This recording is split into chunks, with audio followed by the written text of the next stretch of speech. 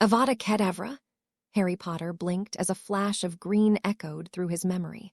The young 17-year-old Ravenclaw could tell he had just been lost in the flashback of his final moments of his 6th year. The moment he felt that he had truly taken a life outside of self-defense for the first time. Of course, there was Quirrell in his 4th year, who seemed less than a man by the time he ended his existence, and the shade of Tom Riddle in his 7th year that was only a shadow of the monster himself. But the taking of Peter Pettigrew's life had affected him differently.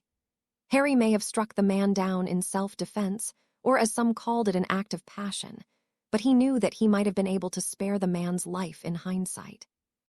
The now head boy of Hogwarts was leaps and bounds magically ahead of the rat animagus, but for all the pain and suffering he had caused Harry, the young man felt forced to take his life in retaliation. The train horn sounded off at platform 9, and 3/4 indicating that there were 15 minutes left till the train departed. Harry surveyed the platform full of families looking out for something that could escalate into violence at a moment's notice. Of course, nothing out of the ordinary stood out, so he took a deep breath, trying to relax his thoughts and enforce his acclimating shields to hold his focus. Harry's younger brother, Justin Potter, stormed past him at the sight of his recent girlfriend Susan Bones. The young redhead girl had captured his little brother's heart about midway through their previous year, and the two had practically become inseparable. Susan had been on vacation with her best friend for the last 2 weeks, so they had not seen each other since the fiasco at the Quidditch World Cup. The two embraced as if it had been years since they had seen each other, or as if Justin had been off at war for years and returned only for her. The older of the Potter brothers rolled his eyes at the scene and shook his head with a slight smile forming at the edge of his mouth. "Hello to you as well, Susan." The girl blushed as she separated from the dark-haired boy she was embracing. "Hello, Harry, I didn't see you there." "Of course you didn't. My brother seems to have distracted you quite well," Harry said cheekily with a straight face. "Forgive me, Harry, that was rude. How was the rest of your summer?" she asked, but winced as she realized just how awful the last few weeks for Harry Potter had been. The boy waved it off without notice, though. "Eventful, as I am sure you have heard." "If I was going to spend so much time with a Bones woman, I have to admit I would rather have done it with you. Your aunt is quite the slave driver." "Well, you don't rise to the head of the Department of Magical Law Enforcement without some of those qualities," Susan said defensively, but her cheeks pinkened a bit at the backhanded compliment. Justin shot his brother a slightly annoyed look, but said nothing. The young, shaggy, dark-haired boy had been through a lot this past summer, and had done lots of training with his older brother, and knew it was best not to antagonize him in any way. His dark brown eyes that resembled their father's surveyed the train station as Harry had just done moments before. It was clear to Harry that while the boy was just beginning to get good at his situational awareness, he still had a long way to go. "Justin, why don't you and Susan go find seats on the train before all the good ones are taken?"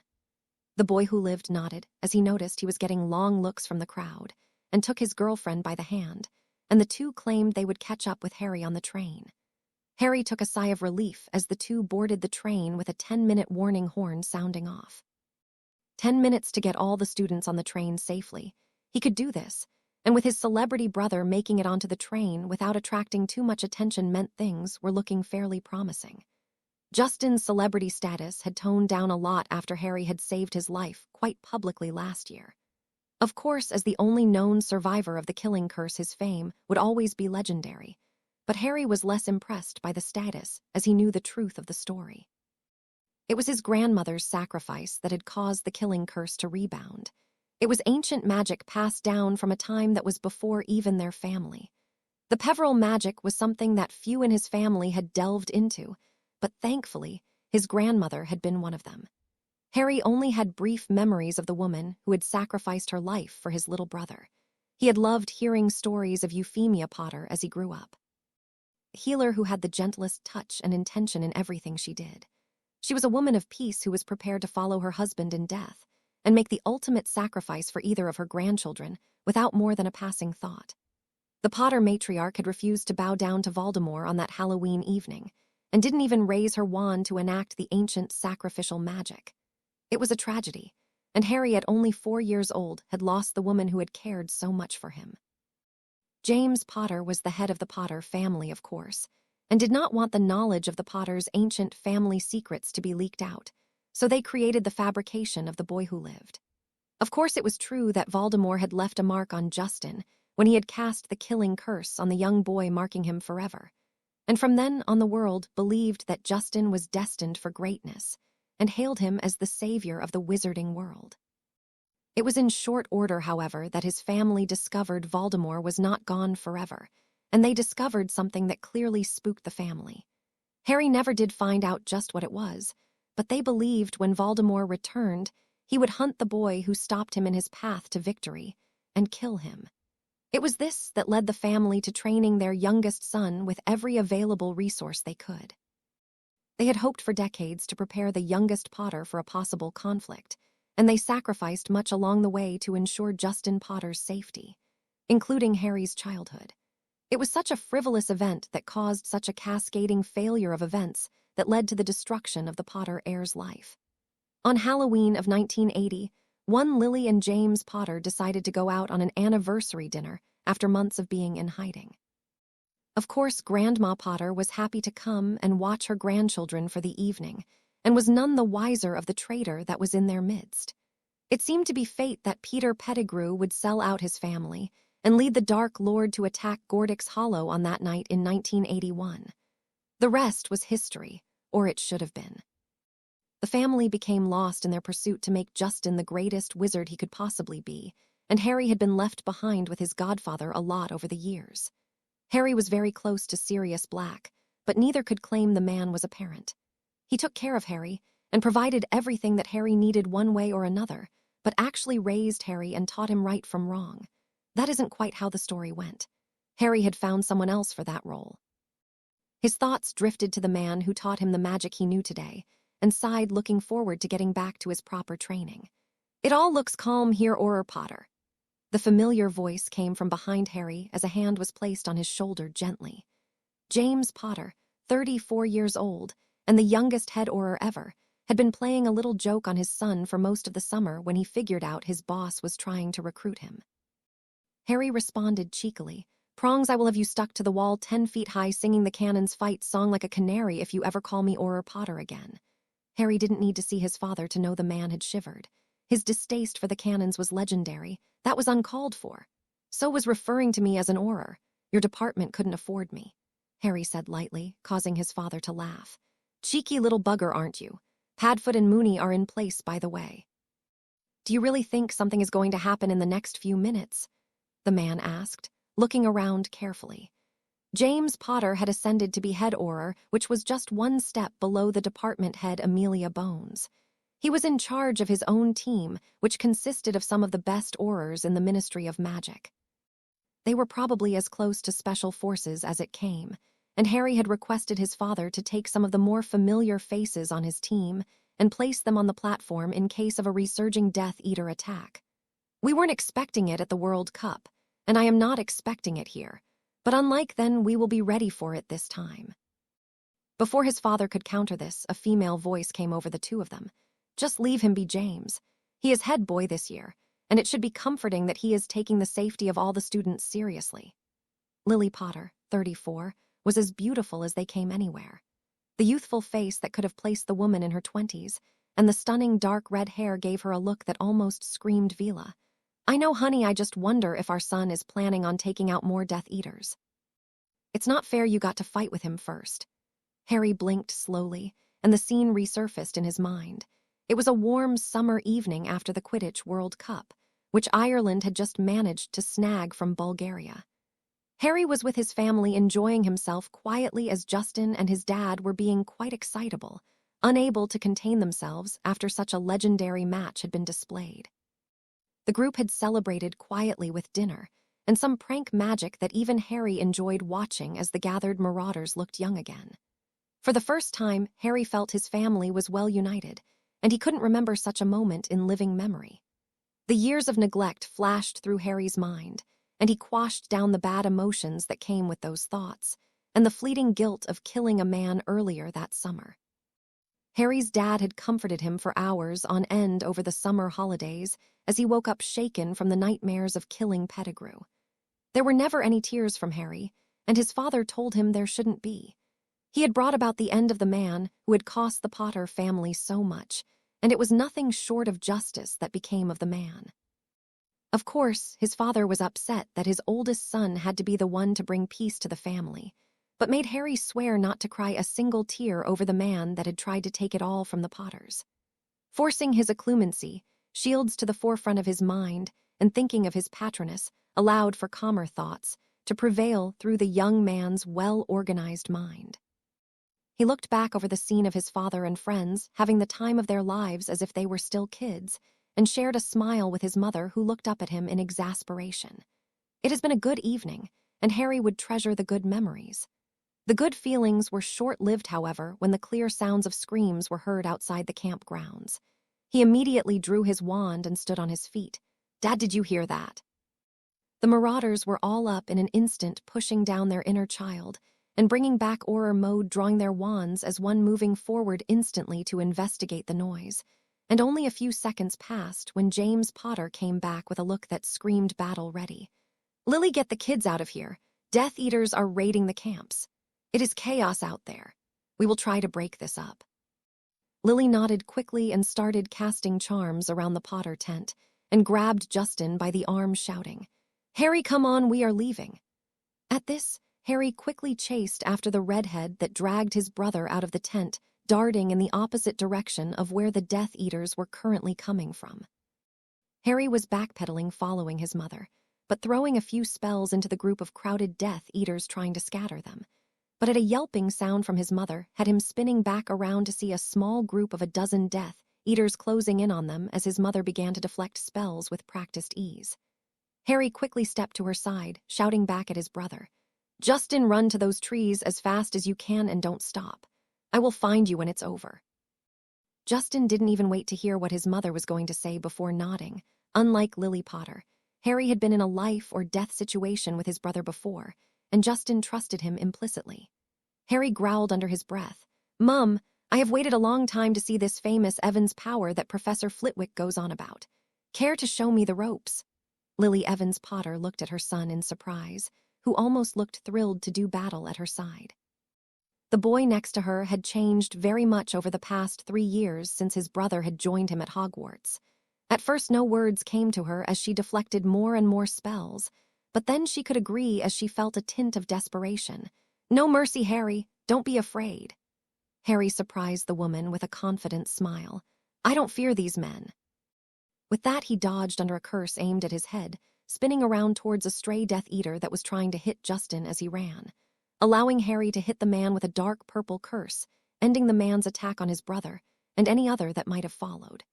He then finished his spin, stepping towards his opponents, and threw a mighty blasting curse that caught the advancing men by surprise and blasted 2 of them right out of the battle, and Harry didn't stop there. "Sectio messium pra. Diffudio, confringio, depulso, conjunctivitis, reducto." Harry let his famous 5-chain spell fly from his wand as he watched the first Death Eater drop at the severing charm he threw at the man's head, then continued to completely knock out and possibly kill another with the most powerful concussion blast he could manage.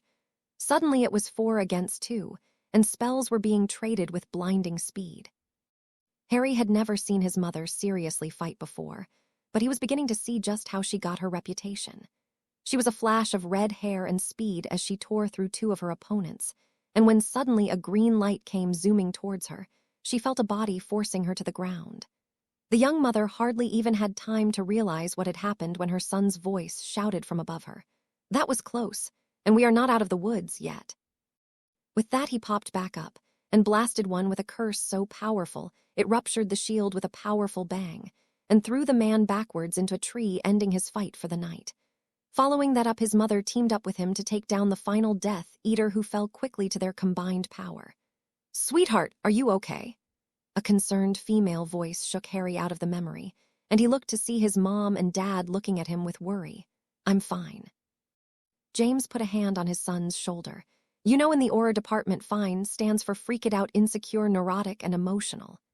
"James," Lily said warningly. He held up his hands. "What, the kid has done some serious shit over the last few months. If he needs someone to talk to or therapy, I just want him to know we are here for him. Things have changed from the way they were, and we aren't ever going back to that." The three all shared a silent pause, and Harry heard the 5-minute warning bell. "Don't worry about me, Prongs. I am tough, and this won't shake me. Thanks for stationing your guys here. Made me feel better that I might have some halfway decent wands to back up Mom and I for the next fight." James grinned. "Next time I will show you more than a halfway decent wand. Now get out of here, the train is about to take off. I am sure Ms. Clearwater will want your report as soon as possible." "We have things covered here." Harry looked at the two and thought about the last time he departed the train that headed to Hogwarts and how different things were between him and his parents.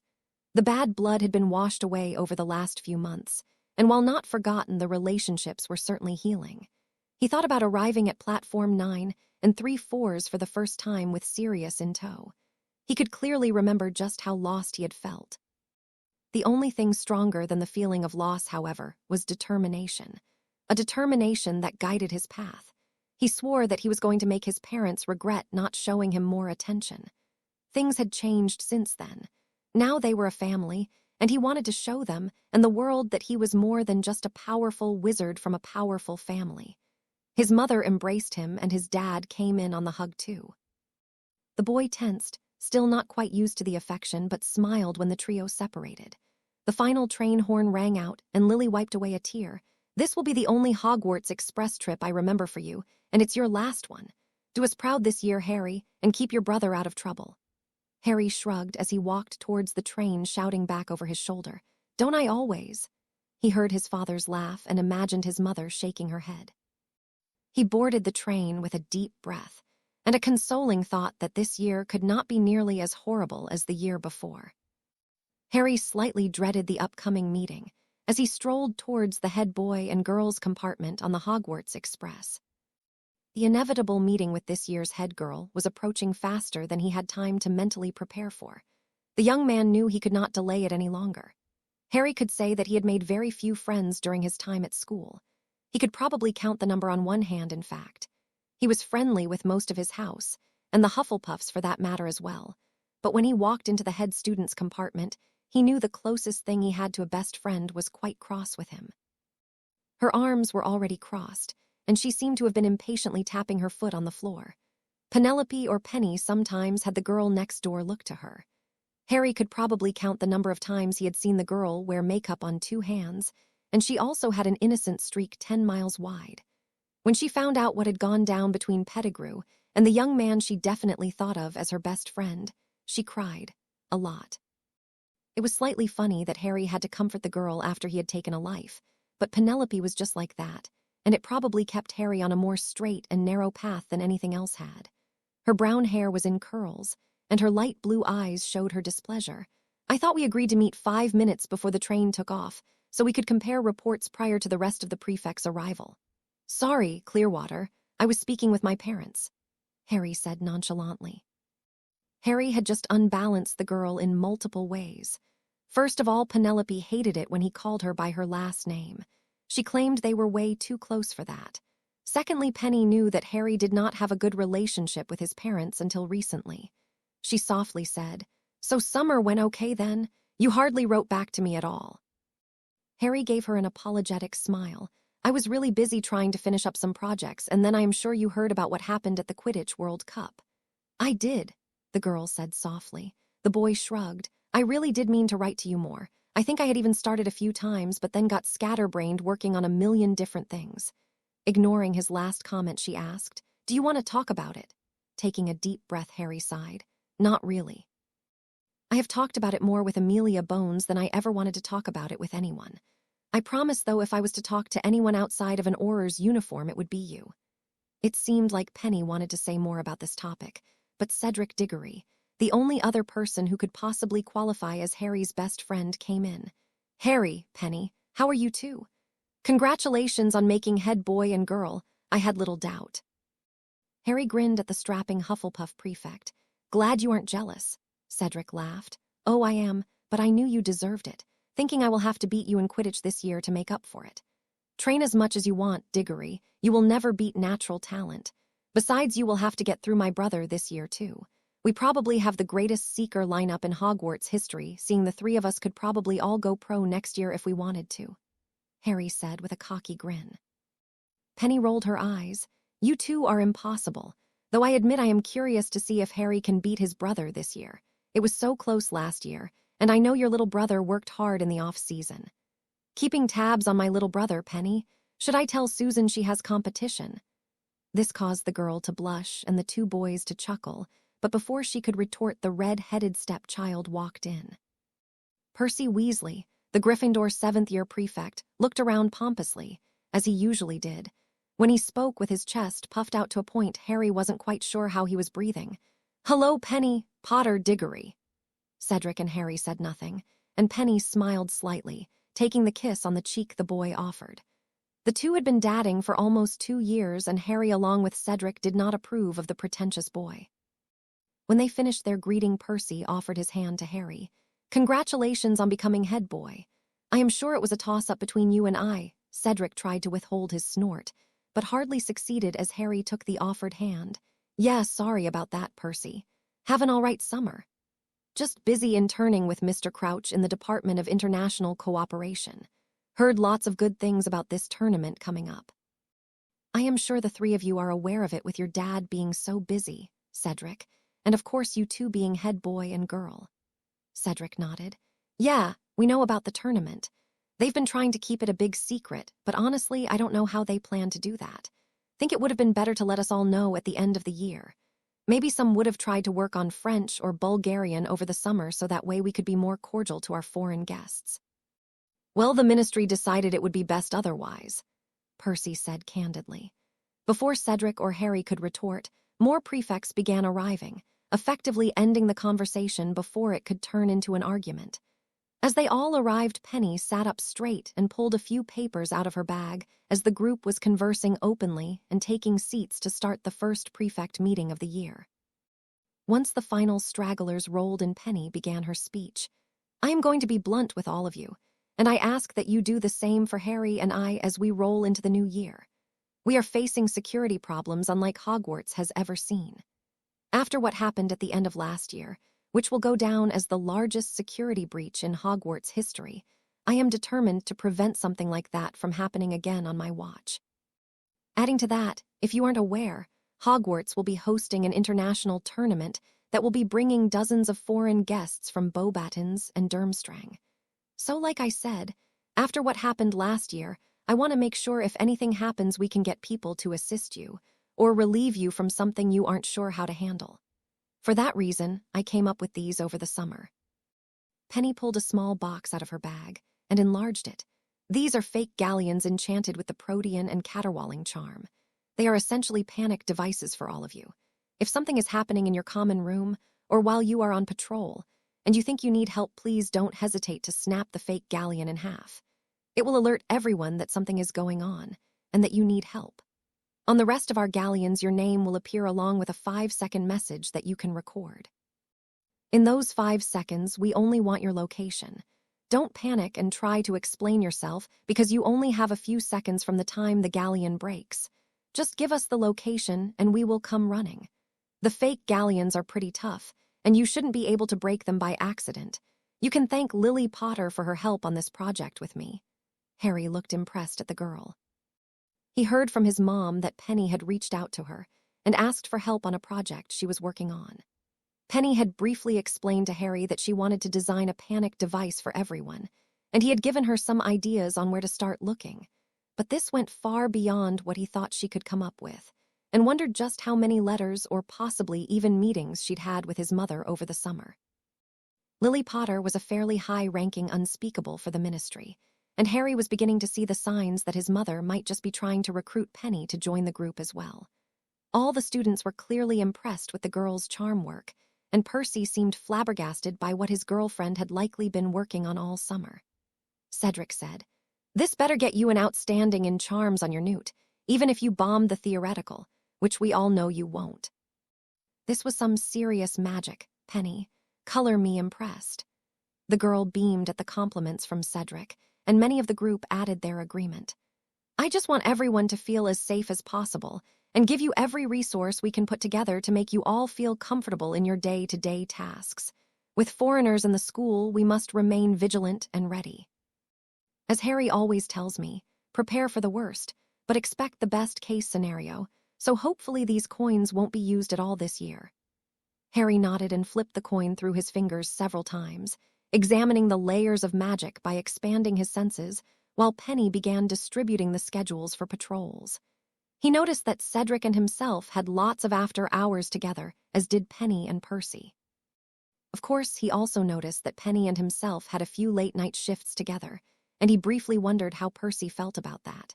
Percy had always felt that he was in competition with Harry, and academically, the boy was always trying to compete with the green-eyed young man. Honestly, it wasn't much of a competition, particularly once you brought practical work into the equation. Harry was far beyond Newt theory, and was approaching mastery level on almost all of the core subjects. The young man was a student that would have caused Rowena Ravenclaw to beam with pride, and of course his skill with a wand would have made any of the founders desire to have him in their house. As the meeting was winding down, Penny asked if Harry had any words to say to everyone, and he nodded as he stood to address the group.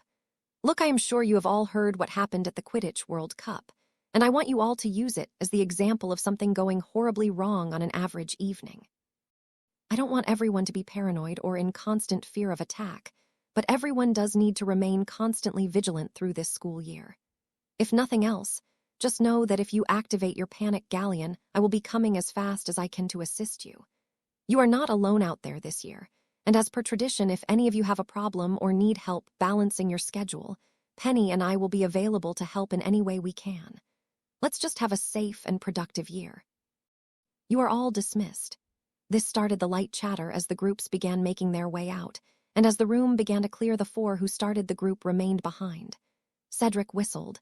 That might be the friendliest I have ever seen Harry towards any group of people. Should we be checking to see if Penny spiked his drink with a cheering charm? Everyone in the group, including Percy, chuckled at this, but Harry said, It's our final year. I think it's time to finally relax. We have prepared for our Newt so hard, and it's all falling into place. Let's finish the year so we can all move on to bigger and better things. Cedric clapped his hands together. Hear, hear.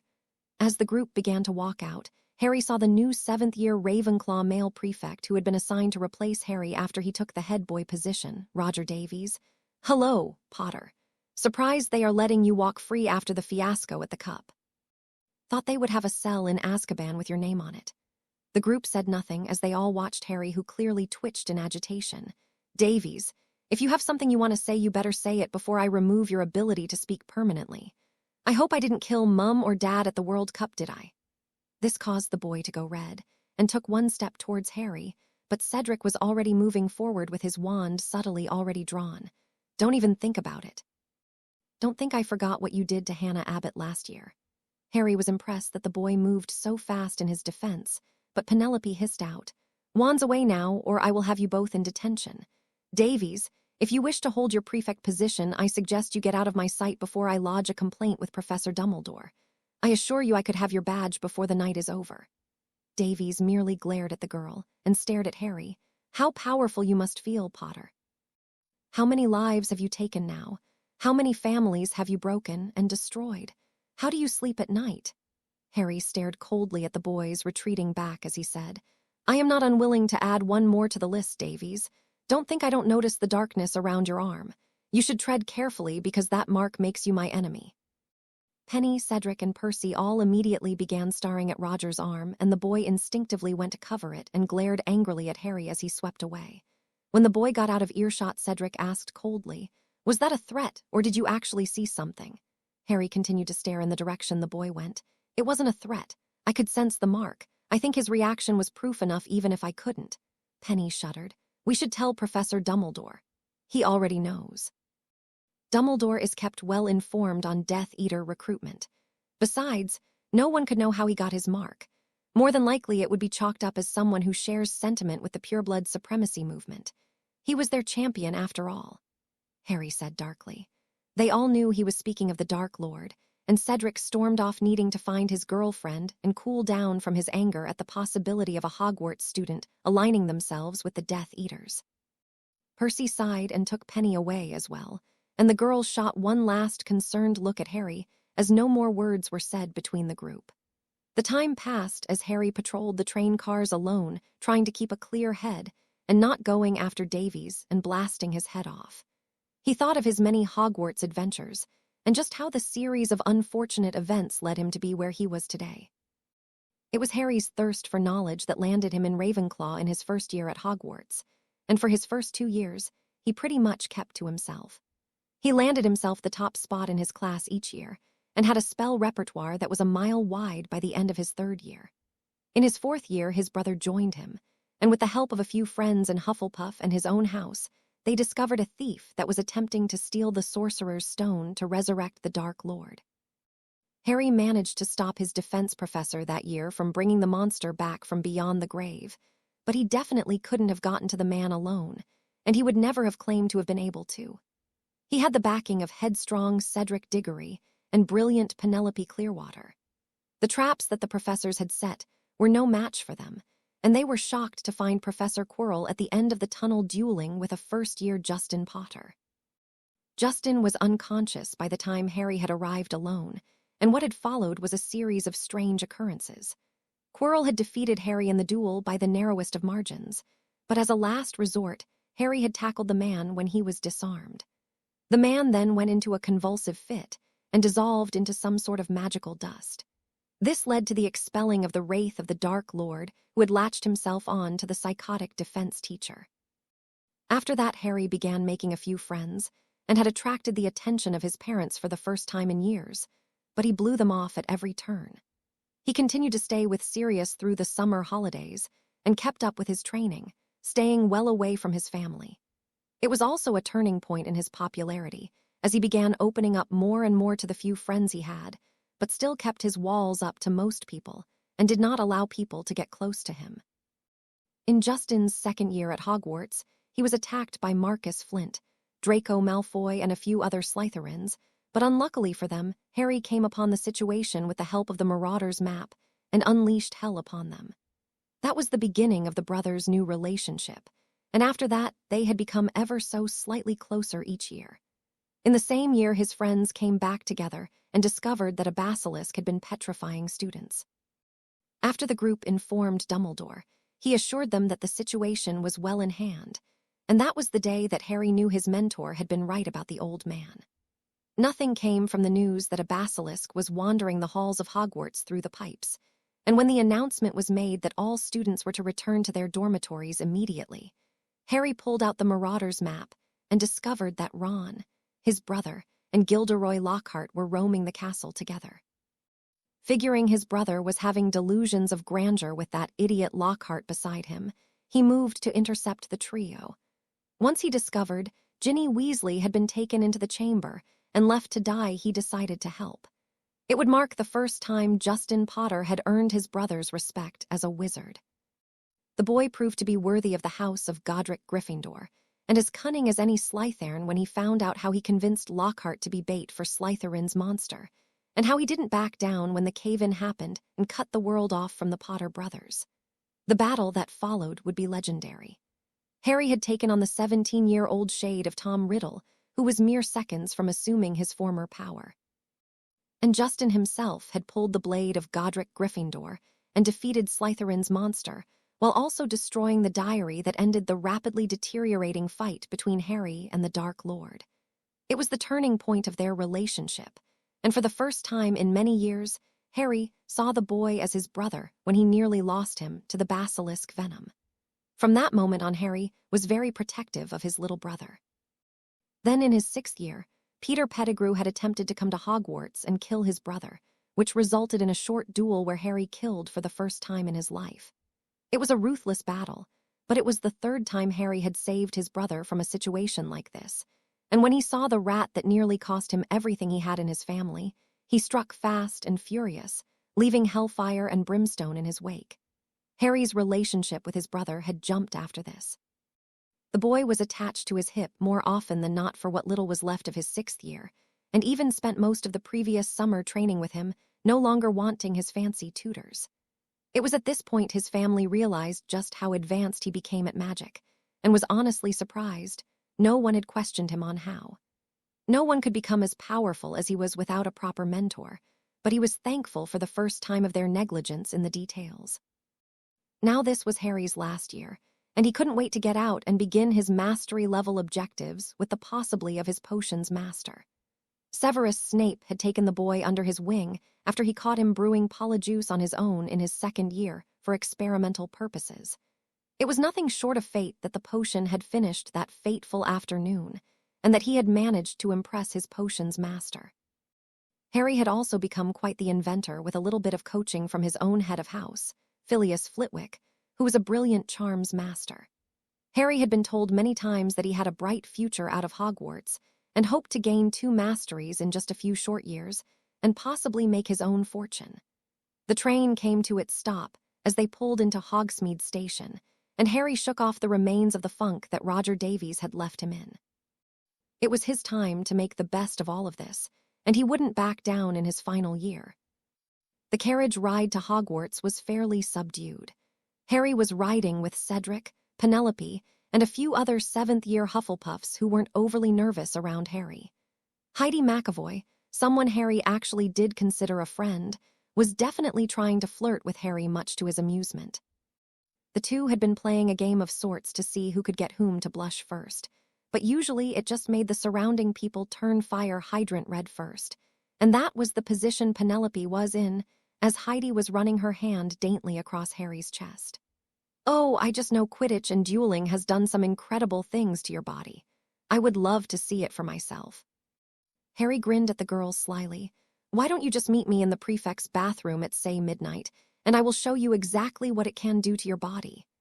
Penelope groaned. "Potter, I am head girl, and you are talking about seduction right in front of me with McAvoy. Can you not?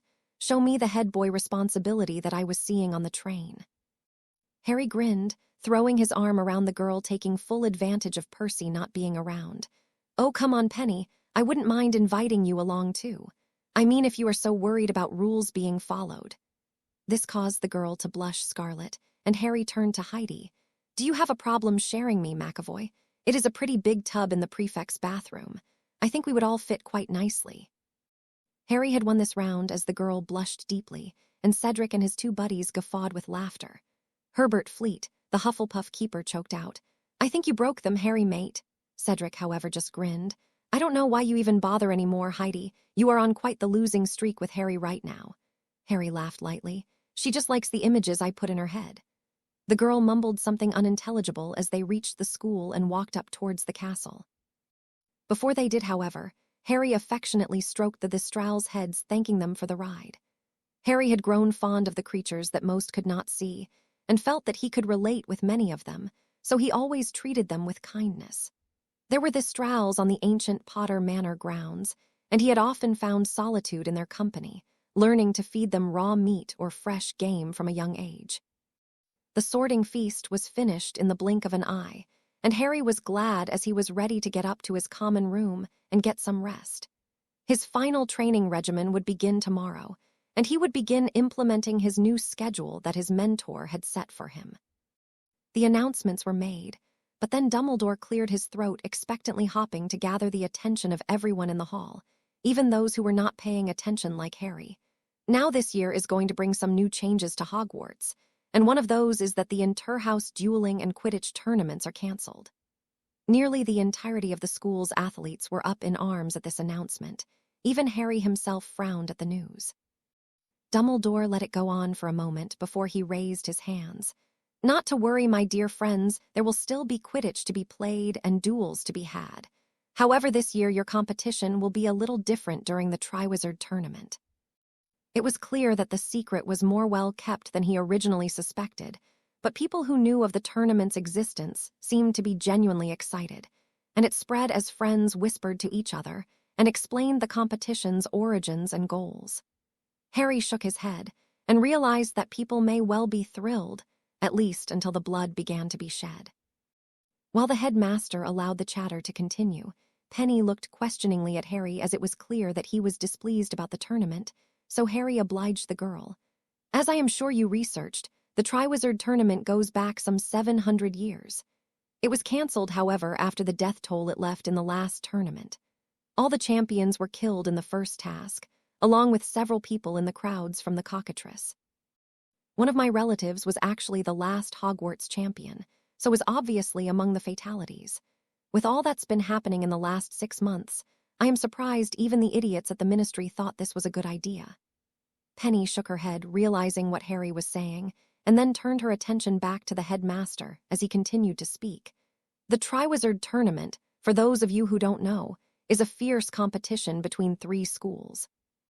It was created in hopes of bringing peace and international magical cooperation, and in this time of peace, the Ministry has deemed it fit to reinstate this magnificent tournament.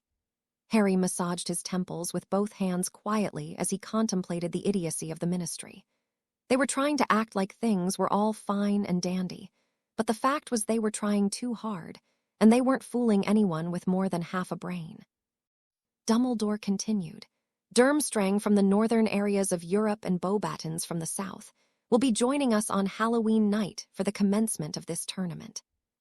But let it be clear that a new rule in the Ministry states that no one under the age of 17 will be allowed to participate in any of the champions' tasks. However, the man pronounced the last word loudly to interrupt the chattering students.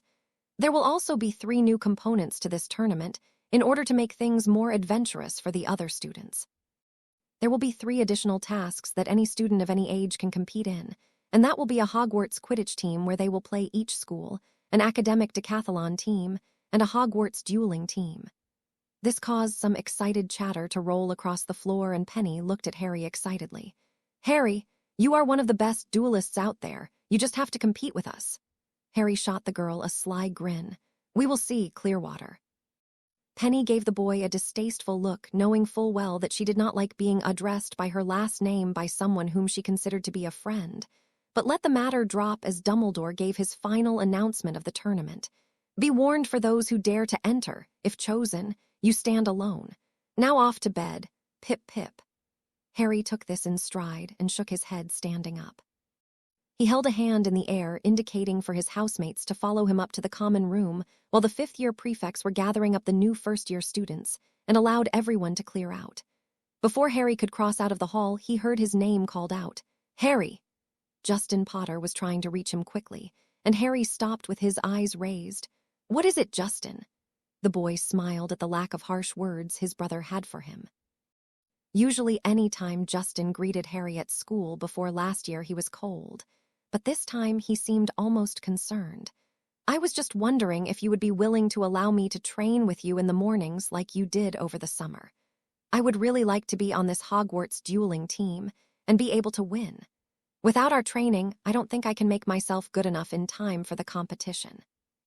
Harry looked at his little brother in surprise and then back at his housemates who were watching the byplay curiously. Justin, you are a great duelist for your age. I think you have a great chance at making the team and winning without my help, and that's the honest truth. Harry was just about to lead his housemates up when Justin grabbed his arm gently.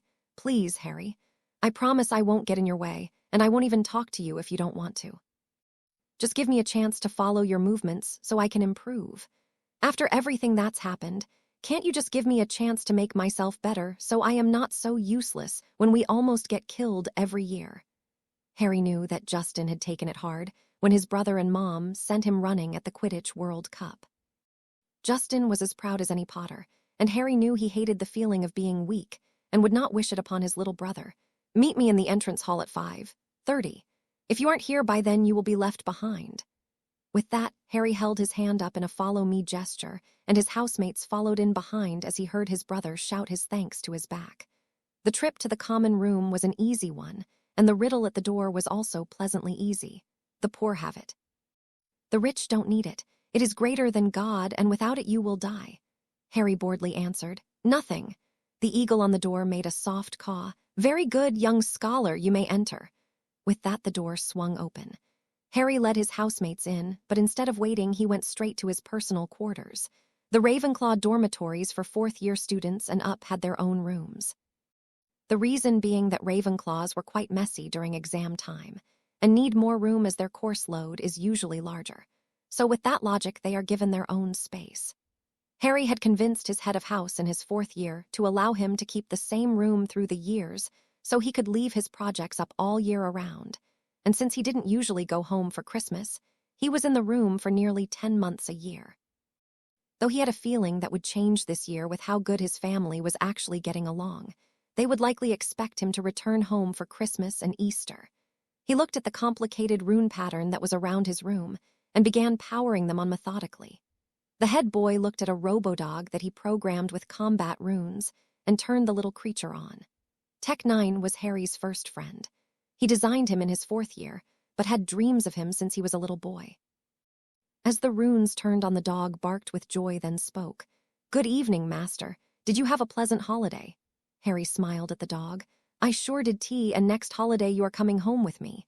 I got permission from my dad and he can't wait to meet you. You may even get to come for Christmas with me." The dog barked happily. "Did you say Christmas? Master has not spent Christmas with family since he was a little boy. This makes Tech 9 a happy dog." Patting the dog on the head with an affectionate smile, Harry began powering up the defenses in his room.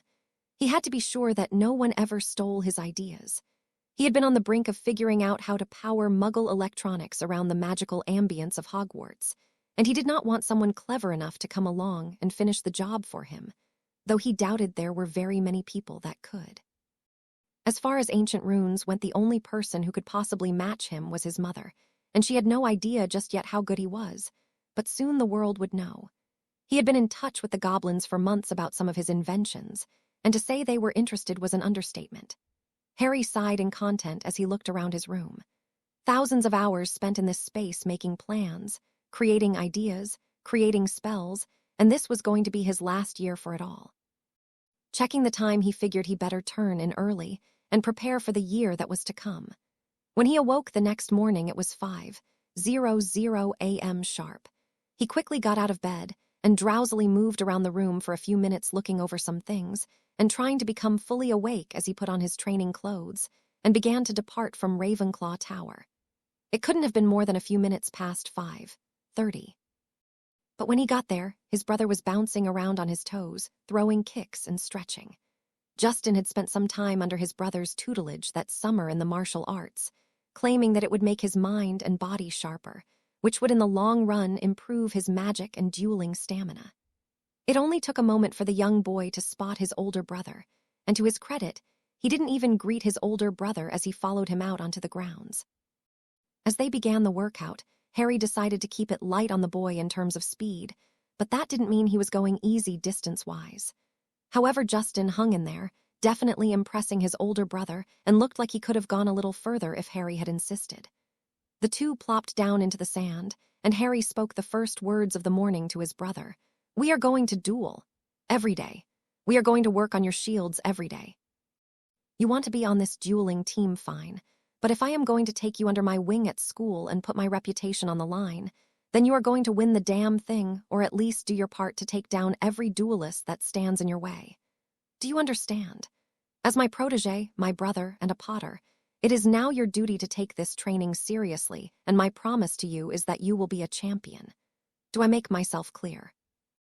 He looked at his brother in awe as he spoke, and when he finished, he could merely just nod his head stupidly. Harry rolled his eyes and jumped to his feet. "Pick up your wand and show me how your training has come in the past few weeks." Harry had not been around Potter Manor a lot the past few weeks. A lot of his time had been dedicated to training with his mentor, and the rest was with the goblins who were helping him find a home to move into when he graduated. He told his parents it was seriously nothing personal. It was just that he was independent and wanted to be on his own. It was a promise he made to himself as a young boy that he would get out as soon as possible, no matter what the circumstances were. And even though his relationship with his neglectful parents was better, that didn't mean it was completely forgiven and forgotten in his mind. The duel between the two Potters to an outsider would have been fantastic. The fact that two school-aged boys could duel this way was a feat, one being merely 14 and the other just turning 17 a few months back. One dueled like a Newt student and the other like an international champion. By the end, Harry had not disarmed the boy, but nor had he tried to. He went mostly for stunning opportunities or weaknesses in his guard, but he was proud to say there weren't many. Making the boy a champion would not be too difficult at all if he could just get his shields on his level. Half the battle would already be won. When Harry called to stop, Justin looked confused. "But shouldn't we still be going? No one has lost yet." Harry's eyes narrowed. I am your coach and brother, not your enemy. If I just wanted to beat you in submission repeatedly, you wouldn't get significantly better, trust me. I will push you to your limits, break them, and then make you do shield practice, because that is what will make you better. Trust me, Justin, have I ever failed you before? The boy shook his head quickly in fear of offending his brother. Good. Now put up your shields and hold my onslaught as long as you can. After that, head back up to the castle and rest for a bit before classes start. You are in for your toughest year yet, but it will be nothing compared to what you deal with next year. You have me this year. But you won't next year, so we are going to do everything we can to make you the best you can be by then. Understood? The boy nodded, and Harry pointed his wand at the shields. Bombarda! Harry merely murmured the word, but the force that followed went like a tidal wave. Justin's shield shimmered on the initial impact, but held strong as Harry casually flicked spells at him. Each spell rocked the shield, causing Justin to sweat under the pressure of his brother's power. Harry then began throwing 2 spells at once, and Justin's whole body trembled as he held the shield still. The older Ravenclaw was impressed with his brother's resolve and fired 2 more curses, making the boy go to his knees in fatigue. At that point, Harry spoke. Enough. I can sense your shield is weak. Another spell would send you to the floor. You may release it. That was well done. Justin beamed at his brother as he panted for breath, still not used to getting such compliments. I worked on it all summer. It seems to have paid off. We will do this again at the same time tomorrow. Go get some rest while I finish out here, Harry said commandingly. Justin kicked the ground in embarrassment lightly. Do you think I could stay and watch, just to see what I should be striving for? Harry's first instinct was to say no, but then he saw the hope in the boy's eyes and sighed. Only if you promise not to share my skills with anyone, and I do mean anyone, Justin, not even Ron, Hermione, Susan, or Dumbledore. Justin nodded. Family first. Harry was taken aback by his words, but said nothing as he put his wand away, looking out to the black lake. He walked slowly out to the water, feeling his magical core expand towards the environment, and then stepped into it, placing his hands out in front of him with elbows bent. He was going to give his brother the same show his mentor gave him when he first seriously began his training. He whispered, Momentum Expur. The spell began to shake the ground in front of him, but only in front of him. Justin Potter watched in amazement as his brother controlled his magic without his wand.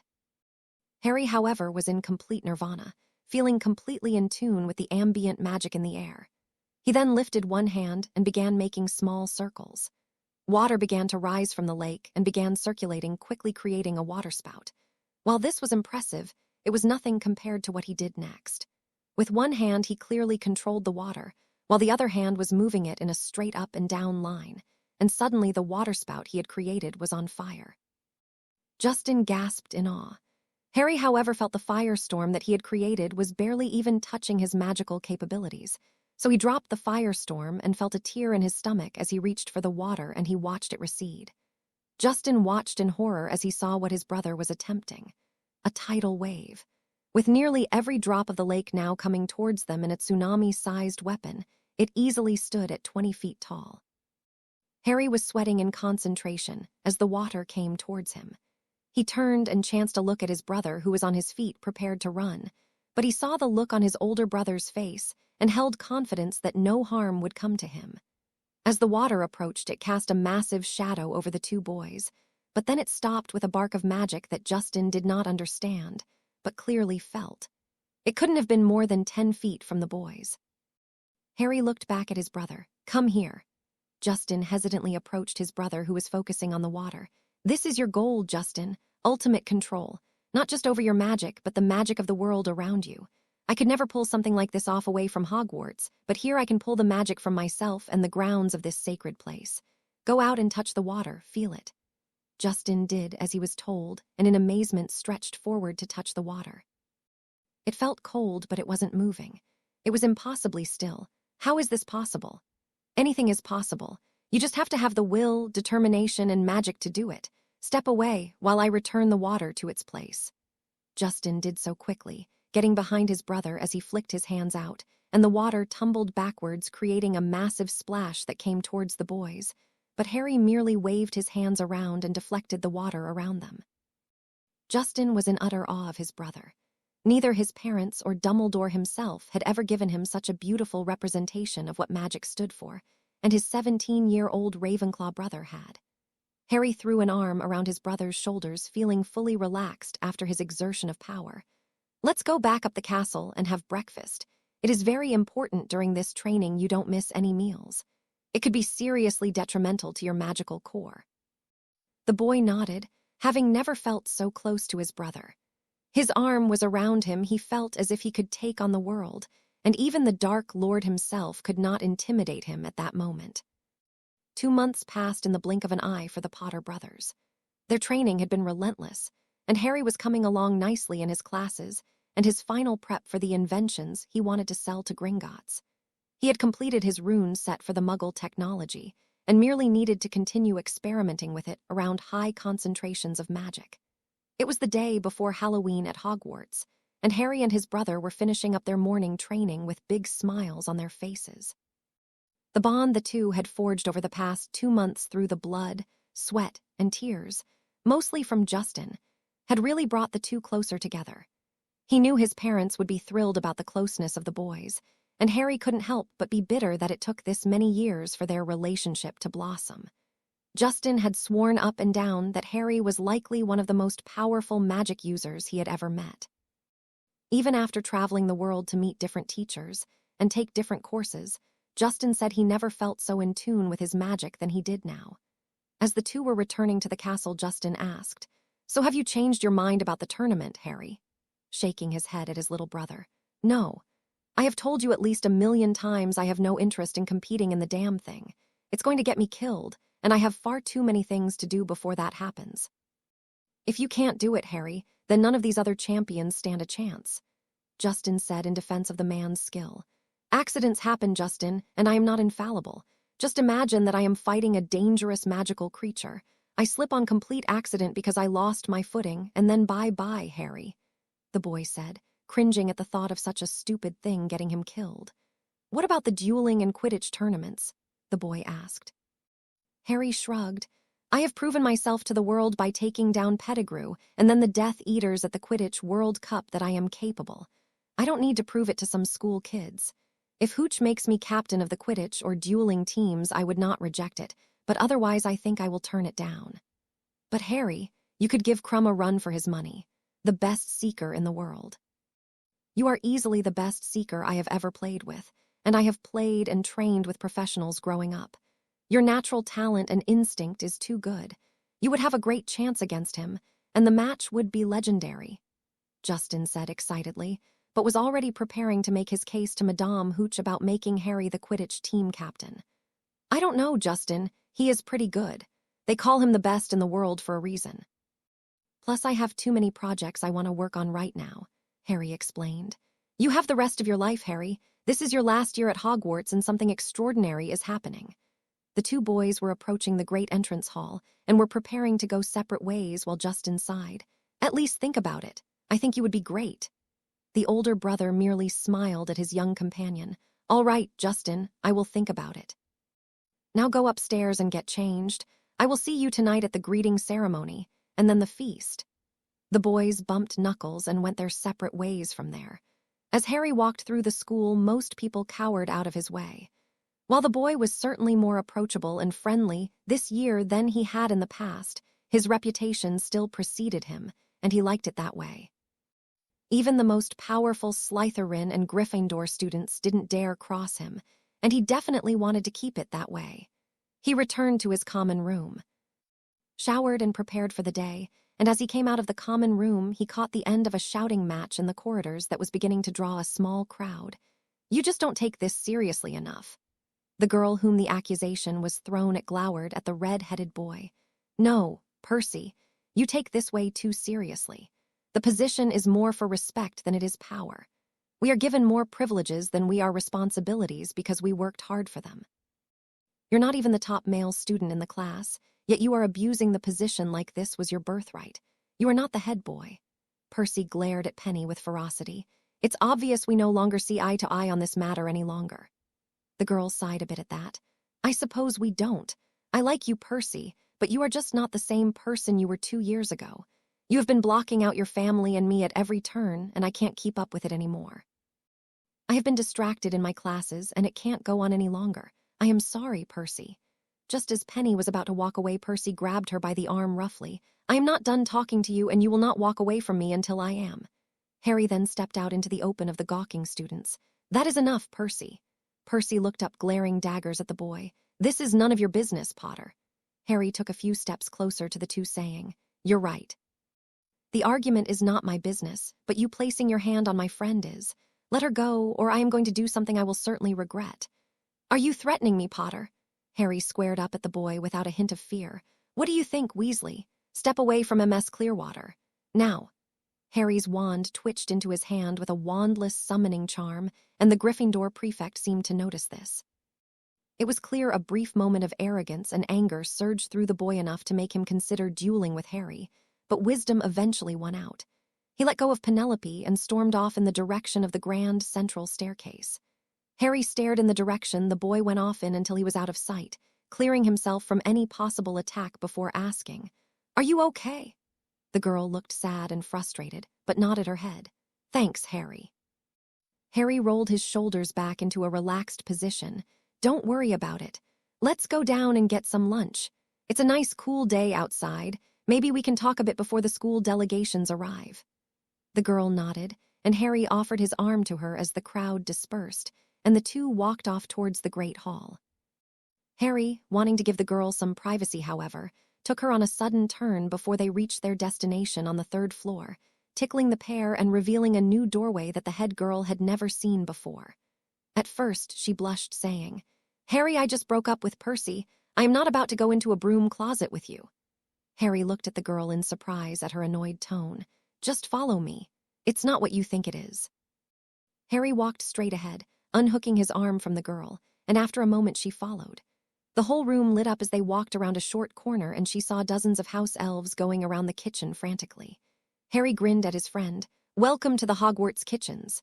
He then whispered a name quietly. Dobby. At first the head girl thought the young man had made the word up, but a house elf appeared before the duo, bouncing on his heels with excitement. Master Harry Potter, sir. Dobby is very glad to be seeing you again. What can Dobby do for you, sir? My friend has had a bit of a rough afternoon, Dobby. Could you make us a quick lunch? It can be something simple like a few sandwiches. We just don't want to face the masses just yet. The boy explained, and Dobby disappeared in an instant. Penny looked at the boy in surprise. Are we even allowed to be here? Harry shrugged. I have read the Hogwarts bylaws and history many times and have never seen it in the rules that we can't. I think if you discover the location and how to get access, then you are free to use it. On normal days when there isn't a big feast being prepared, dozens will swarm you looking for work and anxious to make you food. The girl looked around in amazement. This place is crazy. Why haven't you ever taken me here before? I don't know. Just never came up, I guess.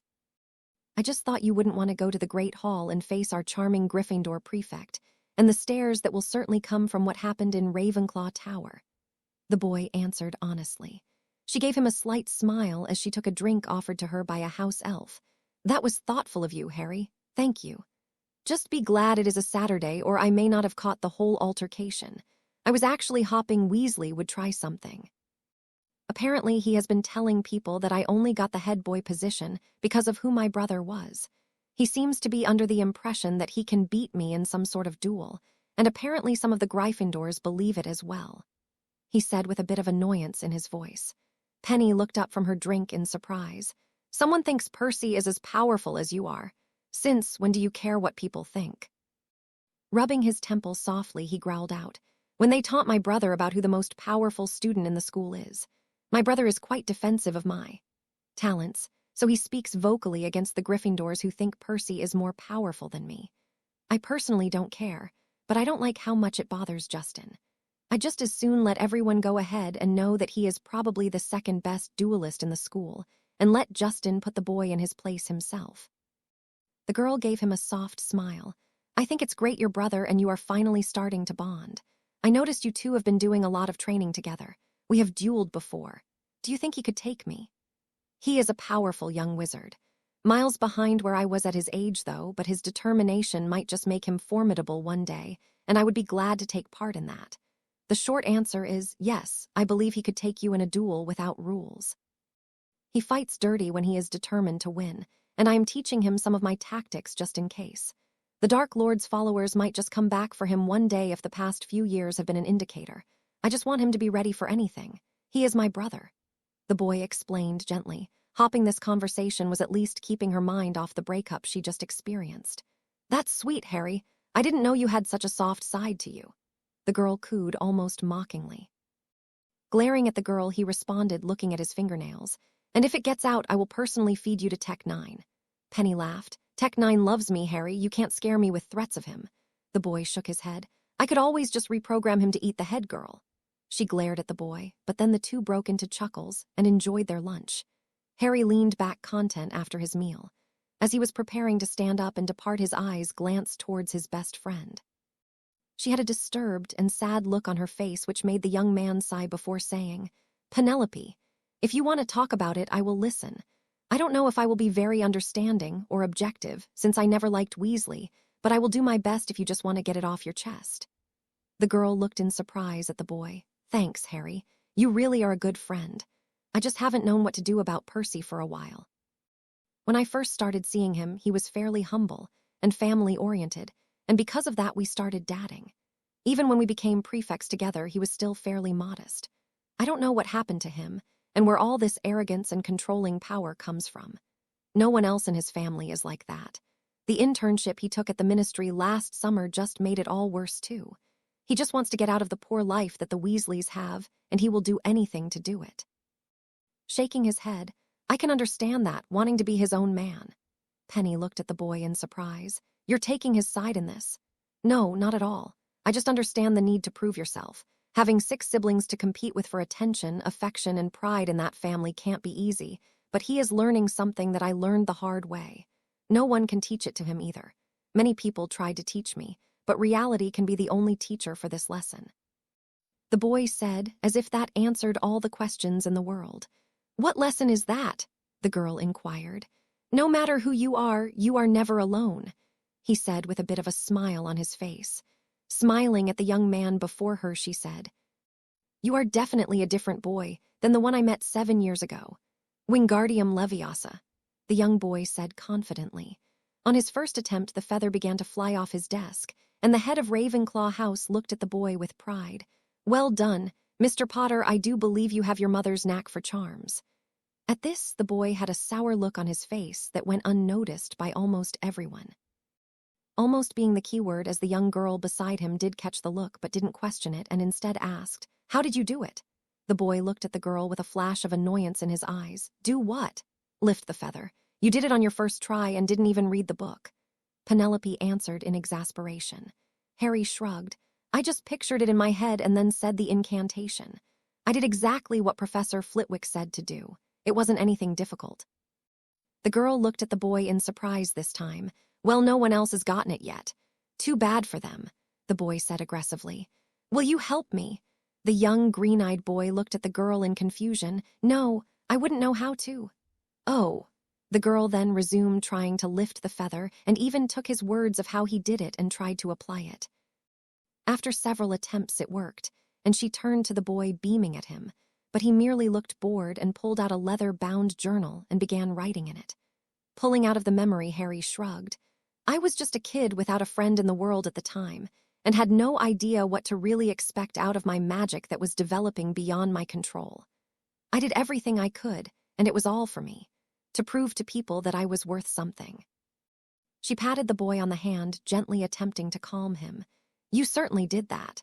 I mean, winning England the dueling U17 title, helping defeat the monster in the Chamber of Secrets, and stopping Quirrell from stealing the Sorcerer's Stone. You also killed Peter Pettigrew to protect your brother and defended innocence at the Quidditch World Cup. You have certainly made a name for yourself, Harry, and you are a very powerful young wizard. He rubbed the back of his neck as his face heated up. Stop it, you're going to make me blush. The girl smacked him on the arm and the two shared a smile. Well, look, I think you were way too good for that prat, Penny. Honestly, you could do so much better. Like who? The girl asked curiously. The boy shrugged. I don't know, someone who is just a genuinely good person like Cedric or Herbert maybe. I know Cedric may be in a relationship now, but every girl loves to tell me for some reason that he is a good-looking bloke, and I think we can both agree he is a true Hufflepuff.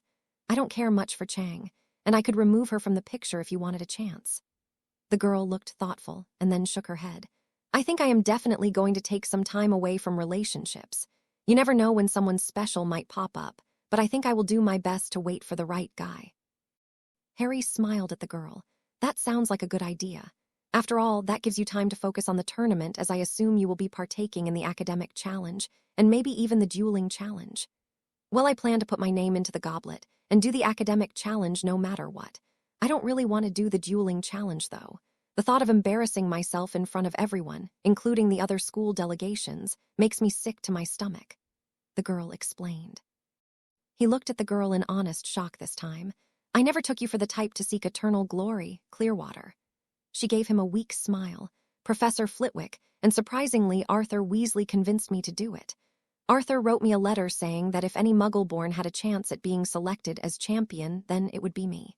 He also said that if I won the thing, it might do some good for Muggle-born rights. That wasn't fair of him to put that on you." Harry spat, unhappy with the Weasley patriarch. "But he is right, isn't he?"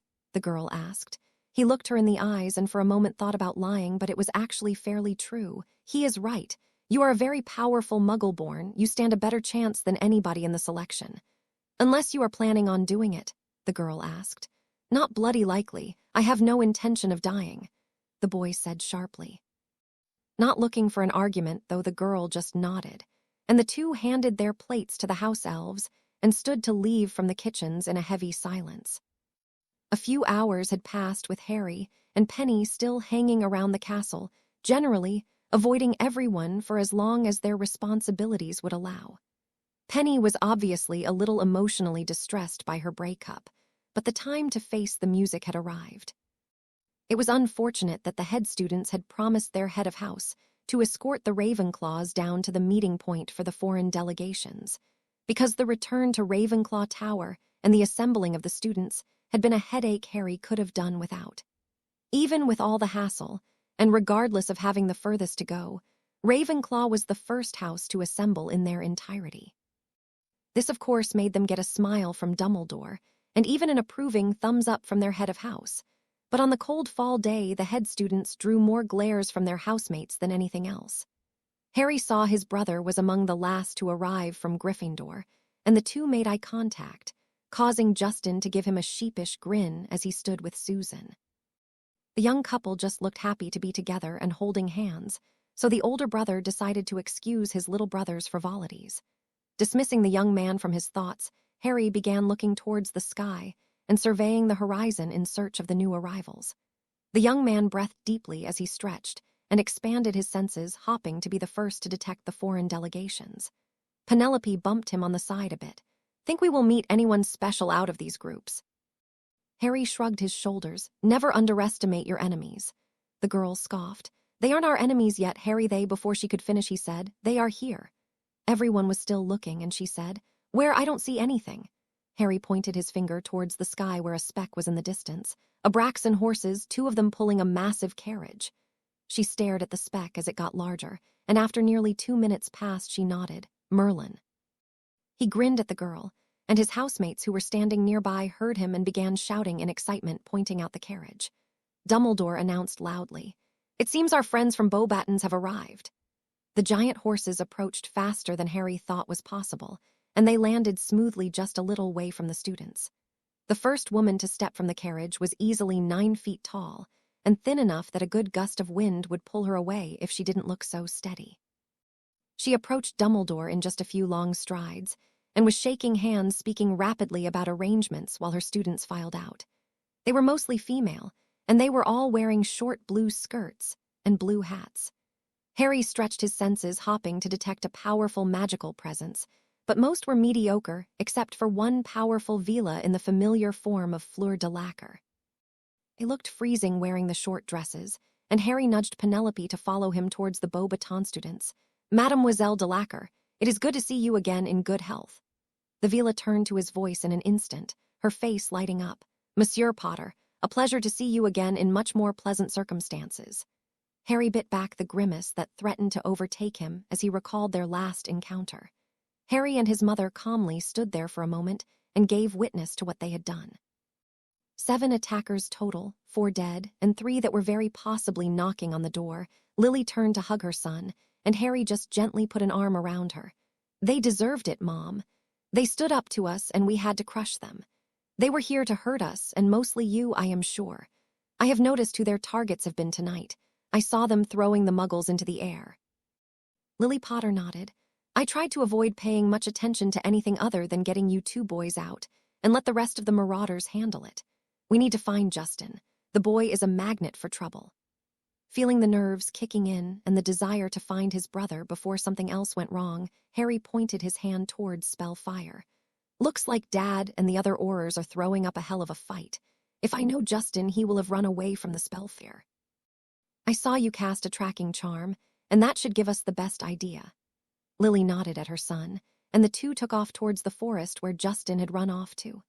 Lily's foresight to put a tracking charm on her son seemed to have paid off as they got further from the main group fighting, and Harry was grateful because this could have been like searching for a needle in a burning haystack. More Aurors were coming on the scene in the distance to combat the largest group of what was left of the Death Eaters. People were still panicking, knocking each other over trying to escape trampling a few, but those people weren't his problem. He continued following his mother, still launching spells into the distance at groups of Death Eaters who were trying to keep the continuously growing Auror force at bay. As Harry followed his mother towards the tree line, he heard a scream that shook him. It was loud and piercing, but worst of all, it seemed to touch the magic inside of him. He stopped instantly, and his mother did as well. Harry stared in the distance where the sound had come from, and then he heard it again, and his heart leapt. He could feel the magic in the air begging him to go help. He didn't understand, but he turned to his mom. Mom, go get Justin and protect him. I have to go help. Lily Potter immediately protested. You're not an Auror, Harry. You may be powerful, but you cannot go off on your own. Harry heard the scream for a 3rd time. I have to go, Mom, and you have to get to Justin. He should be safe, but we can't risk it and let you come with me, nor do we have time to look and go back. Just go. With that, Harry didn't wait to converse anymore as he apparated to the furthest point that he could see hopping to put him close enough to the source of the screaming. His decision proved to be wise, for when the next scream for help came less than 50 yards to his left, he scrambled in that direction to see a group of Death Eaters tormenting 2 girls. One appeared only about 12 or 13, but the other was around Harry's age, and she had a face that could not be mistaken. Even covered in grime and sweat, her beauty was radiant enough for him to know that it was unnatural. The girl was tossing spells blindly to try and keep the men back away from her and her sister, who was clearly panicking. But when one got close enough to shove her from behind, they all laughed when she tumbled to the floor scrambling to protect her sister. Harry felt his fury bubble as he saw the girls scrambling around trying to get away from the sick pureblood psychos that were now kicking her hands out to keep her on the ground. He listened closely to what they were saying, knowing that he would not allow anything bad to happen to the girl. Look at this, boys. This is the daughter of the bastard that killed my brother in the last war. Apparently she is under the delusion that she is better than the rest of us, if that haughty smirk she had earlier today was any indication. Stupid half-breed bitch doesn't seem to know her place among her social betters. Another Death Eater laughed, saying, on her knees. The lead Death Eater smiled. Yes, of course. Now, Ms. Delacour, we are going to make you bow down to pureblood supremacy the hard way. With that, the man attempted to swat her across the face, but instead the light left his eyes as a green curse struck him in the back. In the confusion, the young man took another immediately out of the fight with a violent orange curse. The remaining men tried to scramble to gather a defense, but Harry managed to break one's shields and blast another out of the way. The last man drew his wand and raised it with the clear intent to duel as he began launching curses at Harry. It was clear this man had some skill as he fought against him. The level of magic and speed that determined the duel was something Harry had never experienced outside of training with his mentor in a relatively safe environment, and he was thrilled by the challenge. When he felt a bone breaker catch him in the right shoulder, he shouted in pain, and then flung blasting curses so hard and fast the man groaned as he tried to hold it all back with his shield. Harry was pushing to get closer to him as he could not break the shield, but did not give the man opportunity to run or counter. Another stray Death Eater joined the fight, and Harry was whirling his wand around in large circles, creating advanced shields, trying to close the distance while still protecting the girls behind him. Suddenly spells started coming from behind, and he was glad he did not whirl around to protect himself, because the woman had managed to find a wand, and began screaming French at the stray Death Eater. This allowed Harry to close enough distance to nearly be toe-to-toe with the man that he couldn't dodge as he kicked him in the chest, knocking him backwards. The man grinned, spitting out, "Do you plan to fight me like a muggle?" This may have originally been Harry's plan, but as he got closer to the Death Eater, he realized that the man had a monstrous build, and this changed his tactics immediately. So instead of countering the man's words, he merely grinned, as he whirled his wand around to form a head-to-toe shield, blocking the man's last-ditch effort to keep him back. He closed the distance quickly, and as soon as the shield dropped, he rushed the man, summoning a knife from his own back pocket. The man threw a haymaker at Harry's face, but he easily dodged under it and came up with a devastating swipe of the knife, cutting straight through the man, and then wandlessly blasting him backwards. He had felt his magic channel straight through the knife, as it cut through the man, and knew major damage had to have been done before he had even blasted him away. This had effectively ended the 5-on-1-2 brawl, as he spun around to throw the killing curse at the remaining Death Eater. He stopped himself, however, as it became clear that the woman had already ended her opponent with some type of piercing spell straight through the chest. As the man dropped to the ground, so did the young woman, and Harry quickly ran over, pulling off his cloak and offering it to her, wrapping it around her shoulders as her body racked itself with shivers, sobs, and an adrenaline dump. "SHHH, it's okay, you're safe. I've got you. You both are safe." The girl sobbed her thanks as she hugged Harry tightly, only to let go and embrace her sister.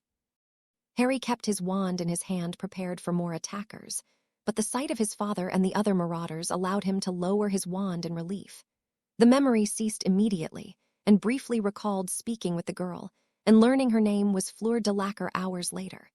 She was from a prominent French family, and her father was the equivalent to Amelia Bones in France.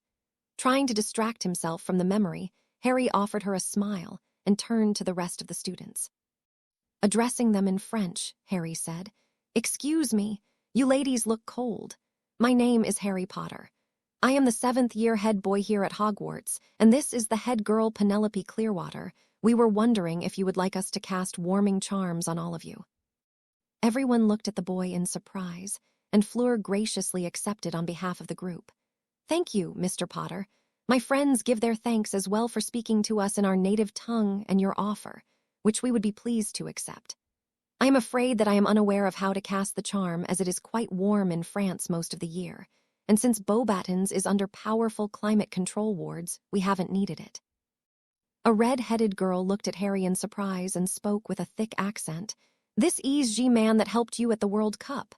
Fleur nodded with a slight coloring to her cheeks. "Oui, Amy, this is Monsieur Harry Potter. Monsieur Potter, this is my best friend, Amy Beaucourt." Harry greeted the girl with a kiss on the back of the hand. "A pleasure, mademoiselle." The girl had stunning blue eyes, and the grin that came over face was something of a playful evil as she turned back to Fleur. "Ooh la la, Fleur, you better lay claim before moi. I won't share." This caused Fleur to scoff, turning to Harry. "Don't mind her. She is a terrible flirt." The girl batted her eyelashes at Harry. "We would greatly appreciate being warmed up, though, monsieur. We were not prepared for the cold English weather." Harry and Penelope drew their wands and began casting the warming charm repeatedly on every student, and they all gave their thanks to the pair when they were done. "You are welcome to join us at our house table for dinner tonight if you wish. We are unsure what arrangements may have been made, but you would be welcomed with us." Penelope offered to the group in French, allowing Harry to give her an impressed look. Fleur thanked them one last time, and joined the rest of the students by their headmistress, feeling much more comfortable now. Harry and Penny stepped back in line with their housemates and a beaming Professor Flitwick. Harry then sensed a massive presence coming from the water and looked out towards the lake. He stared at the water, and several followed his eyes to witness the water begin to bubble before a massive ship came to the surface. Dumbledore clapped his hands, "And there is our final guest, Durmstrang." It took a few minutes for the boat to dock, and a few more for all the students to get up the castle. Harry recognized two of them instantly. One was Victor Crumb, the international Quidditch star, and the other was Igor Karkaroff, and this made Harry's blood boil at the sight of him. Igor was a Death Eater and a coward, and Harry hated both Death Eaters and cowards.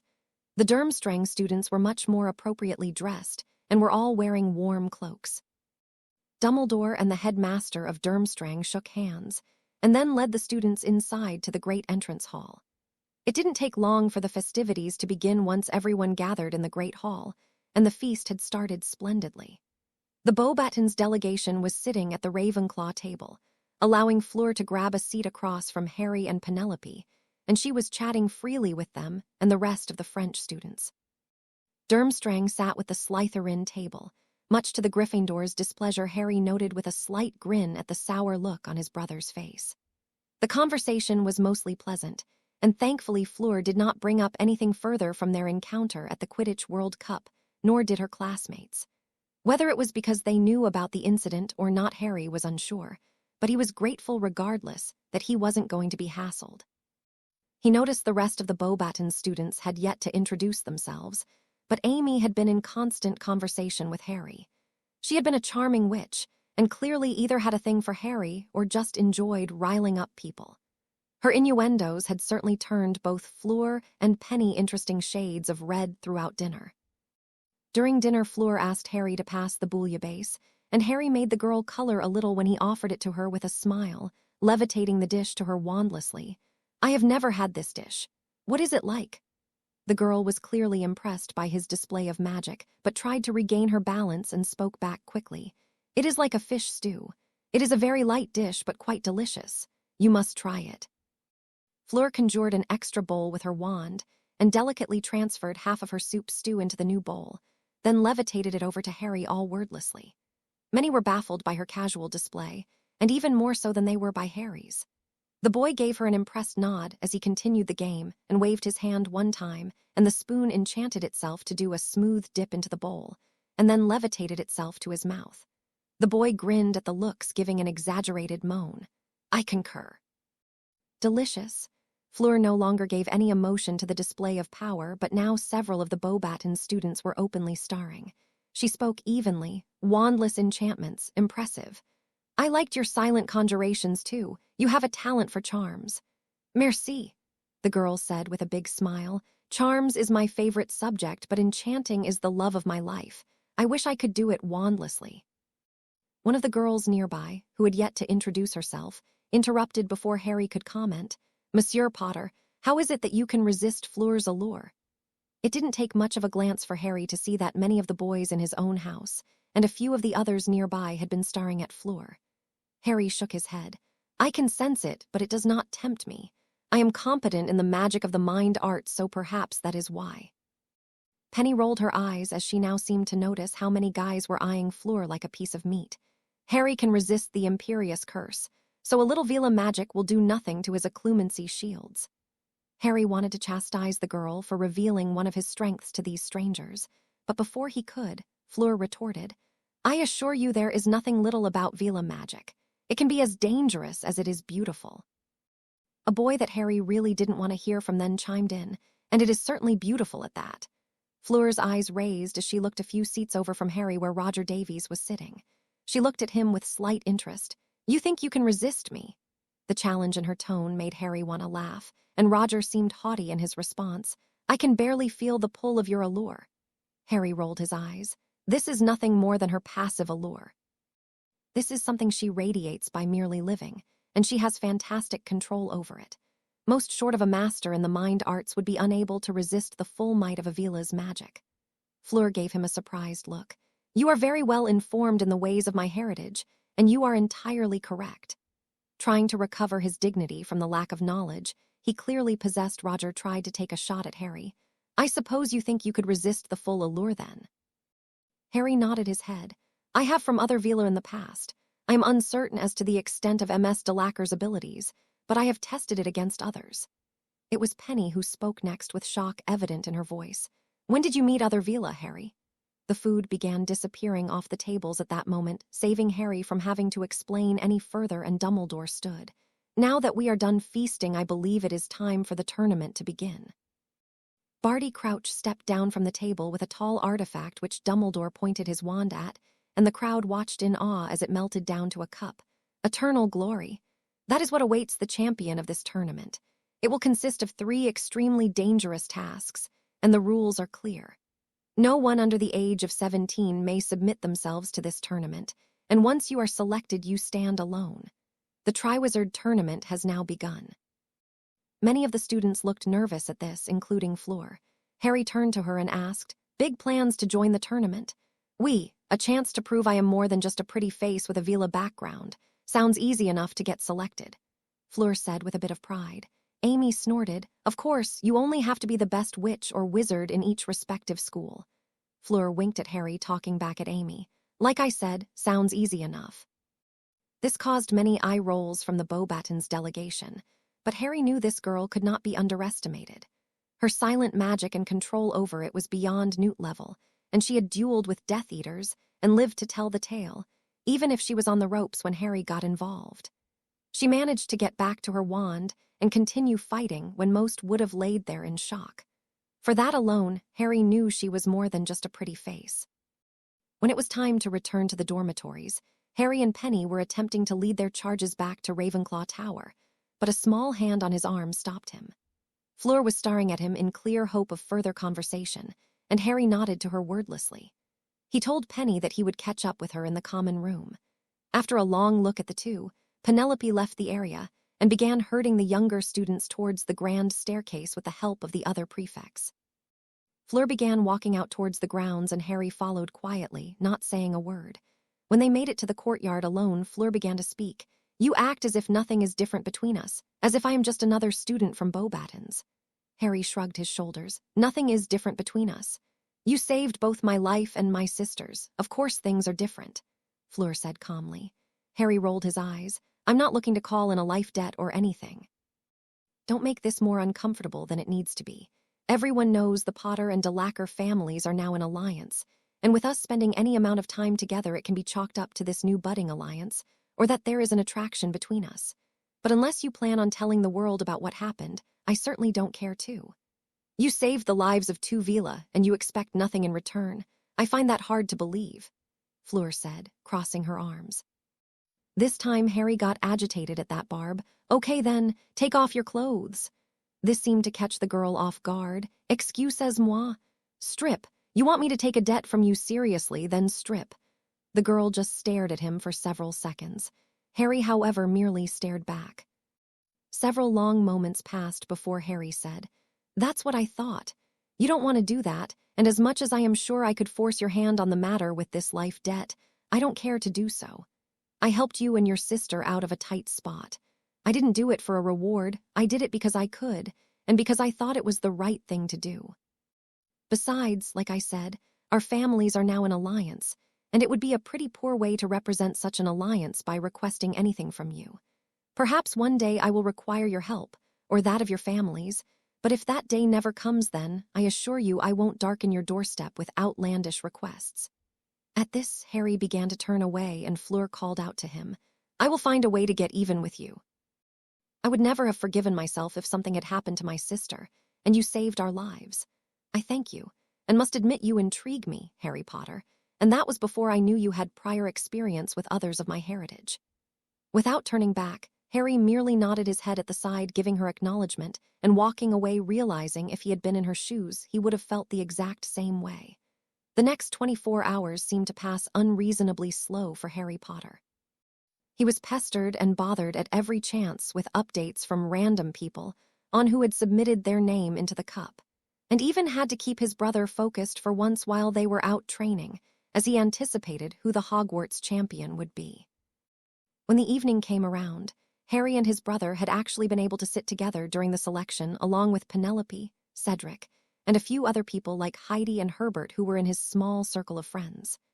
Harry was personally hopping for Penelope or Cedric, but didn't really care enough to voice his opinion on it. The groups had gathered in the hall, and Dumbledore was standing in front of the fire. "The selection is about to begin. Please everyone take a seat." Everyone did as they were told, and Dumbledore eyed the ancient artifact, the Goblet of Fire, in anticipation. The fire in the goblet turned purple for a moment, and then a piece of parchment fired into the air. "The champion from Beauxbatons Academy of Magic is Fleur Delacour," Fleur stood with a huge, triumphant smile on her face, and the Beauxbatons students clapped politely, as did the rest of the hall. A few moments of handshakes passed, and the girl was dismissed to the antechamber, shooting Harry a look from across the hall that said, "I told you so." Another minute passed, and another piece of parchment was shot out. "The champion for Durmstrang is Victor Krum." This caused an eruption to go through the hall, and chants of Krum's name. The handshakes repeated, and the boy was dismissed to follow the Beauxbatons champion. The next time the fire lit, Harry felt his stomach actually ache a bit in anticipation, wondering who it might be. The parchment was shot, and Dumbledore caught it, and then looked at the name in surprise. "The Hogwarts champion is Harry Potter." A smatter of applause went up throughout the crowd, but quickly died as they all saw the look on their champion's face. Harry didn't need to look at his brother, Penny, or Cedric to know they were all looking at him in confusion. His brother had been with him nearly every waking moment since the goblet was lit, and he knew it was near impossible that Harry had done it in their brief time apart. Most people seemed to have felt that this was not his style, because only a select few that would have hardly known him at all were speaking their congratulations. The seventh-year Ravenclaw head boy rose to his feet with a straight look on his face. All the people that knew Harry were watching him very carefully, and could tell he was angry. But it wasn't seen on his face, it was felt by the magic swirling around him, in an intense build-up that nearly everyone in the hall could now feel. The young man swept away from the table, his friends all sitting silently, clearly stunned by the turn of events, and he moved towards the headmaster of Hogwarts School of Witchcraft and Wizardry. All eyes were on him, and the whispers started as he made his way to the front of the hall, staring at the goblet of fire the whole time. Harry's eyes shifted from the goblet to Albus Dumbledore. "I suspect you already know I didn't enter my name into the goblet." Dumbledore stared at the enigma of the boy in front of him. Harry James Potter was a quiet, yet powerful wild card in his school. He knew the boy had very few friends, and the headmaster was never quite certain of just how the boy became so powerful under his nose, especially considering the active role he had in his little brother's life. Feeling the anger and slight anxiety from the boy in front of him, he knew it wise to be truthful. "Only from your emotions, which I have not been able to read since you were a little boy, indicate to me that there could have been foul play." Igor Karkaroff strode forward. "What is the problem, Dumbledore?" The tall, dark-haired seventh-year summoned his wand to his hand, giving Dumbledore a look, ignoring the Durmstrang headmaster. "May I, Professor?" Dumbledore stared at the boy as the whispers continued. "Of course." Nodding his head, he closed his eyes, and shortly reopened them, revealing a brilliant gold shade as he began swirling his wand around in a smooth, almost familiar fashion that Dumbledore could swear he had seen before. Lights flashed out of the boy's wand. The fire that was still lit in the goblet of fire changed colors several times, and when the boy stopped moving his wand, he frowned. "It seems that the goblet does recognize that I am now in a binding magical contract with it, and that the slip that has my name on it certainly does come from my own hand." More and more people were becoming restless around the hall, particularly the foreign delegations, as Madame Maxime drew closer to investigate. Dumbledore asked calmly, "Is there any more you can deduce from the artifact? Anything I can do to alleviate your concerns?" The boy showed the first signs of outward hostility at the posed question. "Not unless you can tell me who put my name in this goblet, and why in the foo?" The boy paused for a moment and took a deep breath. "And why in the name of Merlin you didn't put a guard on this at all times? It was 24 hours, Dumbledore." How hard was it to protect the magical artifact for one whole day? The chatter was getting louder around the hall, when Dumbledore bowed his head. "All I can do, Mr. Potter, is apologize, and promise you that an investigation will begin in full effect. I will, of course, inform your parents and see if James can uncover anything of our mystery, but perhaps it would be best if you joined the other champions downstairs now." Harry bit his tongue about commenting about his parents in front of so many people, but continued to stare at the goblet as well. Why is it still lit? If the tournament had officially begun, the fire should have burnt out. Dumbledore stared at the ancient magical artifact for several moments before shaking his head. "It is clear to me the object has been tampered with, but by whom I could not say.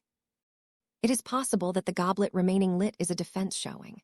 Caught off in mid-sentence, The goblet swirled out shooting fire in a quick circle, powerfully causing Harry and Dumbledore to summon identical shields, blocking the fire from hitting anyone in the crowd, or anyone standing nearby.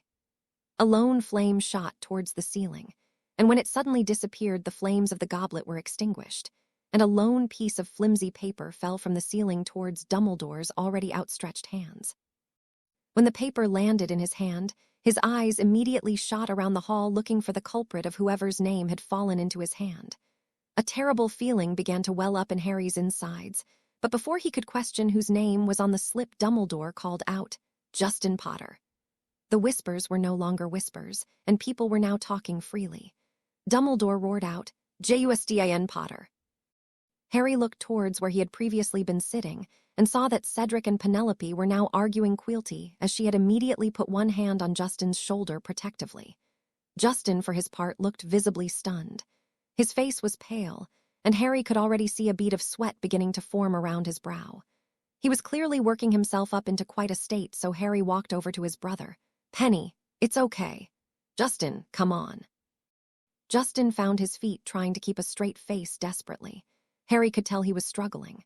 Shouts came from the crowd in random sections. "He's a cheat. He's not even 17 yet."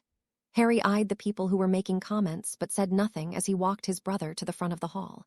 Dumbledore stared at the boy, clearly trying to use legilimency on him, but it was clear to Harry that the boy's acclimating abilities were far beyond anything short of a full-out attack. Dumbledore eventually just held out the piece of parchment towards the boy and didn't say a word to him, but looked to Harry instead. "Take your brother and go join the other champions. The judges and I will be down in a moment to discuss this unusual turn of events and the first task." No one applauded, no one cheered, and Harry merely nodded before stepping away from the headmaster. He began walking through the staff to get to the back atrium door that would lead downstairs to the trophy room, where the other champions would be gathered. It didn't take a genius to realize that his brother was silently following behind him. Before the brothers could enter the final room that led to the trophy room, Harry stopped in mid-track and didn't even turn to look at his brother. "Did you do it? Did you put my name and yours in the goblet of fire?" Justin immediately shouted, "No, Harry, I wouldn't. No one else is going to believe you. You could have done it with our family's cloak. The goblet of fire is powerful, but it holds nothing on our family's particularly powerful relic." Both boys knew the implied meaning. The goblet of fire would easily be outsmarted by a Deathly Hallow, and with it being in Justin's possession, it was Harry's #1 suspect. "I swear to you I didn't, Harry. After last year, I wanted a quiet year. I didn't want this. I wouldn't have done this to you either, not after all. I asked you not to speak of those days again," Harry said harshly. Justin immediately stopped talking, knowing his brother was beyond angry, and Harry spoke at the wall, still not meeting his brother's gaze. "I will find out about these tasks and make sure you are aware of their challenges with plenty of time to prepare for them. I will ensure you have a sound strategy that should at the very least keep you alive during the tournament. I believe if you are honest with me and had nothing to do with it, then Sirius will have been right. You think he is on the move?" Justin stated, and instead of asked. The head boy nodded. "We will have to move quickly if our family is to survive. There are going to be a lot of accusations against us and hostility towards you, but you need to keep your temper and don't rise to their bait. It will only make things worse." "I understand, Harry, thank you." The boy behind him was much different than the boy who started Hogwarts 4 years ago. Justin had been humbled by his near-death experiences and could only consider himself lucky to be alive thanks to his brother's skill with a wand and his own sheer nerve. Justin spoke. "If there is anything I can do, Harry, stay alive," the young man said quietly as he marched into the room in front of him.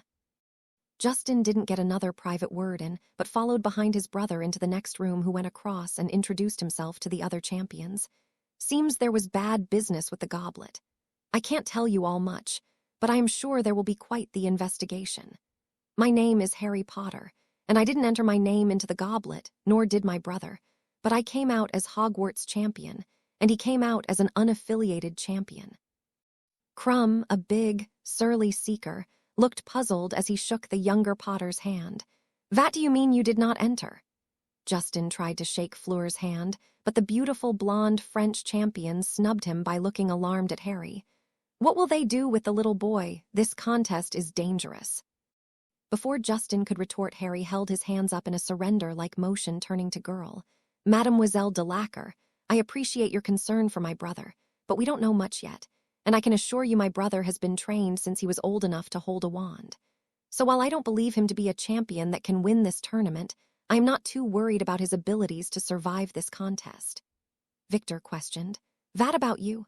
You say you did not enter. Should we be worried about you? This caused Justin to snort, and the two looked at him questioningly, but he said nothing as Harry just grinned. I am Hogwarts' head boy, so I suppose I was among the most qualified. I am sure it will be an interesting competition. Justin murmured something unflattering towards his brother under his breath, but he shook his head as he flicked out his hand. Expecto Patronum.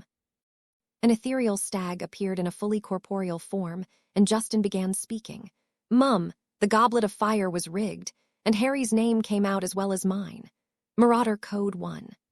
The stag looked at Justin for only a moment before taking off around the room, and then disappearing. Harry secretly applauded his brother.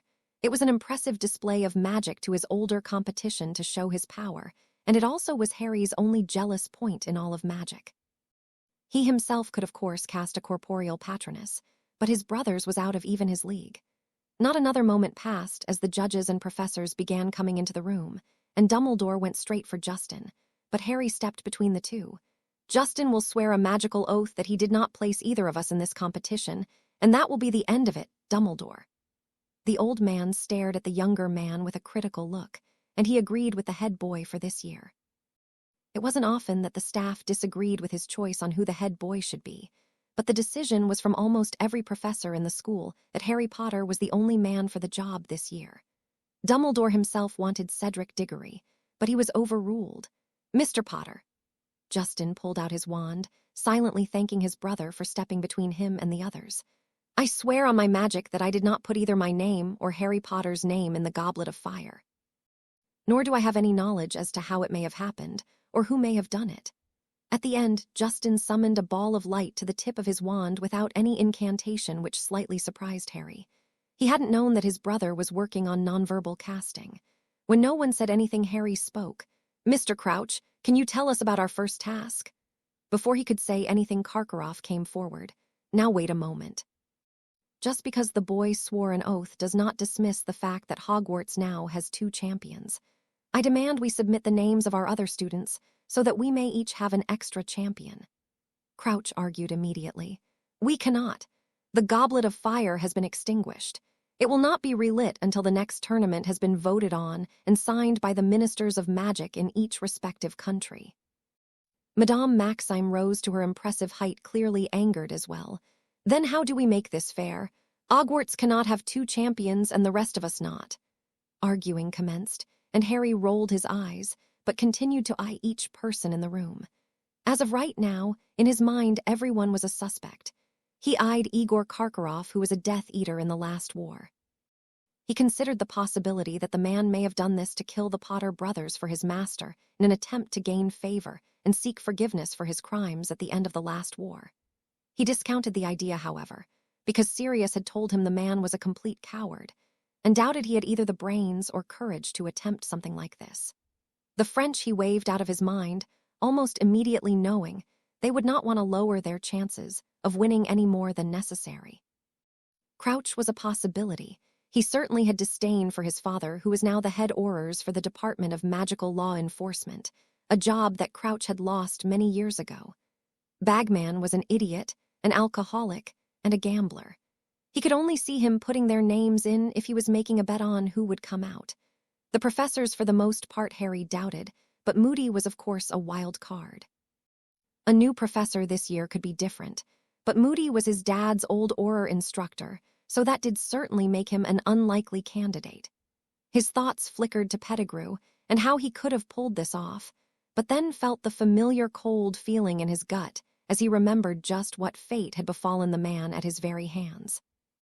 He focused back on the conversations swirling around the room, and in a brief pause in argument he asked, what if the other schools just submitted 2 more champions? This would allow both Durmstrang and Beauxbatons to hand-pick their most powerful or brilliant students. I think we can all agree that anything could happen in this tournament, and no matter how great the current selection of champions are, We could easily slip, or do something equally frivolous that could cost us our lives.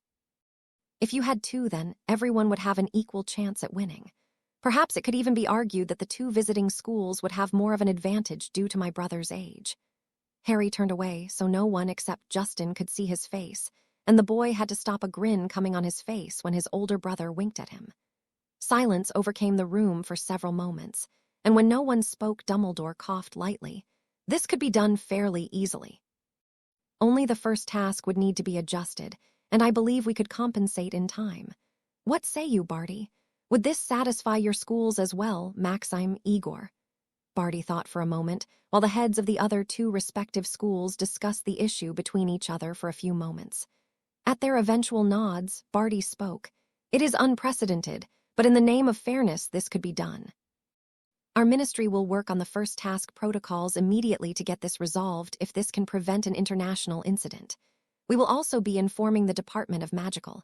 We are already on it, Barty, old boy. A man said, entering the room with a group of black-cloaked individuals.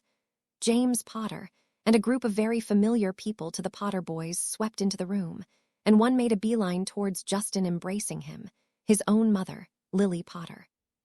Sirius Black, Harry's godfather, came in next, while Remus Lupin, Justin's own godfather, followed Sirius. Kingsley Shacklebolt and Auror John Dawlish brought up the rear. James strode towards the heads of the other two schools, offering a hand to each. My name is James Potter, and I am the head Auror for the Department of Magical Law Enforcement. Seeing as my two sons were involved in this, my department will be taking this investigation very seriously. To oversee the impartiality of this case, Senior Auror John Dawlish has been assigned to this case as well. The rest of these Aurors are my own personal team, and we will be at your service for the foreseeable future with the greatest desire to head off an international incident. Harry's father, of course, was familiar with Igor Karkaroff, but the two shook hands and his father remained professional, which impressed the oldest Potter son. Usually his father was immature and quick to insult people, especially ones who had ties to the Death Eaters or had been Death Eaters themselves. Pleasantries were exchanged, and Ludo Bagman caught James Potter up on what exactly had happened, along with the current compromise. The man was stone-faced as he learned of the current events, but when it was over, he sighed. If the other two magical schools are okay with this, then my department has no right to interfere with that decision. Madame Maxime spoke after a moment of silence. We do agree with the suggestion that will make the tournament fair once again. Igor nodded his head in agreement, and Bagman clapped his hands. Oh, splendid. In that case, perhaps we can adjourn for a few minutes while the heads of school decide who they would like their second champion to be, at which point we will begin speaking of the first task. Karkaroff and Maxime departed at once with their champions in tow, and James Potter looked to his youngest son and saw that he and his mother were exchanging words, so he came over to his oldest to provide comfort. Are you okay, son? A few years back, this would have infuriated Harry due to the lack of attention he was used to getting from his parents, but after last year he felt that the relationship between himself and his parents was better, and appreciated the attempt his father was making. I'm fine. The whole thing is bullshit, but I'm okay. I ran all sorts of diagnostics on the cup, but nothing came from it. I didn't recognize any magical signatures or anything that could tip me off on how they got our names in there. Whoever did this, they were very thorough and very good at covering their tracks. James had only recently learned to stop underestimating his son's magical abilities, and if he told him that the person was good and thorough, then he believed him very well. We will do our best. I am sure your mother would like a whirl at the goblet. We will do our best to keep her from destroying it, but once the red-headed firestorm kicks up, heaven knows you can't stop her. The two men shared a brief grin, and James walked over to his younger son, leaving an opportunity for Sirius to step in. Look at you, pup. Never would have believed we would end up here. Harry rolled his eyes, but smiled a little at the man who had cared for him all these years as they embraced. That makes two of us, Padfoot. Anything you need for the tournament, for yourself or Justin, just let me know. Moony and I will get you whatever you need, the man said seriously. Harry thought for a long moment as conversations continued around the room. Is it possible to rewind the Marauders map, you think? Sirius looked startled by the question. Like see where someone was hours before, I don't know. We certainly never tried it, but I suppose it's possible. Harry nodded in deep thought. If all of us worked on it, perhaps we could roll back the charms to show us who might have slipped our names into the goblet of fire. Remus, who had just stepped into the conversation, began stroking his face in deep thought. Your idea is theoretically possible, but it would take weeks, and the creation of another map. The level of arithmancy you are talking about is mastery-level stuff. If all of us put our heads together, I suppose it's possible, but we would also have to figure out how to link the current map with a new map, so that way it could be rewound back and forth as we please. It is also dismissing the possibility that someone managed to confound the goblet in front of everyone and place 2 or 3 names in at once. Harry nodded but spoke back. I don't think so. Anytime people were putting names in the cup, there was usually a crowd. I believe for this to have worked, this person would have needed time and privacy, and if he was so powerful that he didn't need either of those things, then we are in a lot more trouble than we think. The 2 marauders exchanged looks and said, We will need Lily for something like this. It is something we can all work on as a family, Harry said carefully. This caused both men to brighten. It hadn't even been 6 months since Harry and his family had begun to reconcile after nearly 16 years of bad blood. The fact that Harry was willing to step into a big group project with his family spoke to the milestones they had all crossed. Remus spoke gently. Your mother, I think, would love that. Harry nodded his head at the men as the foreign delegations returned, and 2 new students entered the room looking equally puzzled and amazed. They were both girls, one a familiar, stunning French girl with red hair that didn't seem natural in color, and the other was a petite, black-haired girl that had a completely neutral expression on her face once she made eye contact with the other champions. Harry noted the girl must be a decent acclimating and stored that thought away for the time being. The redhead had a huge smile on her face and bounded over towards Crumb, shaking his hand, and then moving on to Harry and Justin. Hi, I'm Amy, for those who haven't met me. This is all so crazy, isn't it? 6 champions in a Triwizard Tournament. Harry said nothing at first to the green-eyed girl, but Justin spoke with a slight reddening to his cheeks. Yeah, something tells me they are going to rename this tournament. Maybe just the Tri-School Tournament or something. This caused the girl to giggle, and Harry asked, Are they binding you to magical contracts? The girl stared at him for a moment, and that very light shade of green met with his own dark green when she whispered, No. Madame Maxime told me that she was selecting me to be the school's 2nd champion, but if I wanted to drop out, I could at any moment. She said if I thought I couldn't handle it, then she would pick someone else, but I think I am capable of at least finishing.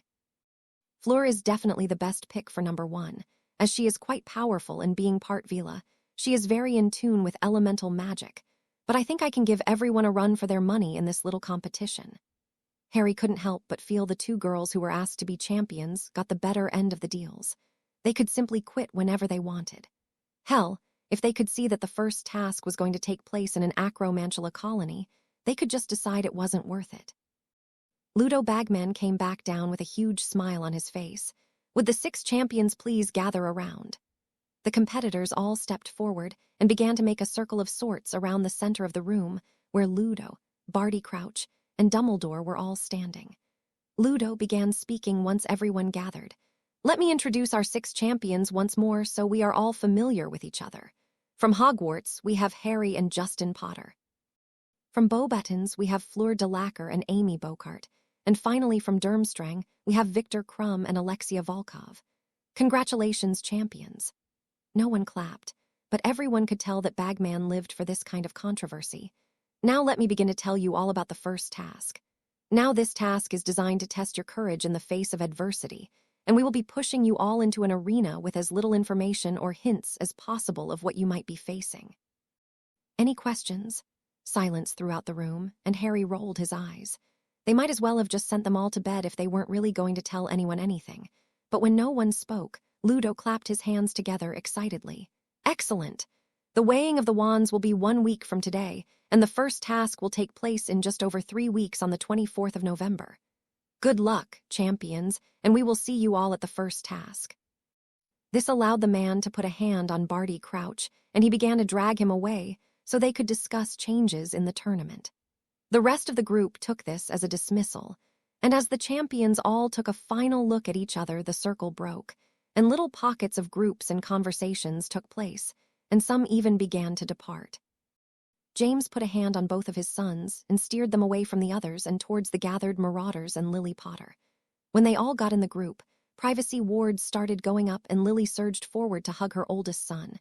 "Harry, I am glad you are okay. I am sorry this happened, and I am sure if the professors would have had to pick a champion, you certainly would have been the first pick." The young man smiled at his mother's confidence in him and sighed. "I hope you're right about that." The woman patted his cheek and then grew serious. "Sirius told me about your thoughts on the Marauders map. I'll admit I am not sure it's possible, but maybe we can all put our heads together and figure out something." Harry nodded his head and already began planning different strategies he might partake in to get the map to reverse time. James spoke softly. "We are going to head upstairs and start working on the goblet. Harry, would you like to join us?" Shaking his head, the boy spoke. "No, I think I will just head back to my common room.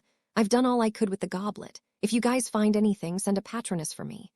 James nodded and requested something else. "Will you walk your brother back to his common room then? It is late, and with what just happened, Dad, I can walk to my own common room." "Of course, Dad. It's not like it's that far out of my way," Harry said, easily contradicting his brother. The man smiled and pulled his son in for a hug.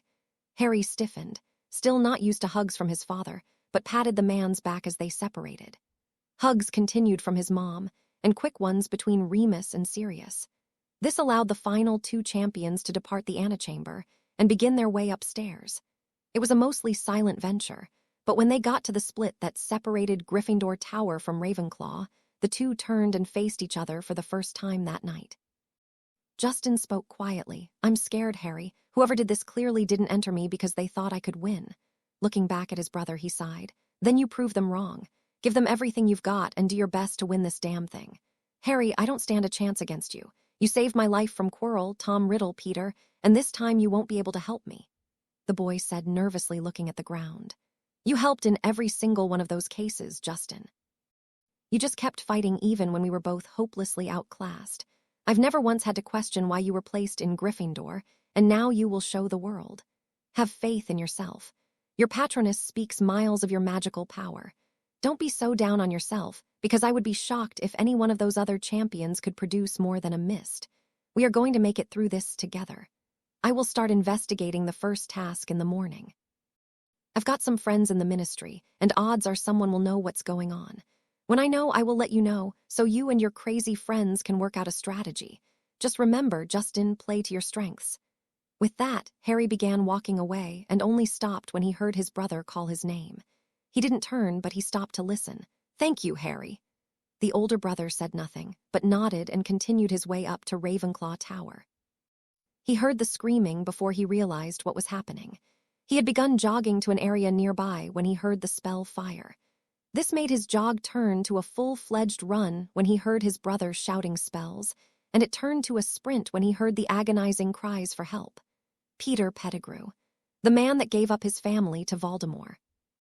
The man that turned on his father and the other marauders was standing with a gleeful look, pointing his wand at his brother with clear intent to finish what he started in Godric's Hollow all those years ago. Snapping something inside of the young man, he roared out, summoning his wand to his hand and flinging spells faster than he had ever dreamt of. Spells of all different colors, shapes, and sizes were pouring from his wand. The very world around him was being transfigured and attacking the rat Animagus as the man screamed in surprise. The duel had begun when Pettigrew tried to slip a killing curse into the Potter Heir's defenses, but Harry easily dodged it and continued his non-stop assault. The duel would last less than a minute when Harry stood over the man who was now begging for his life. "Are you okay, Justin?" Harry asked, not taking his eyes off the man. "Help me, Harry," the boy called back weakly. The young man looked at the pathetic creature before him who hadn't stopped begging for his life since he lost his wand. He couldn't risk losing Pettigrew, but he had to help his brother. This was the man that stole his childhood from him. The reason the Dark Lord was able to get into his home and mark his little brother with the killing curse. This was the reason his parents had neglected him and why they never had time for him. This man killed his childhood. Harry choked out, "Why did you do it, Peter? Why did you turn on your family? I know the Marauders loved you. Why did you do this to us? Harry, please, you have no idea what he's like. You have no idea what his power is like. Please don't kill me." Harry grunted. "You cost me everything, a normal life, a loving childhood. You cost me all of it and you expect mercy."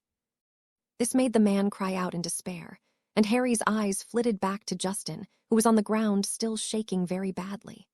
No signs of Ron or Hermione, who Harry knew must be around somewhere, but he didn't have time to dwell on this as he felt the body below him hit him in his waist hard. The larger fat man rolled with Harry as they struggled down a hill attempting to gain dominance, but Harry wandlessly banished the man and jumped to his feet. Pettigrew now had a knife in his hand as he attempted to do the same and possibly throw the knife, but Harry roared out, "Avada Kedavra!" The green light struck the man so fast it sent him reeling backwards, making the man land on his back, eyes stuck in the sky, lifeless and cold. Harry shot up from his bed in a cold sweat, crying out in surprise and remorse. He felt his wand fly to his hand on instinct, but as he looked around, he realized he was reliving the same dream he had many times before. It was one of the worst days of his life, but it had some of the greatest repercussions he could have imagined. As he rolled out of bed, he flexed his shoulders and began waving his hands around, summoning things to him and grabbing levitated clothes out of his drawers. Looking back on it, he remembered himself differently. Colder to everyone, very few friends in the world besides maybe Padfoot and Moony. Things had certainly changed. When he had gotten on the Hogwarts Express that year, he thought he only had to endure one more summer with his parents, and then he would be able to go off on his own and start a new life. He had even considered renouncing his title on the Potter name and asking Sirius to let him be a Black. It was after all Sirius who cared for him most of his life. His parents were too busy trying to prepare Justin for his doomsday prophecy. At one point, it was Harry's plan to run away when he graduated Hogwarts, to enter the Muggle world and send a letter to the Prophet on his way out telling the world of the prophecy and how his brother survived the darkest curse in history. But that all changed after he killed Pettigrew in defense of his brother. Harry stared at the body of Pettigrew for several moments. He had taken a life in his brother's defense. He had taken the life of a man that had taken everything from him. "Harry, help!" This turned Harry's brain back on as he saw his shaking brother on the ground. He ran over to him and picked him up as he hit with a wandless featherweight charm and began running back towards the castle. "Justin, stay with me. Where are Ron and Hermione? Are they okay?" "Alive, in the shrieking shack, bound and unconscious. Alive." Harry let out a breath as he hit the castle entrance courtyard. He was running as fast as his legs would carry him when Dumbledore came sweeping out of the castle, his wand out. "Harry, what has happened?" Pettigrew attacked him. Weasley and Granger, unconscious in the shrieking shack, Justin hit by the Cruciatus multiple times. Professor McGonagall and Flitwick came spilling out of the castle as the headmaster with ease took Justin out of Harry's arms and apparated away. Harry fell to his knees as Professor Flitwick rushed to his side. "Harry, are you hurt?" "No, Professor. Do you need medical attention?" "Pettigrew." Both professors looked at the boys sharply. McGonagall asked, "Peter Pettigrew, what about him?" "I killed him." Neither professor said anything to that. McGonagall flicked her wand out, summoning a Patronus. Harry didn't hear what she said, but he just stared back at the grounds where he had come from, where Pettigrew still lay dead. He wasn't sure how much time passed. He knew Professor Snape arrived and followed McGonagall out towards the grounds, undoubtedly to look for Hermione and Ron, but all Harry did was stare. Flitwick grabbed the boy's arm. "You did it to protect your brother, Harry. No one can hurt him now. He is safe with the headmaster." "He took everything from me. I wanted to kill him." It's not like Quirrell. Flitwick was Harry's head of house, and of course knew about the incident with the Sorcerer's Stone. He also knew all about Harry's neglect growing up, but only heard about it from second-hand sources like Sirius Black. "It's only natural, Harry. He took a lot from you. He was trying to kill your brother. He would have tried to kill you. He threw a killing curse at me." The man inhaled sharply at that revelation before saying, "Even more of a reason it was self-defense then." Neither man said another word for several moments. The next person he remembered seeing was James Potter running across the bridge at full speed towards Harry. It took Harry a moment to realize the man had tears in his eyes, and when he reached his oldest son, he pulled him for a hug. "Harry, thank God. I thought we lost you boys. We had been on Peter's tail for days. We lost him in Dufftown just a few days ago. Thank God you're okay." The man's arms went around his son for the first time in memory, and Harry didn't hug him back. He just stared numbly out across the ground still. "I killed him." James tensed up and separated from his son. "What?" "I killed Peter. He was torturing Justin." the boy said robotically. You're sure he is dead? Yes. Silence. Then another hug. This one surprised Harry even more. The trembling in the man's shoulders did as well. It was the first thing that snapped Harry out of his trance. Dad, are you crying? This caused the shaking to increase, and Harry felt a cold pit in his stomach freeze even more. I'm sorry, Dad, I know he was your friend, but he wasn't my friend. The two separated, but James kept his hands on his son's shoulder. That bastard was not my friend and hasn't been for 15 years. He tried to take you boys away from me. He tried to hurt your mother. He killed my mother. Son, you just rid the world of one of the Potter's greatest enemies. You did a great service to our family, and as my heir I could not be prouder of you for defending your brother with whatever it took. God damn it, Harry, I am so proud of you. The words stunned the 16-year-old boy. His father was proud of him for killing a man. No, his father was proud that he rid the world of a monster that cost his family dearly. He wasn't sure his father had ever said that he was proud of his son before, and combining that fact with what had happened mere minutes ago, Harry felt his legs crumble, and he began to cry for the first time in many years. Shaking his head from the memory, Harry realized what followed was the best summer of his life.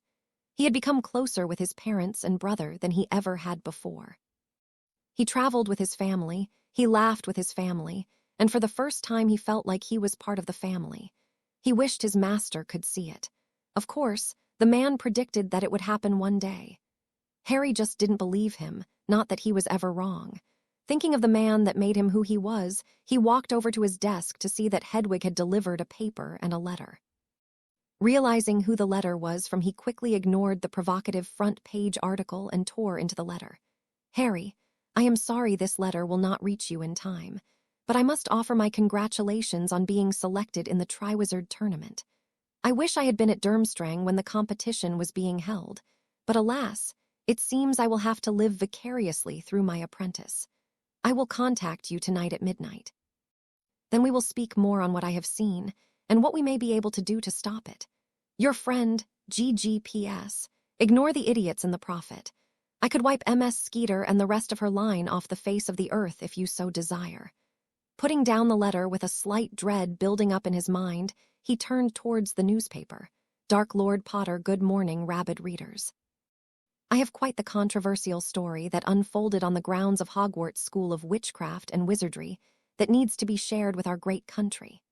The legendary Triwizard Tournament was supposed to be hosted this year here in England, and only 3 champions were supposed to emerge as champions.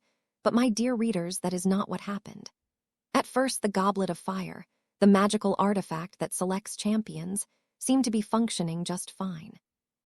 It selected Bulgarian Quidditch superstar Victor Krum, 18, to be the representative of Durmstrang, and a stunning Vila French girl, Fleur Delacour, 17, to be the representative of Beauxbatons.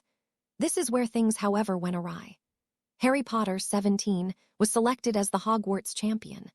Many may remember that I did a front-page exclusive on this student just 5 months ago on the murder of Peter Pettigrew by the very same Harry Potter. For those who don't know, Peter Pettigrew, the accused Death Eater who sold the Potters out to he, who must not be named at the end of the last Blood War, was killed on the grounds of Hogwarts by the Potter Heir. Harry Potter was of course cleared of all charges by his own father, head Auror of the Department of Magical Law Enforcement, James Potter, without even conducting a proper investigation.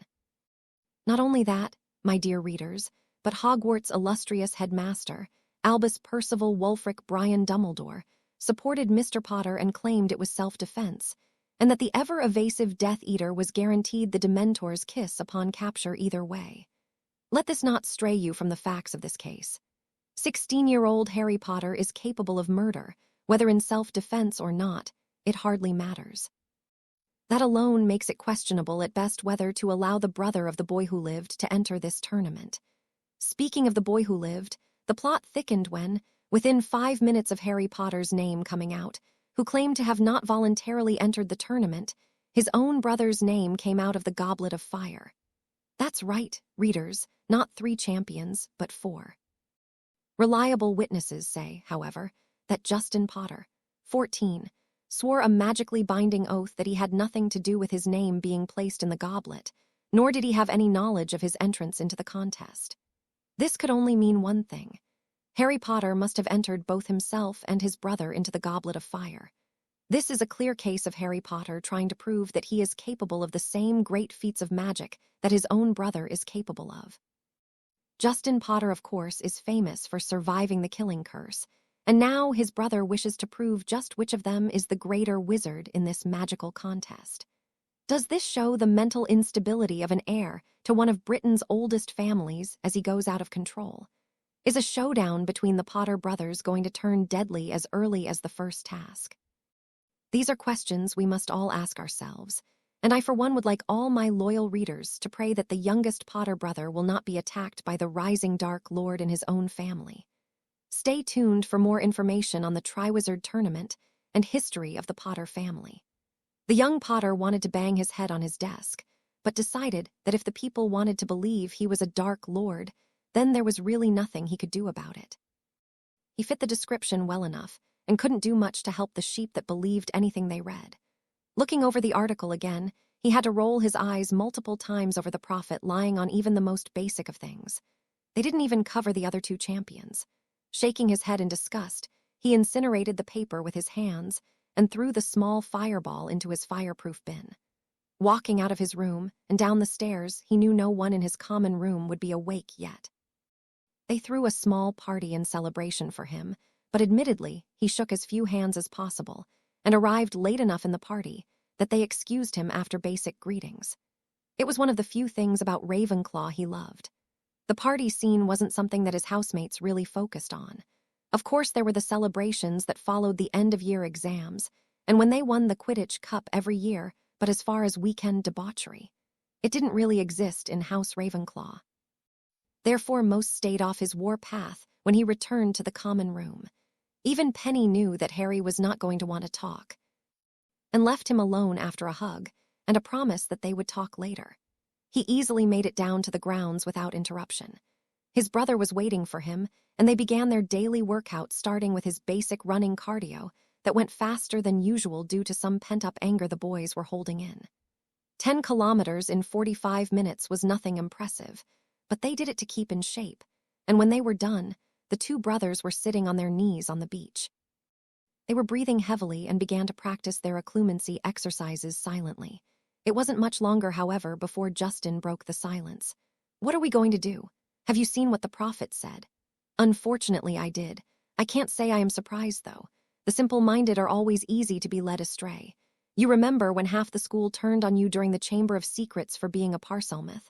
It's kind of like that, but on a bigger level. The good news is at least if half the country turns on us, we don't have to face them every day." This caused the younger Potter brother to grin slightly. "So, no masterful plan. I have to say I am slightly surprised.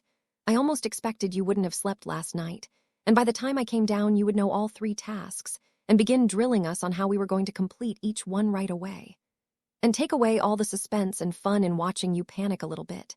Not a chance." This caused both brothers to chuckle at their shared misfortune. The two stared out at the water, and Harry asked, "Are you ready to really begin your training?" Justin looked at his brother in surprise. "You mean we've been holding back?" This caused Harry to grin. "Only in variety, but I think if you really want to survive this tournament, you are going to have to let me teach you everything that runs through my head." "I trust you, Harry," Justin said confidently. "Even though you know I am well trained in the dark arts?" Harry asked carefully. "You've only used it to save my life so far, Mum's as well, Fleur's too if we want to be technical. I think I am starting to learn that magic isn't as light or dark as I was raised to believe. It's all about intent, right? I think you have proven that to me over the last few years." Harry grinned, looking at the rising sun. "You are ready then. You are absolutely right about what you said, though. At least I believe you are." "What will you do if Dad finds out and questions where you learned it all from?" "I don't care." This surprised Harry. "What?" "I don't care. I don't want to have to rely on you to save my life every time something goes wrong. You used your life debts over me to keep me from telling everyone what you've done, and I am tired of getting in these situations and being knocked out for most of it. First Quirrell, then the Chamber Pettigrew was the final straw. It's why I pushed myself so hard this summer." "Whatever you want to teach me, Harry, I am willing to learn." Harry stared at the young boy before him and thought how much he'd changed from the boy he saved in his 4th year, Justin's first. When Harry saved him from Quirrell, he made Justin swear that he wouldn't tell a soul, even Dumbledore, about what really happened.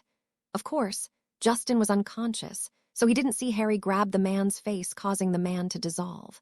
It was no wonder he wouldn't shake hands with anyone afterwards.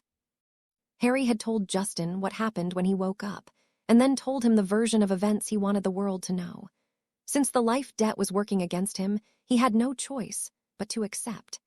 The Chamber of Secrets had been even stickier. Harry had saved his brother's life from Tom Riddle, and he convinced Justin to tell Dumbledore that Harry had been knocked out during the rock slide when Lockhart's wand backfired. For the most part, his family has no idea the lengths he'd gone to protect his little brother, or the role he has played in each of his adventures. They only believed he was there on Justin's path to greatness. The Peter Pettigrew event, however, could not be avoided, and the world knew the truth. Harry understood the helpless feeling that Justin must have felt, but he didn't know if his brother was truly ready to train the way he had been. "I am willing to give it a try." The boy looked excited already, but Harry stopped him. "You get one chance, Justin. You will meet me down here at the same time every day. We will run for our warm-up, and then we will duel. Every day, and I mean it. I will give you days off on occasion, but they are going to be completely random. If I am going to dedicate time to really teach you in my final year at Hogwarts, you've got to be committed. Do you accept?" No hesitation came from the young man. "Yes." Harry sighed. "Very well then, let's begin." The boy's eyes widened immediately, like now. Rolling his eyes, the older brother said, "Yes. Now I could attack you in, say, 5 minutes if that makes you feel better." No, I'm ready." He said it with such uncertainty that Harry almost laughed. He relaxed his shoulders and his body as he began to flow his magic through his body. "Begin." Harry swirled his wand around, and water shot out from the nearby lake, hurtling at the young boy. Justin's eyes widened for only a moment when he began chopping his wand through the air in an attempt to deflect the torrent of water his brother was throwing at him. The attack was deflected fast enough, but a wave of fire now rolled its way towards him. He yelped and banished it to the side, then attempted to mount his own offensive when a strong gust of wind attempted to knock him off balance. This time, a stunner was sent along with the wind, and he threw himself on the floor. Suddenly, he felt a stinging sensation hit him as he lay on his back. The wind suddenly stopped, and he pulled himself off the ground, avoiding his brother's eyes. When he looked down, he saw that his brother seemed to have hit him with some pink paint. He looked up questioningly, and the boy asked, "Ready for round 2? You lasted about a minute, and we need to improve that time. I will give you more and more as we progress through each element and begin again. Then I will begin slipping spells into the elements like the stunner you managed to dodge. You did okay dodging, but then you threw it all to the wind while relaxing on the ground. The next thing I hit you with was a colored stinging spell that showed where you were hit. Now imagine that was a bone breaker, a gouging spell, or obviously something worse. How did you fare?" "I'm dead." "Precisely." The boy grinned once he was facing away from his younger brother. This was a serious blast from the past. When he turned back, he had a straight face once again. "Ready to go again?" Jusiton straightened himself up again and nodded. The process repeated for over an hour, and Harry had to say he was slightly impressed with his brother's resolve. Most would get tired and start to last a shorter and shorter amount of time, but Justin just continued to invent creative ways of escaping bad situations almost at will. With the exception of a few times, he lasted longer and longer. At the end of the hour, however, Harry summoned a massive tidal wave that dwarfed his opening attack. It swirled around Justin's body and acted as if he was going to sweep his brother away. The result was quite comical. The boy's jaw was on the floor, and he dropped his wand in shock. Harry grinned as he began raising the water in the air and casting it back towards the lake, allowing it to create a giant splash. When Harry turned to face his brother with a smile, the boy just continued to stare at him. The Potter Heir walked over to his brother and put a hand on his shoulder. "You know, I've never scared an opponent into submission before. How many people have you threatened to drown with a tsunami?" "Touché. Maybe I will save that for something in the tournament. You did well today. Let's do it again tomorrow. It was a great workout for me as well," Harry admitted. The two were walking back to the castle in relative silence when Justin asked, "Do you think the Marauders and you will discover who put our names in the Goblet of Fire?" "Yes. I will figure it out with or without their help, but it seems that my idea last night had credence, and with lots of help and work, I think we can figure it out. I don't know if the tournament has been interfered with, but if it has, I would rather the person who did this be in Azkaban before the first task." Does anything ever worry you? Justin asked skeptically. Plenty of things, but I don't let my emotions get the better of me. If I am always in control, then no one gets to see me worry. It's a good tactic you should try sometime, my dear Gryffindor brother who wears his heart on his sleeve. This caused Justin to push his brother lightly. And the two went into breakfast chatting amiably. Many people were staring at the duo covered in sweat, and it wasn't because they smelled like outside.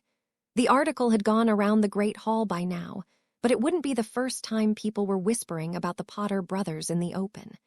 Harry felt himself above such nonsense and took a seat at his table.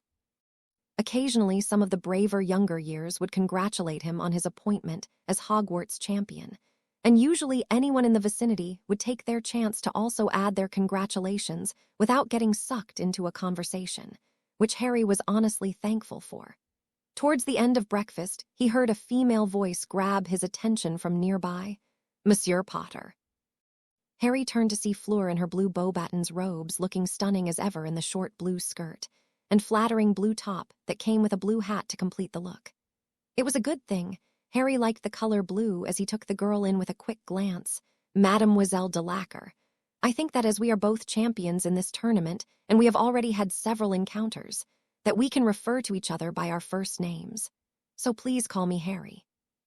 She gave him a small smile and her blue eyes seemed to light up with it. I think I would like that. Awry, the way she said his name made his spine curl up a bit, but he gave no indication of the way she said his name affected him. What can I help you with then, Fleur? Justin, to his credit, seemed just as unfazed by her passive allure as he was, but he could tell others around him were starting to stare, though she didn't seem to care. I just wanted to comment how impressed I was on your training with your brother this morning. Many in Beauxbatons were awake when the two of you began your dueling training, and it was quite the sight to behold. I have never seen such an unorthodox way of training before. Where did you learn it, if I may ask? Her French accent made it slightly hard to understand her, but Harry got the gist of what she was saying. Old familial techniques. I have trained like that for years. Now it is time for Justin here to take the mantle. I was pushing his training to prepare him for the dueling tournament, but now he has the daunting task of surviving the 3 challenges picked for people 3 years his senior as well. I will ensure he is prepared. Justin was looking at him with clear suspicion and realized that the young man would know that the way he was being trained was unlike any technique in the Potter family grimoire that he had ever seen. Justin may have recognized the lie Harry told, but if Fleur had caught on, she gave no indication. I think I quite look forward to our first rounds of dueling together. Harry gave a slight bow of his head. The week after the first task is what I am hearing. I believe they figure if we can't fight after the task, it isn't that big of a deal, but being unable to perform during the task might just cost a champion their life, so it makes sense to me. Fleur looked thoughtful but shook her head. I would like it if you were to show me around the castle sometime. Awry, I would hate for the state of our alliance to be questioned just because we will be competing against each other in this tournament. I would love to show you around. How about tomorrow afternoon? He asked confidently with a smile. It's a date, she said with a grin and began walking away. Many eyes followed her as she walked away, and Justin muttered, I hate you. This caused the head boy to give his brother a grin. Don't let Susan hear you say that. A young witch like that probably has some pretty big jealousy issues. Speaking of the red-headed 4th year, she came running towards their table from the entrance to the hall and embraced Justin for the first time since his name came out of the goblet. Justin, I have been so worried. Is there any news? No, nothing yet. My brother and my family are on the hunt, though, as I am sure your aunt is as well, he said, keeping his arm around the girl. Susan sighed and turned to Harry. You will look out for him, won't you? Harry gave the girl an easy smile. Of course I will, Susan. It's what brothers do. She nodded, and the two began conversing on theories of the first task and how they would go about preparing for it. As he sat back watching the young couple converse, he could only wonder how things would have turned out if his family had never turned his back on him. Classes went on as normal for the remainder of the day, and when it was over, he was thankful. Professor Flitwick had pulled him aside and updated him on the situation with the Goblet of Fire, and reported pretty much what Harry had already figured out.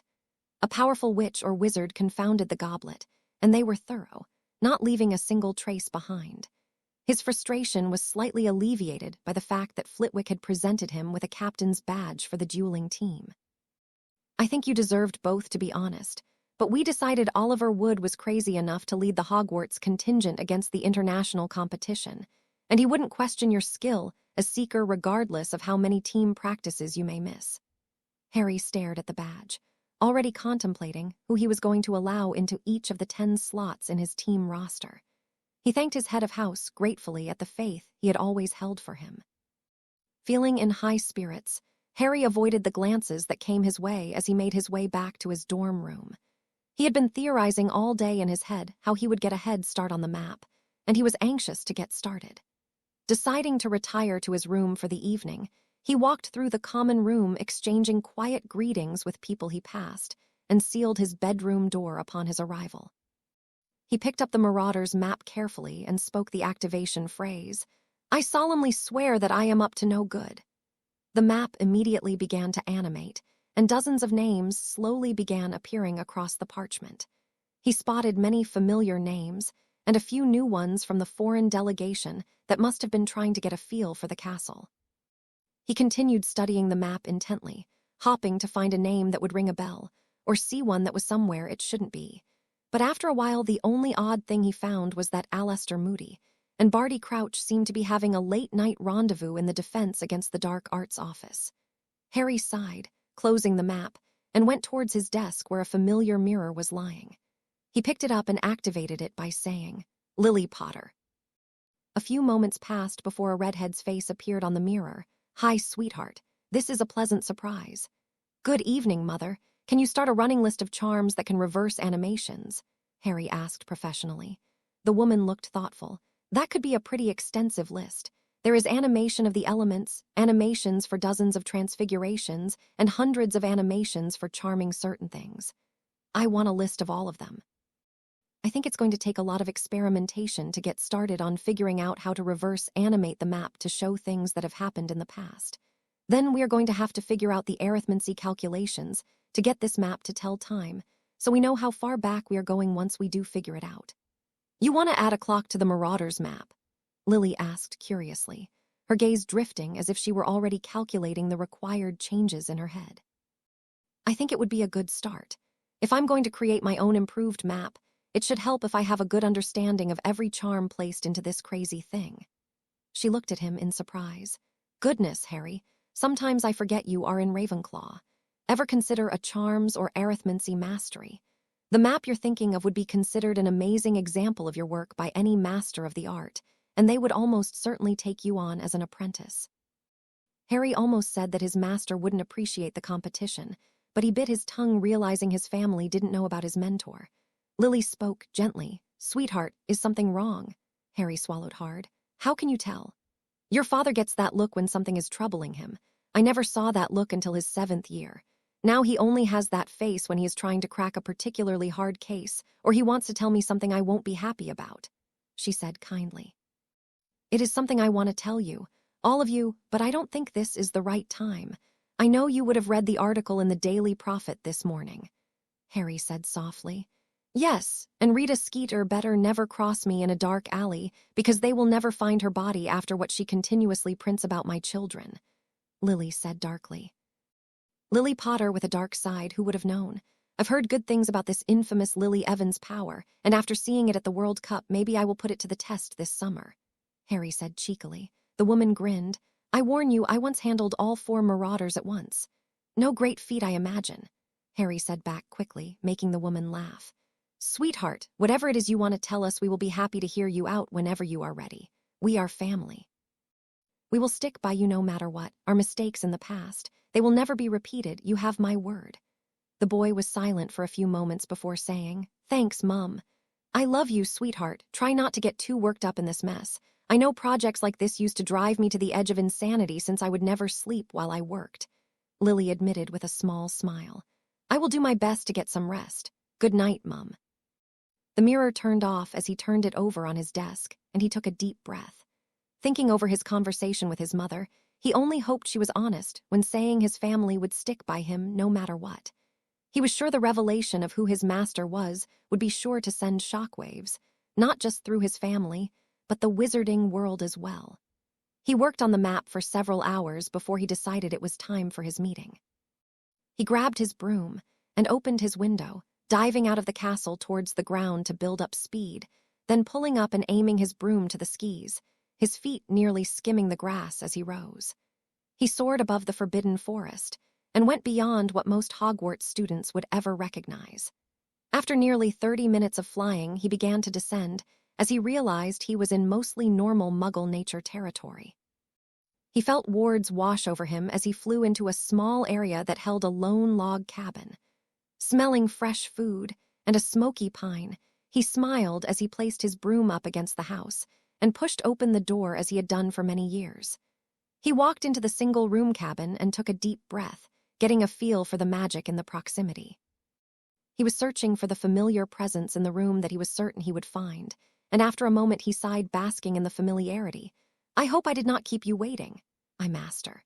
"Good evening, Harry. I suspect you are well," the older man said, rising from his chair in the dark corner. As he stood, he took in his master's appearance.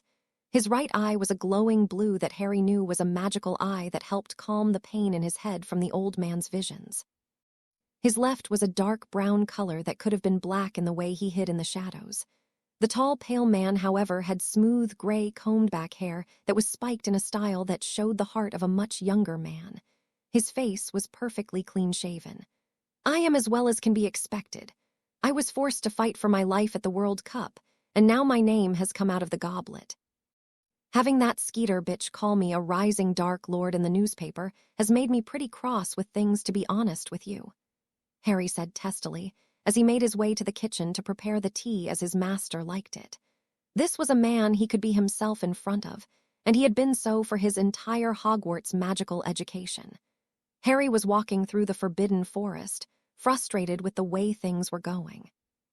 He wasn't relating to his peers like his godfather said he would, and he couldn't seem to be even cordial with the kindest of people in his house.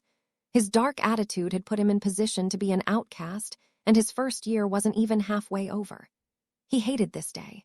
People were celebrating the fall of the Dark Lord, but today was not a happy day for Harry Potter.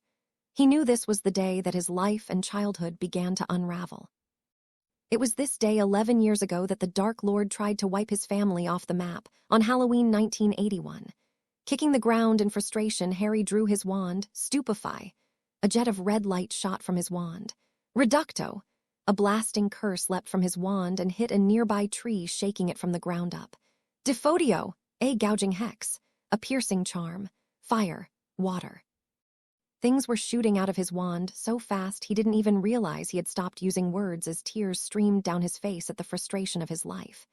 He suddenly plopped down to the ground and wanted to scream, but before he could, a man's voice entered the area. "Your piercing charm is sloppy, but your blaster is good." The young boy's eyes shot up to see a man in a black cloak with a white button-up shirt and black trousers, all illuminated by a white scarf and a stunning, glowing blue eye. The man's hair was slicked back, and Harry quickly drew himself to his feet, pointing his wand at the man. "Who are you? What do you want?" The man held his hands up in a sign of surrender. "Nothing, dear boy. You seem to be letting out your frustrations, and I just wanted to help you with a little wand work. Your piercing charm is good for your age, but it could be better. Your wrist movement gets a little dicey, and if you clean it up with your power, it should look more like this." With a flick of the man's wrist, an arrow-like spell shot out of the man's wand and went through a nearby tree, and into the next, and through the one after, and seemed to go through nearly 5 trees. Harry stared at the spell in awe. "Can you teach me to do that, sir?" "I could. I am a seer, my boy. I came here tonight because fate has ordained that we be brought together. I am in search of an apprentice, one that I can pass my knowledge on to before I pass into the next great adventure. I must do this for the greater good, because all lost magical knowledge is a travesty," the man said, flourishing his hands around. The older man was a mystery to Harry. "Why me?" The man shrugged his shoulders, eyeing the shadows in the forest. "Why not you, my boy? My visions showed our meeting in this very spot, and then I saw us rising up together. You're a titan of magical power that would one day be more powerful than this cowardly Dark Lord your little brother supposedly defeated." "Supposedly?" Harry asked carefully. "Oh, I think you know the truth. There is no way an infant could have deflected the curse to end all curses. Search your feelings, search your magic, and the truth will present itself," the man encouraged calmly. How do I do this? Close your eyes and think back to what little you remember from the moment it all happened. Harry did this quietly as he tried to remember anything he could. The moment was all so blurry, but he remembered his grandmother standing before him. The whispered words of an enchantment, of something powerful building up in the room. "I will protect you boys, always." The words hit Harry like a tidal wave, and he realized just what the man was referring to. "How did you know? Why didn't you tell anyone?" The man rolled his shoulders, still packing in wide circles around Harry as if he were sizing him up. "It was not my story to tell. Besides, I wronged the world long ago for the greater good, and it never forgave me. I wish to make amends with the magic of the world, and do a final good deed, and I have seen enough to believe you could be that final good deed, my child. Magic blooms only in rare souls, but you, my boy, could be the most rare magical child I have ever come across." Harry stared at the man in wonder. "What will you teach me?" The man grinned and held out his hands in a wide motion. "Everything." It took Harry a long while to trust the man completely, but years passed and they trained together many nights. He would always send owls or charmed messengers to meet with him to inform them of their next session. 6 years later, and the two had grown the bond only a master and apprentice could share. "I understand your frustration, but you must remain patient and in control at all times. The world has only begun to see the extent of your magical abilities, and in time will be awed as they realize it is far too late to stop your rise to power." Harry chuckled. "I still don't plan on taking over the world." The man grumbled. "If Albus or I had your power at the age you are now, the world would have already been on its knees. Though I respect your desire to keep your power in moderation. Perhaps if Albus and I had done that, we could have done the world a lot good. Together. Gellert, I think you are still within means of redemption. Winning these magical contests will only be the beginning of my magical exploits, and when the world realizes just how powerful I am, I will tell them of the man that trained me. The man that practically raised me. The changed man who regretted the actions of his youth. I will make sure the name of Gellert Grindelwald will be a name respected throughout the wizarding world again one day. I swear it." Harry said with a bit of heat. The man chuckled. "Always the ambitious one you were, but in different ways than myself. I believe you are nearly ready to make a good fight against this supposed Lord Voldemort. I have seen your showdown in my visions many times. It is unclear to me who wins, but I see his rise to power, and the two ways I have seen it are vastly different. One is years of death and destruction with an unclear victor in the devastation brought by the war, and the other is a single night of carnage followed by victory. I am unsure of what path we currently follow, but I hope I am there to face this monster that Albus and I made." Harry shook his head. "You can't be held responsible for the rise of Voldemort. Dumbledore holds much more of the blame than yourself. Had he not been so busy fighting me in Europe, perhaps he would have put a stop to the monster before he ever truly gained traction. Besides, I knew Albus would need the Elder Wand one day to keep Voldemort at bay. If I had known that Scamander had laid the trap for me, I would have gotten it to him another way. But by the time I allowed Dumbledore to disarm me, he thought I was too far gone in the dark arts, and decided to hold me up in that godforsaken prison." Harry rolled his eyes. They had all seen your power. They feared what they couldn't control. "I could have struck them all down when I escaped, but of course that was the day I had my first vision of you, my apprentice that would rise from the ashes," Grindelwald said with pride. "All right, enough of the gushy stuff. Are we going to train or not?" Harry said, rising in anticipation. "Soon. I merely wanted to speak with you of the tournament. I have already seen your first task. Dragons, a Hungarian horntail for you in particular. If you're curious, your brother will be facing the Ukrainian Ironbelly. Nasty beast if you recall my stories from the war and the Scamander brothers." Harry stared at the man to see if he was joking, but when he realized he wasn't, he plopped into his chair. "Dragons, huh? That is more daunting than I would have believed the Ministry capable of making children face. Well, if it makes you feel any better, your brother and yourself have by far the most dangerous breeds of dragons in the tournament. Naturally." The pregnant pause that followed made Grindelwald stare at his young apprentice with great scrutiny. "If we were to be attacked by a dragon, what would be your first inclination?" "To blind it." A powerful stinging charm came from nowhere so fast Harry had no time to move as it hit him in the shoulder. "Son of a..." "Wrong. A blind dragon is a pissed-off dragon, and a pissed-off dragon means a dead wizard. We are attacked by a dragon. What would be your first inclination?" "Get rid of its ability to fly." Harry said, bracing himself for another stinging hex, but none came. Not bad. You've gotten rid of its ability to fly. What now? Trap it. Maybe with advanced transfigurations followed by dozens of enlargement charms to scare it, possibly back it into a corner. Grindelwald nodded, sliding a hand across his facial hair, looking bored by his plan. Good, good. If the task is to retrieve an object like I believe, then that should answer your problem. Get you a decent score. Harry growled at the taunting nature of his master's comment. Pratigo diabolica. I will kill the dragon and accomplish a feat that hasn't been seen since the First Great War. This made the man's face turn into a smile. My boy, you think you can control my spell? Without hesitation, Harry responded. I know I can. I will summon the fire through the protection spell and use it to slay the dragon. Show the world that my power goes far beyond magical combat. You nearly destroyed Paris 70 years ago with this spell. I will merely defeat the dragon and then stop the spell myself. No one alive has ever seen this spell cast, not even Dumbledore. He will, of course, heard the story from Newt Scamander, Grindelwald said calmly. Then it can be his first hint of just how I grew to this level of power. I would fight circles around Dumbledore now, and the sooner I can take the Elder Wand from him, the easier time I will have of protecting my family and possibly taking down Voldemort. It is a bold plan. So you approve? Naturally. In fact, I think I will be there to witness it myself. You plan to attend my tasks? Oh, yes. I have seen each of these tasks in my visions, and in each one I have seen you perform incredible feats of magic. I must see my apprentice rise to be a champion, Grindelwald said, looking out a window towards the forest, towards Hogwarts, towards Dumbledore. I will not disappoint you, Master, Harry said with a bow. Of that I have no doubt, Harry. Now return back for your rest.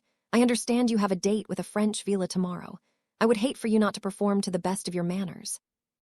I, after all, had great relations with the villa during the Great War. If I hadn't seen the way your visions affected you at times, I would think being a seer is the best magical ability ever. Your ability to know everything about my life without me getting the chance to tell you is unfair. Gellert smiled slightly. A gift and a curse, he said, with a roll of his neck and closing his eyes. The future is always changing, a constant swirl of visions. The man said, opening his eyes, We must remain vigilant. I will send for you again in 3 days. Be well rested.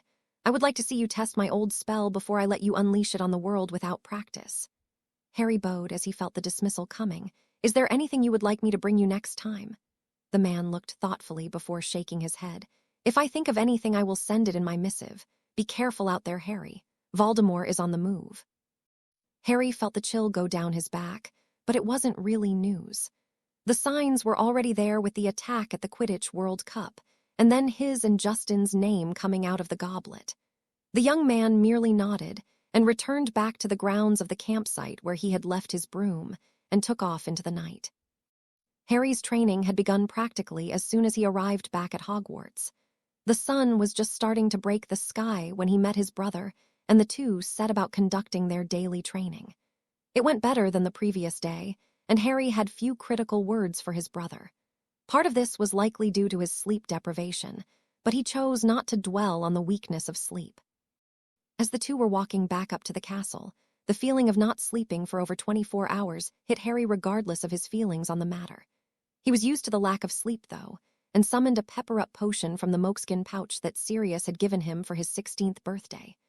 Uncorking the vial, he downed the contents, eagerly allowing his energy to return temporarily. Justin had noticed Harry's fatigue during training and finally asked, Up all night working on the map? And more, yes, I have discovered the first task, Harry said patiently. Justin nearly stumbled over his own feet. Seriously, when I joked about you not figuring out the task over the first night, I wasn't being serious. How did you find out? What is it? Harry looked across the grounds and confirmed the boys were still alone this early. He looked towards the Beauxbatons' carriage in the distance and saw a few girls out trading spells, but they were far enough that there was no way they would hear him. I told you I had friends at the ministry.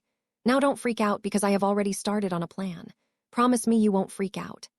The two were stopped now, looking at each other, and he could feel his brother's nervous anticipation. I'll be calm, just tell me. Harry sighed. Dragons, it's the first task. Justin looked at his brother in shock. No, it can't be.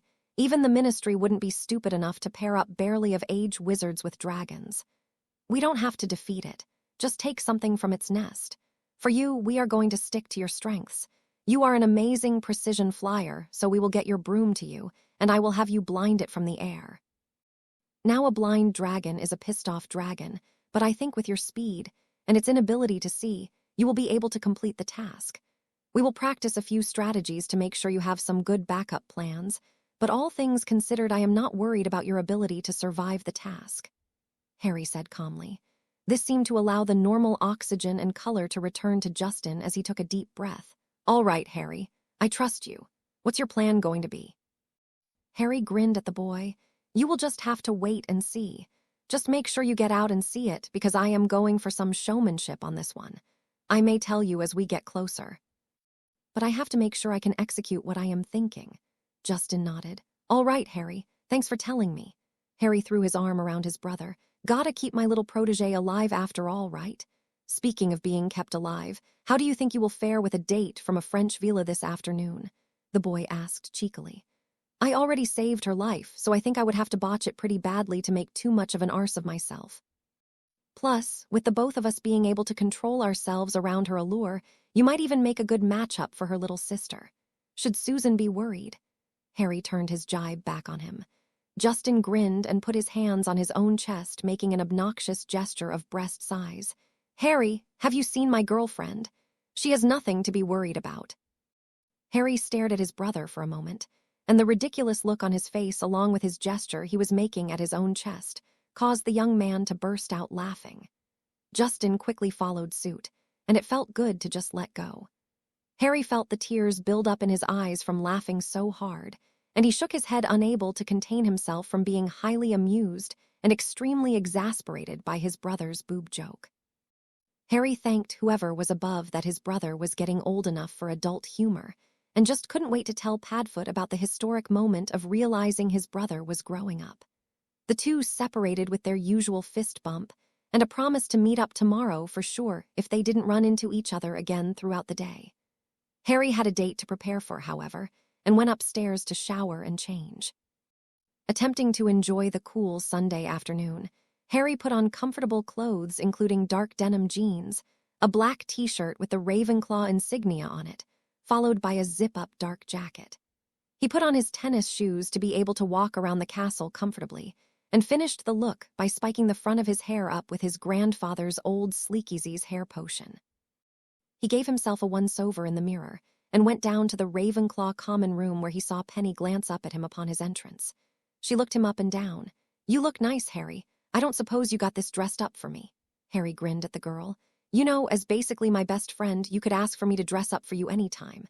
I may deny it, but you could always entice me now that Weasley isn't in the picture." The girl rolled her eyes at his wink. "Stop playing, Harry." He could tell the girl was blushing slightly, and now looked down with a worried look on her face. Harry sat across from her. "What is it?" "I am just worried about you. First Peter Pettigrew, then the Quidditch World Cup, and now this. That doesn't even begin to cover the other dangerous situations you have found your way into in your other years. I stayed up last night researching the previous tournaments, and it seems like a magical beast is likely to be involved in the first task." Harry said nothing about this, and instead placed a hand on hers. "I really appreciate that you care, Penny, but you don't have to worry about me. Let's just focus on our newts, and I will handle the tournament as the tasks begin to appear. You aren't going to live to take your newts if you don't take this tournament seriously," Penny said, evenly trying to compose herself. "Do you really believe they are going to bring something more powerful than the basilisk?" Harry asked, raising an eyebrow. This caught the girl off guard, and she shook her head after thinking for a moment. "No, I don't think there are many creatures that could even compete with a basilisk." Harry closed his book shut dramatically, then said, "Well then, there you have it. I survived my encounter with Slytherin's monster at 15. I think I can handle whatever the Ministry is purposefully going to throw at some barely legal adults." The girl was clearly searching for a counter-argument, but when she found none she sighed. "Fine. So are you really still revising for your newts? I could help you." Pinching the bridge of his nose slightly, the young man said calmly, "Penny, I really appreciate your concern, but it is all going fine. I am practically done revising and the tests are still 7 months away. That will give me lots of time to finish some of my inventions and prepare for the tasks. I promise I have everything under control. If you need help, however, I would be happy to help you." The girl said nothing, so Harry eased her some more. It will all be fine. I promised Fleur I would show her around the castle, though, so I will see you later in the evening. As Harry began to walk towards the exit, Penny called out, "Just be careful out there, Harry." "I always am," he called back cheekily. The descent towards the great entrance hall was about as arduous as usual. The stairs were probably more frequent than Harry would have liked, but he ignored them as best he could. After several minutes of traversing through the castle and grounds, he made his way to the Beauxbatons carriage to see that two young men were dueling with Amy Beaucart in a 2-on-1 standoff.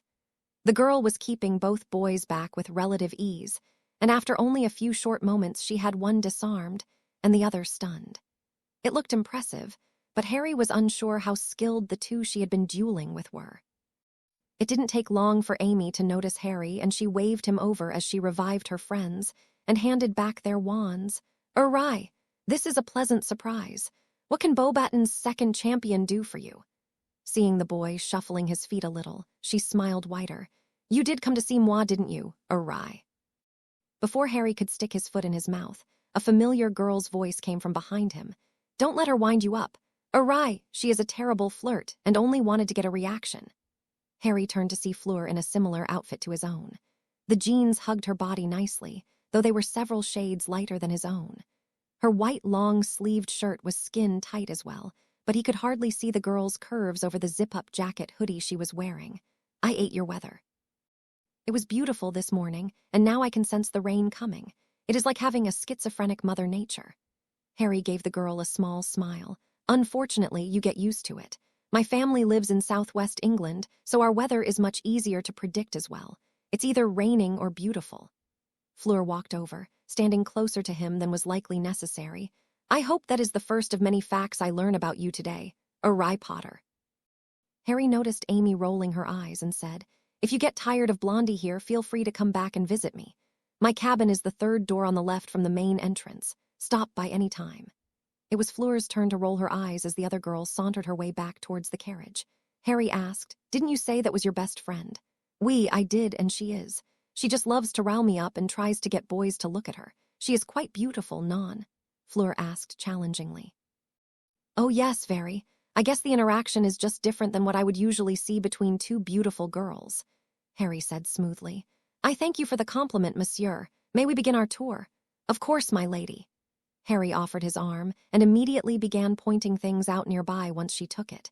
Harry pointed out the Black Lake, the Forbidden Forest, and told her of creatures that lived in both areas. He then went on to tell her about Hagrid's pumpkin patch and some of the creatures he has brought in for classes, intentionally or otherwise. They then made it up to the courtyard that led to the grand entrance hall, and he continued pointing out things to her. When they entered the castle, she said, "It is odd. I have never had to wonder who the crowd is looking at when I pass through it. If they are wasting their time looking at me when I have someone as beautiful as you beside me, Ms. Delacour, then the sheep of this castle are stupider than even I would have guessed." The girl laughed and pulled his arm tighter. "You must be the pride of your country. Awry. Your manners would make even my mammon blush. I have to say it is a pleasant feeling to be looked at for something other than being part Vila. Well, I hope you don't mind being led around by a murderer. Your reputation here in Britain shrinks with every step you take while walking with me," the young man joked. "Silly Englishmen mistake heroics for the dark arts. You wouldn't be the first wizard in this country's history to be treated this way. I care little for how people think about me in this country, though. You have nothing to fear," the girl said calmly. Harry nodded and dropped the topic, continuing to show her around the castle. He showed her the library on the 3rd floor and gave a brief history of each of the houses and their founder. As he walked her by the headmaster's office, Dumbledore passed the two of them, greeting them happily with a bright twinkle in his eye. "Ms. Delacour, Mr. Potter, it is a sight for these old eyes to see the strength of international cooperation being brought into play so soundly. Is there anything I can do for the two of you?" Harry gave the man a slight bow with his head. "No, headmaster. Ms. Delacour just asked for a tour of the castle, and I offered her my services." "Splendid. I will see you both at the weighing of the wands in a few days." The man offered a slight bow to the two and departed the area. Fleur let out a deep breath. His presence is extremely powerful. Harry rolled his eyes, thinking he found another Dumbledore worshipper. His power is certainly unquestionable, but the deeds he has done with it and the influence that it has given him certainly is. Fleur seemed puzzled by this as the two walked down the hall. What do you mean? Harry shrugged. The man wears a lot of hats. Supreme Mugwump, Chief Warlock, and Hogwarts Headmaster, to name only a few. It makes it hard to believe someone could do justice to those 3 jobs effectively without being driven mad, or letting some things fall into the cracks. Harry could tell Fleur was baiting him with her next words. Well, some would call him the greatest wizard of the age. Yes, they might, and they would also be wrong. Most influential, perhaps, but greatest. No, Harry said with a bit of finality. It was clear Fleur wanted to push this topic deeper, but he asked instead, How is your sister? Is she recovering mentally from the World Cup? Oh, yes. My little sister is made of much sterner stuff mentally. A part of her Vila magic allows her to mature and come to understand more difficult topics in our world a little easier than most. She is quite smitten with you. She wanted to thank you about 1,000 times when we were all at the ministry, but I was afraid she might start humping your leg if we let her go. More mature mentally, but might hump my leg? Harry asked with a chuckle. It's a Vila thing. Controlling emotional turmoil is one thing we do better than most at a young age. Handling hormones is a completely different story, she said with a smile on her face that shined with affection for her little sister. The chuckles continued for a moment, and she continued, You are unlike any person I have ever met. This caught Harry by surprise, so he stopped and turned to look at her. Is that a compliment? It is. I have mentioned 3 things about being Vila or part Vila today, and you haven't pushed the topic to learn what most men are always so curious about. It is a breath of fresh air, as I believe the English saying goes. Do you want me to ask about your Vila heritage? Harry asked carefully. I don't know. I've never had to wonder what it would be like if someone never asked or never knew. Here, I find myself alone with a boy in an abandoned hallway on a rainy day, and he hasn't once pushed the table to try and become intimate with me or take advantage of me in some way. It is a very unique experience. You haven't as much as attempted to hold my hand. Is my passive allure so non-existent to you? Fleur asked curiously. Oh, I feel it. I can also tell at times you have tried to hit me with a bit more than usual when fewer people were around. This caused the girl to blush, but she didn't deny the accusation. Would it make you feel better if I told you that I have resisted multiple Vila at once? This made the girl's eyes widen. That does make sense. Surprising Harry considerably, the girl grabbed him by the front of his shirt and placed a soft kiss on his lips. His combat instinct almost had him put the girl on the ground, but the kiss shocked him so much he barely responded at all. The girl nodded with approval. So not marked by one of my own. I was starting to wonder, and then when you said you had met other Vila. She let go of his shirt, now looking a little embarrassed. Harry, for his part, however, fought back the laughter. You thought I was marked by a full or half Vila, so you decided to kiss me to see if you could sense them. The girl looked impressed. You are certainly well rehearsed in Vila tradition. Where did you meet the others of my heritage? Honestly, a friend of a friend. I have met several half and full Vila in my lifetime. This friend I have is well connected, and many have sought his company because he is a seer. Harry explained half honestly. A true seer, there have only been a few born in the last century. Fleur asked in surprise. Yes, his visions are very powerful. I would love to meet this friend. Fleur said, looking very interested. That would be a very interesting day. He is a very private individual. Though perhaps if you can gain my trust through the year, I will ask him and let him decide. He trusts my judgment. That is a very powerful friend to have. More than you can imagine, Harry said ominously, and the girl looked at him with a look that indicated she was still trying to unravel a mystery. The weighing of the wand ceremony swept over Hogwarts with little interest.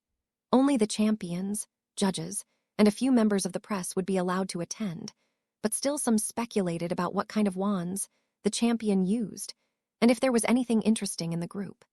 Harry and his brother walked into the atrium of the trophy hall, where a photographer was already set up, and Ollivander was chatting with Dumbledore and generally ignoring the other judges as the two caught up as old friends. Harry motioned for his brother to follow him over to a corner to avoid Rita Skeeter, who had eyed the boys immediately upon their arrival. Looking around, he could see most were in attendance already, though Fleur and Amy had not yet arrived.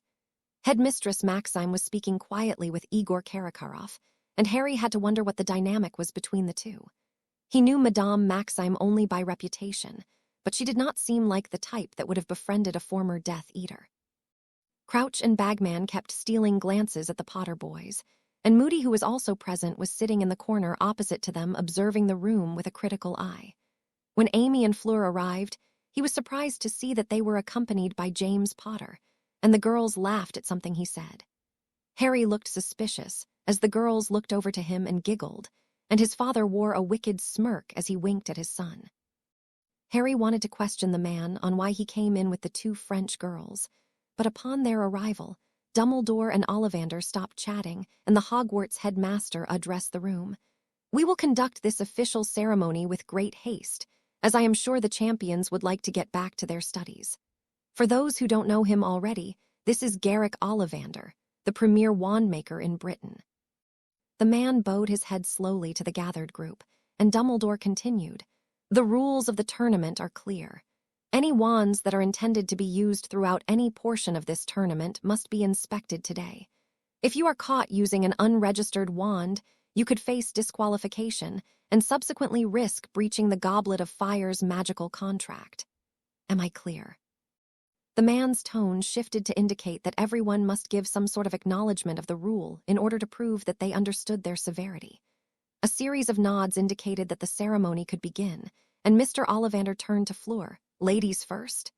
The girl nodded her head sharply, and the man took her wand gently, smiling immediately. "Oh my!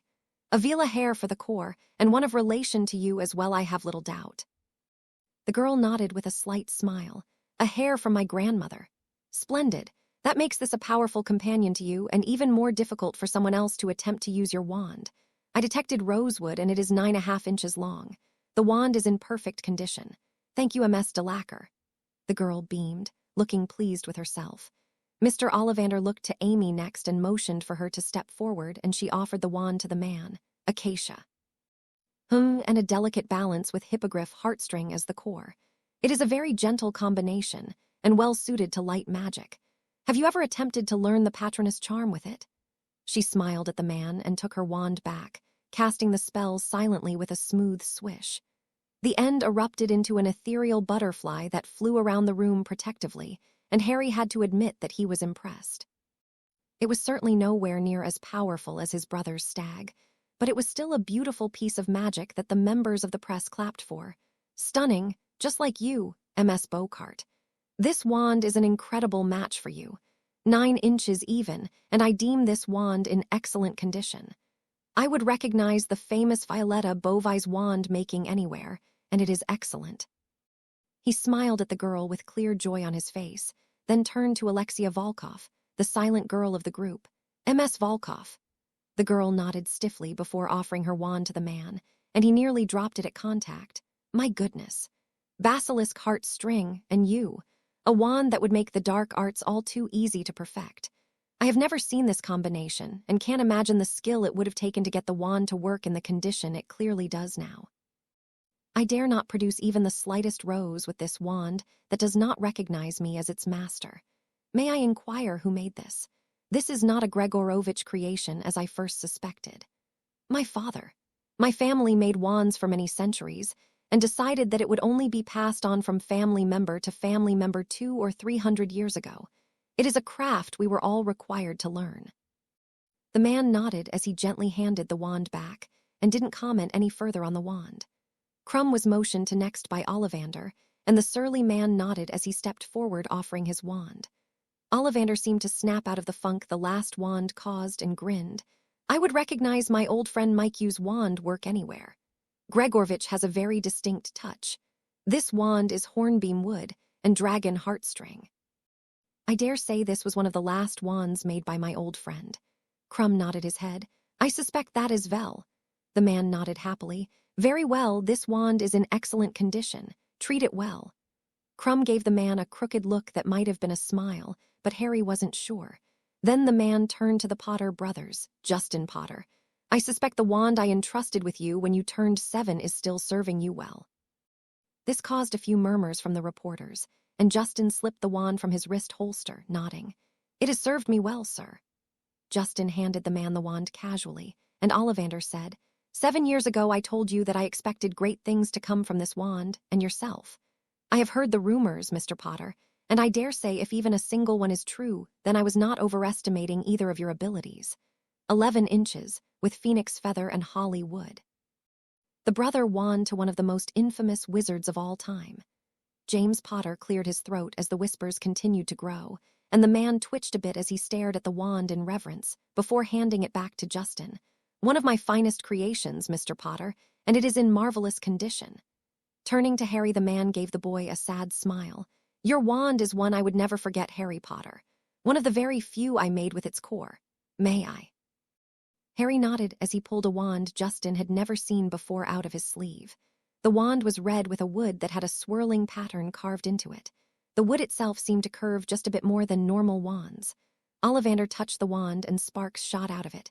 "Ah, yes. I remember this wand once recognized me as its master. It seems to recall our peaceful departure." Harry looked at the man with a hard look.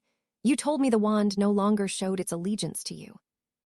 "Oh, and I dare say it would do me no good in a duel, but it is greeting me almost as if I were an old friend. This wand's core comes from the tail feather of a thunderbird that was particularly dear to me. I met him many years ago with an old friend of mine, Newt Scamander, and it had lost its life when Mr. Scamander asked me to help harvest all of the magnificent creature's usable parts. This is the same beast that helped perform the largest obliviation on record in New York in 1926. Encased in birchwood, this is a very special wand, and one of the most beautiful I ever designed. Naturally, it is in good health, but there is something I don't understand." Ollivander looked at Harry questioningly, then to James Potter, and then his eyes even flicked to the reporters before he coughed. "This may be a rather indelicate question, Mr. Potter, but this wand has never taken a life. Your duel with Peter Pettigrew is now legendary due to the location and circumstances, but I would recognize the stain if this wand had indeed slain an individual in any circumstance. Could you explain?" Harry stared at the man, trying to decide if he wanted to be furious with the man for revealing so much, but all eyes were on him now. "This is no longer my primary wand, Mr. Ollivander. It is a wand I use to train with for special purposes." Harry flicked his other wrist, and a very familiar wand to both James and Justin Potter fell to his hands. "This is the wand that I use on a day-to-day basis, and the wand that took the life of Peter Pettigrew and the Death Eaters at the Quidditch World Cup." The wand was midnight black, plain as any wand the gathered group had ever seen, for not a single design distinguished this wand at all. Ollivander took the wand from the boy and frowned. "I do not understand." Harry nodded. "I would be surprised if you did." "Who created it? I have never come across a wand that I did not recognize its core from."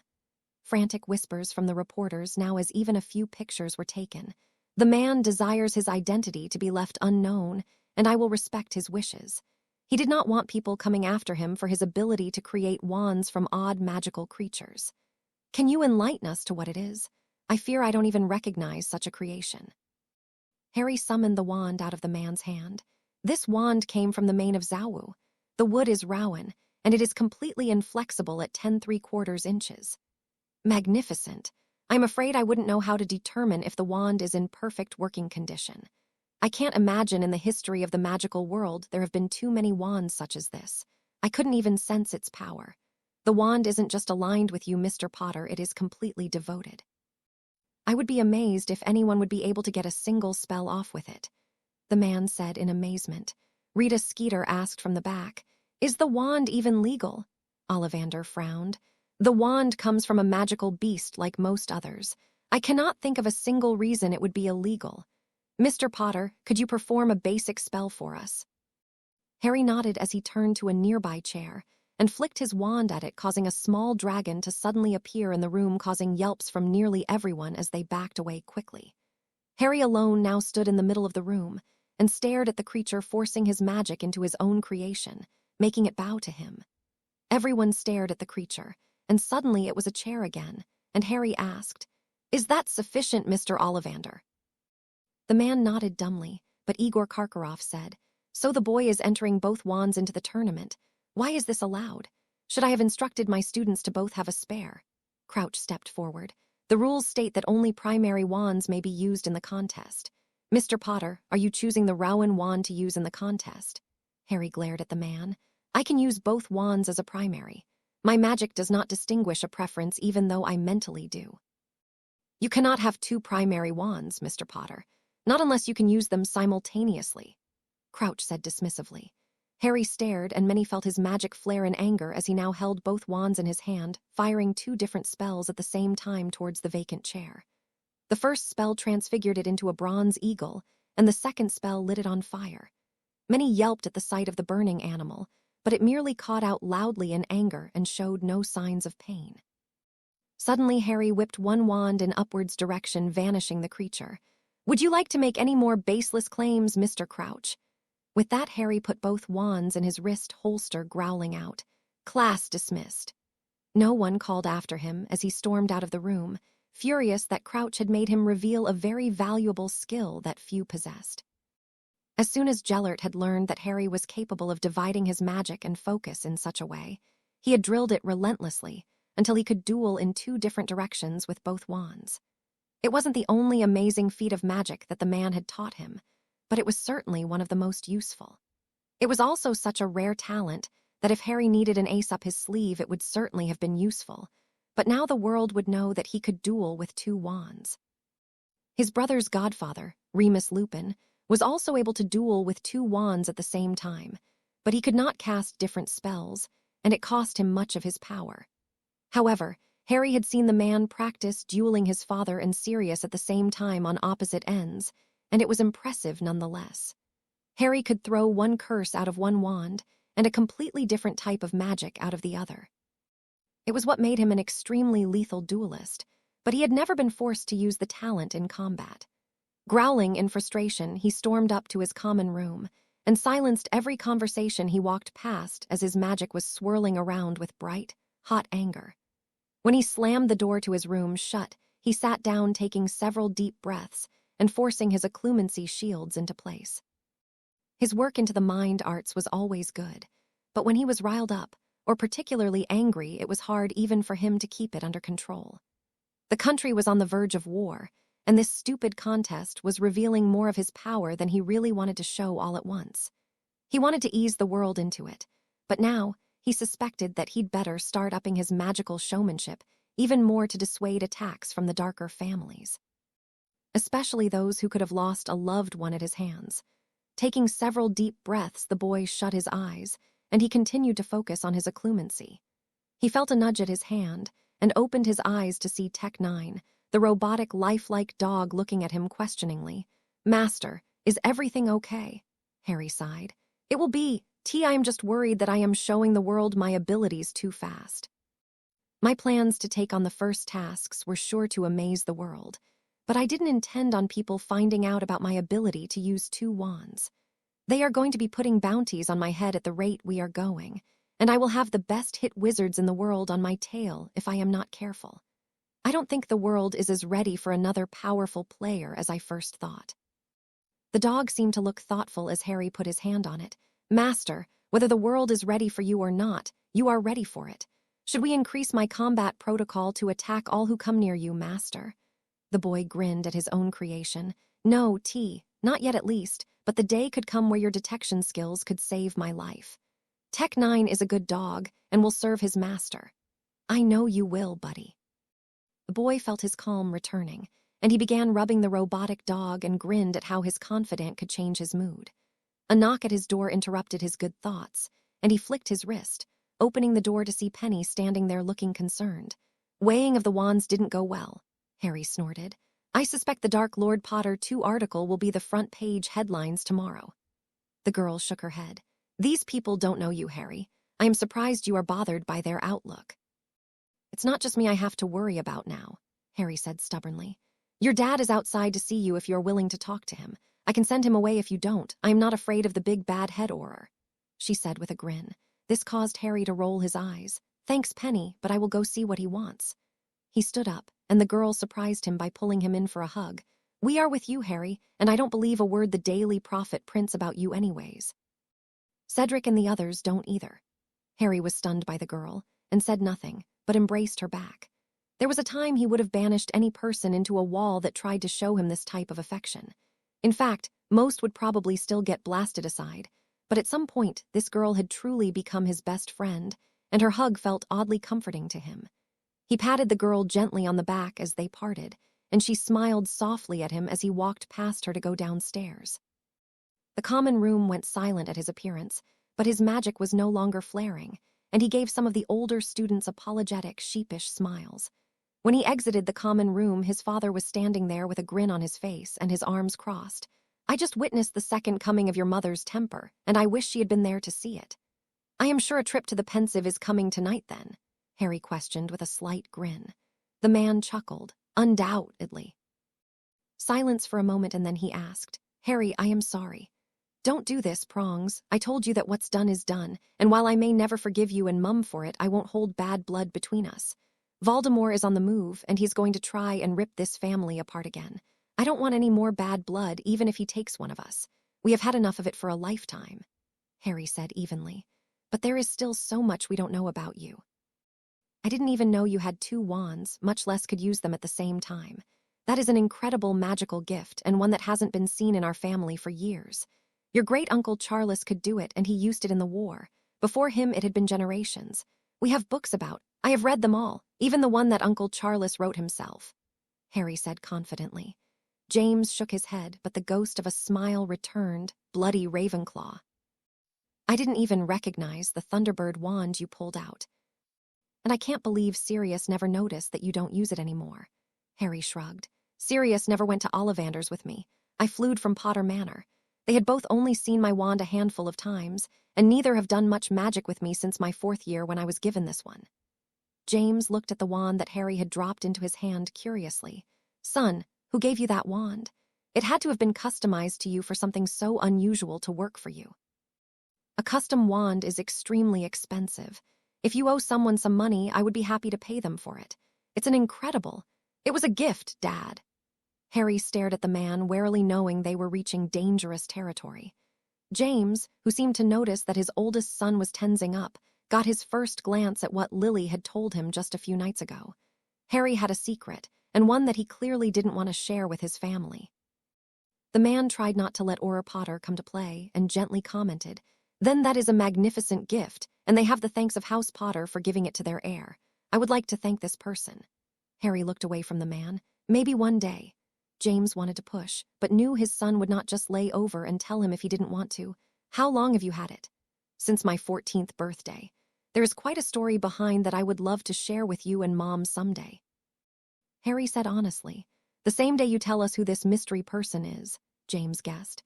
"If you're still willing to listen to the story, then yes," Harry said. James sighed. "I don't like secrets in our family.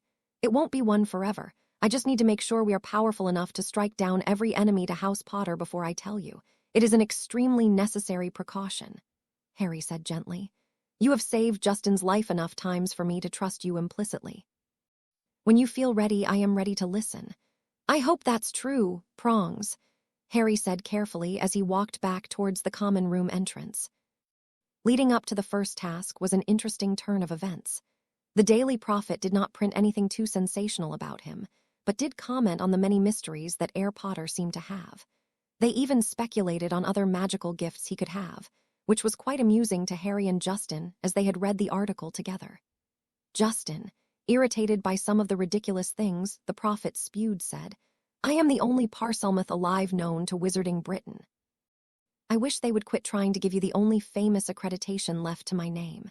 Not happy enough with your boy who lived moniker anymore," Harry teased. "Please, I'd rather be known for something I could at least remember. Though if the Creevy brothers ask for one more bloody picture, I might just set his camera on fire." The young boy growled out. This caused Harry to chuckle, as his brother was starting to take a little darker approach to his classmates.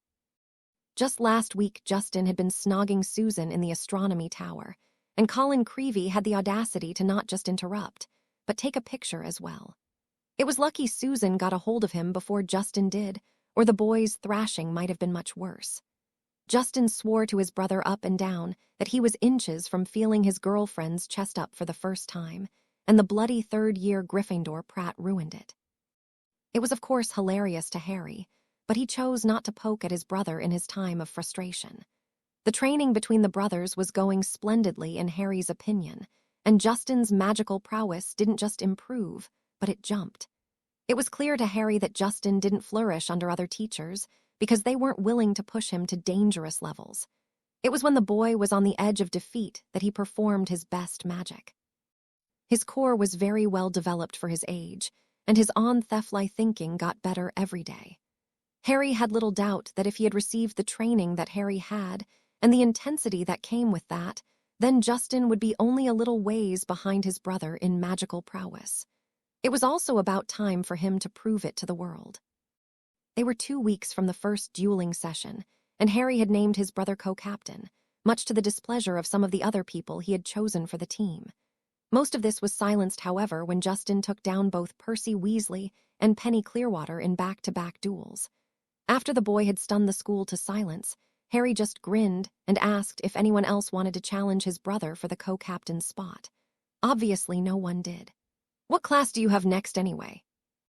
Harry asked. "Potions with Snape," the boy said with a twitch of his eye. Harry grinned. "Well, I have to get to class with Mad-Eye, so I can't say I am doing much better." Justin shook his head. "You did not just compare the greasy git to one of the greatest aurors of the last century, barring Dad. The man's lost his touch with reality. You should hear him go on about some things. I know the man is well versed in the dark arts with how long he has been fighting them, but there is just something weird about it," Harry said curiously. Justin shook his head. "It is a little weird. He seems different from when we were younger. It's been quite some time since I spent any amount of time with him, though." Harry rolled his eyes. "Seems like the old codger is losing it with age." Justin laughed. "How's the map coming anyways?" Harry sighed. "I've managed to replicate it twice now, but each time I do something new to it, the whole arithmetic formula just gets confused and breaks down. Mum and I are working on a few different things, but we are starting to think the Marauders were more lucky than they were skilled at building the map. We can't even get the clock on it right." Justin sighed at the news. "We may just have to let the tournament unfold and see what happens." "Not good enough," Harry said sternly. The boy nodded, but didn't look confident that they would learn anything new. The brothers said their farewells, and Harry trudged off towards defense against the dark arts with Cedric, who had joined him on the walk. Cedric asked, "Think we will get to see another first-hand account of Crazy? At the rate we are going, I am waiting to see him break down and confess that he regrets his time as a dark wizard catcher, and not being the dark wizard himself. With some of the ideas he has said out loud, I certainly wouldn't be surprised." This caused both boys to chuckle as they entered the class to see 3 times the number of desks that were usually in the room, and most of them were full. Harry saw Fleur and Amy sitting next to each other in the front, and he motioned for Cedric to follow him as they walked to join the empty 2 seats at their table. "Ladies, may we join you?" Amy looked over at Harry, then Cedric, and smiled widely. "Oh, yes, please. You're tall, with nice hair, and handsome. You can sit next to me, please." The girl batted her eyelashes at Cedric, and he swallowed audibly and took the seat next to Amy, while Fleur rolled her eyes. Amy hopped a spot over so Harry could sit next to Fleur and be closer to Cedric, and when Harry took his seat, he glanced at her questioningly, and she shrugged. "Dumbledore spoke with Madame Maxime and Headmaster Karkaroff and offered to allow us to join this special class of defense against the dark arts. Your Professor Moody is going to go over the unforgivable curses and offer to cast the Imperius on volunteers." Harry looked surprised by this. "I am surprised anyone would want to join this class. It isn't a pleasant experience being under the curse." Fleur looked questioningly at him, but he shrugged it off. "A necessary training tool I did a few years back. Hours of throwing off the curse over and over again. It's not a skill I usually share with people, but since Penny already told you girls I could do it, there's no point in hiding it now." The girl nodded, but still looked curious. Lots of rumors had been going around about Harry, and the more she heard, the more interested she became in finding the truth behind them. Alastor Moody entered from the office above the students and peered over the crowd with a satisfied grin. "Quite a few of you. Good. More of you that know what these curses look like and see how to fight them, the better chance you have against these stinking dark wizards out there." This caused a few of the Durmstrang boys to snicker, and Alastor roared at them. "Do I hear volunteers from Durmstrang to be held under the Imperius curse first?" This silenced them all. Alastor strode down the steps and stood in front of the classroom. "I am pleased that so many of you had the guts to show up to this lesson. I will be frank with all of you. It is an ugly one. I lost more friends, colleagues, and family members to these 3 curses than every other curse combined. They are deadly, they are effective, and the wicked are not afraid to use them. I will start with something you should all know by your 7th year.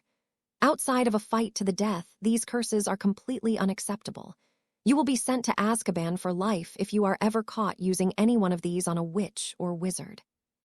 I was given permission by the Minister of Magic himself to conduct this lesson as I did for all Auror cadets in the academy. It is strictly volunteer only. No one will be forced. Am I clear? Many nods went throughout the classroom, and he nodded. Good. Let's start with demonstrations. Moody opened a jar that was in the center of his desk, and immediately a large spider came spilling out. Fleur flinched back a bit, and many others did as well. Harry touched her hand gently, but kept an eye on Moody the whole time. He felt the girl still, but refused to look anywhere else when Mad Eye had a wand in his hand. Moody levitated the spider into his hand, and it stilled. Who can tell me one of the 3 unforgivable curses? No one raised their hand, so Penny offered without raising her hand. The Imperious Curse, sir. He nodded. Correct. This is likely the most malevolent of the 3. It can make anyone do anything if they can gain control. Imperio. The spider that was already still suddenly jumped onto Harry's desk, and the others beside him all flinched backwards, but he stayed completely still. A moment passed, and he looked at Moody and offered his hand to the spider. The little creature immediately crawled into his palm and began dancing, causing a few to laugh but most to look disturbed. Look, it's harmless. She's just dancing. The way Moody said this made nearly everyone cringe, but suddenly the spider leaped out of its hand and onto a nearby Slytherin's head, who froze with absolute fear as it just sat on her head. This caused a little more laughter, and suddenly Moody said in a jolly voice, "What on earth shall I have her do next? Jump out the window?" The creature launched itself towards an open window, but Moody stopped it above a glass of water. Drown herself. The spider clearly began struggling, trying everything it could to get to the water, but Moody didn't allow it. No one was laughing now. He summoned it back to his hand. Scores of witches and wizards did terrible things under the influence of the Imperious Curse, but here is the question. How do we sort out the liars? The bluntness of his statement shocked even Harry, but Moody didn't let the silence linger. Someone else give me another. Fleur spoke after several moments of silence. The Cruciatus Curse. Moody nodded. The Torture Curse. Like the Imperious, this curse can be defeated, but keeping your mind under such pain is near impossible. Crucio. The spider immediately began writhing and making sounds Harry didn't even know were possible for such a creature to make. It went on. Then it kept going. Finally, Harry realized that something just wasn't right. Many people were pale and couldn't take their eyes off the creature. It went on so long that Harry growled out, "Enough!" Moody looked up suddenly and locked eyes with Harry and looked more than a little surprised. To Harry, it seemed the man forgot everyone else in the room. It was almost like watching an addict who couldn't control themselves, but Harry wasn't certain. Moody took the spider's creaking body and dropped it on the desk. Perhaps, Mr. Potter, you would like to give us the last of the 3 unforgivable curses. Your family is particularly famous for defying this curse. The only family in history. Harry stared at the man as he rose to his feet. A pin drop could have been heard in the room as Harry continued to stare at the man.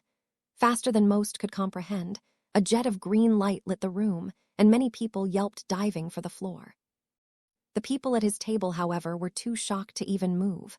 A wand was now in Harry's hand as he stared furiously at the man.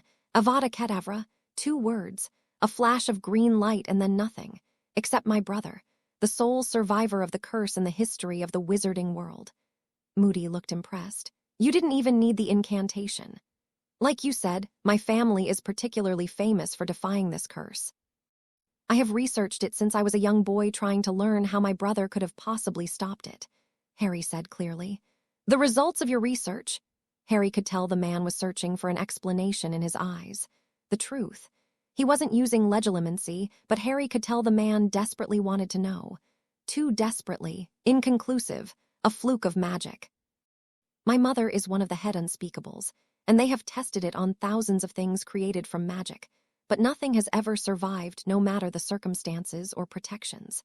It is likely my brother will remain the only wizard in history to survive it. Whatever the Dark Lord did that night must have been caused by a cascade of impossible events for it to have happened. Harry wasn't sure if everyone in the room bought into what he was saying, but he was certain that Moody didn't. The man ripped his eyes away from Harry and summoned the dead spider to his hand and easily dropped it into a rubbish bin. The casual taking of any innocent life perturbed Harry, and the suspicion was rising. Suddenly the man turned with his wand in hand again. "It is time to begin the practical lesson.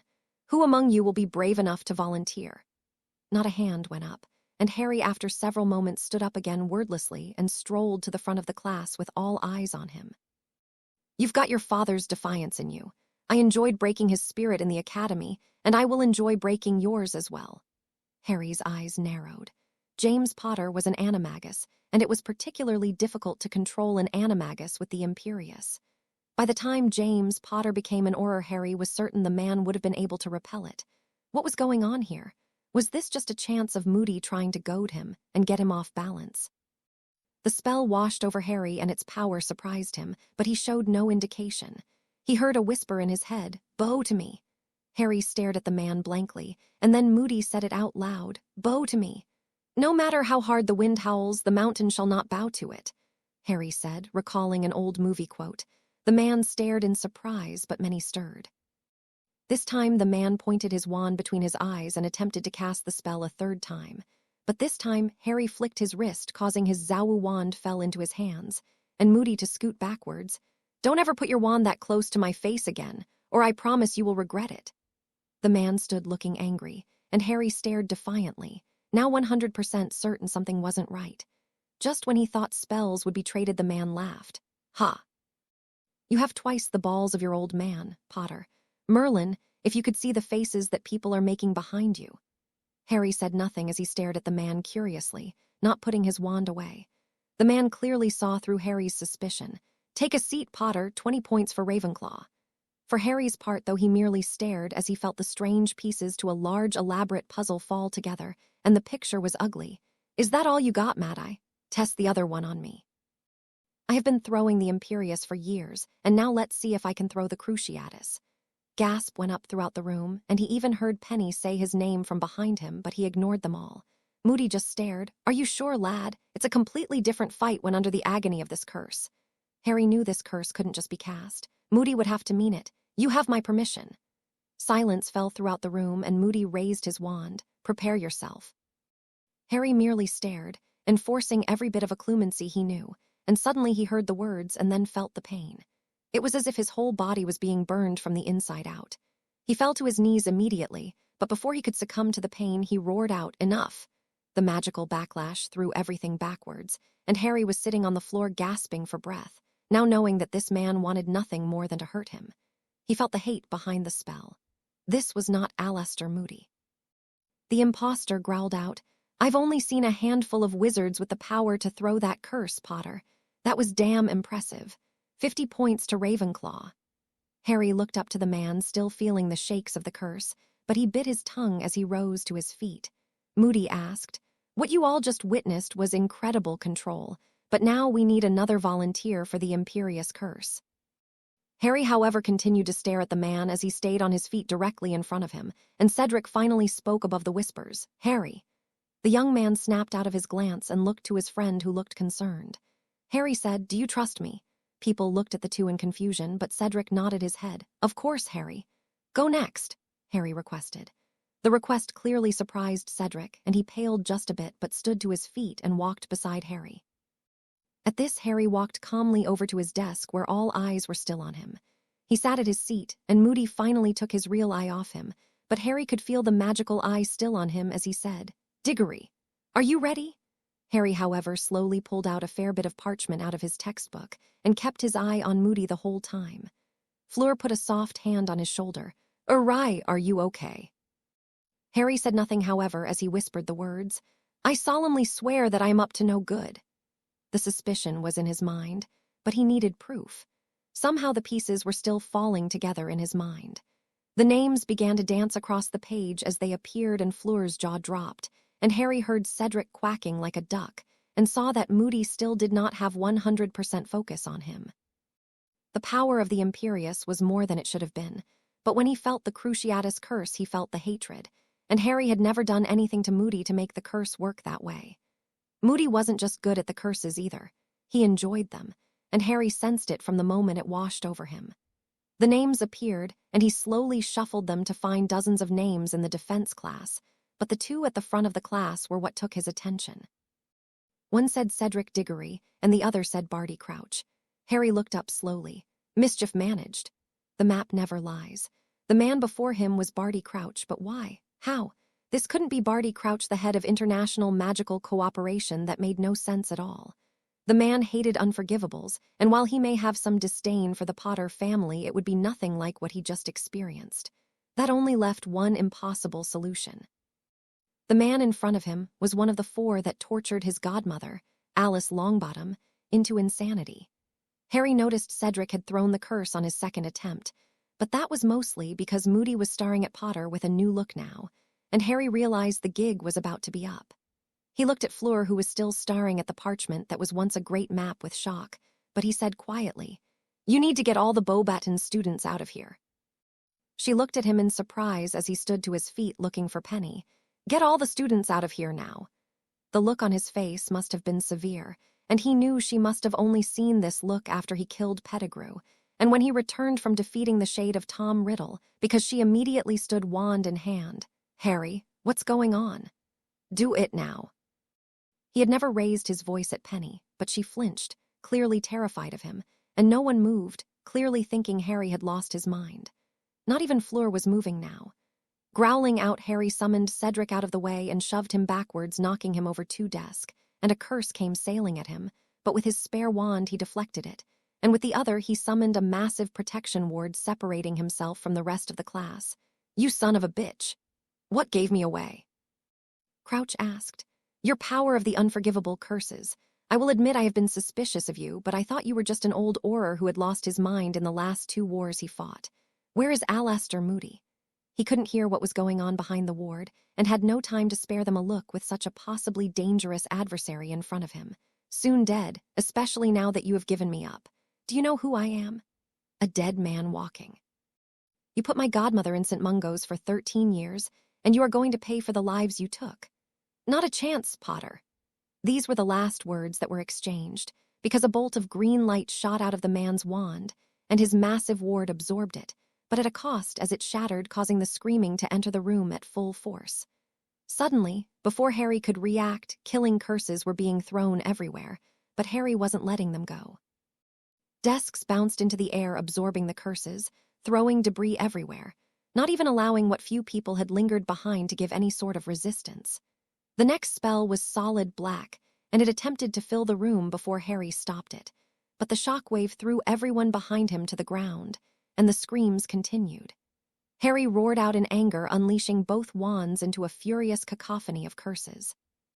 The wall behind the man was blown to pieces as the man weaved curses around him, but Harry was too fast as he caught the man with a blasting hex that threw him through what was left of a wall and down towards the castle grounds with the rest of the debris. Harry only chanced a single look behind him to see injured students, but all appeared to be conscious and moving. Cedric ran to his side immediately as he walked towards the massive hole in the wall that looked over the grounds.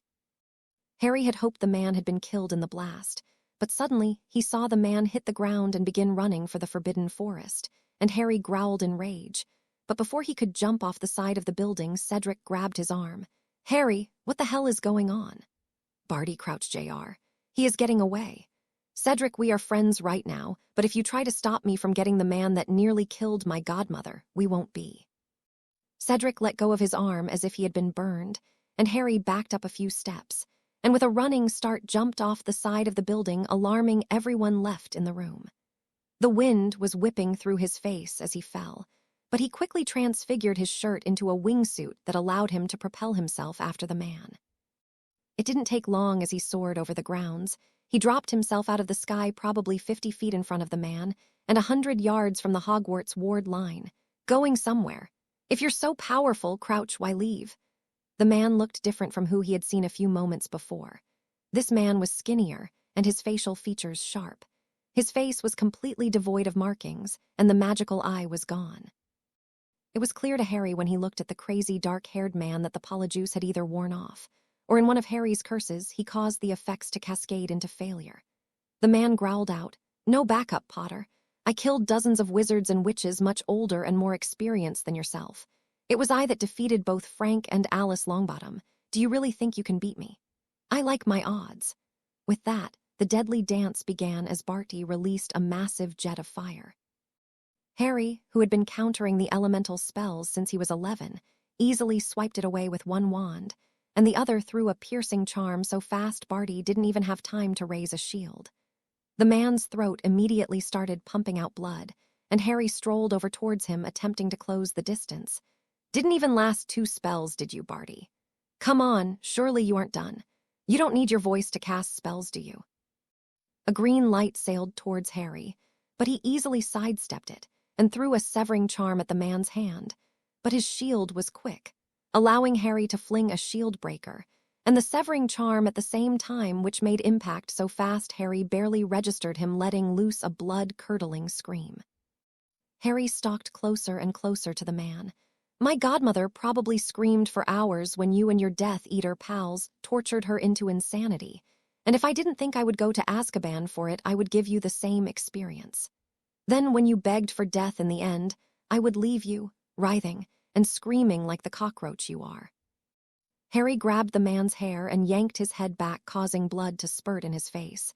But he didn't flinch as he rammed his fist into the man's face 4 times before releasing the man. You disappoint me.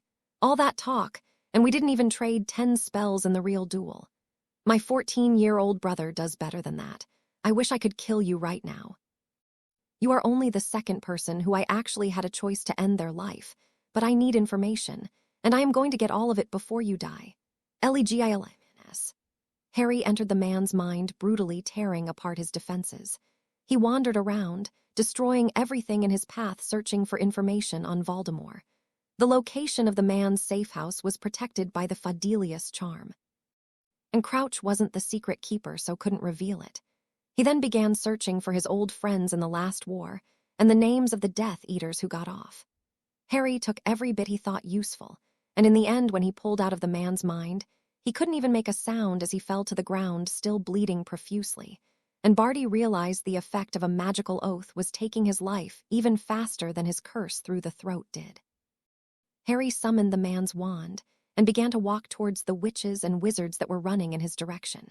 He saw Dumbledore had his wand drawn and several other professors, including the heads of the other 2 schools. When they were upon Harry, he merely kept walking, talking with an even voice. He's all yours. Flitwick was the first to get to Harry, though, as he grabbed both his arms. Harry, are you all right? You are covered in blood. Is any of it your own? I don't believe so, Professor. Harry said shortly. Dumbledore stood next to him, but didn't dare touch him. The man in the forest, Harry, who is it? Harry looked at the man, and his senses were rushing to catch up with him before he spoke. They couldn't afford to let Crouch SR get away, and he couldn't be tipped off by anyone here. Harry grabbed Dumbledore's arm, and the man nearly cursed him, but he held his wand pointing down towards Harry's legs, clearly ready for anything. We can't let this go unanswered, Headmaster. I want to trust you this one time, but if you look any further, I will never give you a second chance. Dumbledore seemed to understand as they locked eyes, and he delved into his surface thoughts and saw Crouch Jr. and the information that Harry had obtained. It was Voldemort's plan from the beginning. Both the Potter boys' name in the cup to attempt a resurrection ceremony. Then he showed Dumbledore that Crouch SR had performed the switch of his wife and son, and then held him under the Imperius for 2 years. When they separated eye contact, Dumbledore stared ahead, shocked. You're absolutely sure? No one could have lied their way through something like that while on death's door. It also violated an unbreakable vow, and that is currently what is taking the man's life. Harry said, feeling calm, but feeling the adrenaline beginning to slowly leave his body. You broke into his mind, so far you took a secret protected by an unbreakable vow, Dumbledore said, looking slightly worried at him. We couldn't let this information go. Fudge would have had him kissed either way, and we can chalk his cause of death up to breaking the vow. Harry said carefully, and changed the subject quickly. The real Aleister Moody is up in a trunk in the defense against the dark arts classroom, and I am sure he is going to be right hacked off that this lasted as long as it did. It was clear Dumbledore did not agree with this, but dared not argue with him with such sensitive information on the table. Very well. Harry nodded, and saw Justin, James, and some Aurors from his squad running towards him. Excuse me, Headmaster, I have to see my family. Dumbledore didn't attempt to stop Harry, and he led the rest of the party to the fallen body ahead as Harry marched up the grounds towards a sprinting James and Justin. James reached him first, grabbing both of his arms. "Merlin, Harry, are you okay?" Cedric Diggory was screaming at me like the devil was after him when I came to investigate the explosion that rocked the castle. All I could get was Rogue Moody and Harry trying to kill him. Harry snorted and started feeling the impact of the adrenaline rush ending. "That's pretty much the gist of what happened. I have a lot of answers for you, Dad, but I need you to get me out of here first. To your personal quarters. Contact Mum and the other Marauders. They all need to hear this. Justin, I have a job for you as well. Go hunt down Neville Longbottom and bring him to Dad's quarters. I will explain everything then." Justin didn't question Harry in the slightest as he took off running back towards the castle, and Harry threw an arm through his dad's, claiming, "My legs are gonna give out shortly. Adrenaline dumped to the extreme. Can you cast Scourgify and clean me up as we walk?" James nodded gladly to accept some of his son's weight, shouting at Dawlish nearby, "John, you are in charge of this scene. I'm going to see to my son's health, and will get you the answers for a report. If you plan on making an arrest, come to my quarters, and we will discuss it." The Auror looked like he wanted to question it, but Shacklebolt shouted, "Dawlish, you need to see this." With the Auror now in charge of the scene distracted, James began moving his son away from it all and began swirling his wand around as they made entrance to the castle grounds, cleaning him off before they made it to the main courtyard where Penny and Cedric were waiting. When they saw him, he saw Penny nearly slump to the ground in relief that he was okay. Cedric came over, taking his other arm, helping James support him even easier. "Harry, are you injured?" "No, just an adrenaline dump, mostly from jumping out of the castle without my broom than from the duel itself. I will admit that was some of the craziest stuff I have ever done," he said, grinning at the boy lightly. This caused Cedric to snort and Penny to turn red with anger. "You mean jumping out the window was crazier than CHASING, a psychopath throwing killing curses around like confetti, you absolute prat?" Cedric laughed, but it sounded slightly forced as Penny clearly wanted to start hitting him, but James stopped her. "MS Clearwater, I have heard great things about you from my wife, but now is not the time to berate my possible idiot of a son. You will have to save it for later," James said as he never stopped his walk into the grand entrance hall.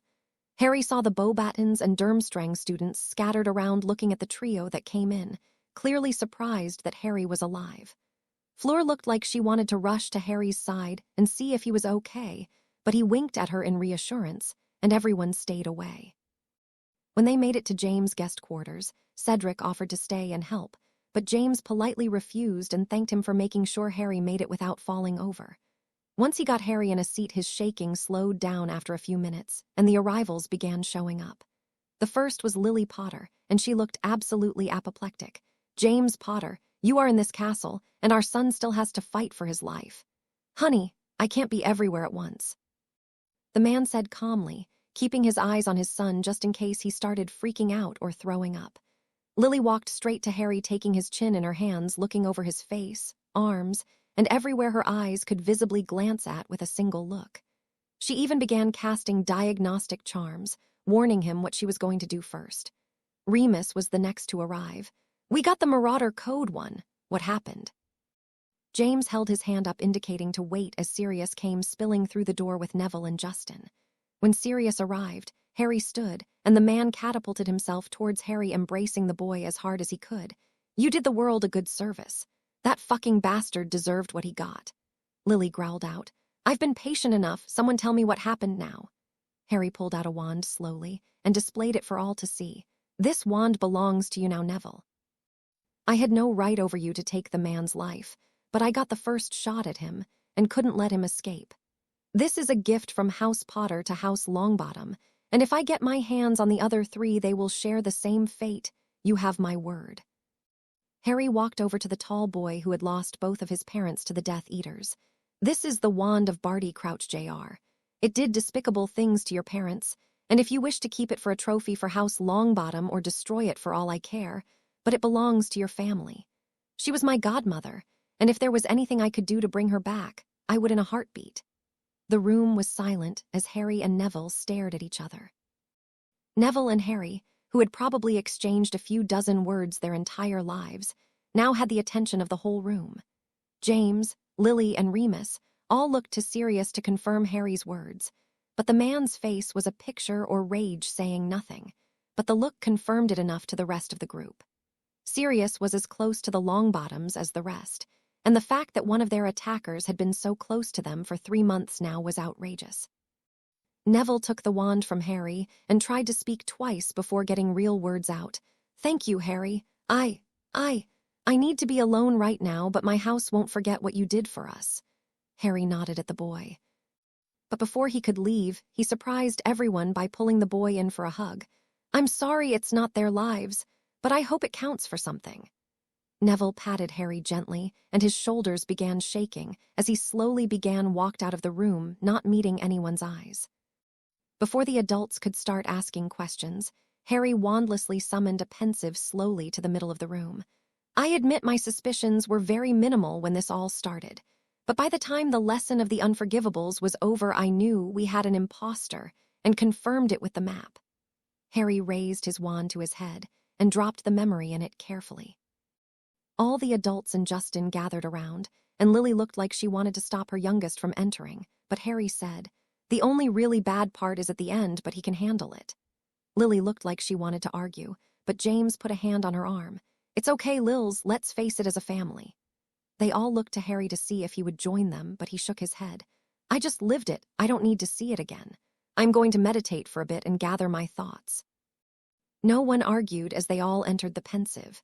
Harry, for his part, walked across the room taking deep breaths before sitting down cross-legged, closing his eyes and focusing on his magical core. He took long, deep breaths to calm himself down and began to allow his mind to overrule his emotions. He wasn't sure how long he was sitting there, but he heard the others exit the pensive. All present looked shocked. Lily stared at her son. "You volunteered to have 2 of the 3 unforgivable curses cast on you, and then jumped out of a window to pursue this psychopath. Are you sure you don't belong in Gryffindor? The man stood no chance against me. I knew it, and he was going to figure it out quickly. It was a very calculated plan, actually, and I owed it to Alice to make sure the man wouldn't escape," Harry said easily. James shook his head. "So the Auror in me needs to confirm, what were the giveaways?" Harry shrugged. "The biggest one was actually what he said about you and the Auror Academy. That was my biggest red flag that actually made me check the map. His power with the Imperius was odd, and the Cruciatus was downright wrong. But when he said he broke you with the Imperius in the Academy, I knew something wasn't right. There is no way with the combination of being competent in the mind arts, powerful, and being an animagus that he broke you in the Academy. If he had any control over you, it would have been very limited. At first I thought he was trying to goad me, but the look in his eyes said otherwise. I wouldn't have made a move, but Sirius told me the map never lies, and this one was my personal map, so I knew he was right. I had also seen Barty Crouch and Alistair Moody in the same room a few weeks ago, and knew the 2 had no love for each other, so enough suspicions gave me my clues to attack. As you all saw, I tried to clear the room, but all those idiots just stared." Justin snorted. "You probably scared the shit out of all of them." Lily smacked the boy gently behind the head. "Language." Sirius and Remus shook their heads, but James Potter scratched the side of his face in thought. Justin is right, though. Between that or thinking that Moody was testing them, I don't think most of them realized that it was real until you summoned that massive ward and the killing curse was being flung around. Even still, most of them just sat there like idiots.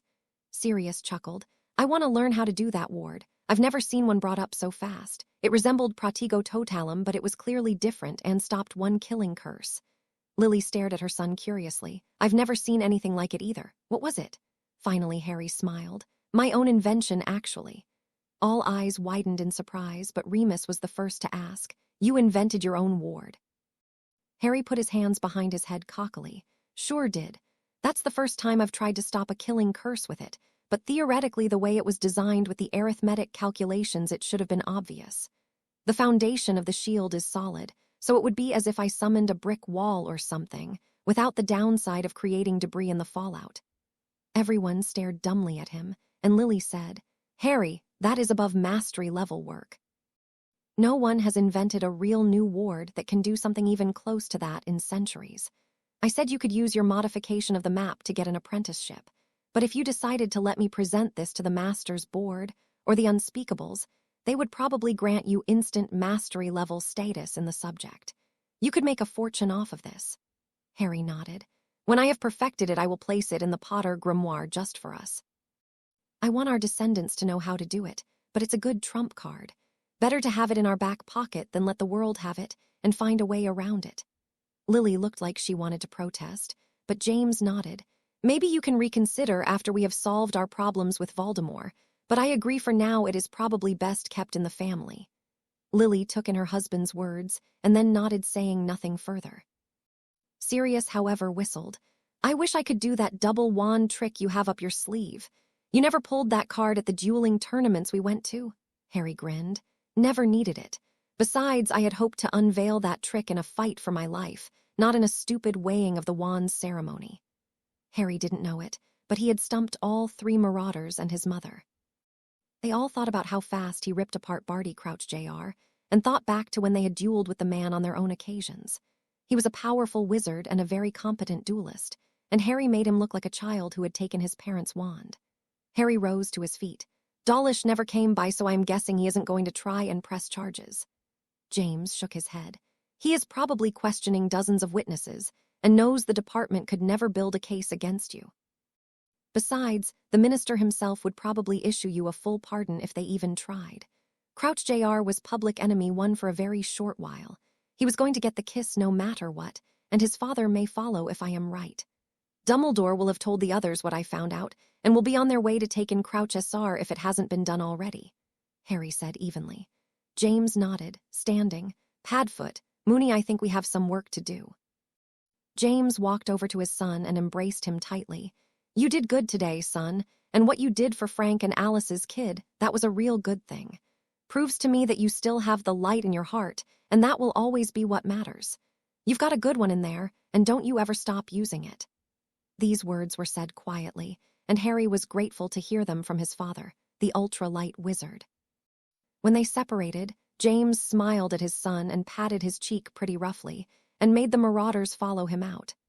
Lily and Justin were the final 2 there, and he gave them smiles, but Lily spoke calmly. You will have to tell me who your teacher is someday, Harry. Harry froze at this. What do you don't grow to this level of power or competency without someone extraordinarily powerful behind you, and if Voldemort were still in corporeal form, I would suspect him, and if Dumbledore and yourself were on better terms, I might suspect him, but neither are possible. This secret you are carrying, Harry, I know it's a someone. It has to be. Harry turned his back on his mother and began making his way towards the door. It is. He never turned back to look at her or his brother, but he exited the room and tried to still his racing heart. Murderers and controversy, ATHOGWARTS rabid readers. I write to you today carrying the wildest of tidings. Ex-Master Auror Alistair Moody, and current defense against the dark arts teacher at Hogwarts School of Witchcraft and Wizardry, was found today in a trunk in his classroom, where he had been for nearly 3 months. You might ask how that is possible considering the term started 3 months ago, and Alistair Moody has been teaching his classes for at least that long, but that is where you would be wrong. That's right, the professor that was teaching the class was none other than long-time believed to be deceased, Barty Crouch Jr. A Death Eater was teaching classes for 3 months at our children's school, and the great Albus Dumbledore had no idea. Many are already pondering how Dumbledore, who had been friends with Moody for the last 50 years, could not have known that an impostor was teaching in his school. But the simple answer is Dumbledore is getting old. While Dumbledore getting older is certainly nothing new in itself, the discovery of our impostor was by Harry James Potter, who this journalist called a rising Dark Lord just a few weeks prior, and I must offer my sincere apology for not fully understanding the boy. It was said that imposter Moody was giving a lesson on the unforgivables. This had been approved by our ministry and the headmasters of each respective school. The class was full of volunteers of people who wanted to learn what it would be like to fight the dark curse that plagued our great country, and the only good thing in the situation was that at least only 2 students received the curse. Many would say that it is a loss that any witch or wizard were held under the Forsaken Curses, but eyewitnesses claim nearly 50 just above age students were in that class, and prepared to take the curse and learn to defend themselves. The first of the volunteers was the son of our head Auror, Harry James Potter. Harry Potter, 17, stood up to the impostor Moody, and allowed the man to attempt to cast the curse over him twice. As my witnesses told me, He seemed virtually unaffected. Apparently, when the man attempted to cast it a third time, Harry Potter WANDLESSLY blasted the man back, angrily citing that no one would be allowed to wave a wand in his face. It was then when the heroics truly started. Harry Potter then volunteered to be held under the Cruciatus Curse, which this imposter Death Eater was all too happy to do to our young hero. It is agreed upon by all that, although the boy succumbed to the pain briefly, he was quickly able to repel the curse and fight back to his feet. Our eyewitnesses say that Harry Potter next asked his longtime friend Cedric Diggory to volunteer, and now it seems that Harry was trying to come up with some sort of strategy to take the imposter out, as Mr. Diggory, 17-year-old Hufflepuff student, was only put under the curse one time before Harry started attempting to get people out so he could have his standoff with the man. Of course, most of the students were in shock, or believed that he was still suffering after the effects from the curses, but instead a duel began that involved blasting a huge part of the castle apart, and Harry Potter even threw the imposter through the window and glided after him like some kind of muggle skydiving daredevil. The duel that followed on the grounds was said to be short, and after Harry Potter defeated the man, he extracted information on his and his little brother's entrance to the Triwizard Tournament. It was at this point the Death Eater broke his unbreakable vow by telling Harry that he had entered his name in, and the man lost his life with the truth. Hours later, Barty Crouch SR, head of the International Magical Cooperation Department at the Ministry, was arrested and sentenced to life in Azkaban for releasing a prisoner and holding his son under the Imperius for 2 years. So many questions are left unanswered, and for now that is all the information I have. Stay tuned, readers, and more will come. The article had changed things for Harry. It was amazing how fast the tune of the public can change when they believe something good was done. It was clear that his dad's influence in what knowledge got out was present, as some of it was entirely accurate, but he was grateful for the little inaccuracies. It was now the night before the first task, and it was currently quite the headache for Harry. Penny was harassing him every which way to go over his plan for the dragons, and no matter what she said, he refused to ruin the surprise. "Harry, this is insane. You have to tell someone your strategy." "What if you overlooked something blatantly obvious?" Harry rolled his eyes at this. Gellert and himself had gone over dozens of scenarios and came up with counters to each and every one of the bad things that could happen. He had perfected his master's old spell, and Fiendfire was something he could cast since he was 15. He doubted his magic would fail him in such a fight-or-die situation. "Penny, I'm telling you I went over my plan with someone very magically astute. The odds that both of us would miss something blatantly obvious is seriously unlikely." The girl looked like she wanted to scream. "At least tell me who it was. It would make me feel better if your mom, dad, or Dumbledore knew your plan and approved it. I know what you are like in the face of danger, and those are the days I seriously question why you weren't put into Gryffindor." "I resent that accusation," Harry said amusedly. The girl glared at him and clearly wanted to say more when a patroness in the shape of a stag came prancing into the room. "Harry, your father and I need to speak with you in the headmaster's office. Please come at your earliest convenience." Harry looked at the stag as it bowed to him, and he groaned, putting his hand in his head. Harry took a deep breath and tried to rein in his emotions before his magic started flaring with irritation. "I see that I have to deal with some family stuff that I am sure will improve this day tremendously." The sarcasm in Harry's voice was not missed by anyone in the common room at this hour, and Penny looked at her watch saying, "It's almost curfew." Harry gave the girl a look that clearly said the next words came at a price, and the girl raised her hands in surrender, allowing the young man to stroll out of the common room towards the headmaster's office. It did not take long to navigate through the castle, and when he got to the gargoyle it didn't budge, and the boy growled out, "I have been summoned by the headmaster. Care to let me up?" At first nothing happened, and Harry drew his wand fully prepared to blast the thing to do some of the convincing. But as he did, the gargoyle began to move, allowing Harry to trudge his way up the steps towards the big office. Arriving at the door, he thought about barging in, but didn't want to appear to be in too bad of a mood before the arguing started. So Harry politely took a deep breath and knocked 4 times. The door was immediately opened, and Harry was greeted with the sight of his family plus Sirius Black, Remus Lupin, and Headmaster Dumbledore. Dumbledore said, "Ah, Harry, my boy, thank you for joining us with such haste. We know you are very busy." Harry gave the man an emotionless look, saying, "Should I have summoned my head of house with me, headmaster? This looks like an interrogation room." Harry's father just shook his head. "No, son, it's not an interrogation. We just wanted to update you on some things. It couldn't have waited till tomorrow. The head girl was about to be on my case for leaving so close to curfew," Harry said in an almost joking manner. Dumbledore merely chuckled, saying, "Dare I say you could have talked your way out of anything with MS Clearwater. The rumor mill has reached my old ears that you two are quite invested in one another." Glaring at the man for a moment, the raven-haired boy said, "Business between myself and MS Clearwater should remain just between the two of us. I am sure you can appreciate and understand that, headmaster." Everyone recoiled a bit at the boy's frosty tone, but no one commented further as the headmaster said, "Of course, forgive an old man's intrusions." Harry waited for someone else to speak, and then rolled his eyes.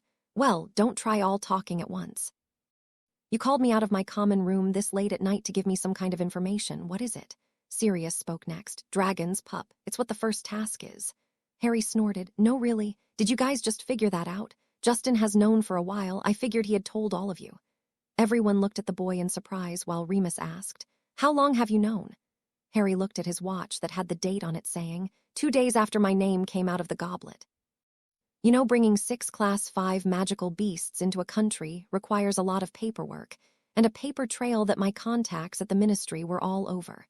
I was contacted the second the papers hit the ground about me being a Dark Lord and being in this tournament." Lily rubbed the back of her head in frustration and a bit of embarrassment. "We were just trying to be helpful, Harry. We figured something was up when we asked Justin if he needed help with the first task, but all he would tell us was that you and him had worked out a strategy. I suppose that should have been our answer. Can you tell us what you know of the task?" Taking a deep, calming breath for what felt like the 100th time that evening, Harry said, "I know that we are going to have to draw from a bag of 6 dragons to decide which one we will face, and from there, we will have to retrieve a golden egg from its nest of real eggs. They are nesting mothers, so they will be in a wonderful mood when I try to approach their nest. Did I miss anything?" Dumbledore asked curiously. "Have you told anyone else this information?" "Yes, 2 people." The boy answered the question, but offered nothing else. James stared at his son in surprise. "Justin and Penny." Sneering, the boy said, "That marauder investigative skills is really something impressive, their prongs. I told Justin the morning I found out so we could go over some strategies, and Penny wouldn't stop harassing me." This caused the man to deflate a little bit, and for the other 2 marauders to snicker slightly while his mother looked at him in disapproval. Harry then said, "Is there anything else, or may I go back to my work? I do have a dragon to take care of tomorrow." Dumbledore held a hand up to gesture to hold for a moment and spoke softly. "I also have wanted to inform you that the Yule Ball will be taking place on Christmas Eve here at the castle. All the champions will be required to bring a partner to this event." Groaning, the boy said, "Now that is news to me. So what you are saying is I should just let the dragon eat me in the first task to avoid the massive amount of trouble this is going to cause me." This caused Sirius and Remus to chuckle, and even made Lily and James smile a bit, while the headmaster gave him a beguined smile. "I doubt you will have any trouble finding a date, Mr. Potter. You are quite popular with the females from what I overheard Aurora and Septima speaking of." Harry stared at the man in surprise. "You overheard Professor Vector and Sinistra say I was quite popular with the female students?" The man grinned at the boy. "Dare I say that is thankfully all I caught of that particular conversation." The marauders stared at the headmaster with gaping mouths, while Lily looked at the man disapprovingly, but Harry shrugged. "That doesn't help me. In fact, that makes it worse. I have 3 pretty good female friends as of late, and I could see any one of them asking me or wanting me to ask them. Someone will have to quote-unquote lose if I chose someone. I'd rather not do that. Maybe I will disappear for a few days and let the masses speculate on where I went." Dumbledore looked like he had just swallowed a rather tart lemon drop and said, "I would much rather you not do something like that. The press would have a field day." "I dare say more than when your name came out of the goblet of fire." Harry shrugged. "I couldn't really care less what the people think. It is more clear to me now than ever that the people in this country are nothing but sheep. Now, if that is all, I think I will be going back to my common room while I contemplate the latest fickle things in life, like how I will deal with this dragon problem." With that, the boy began retreating out of the office when his mother's voice stopped him. Harry, do you have a plan? Harry turned and gave his first genuine smile of the night. Just make sure you are there, Mom. What happens next is surely going to amaze. With that, the boy turned and walked out of the headmaster's office. This is not funny, Harry. I have been hounding you for weeks and nearly had several anxiety attacks just thinking about it. Tell me your plan. Penelope was hounding the boy for what felt like the 10th time that week, but Harry merely groaned at the girl's persistence. The task is in an hour, Penny. Just wait and watch like everyone else. The boy said calmly, with only a tiny bit of anxiety at the thought of facing his dragon today. The girl looked like she was going to start screaming at him or cursing him at any moment, but thankfully she did neither, and took his offered arm and followed him onto the grounds. Rumors had definitely been going around about the two for about a month now. When people asked Harry directly, however, he merely stated that he was raised with pureblood customs and never allowed a friendly lady to walk by herself, and always offered his company by his arm. This silenced most of the Slytherins and Ravenclaws, but for the Hufflepuff and Gryffindor they were certain there was something between the head girl and the future Dark Lord Potter, as some joked. As the two descended onto the grounds and the whispers went up, the girl said quietly, I am genuinely worried about you, Harry. This task is dangerous, and people die. What if you slip? What if... Relax, Penny, I have a good plan, and I promise everything is going to be okay. At this point, I would appreciate it if you were more concerned about my brother. His plan is not nearly as foolproof as mine. She groaned. I am worried enough just thinking about you. If I start thinking about your brother, I will be sick. He isn't that bad. Harry, she said, smacking him hard on the arm, please tell me who you went over this plan with. Shaking his head now at the girl's antics, Harry said, no one except Justin knows my plan. I thought he would get a kick out of it, so I told him what my plan was. Penny stopped and stared at him with a clearly dumbstruck look. Things Harry found amusing were not usually the slightest bit funny at all to normal people. This made the head girl even more nervous than before. I am going to be sick, I think. You told me you talked with someone magically competent. Harry easily took her hand, patting it, gently forcing a calming charm through her body. The girl immediately eased up and looked at the boy thankfully, and the duo continued the walk down the path only to be greeted by Justin. Harry, you can't go through with this. I was up all night thinking about it, and you simply can't do it. It's too risky. You thought my plan was crazy, but the more I think about yours, the crazier it sounds. Reaching the tent where the other 4 champions were waiting, Harry freed his arms from Penny and threw his arm around his brother. You, my brother, need to worry about your own task. Have I ever claimed to do magic I couldn't? I need you to focus on yourself, because if I have to jump in and interfere with your task, I doubt the consequences will be good. Justin swallowed hard and steeled his nerves over. All right, Harry. I trust you, and for what it's worth, the plan you came up with for me is at least fairly safe. Penny didn't seem to know how to take this, so before Harry entered the tent, he brought the girl in for a hug. It's going to be okay, Penny. Now do something for me. During the task, I need you to focus more on the champions than the dragons, okay? It is important to me that I see how each of them perform, so that way I can figure out easier ways for our team to beat them in duels. We are going to see some habits come out because they are all going to be nervous, so stay focused for me. Whatever you think is best, Harry, just please be careful. Harry grinned at the girl as they separated. Enjoy the show, Penny. It's going to be quite momentous. With that, Harry left the concerned girl behind as he guided his brother into the tent. When the brothers entered, Dumbledore gave them an approving nod. The two came in united, and that was something Dumbledore greatly approved of. Dumbledore waved his arm around. All the champions are now here, so gather around. The 6 champions formed a loose circle around him, and Dumbledore smiled at them. You've all waited for this day. You have all spent your whole magical education preparing for a moment where you may need your magic to save your life, and today is the day that you will get to see if it paid off. Your task is not simple, and knowing as little as you do going into this task is daunting, but now is the time for you all to know that your first task will be taking a dragon egg from the nest of a dragon. No one seemed surprised, which obviously pleased Dumbledore, because he did not raise an eyebrow that no one seemed to pale further or panic. Your nerves are commendable, and a testament to the strength of each of you. Now you are only allowed to enter with a wand in this first task, and you will each be drawing a dragon model from a bag that has 6 different species. The dragon will have your number, and we will tell you the type of dragon you will face. Are there any questions? No one said a word, so Dumbledore said, Ludo, the bag. Bagman grinned as he strolled forward with a sack towards Fleur Delacour. She looked to Amy, her head mistress, and then surprisingly Harry, and put on a brave face as she delved her hand into the bag. The girl easily pulled out her dragon and revealed it to the group. Ah, the Welsh green, and you will compete second, my dear, Bagman said. Fleur gave a shaky smile at the group, and Harry nodded at her with a wink. Amy was next and drew the Norwegian Ridgeback with the number 4 around its neck. Crumb drew a Chinese fireball with a 3.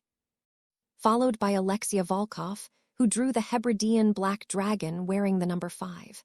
Then it was Justin's turn, and Harry already knew that he was going to pull the Ukrainian Ironbelly, but he didn't know it was going to have the number 1 on it. Harry wanted to curse Grindelwald for his lack of foresight that his brother was going to have to go first, and Harry saw the slightest bit of fear flick across Justin's face. Harry was last, and pulled the Hungarian Horntail, not needing to see the number 6 to know he would be competing last. He exchanged a look with his brother as Dumbledore said, Ladies and gentlemen, the first task will begin at the sound of the cannon. The cannon immediately went off, and Justin paled. Harry exchanged a look with Dumbledore, and he strode across the tent, putting both hands on his shoulders, whispering, Remember the strategy, the broom first, fly around, conjunctivitis. After blinding it, you have to create very loud noises. Justin, at all costs you survive the task, nothing else matters. Justin nodded, looking numb, and Harry brought his brother in for a tight hug, and this time he whispered, I will be right here. If anything goes terribly wrong, you have my word I will be there. Do your best, make me proud. Justin looked determined at his words, and his fear was overshadowed by his desire to make his brother proud. He exited the tent with his head held high. Harry quickly made his way towards the back of the tent to exit, but 2 Aurors he wasn't familiar with were blocking the way. Sorry, Potter, you gotta stay in here. It could be considered an advantage if you watched your brother's task. Harry stared at the men in surprise, but understood their reasoning. However, that still didn't mean he cared. Do you really think the 2 of you can stop me from making sure my brother completes his tasks safely? His wand dropped into his hand, and both Aurors scrambled for theirs, preparing for a fight, but a female voice shouted, Non, stop. Harry turned to see Fleur standing, now looking at the Aurors. Let him go. If it were my sister, I would want to know she is okay too. Crumb nodded his agreement. Duh, his brother more important than any tournament. Let him have peace of mind. The Aurors looked to the other 2 champions, and Amy said, Harry clearly trained his brother. I doubt he could gain any advantage from seeing how he does. I'm okay with it. They all looked at the final champion, and she merely shrugged. No difference to me. The Aurors took one last look at Harry, who had his wand now sparking in his hand, as he heard the roar of the dragon, and one of them opened the tent. Harry turned to Fleur and mouthed a thank you, and ran up the dirt path just in time to see his brother zooming around on his broom, flinging curses at the angry dragon. The dragon was an impressive species, and clearly huge and pissed off. Harry began mumbling, Come on, Justin, hit it in the damn eyes. We did hours of fast-paced target practice. You can do this. Just as he said it, Justin landed a direct hit on the beast's eyes, causing it to wail with pain and rage. Harry let out a sigh of relief. That was the hardest part right there. As Justin continued to fly around, he was creating deafening noises from a spell Harry created himself. The spell simulated the effects of a flashbang, and the after effects left your ears nearly bleeding. Harry could tell Dumbledore or one of the other judges was quick to unleash protective charms around the arena, because he couldn't see anyone reacting in pain. He did, however, notice that the dragon was not having a good time. Justin swept down low to make a first attempt at the egg, and barely kept his head on his shoulders when the dragon flung its iron-like tail at him. It was a close call, and Justin just missed the egg. He made another attempt, but Harry now noticed some of the eggs were damaged, and hoped his brother didn't destroy his clue. On his second dive bomb attempt, Justin was clearly throwing everything he had into the flashbang spell, and this time the dragon nearly fell over in pain as he took the egg triumphantly. Harry yelled in excitement for his brother, and only wished his brother could see him as he finally realized the crowd was on their feet screaming and applauding. Harry then saw his brother look over at him, and the boy gave him a grin and pointed at him with a cocky smile. The message was clear, beat that. Harry grinned back at the boy. Game on, kid. He marched back down to the tent and gave grateful nods to each of the champions as Fleur gave him a wink as she marched her way out towards the arena. Amy was the one to ask Harry. I'm guessing by that grin he did pretty good. Definitely not bad for a 14-year-old kid. It was a damn good attempt. He completed his task, though I'm sure he won't get a high score. I'm just glad he is okay, Harry said easily. Girl nodded, and the crowd began cheering as Fleur made her way out to her fight against the dragon. Harry felt much lighter now that his brother had been successful. He didn't care to hear the scores or anything of the like, so he took his time now to focus on himself as he got on his knees and closed his eyes. He shut the world out and truly began to focus. Time clearly passed, because the next thing he knew a soft hand was on his shoulder, and one of the aurors from before said, "You're up, kid." Harry nodded at the man, and as he reached the exit of the tent he turned to the two aurors. No one left to protect here. Get a seat and watch history be made. He didn't look to see their reactions as he walked out of the tent and began making his way towards a small cave that led towards the arena. He closed his eyes and relaxed one last time. He smiled, knowing his master was about to watch his greatest feat of magic yet. Entering the arena, the young man immediately began eyeing the Horntail 100 yards in front of him. The dragon was positively massive, and it seemed like it was double the size of the Ukrainian ironbelly his brother faced. As he looked from the dragon to the eggs, he reached into his pocket, drawing his wands, and raising them for the dragon and audience to see. He then set them on the ground calmly, and began walking forward as if nothing could stop him from getting to the eggs and the nest. The dragon reared its head back in a great roar as the young man began to approach him, and the crowd was deadly quiet after Harry had seemingly decided that suicide was the best option. As Harry approached, the dragon ripped its head back and let loose a giant stream of fire. This caused several in the crowd to scream in panic, and Harry even heard several people call his name out. But Harry was completely focused and lazily threw his right hand up to redirect the fire off to the side. The crowd all gasped at the sight of his control of wandless magic and watched as the young Potter Heir approached the dragon's nest. The dragon seemed to notice quickly that his fire was not hurting the young wizard in the slightest, so quickly whipped its body around to swat at the boy. But once again, Harry did not reach for either of his wands back at the entrance to the arena, and merely deflected the tail with a massive purple shield charm that was recognized by only two. Gellert Grindelwald and Albus Dumbledore. Dumbledore felt his body begin to freeze as he realized he had not seen that shield in nearly 50 years, and the man that had cast it had been his one great love. A terrible feeling sat in the man's stomach suddenly, and he watched the Potter Heir move towards his task with great determination and unwavering confidence. The dragon now seemed surprised as it just stared at the wizard for a moment, and then shot its mouth towards him with hundreds of teeth bared at the boy. Of all the things to do at that moment, Harry just grinned. He knew he was going to have to upset this dragon to the point that he was within his right to slay it, so he began his plan. Flicking out his hand, he conjured 2 long metal cords that quickly wrapped around the dragon's mouth. Then he gestured sharply, and an eerie purple light came from the ground itself in front of the dragon and causing it to freeze. At this point, Harry began calmly waving his hands around while striding towards the eggs. Rocks, and more rocks were being summoned from the stadium and encasing the dragon as it was currently motionless. Whispers went up throughout the crowd as Harry calmly grabbed his egg, but did not stop in his hand motions as the rocks were turning into metal and slowly making the dragon his prisoner as he walked away. The roar of applause started somewhere, and it went up loudly as the still frozen dragon was unmoving. Just as Harry made it to the exit, he flipped his hand in an upwards motion, and the dragon broke the cables that had been put around its mouth and roared in anger, trying to break free from its cage, but was seemingly unable to do so. Harry knew this was only the first part, and began to wonder just what his master had done to ensure that the dragon became angry enough to break free. The dragon handlers were moving towards the cage cautiously, and Harry turned to face them as they approached. Harry recognized Charlie Weasley leading the group as they all began throwing stunners together at the beast, but instead of becoming subdued, the creature became much angrier than before and began thrashing impossibly hard at Harry's steel cage, quickly breaking out of it. Harry dropped his egg at the entrance to the cage, summoning both of his wands to him, knowing that the creature was in a blind rage.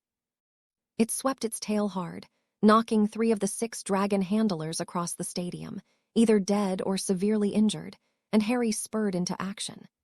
Flicking out his hand now, he transfigured 2 massive rocks into even more massive metal cords and began smacking the beast around with the massive metal objects while screaming at the dragon keepers, "Get back!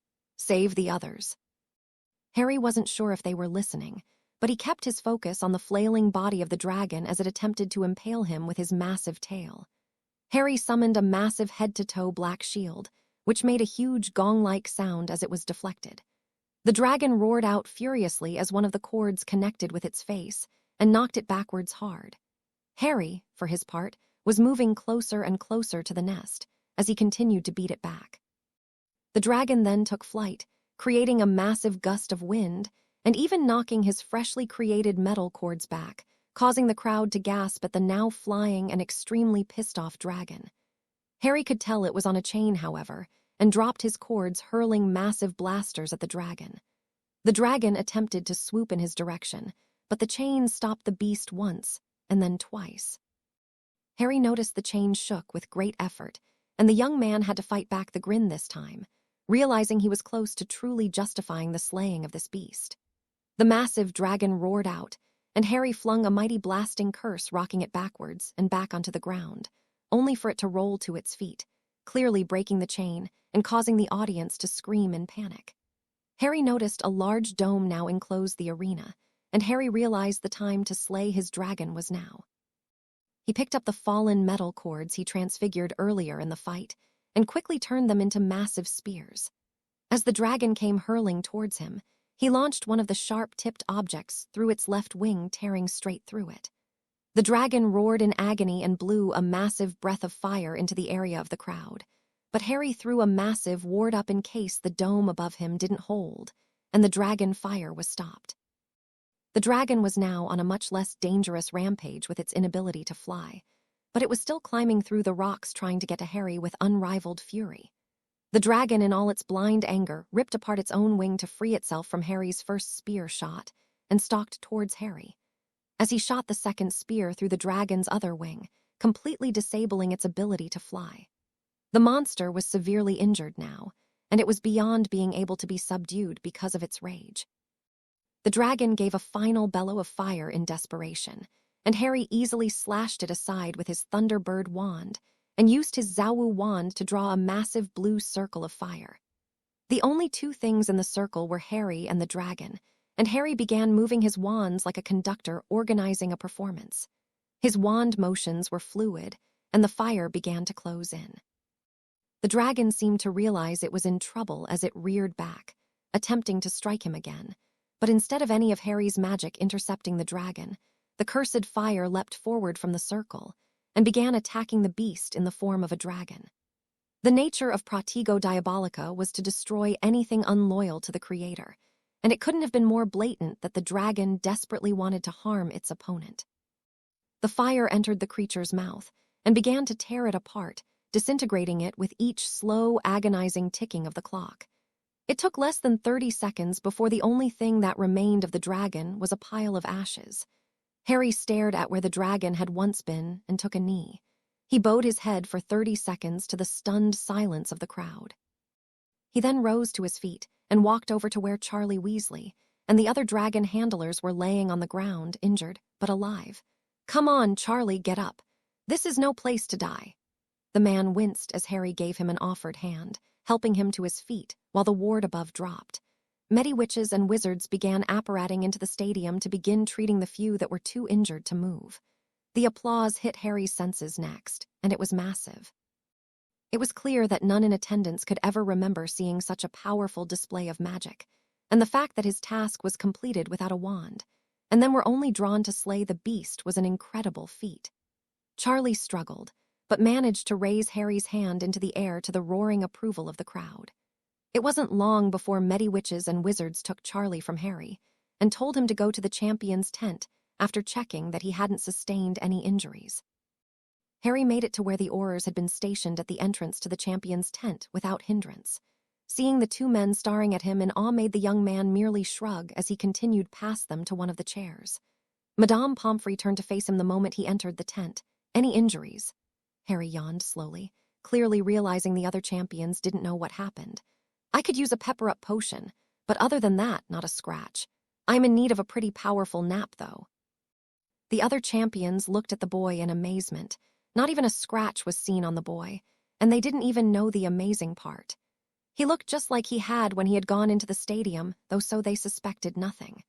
Madame Pomfrey even seemed to not believe that the boy was uninjured, but was currently dealing with some burns on Victor's back. It didn't take long for Harry's parents to arrive, and Lily rushed to her son, embracing him tightly. "That was the stupidest thing I have ever seen anyone do in my life. You put down your only weapons in a fight, then complete your task only to save those men's lives and slay the dragon. I demand resorting to Gryffindor." James grinned at the boy, putting a hand on his shoulders. "The judges are deliberating, but my guess is they will give you full marks on all accounts. You were the fastest, you were the only uninjured competitor, and you saved the lives of all those dragon handlers who were trying to subdue the beast. Son, that was one of the bravest, most incredible things I have ever seen." Harry took the compliments with a smile, but doubted he would get full marks. Dumbledore would claim it was likely within his skill to trap the beast, and that killing it was unnecessary, which, between Harry and Dumbledore, was undoubtedly true. When he separated from his mother, a small bullet hit him in the chest in the form of his brother. "You idiot! I thought you were joking when you said you were literally going to do the whole task wandlessly." Harry actually chuckled at this, embracing his brother for only a moment, then pushing him back a bit. "How often do I actually kid with people?" The boy blushed a bit. "Hardly ever. But Merlin, Harry, I don't even think Dumbledore would have tried to take on a dragon without a wand." "Right you are, Mr. Potter. Harry, that was some astonishing magic I just witnessed you use. Far beyond the level I expected you to be on even after all that has happened. I'm curious as to the origins of some of the spells you used. The shield and the fire most particularly. It was head to toe and seemingly solid, but it disappeared when you were done with it, and the spell you used to create the fire I thought was lost to antiquity. Who taught it to you?" the old headmaster questioned. Harry looked the man in the eye when he said, "An old friend. He taught me all things in magic and wandless magic, including that shield. The purple time spell that I used on the dragon, however, I read about in his notes. I had not even attempted the spell until today." James looked at his son in surprise. "You used a spell that you had never tried before when the dragon tried to eat you." "I trust my magic implicitly," Harry said simply. Dumbledore was still staring at the boy, asking, "Who was this mentor of yours? He must have been very powerful, and I know for a fact it is beyond the magic that either of your parents are capable of. In fact, I doubt few people in Lady Potter's department would even recognize some of the magic you used." "I may be the only wizard alive in this country to recognize the two spells you used." Harry stared at the man defiantly now. "The most powerful wizard to ever roam the continent since Merlin himself. You are a smart man, headmaster. I think you know who trained me. I think you know just where I got my attitude and skills from. You did create the monster that he would become." Dumbledore looked like he was going to go for his wand, but thought better of it. "He died a few years ago." "I know that for a fact," shaking his head the boy said. "You should know by now that unless you see the body yourself that people are never really gone." The Potter family watched the exchange between their son and headmaster in confusion, but did not interrupt when Dumbledore said, "I hope you know the dangerous game you're playing, Harry. He is a master manipulator." "He didn't need to manipulate me, Dumbledore. He came to me in a time when I needed guidance and a teacher to show me the way. He prepared me to protect my family and my brother, and has never asked for a single thing in return. Know this, headmaster, had he come for a rematch, I can assure you things would have gone much differently. I give you this reassurance, though. He is a changed man, and he instilled values in me that he got after the war. I think you may have been proud of the man that he had become after all was said and done. When it is time to reveal my teacher to the world, they will respect the name once again, as they should have all along," Harry said, turning his back on the man now and walking out of the tent with everyone having wide eyes. Lily Potter turned to Dumbledore asking, "Albus, who trained Harry to do all that?" Dumbledore stared at the retreating Potter as he exited the tent and began to walk back alone towards the castle. "I know who, but I do not know how." James, being impatient, asked, "Well, don't keep us in suspense." Justin was just as curious as the rest, but said nothing while looking at the headmaster's expressions, trying to read what the man was thinking or feeling, but he was getting no read from the man. Dumbledore spoke again. "It is Harry's story to tell. I fear this is not the place to discuss such things. I must attend to the judges." With that, the old man left the tent as well, following the Potter Heir. Harry's heart was racing when he made it to the stands. The first person to catch sight of him was Penny as she tackled him into a hug. "You are insane. It's official. All the Gryffindors were right. You have lost your mind somewhere in all that brilliance." Harry laughed at the girl as she released him, and he clapped hands with Herbert and Cedric while accepting a hug from Heidi.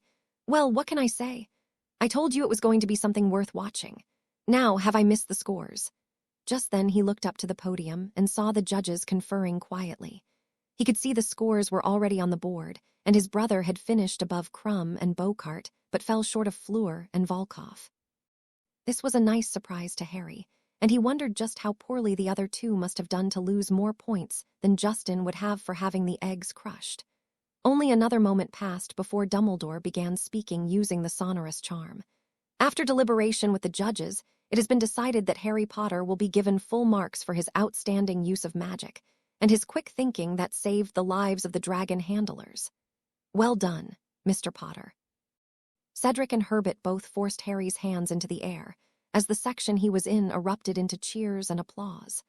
The young man gave a smile to the crowd who cheered his name, and briefly caught the eye of an older gentleman who tipped his hat to him.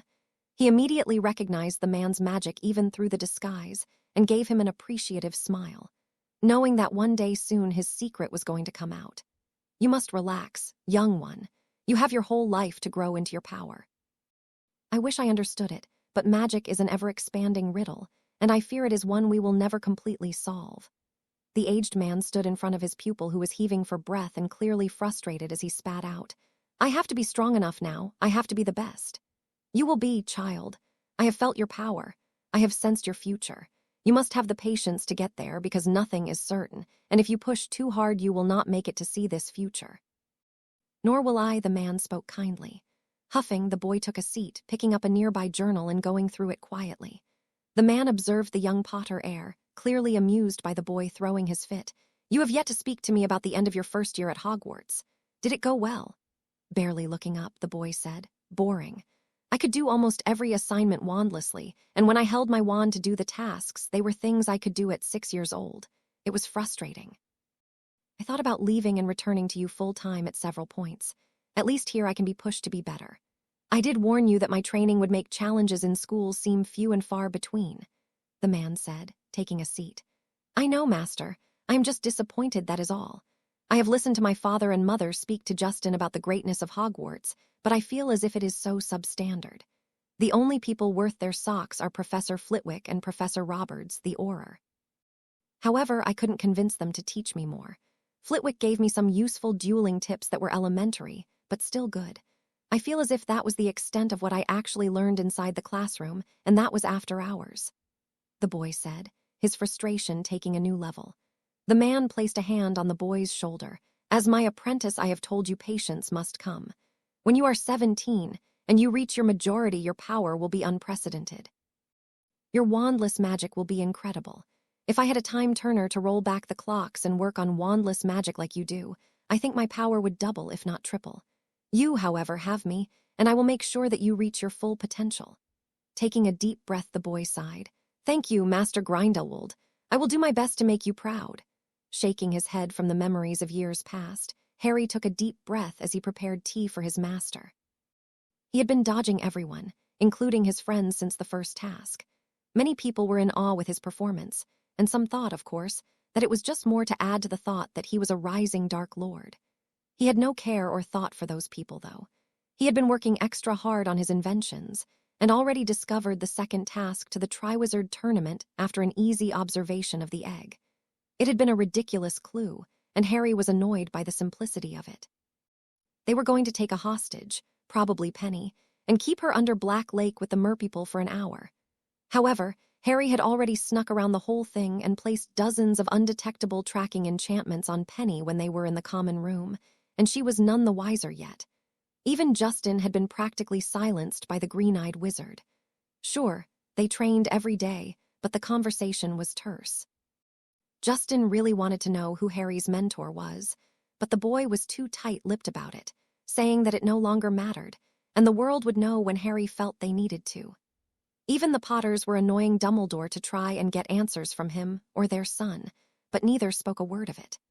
Harry did note, though, that Dumbledore was trying to be much kinder to him these days, and even offered him an exemption for the Yule Ball recently.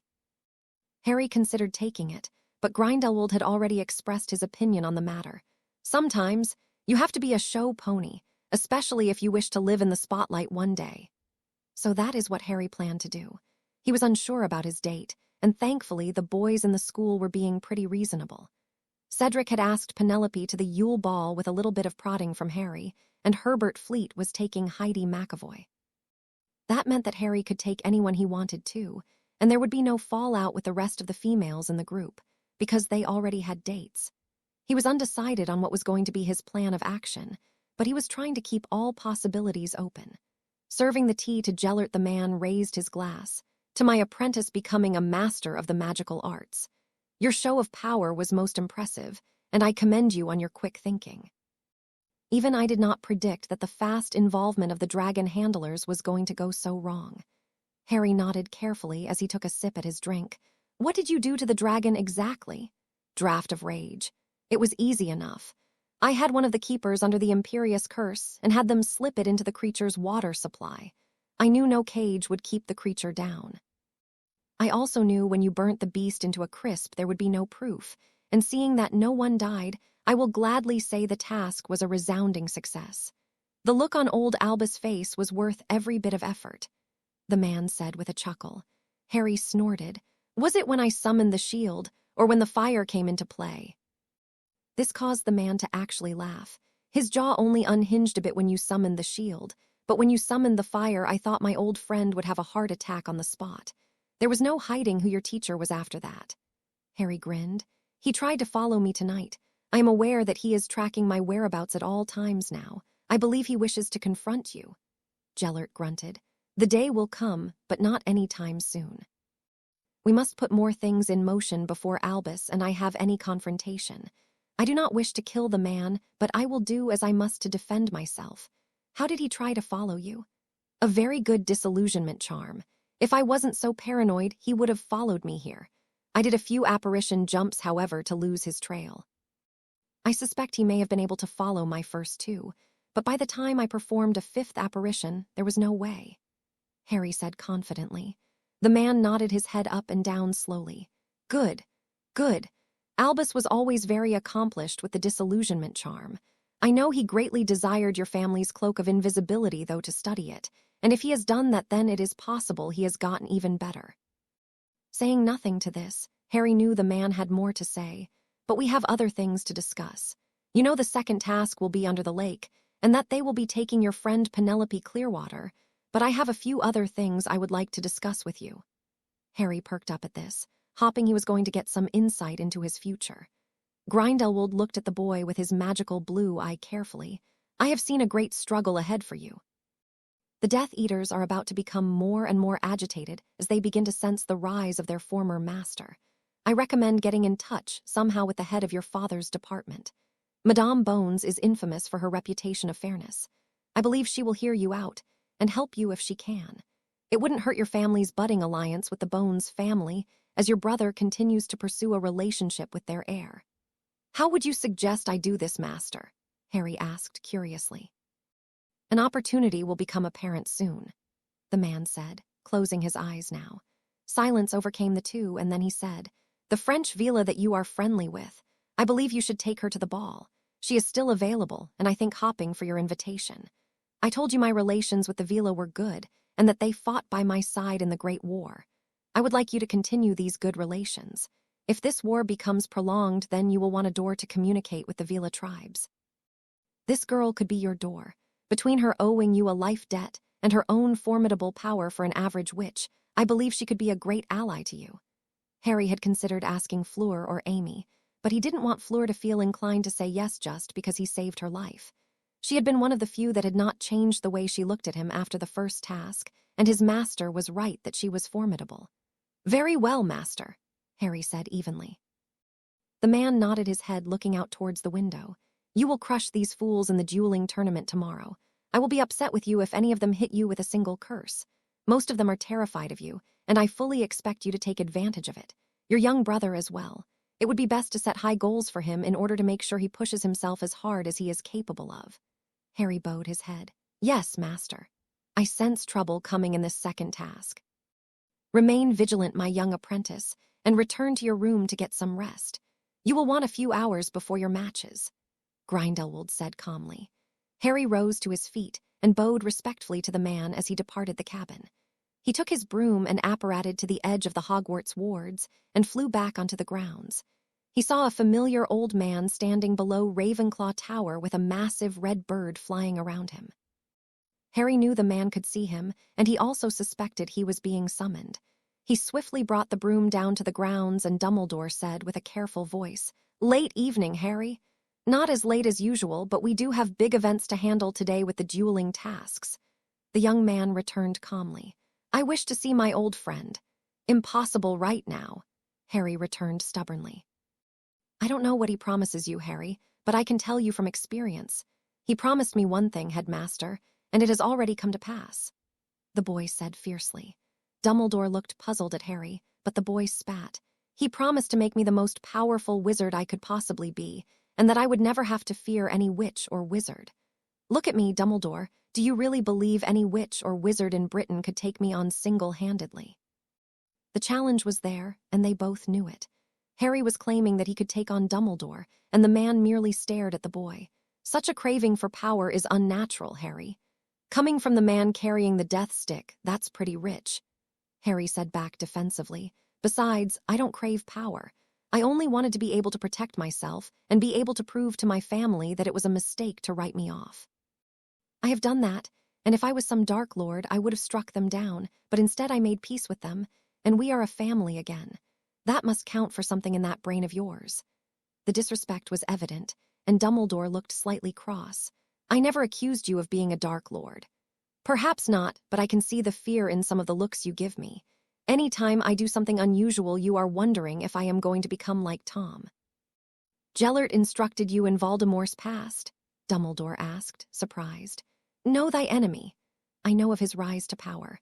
I also know Grindelwald blames himself just as much as you for the rise of Voldemort. Dumbledore bowed his head slightly at that. It is true. Had I been more focused on my duties here at the school instead of driving back Gellert's forces, then I may have been able to interfere in his rise. By the time I returned, Tom had most of the school wrapped around his finger, and the seeds of control in many of his followers.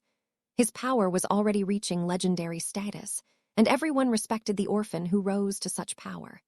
He disappeared, and I thought the young man had gone to the continent to make a name for himself. It was much to my surprise that he took a job at Borgin and Burke's before the name Tom Riddle finally disappeared. He would come back as Lord Voldemort with a massive following, and it was much too late to stop him.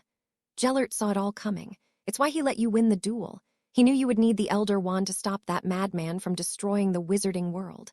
If Voldemort had made his way to the continent, then all would have been lost, Harry said carefully. Impossible. Gellert and I feared the battle between each other, and it lasted for hours. I dueled him to the point of exhaustion. He lost the Elder Wand to me fair and square, Dumbledore said, but Harry could tell he doubted it only slightly. The young man shook his head. Grindelwald was leveling small towns with his power, and your duel, while an incredible feat of magic, was not all he had. I have seen the man's strength, and he would have crushed you like a bug with the Elder Wand in his hand. This seemed to have shaken the old man, and Harry sighed. I swear to you he has no intentions but redemption, and I do appreciate your silence on the matter. You could have given me up immediately, but you didn't. Why? Dumbledore's eyes bore into Harry's, and he sighed. You remind me so much of him, when he was still young and uncorrupted. I did not want to make the same mistakes that I did so long ago. You have much good in you, and I see it in your interactions with your family and your friends. You are unlike Tom and Gellert in so many ways that I do not fear what you would do with a rise of power. Not today, at least. Harry and the old man held eyes for several moments before the green-eyed boy nodded. Good. You should know that my first goal is to tear down Voldemort's house of cards, one suit at a time if I must. You will have my complete backing in that, as well as any wand and mind that the Order of the Phoenix can muster," Dumbledore said. Harry grinned. "Who knows? We may all end up on a battlefield one day fighting for the same side." This caused Dumbledore to smile for the first time of the evening. That would indeed be a day for the history books. Harry mounted his broom and turned to face Ravenclaw Tower. "Good night, Headmaster." "Come on, Justin. You can't choose now to freeze," Harry muttered under his breath as he danced with Krum. The duels had been going about as well as Harry predicted. Hogwarts versus Durmstrang had been set up bracket style, and the day was coming to an end. Hogwarts would have made a more impressive showing, but the two Durmstrang champions were proving to be a thorn in their side. Alexia Volkov had annihilated Penny in the final 8, and Cedric had gone down to Victor Krum. The way the matches were arranged, 4 champions could theoretically face each other at the end of the bracket, and that was exactly how things had turned out. Krum and Justin were battling viciously in the middle of the circular arena to tumultuous applause. Harry had to give it to the surly Durmstrang champion. He packed quite a punch. And his stamina was clearly what was keeping him in the duel while facing his brother's speed. It didn't really matter, though, because Justin looked completely focused and had been since his first duel. Harry had rarely seen his brother look this sharp, and he had every confidence that the young man would come out on top. Justin's face scrunched up in concentration as he ducked under a particularly nasty-looking purple curse, and while Krum was mid-motion on a stunner, he hit him with a well-timed blaster straight to the chest, throwing the Quidditch star out of the circle violently. The Hogwarts crowd erupted into cheers immediately over Justin's victory, who merely held his fist in the air. Many people had doubted Harry's appointment of the boy to co-captain, particularly those who did not see the young man take down Percy and Penny. Now he had just proved to everyone that he was worthy of the title of champion. Justin jumped down from the stage, and Harry was waiting on the boy with a smile. Clearly, the young man was feeling quite the high as he embraced his brother, yelling his excitement about advancing to the finals. Harry merely patted the boy roughly on the back of the head, grinning at him. "That timing was beautiful. I saw you try to set it up a couple of times, and it was so well executed, I am not sure even I could have blocked it." Justin blushed, but before he could comment, he was crushed from the side by Susan, who was practically screaming with excitement. When the two finished their hug, Justin put both hands on the girl's face and asked, "I hope I am not too late to ask you to the ball." The girl blushed, but nodded her head, unable to find words as she kissed the boy soundly to more whistles and cheers from the watching crowd. Harry shook his head at his brother's theatrics and made brief eye contact with his next opponent. The Volkov girl may have been small, but she had proven her ferocity with her wand work. In the first task, the girl had barraged the dragon repeatedly with powerful stunners. She had been the only one to beat the dragon into submission.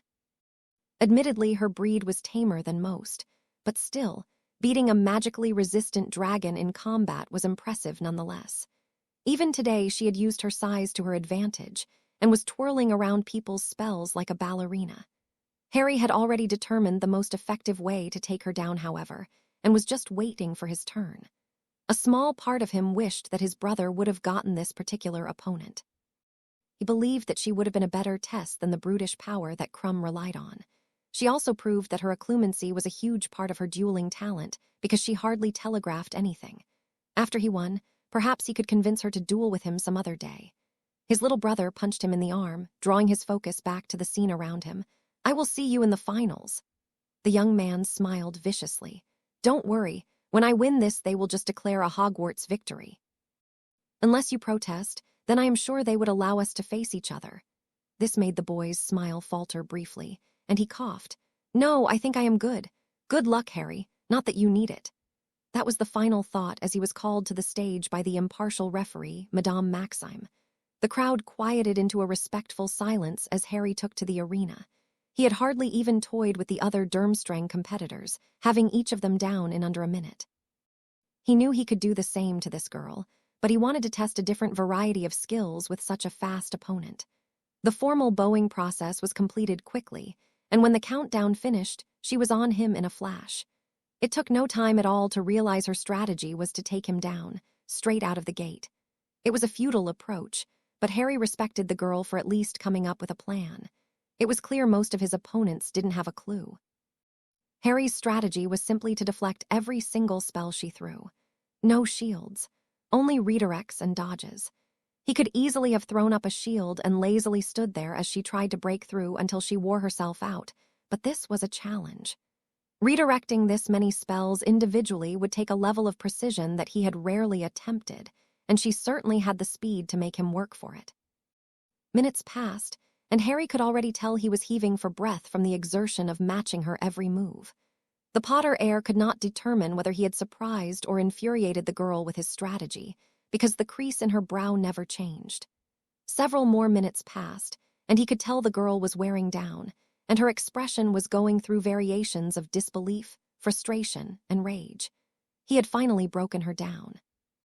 After reflecting a final spell back with so much power that the girl fell over, he had her wand in his hand in the blink of an eye. The applause was polite in comparison to the cheers his brother had received, but he still held a hand in the air in recognition and approached the girl, offering his hand. "You are very fast. I would like to see you and my brother duel sometime. I think the two of you would be a good matchup." The girl seemed to want to turn her nose at him at first, but took his hand instead. "You are beyond anything I have encountered before. To redirect my spells for so long, I would be agreeable to fight your brother. Perhaps a consolation prize as being the second-best duelist would make me feel better." Harry gave the girl a grin. "After the holidays, then. Good match." With that, the two separated, and the applause continued. Madame Maxime called Hogwarts the victors, and Harry met with his brother and held the boy's hand in the air, signaling victory. Harry's eyes shifted to his parents in the stands, and they were whistling and cheering along with the other marauders, creating quite a ruckus. He shook a few more hands of other Durmstrang duelists he had not faced as the craze began to die down. Krum even said that he looked forward to their Quidditch match, which would be taking place the following week. To Harry, though, this was only another stepping stone to the next tasks. The Quidditch match that followed the dueling matches was already the stuff of legends. No one had expected the spectacular performance of Harry Potter, and while his loss to Krum for the snitch was certainly not a surprise, he certainly proved himself extremely capable on a broom. With the help of Oliver Wood, the team had a two-pronged strategy. One part was to disrupt Krum at every possible turn. Their goal was not to beat the best in the world, but like the Irish, their plan was to delay him as long as possible, and Harry did just that. He drew half a dozen foul shots and nearly got a technical twice for roughing the opposing seeker, but Oliver saved 5 out of 6 foul shots, and the chasers led by Justin Potter had scored close to 250 points in just over an hour. The final score was Hogwarts 240, Durmstrang 220. Krum had once again been outscored to win the match, much to the man's obvious ire. Harry had to give it to the chasers and Oliver Wood. The team had played the game of their lives. The party thrown that night deserved its own chapter in Hogwarts, a history, because it showed all 4 houses coming together and celebrating the great victory. The fireworks that had come from Hogsmeade throughout the evening seemed to show even the alumni of Hogwarts that had attended the matches were thrilled to see their school on top of the world. It certainly seemed with the Potter boys' help they were going to sweep the competition in dueling, Quidditch, and the tournament itself. It was a cold day in early December when Harry and Justin were finishing their training on the grounds. Despite nearly a foot of snow, the two brothers had paved out an area to train in and pushed each other as much as possible regardless of the ugly weather. At the end of their training, Harry was feeling great and took a deep breath of fresh air. He threw his arm around his brother happily. "This summer I am going to enter you into the under-17 dueling circuit. I was your age when I started, and I suspect you will hold your own. If not, then someone is going to get that ego of yours in check." Justin grinned cheekily at the boy. "It's not discouraging losing to you, and after taking down Krum I just feel invincible." Harry nodded in understanding. "Well, you are a long way from being so. Keep your head on straight or Volkov is going to take your head off. Some of those curses she was firing at my head might have seen me in St. Mungo's. I'm surprised Maxime didn't stop her a few times. Maybe she was hoping that Durmstrang would take you out so they would have a chance at winning.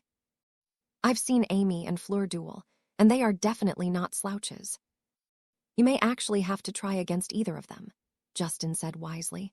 "I would never underestimate an opponent. My master would have me flogged in the streets," Harry said with a slip of the tongue. Immediately, he chastised himself for calling the man his master. It was likely the first time he had referred to Gellert as anything but mentor or teacher to his family, but if his brother noticed his slip-up then, he didn't comment on it. I think it will be a lot of fun entering the circuit. Is that what you are going to do when you graduate? Travel the world and beat down on adults everywhere? I know you enjoy making them cry. Justin inquired, interested in his brother's future plans. Harry thought on this. I've been told it was once a rite of passage for powerful wizards to travel the world and increase their knowledge and understanding of magic. I think I'll do that first. It also partly depends on the state of things with Voldemort. If he continues to make moves, then I'll pursue masteries with things I've invented and prepare for the coming conflict. That would mean I'd be preparing you to help protect our family full-time as well. This won't be like the last war, though. When things come to a head, victory or defeat will be decided quickly. We'll throw everything we have at the man until we have buried the bastard for good, and when it's finally done, only then I will be able to do as I please. Perhaps it won't be your job to finish off Voldemort, Harry, Justin said quietly. Harry shrugged. Doesn't really matter whose job it is.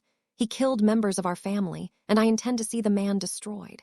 If I had it my way, I would erase his existence in the wizarding world and defeat him in such a way no one would ever fear the stupid name again.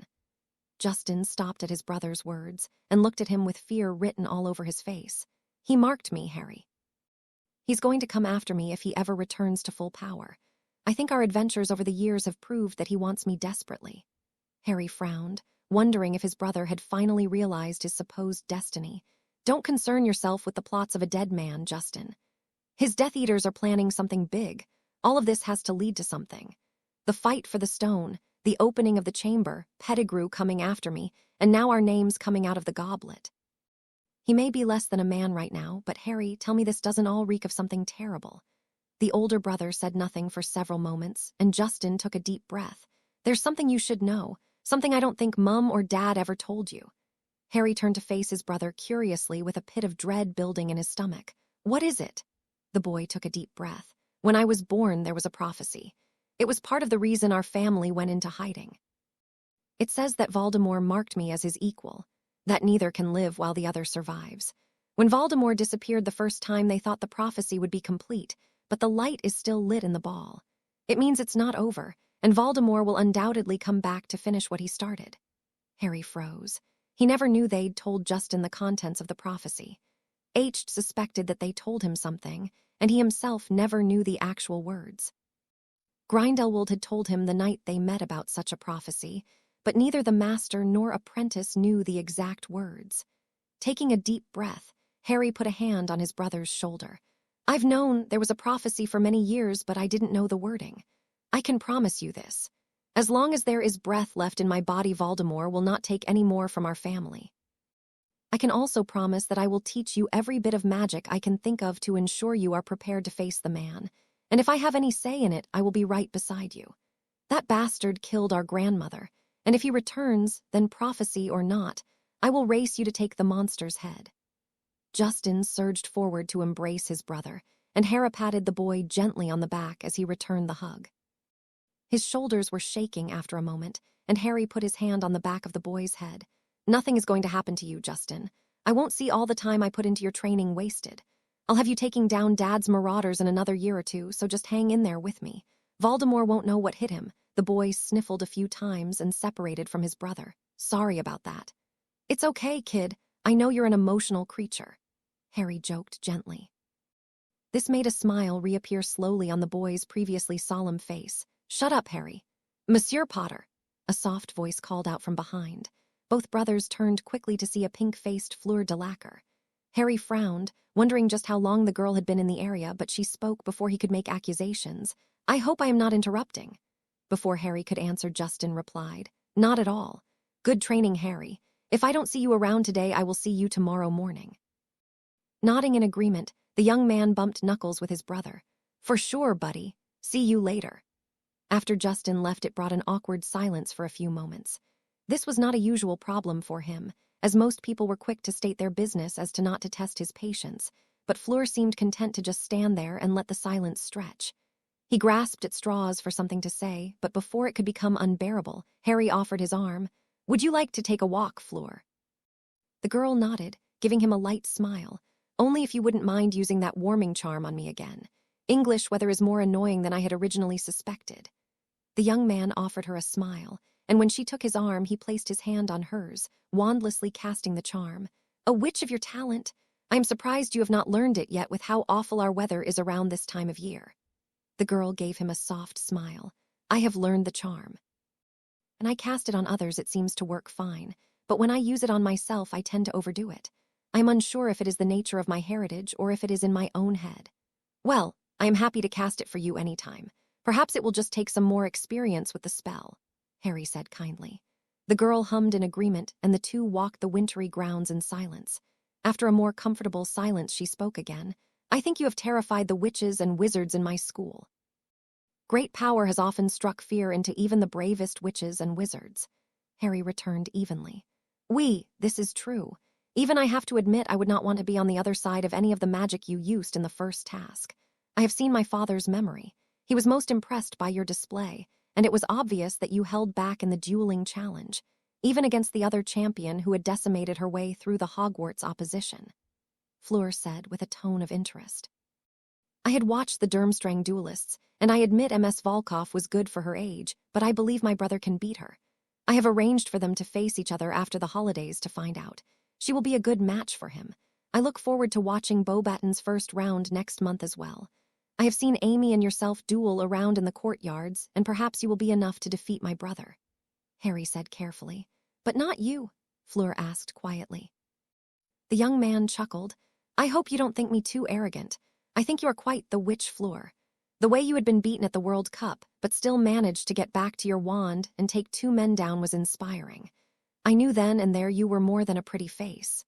He paused briefly after giving his compliment before continuing. However, I was trained to a different level of magical ability. One does not raise to my level of skill without a magical stain, one which I would have recognized in any of you if I had seen it. Even my brother, for all his talent and hard work, does not have such a mark, but perhaps in the coming years he will have it forced upon him. I hope to prevent him from doing such a thing, but only time will tell.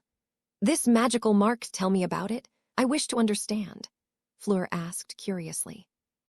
Harry sighed. Everyone has a breaking point in terms of magic and magical endurance. In times of strife, you will sometimes reach dangerously close to those points to survive. To do it once won't leave a mark, not even 2, 3, or 4 times. When you break your limits and push the boundaries of what you are possibly capable of dozens of times, though, then that will leave a mark on your magic. And you have such a mark. I do, Harry answered easily. If it came from anyone else, I would scoff at their arrogance. But after watching you over the last month, I think I will agree. You must have had one incredible teacher to cause such a stain, as you call it. This made him smile. Yes, that is what everyone keeps saying, and incredible is the correct word. I do not wish to speak of him, though. I would much rather speak of us. Us? Fleur questioned. Oh, yes.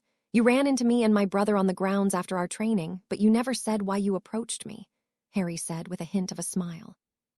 Perhaps I just sought your company. Many of my heritage enjoy basking in what you have already admitted to be a formidable power. Your magic practically sings around you to those sensitive enough to feel it.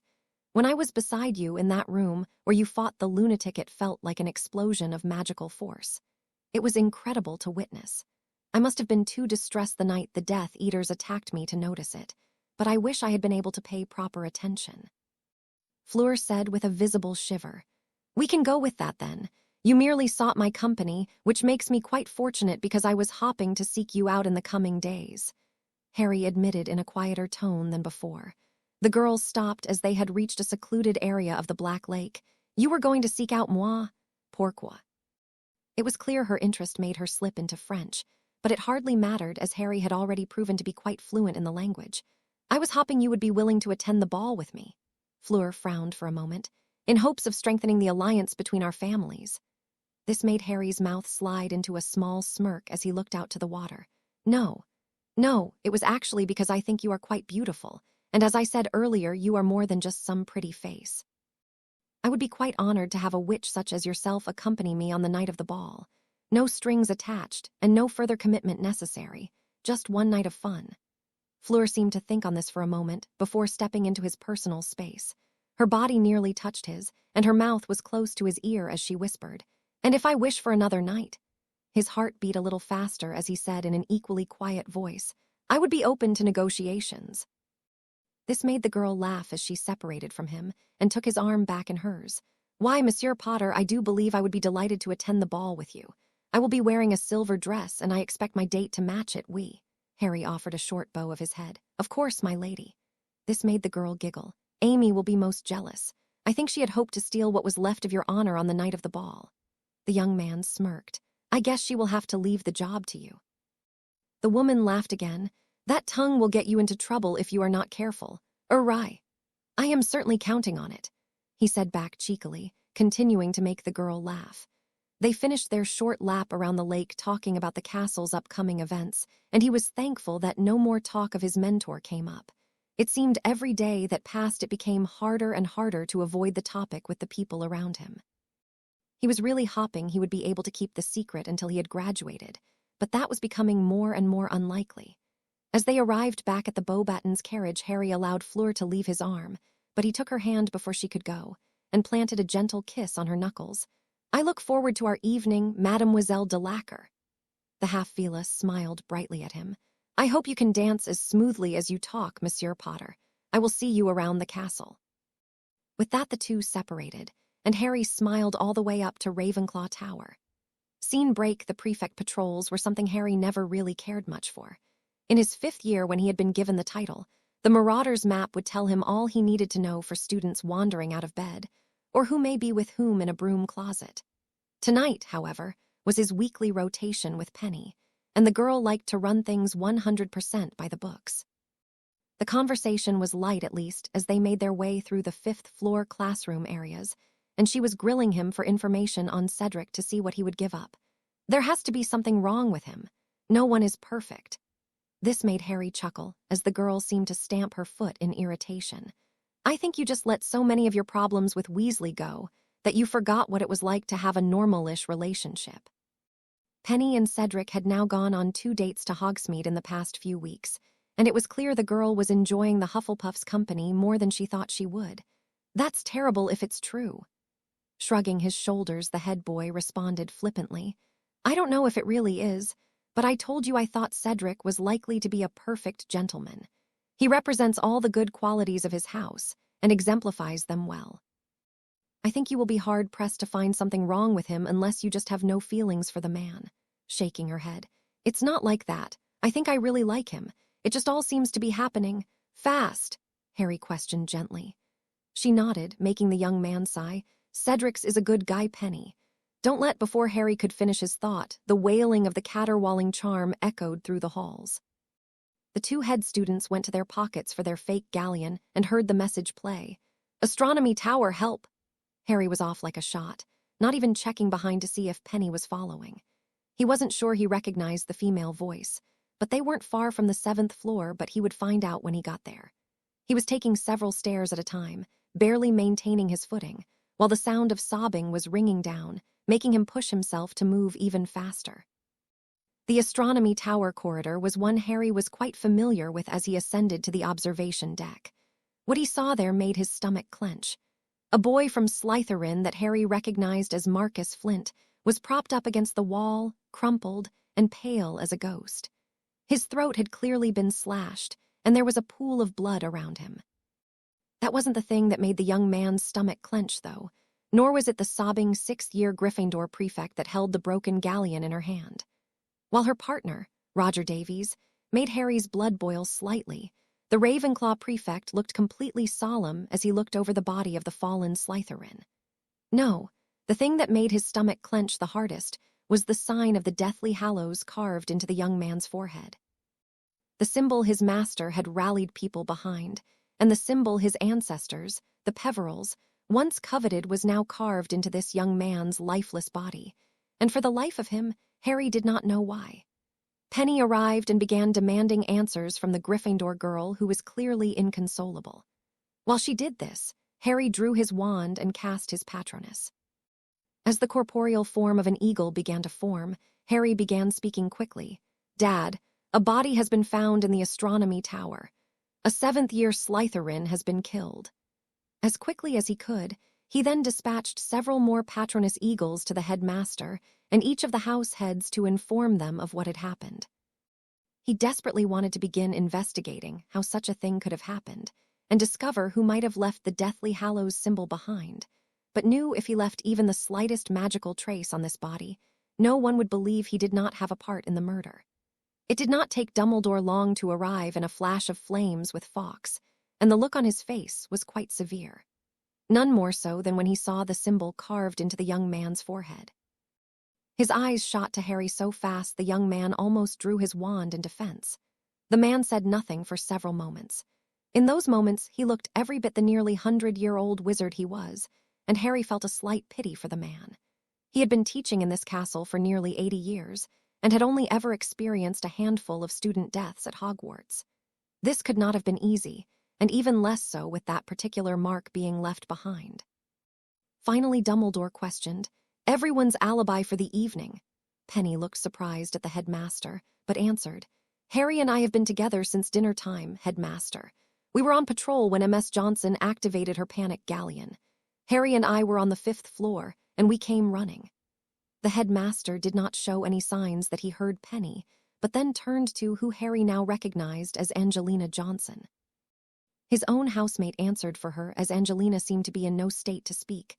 "Sir, Angelina and I are on the same schedule as Potter and Clearwater. We walked together after dinner and began our patrols. We were assigned this area tonight, sir, and when we came up here we found the body and started the panic alarm." Penny then added something Harry had not thought of. "Headmaster, there are no astronomy classes this evening, so it's possible this body has been here for some time." The headmaster stared at the body for several long moments before asking Harry, "Did you cast any magic on the body?" "No, sir. I did not wish to contaminate the crime scene in any way. You will find no trace of my magic on Mr. Flint," Harry said in a snappish tone. Penny looked at Harry in question, but he gave her a brief shake of his head. No one other than Dumbledore and himself needed to know just why he had to be the #1 suspect. It was almost as if he was being framed, but that was impossible. No one knew of his secret other than Dumbledore, and what would be the purpose anyway? Before accusations could fly, or further words could be exchanged, the heads of each house began arriving with James Potter at their side.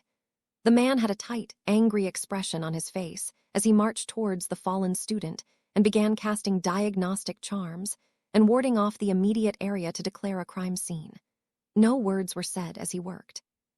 Sirius and Remus had arrived behind him, but they didn't so much as greet Harry. When James finished waving his wand, he said, "This body has no magical residue. I believe he was killed in a Muggle fashion. The body temperature suggests he has been here for several hours." McGonagall choked at that. "A student murdered in broad daylight and no one heard or saw anything." James frowned at her question. "It does seem odd." If they were killed like a Muggle, and there is no magical residue on the body, then he couldn't have been silenced. Harry, however, answered that perhaps it was an ambush, started with the throat to prevent him from crying out for help. James looked at the body for a few moments longer and grunted, "Aye, that is possible. Would make the most sense, I suppose, but this symbol is familiar to me." Dumbledore answered that it is the sign of the Deathly Hallows. The Peverell family coat of arms and the symbol Gellert Grindelwald stood behind during the Great War. This made the head Auror frown. "The Peverell family coat of arms. That's why I recognize it. I haven't seen it since I was a boy, though. Why would it be here?" Dumbledore now looked pointedly at Harry, a question we would all like answered. Harry felt the fire of fury enter his gut, but he said nothing. James watched the unusual interaction between his son and the headmaster with tense eyes, but said nothing on the matter. The group remained silent for several long minutes, only broken by the occasional choked sobs of Angelina Johnson, before Dumbledore dismissed everyone back to their common rooms and assured them they would be kept up to date as information became available. Sirius and Remus offered to walk Angelina back to Gryffindor Tower, while James said he would escort Harry, Penny, and Roger back to Ravenclaw Tower. Normally, Harry would scoff at this, but knew not to test the head Auror at this time. The walk back was silent, and Penny's head hung low the whole way back. When they made it to the tower, James requested a word alone with his son, and the young man dreaded what came next. When it was just the two of them alone in the hall, James began casting privacy charms around the area, and finally turned to his son after putting his wand back in its holster. What do you know of the crime we just saw? Harry rammed up all his acclimating shields to full effect. Nothing more than was said upstairs. I had already provided my alibi for the evening with Dumbledore, and before that I had been walking with Fleur. Many people would have seen us. James looked surprised at his hostility. I wasn't going to accuse you of the murder, Harry. I just saw that little byplay between you and Dumbledore, and I want to know what the hell all that was about. Harry decided to respond with a misdirection. It's the Deathly Hallows. There are things I know about them, and I think a part of Dumbledore suspected me because Flint and I have quarreled in the past. Remember, I thrashed him a few years ago when Draco Malfoy and Flint were picking on Justin. It all probably just seems like too much of a coincidence. James frowned. You know things about the Deathly Hallows. Harry, those are just children's stories. Taking a deep breath, Harry sighed. No, Dad, they aren't. They are very real, I'm certain of it.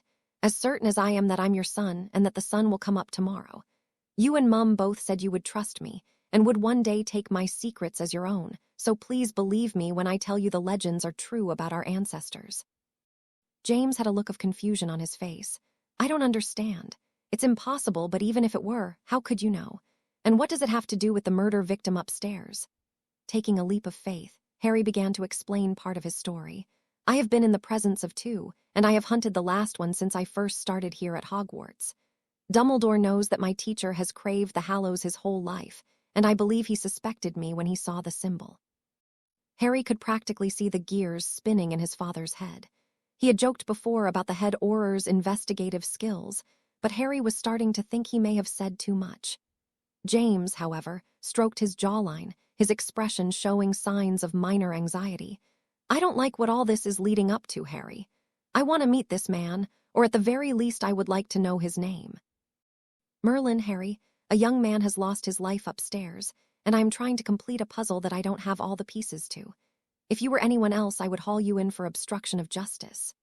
The teenager flinched at his father's sharp tone, but nodded in acceptance. I will see him again soon, and I will speak to him about meeting my family. I must warn you, though, you are not likely to get a warm reception. He knows what I went through when you and Mum weren't taking care of me. James seemed to deflate at that, but shook his head. It's all in the past, and I think I can stand a scolding or two from the man who turned my son into the wizard he is today. Is there anything you can tell me about this murder that I need to know? Harry thought for a long moment before shaking his head. Nothing I can think of, and I promise that if anything does come up, I will tell you. As of right now, I want this person caught just as much as you. Marcus Flint was no friend of mine, but they are using our ancestors' coat of arms as a symbol that I do not approve of, and I will make whoever did this pay. The two men stared down the empty hallway in Ravenclaw Tower before James sighed. We will talk more tomorrow. Go get some rest, Harry. With that, the two parted ways, and Harry knew he needed to see Gellert soon. The murder of Marcus Flint was all anyone talked about at Hogwarts leading up to the Yule Ball. The severity of the situation only increased when the ICW sent hit wizards into the investigation.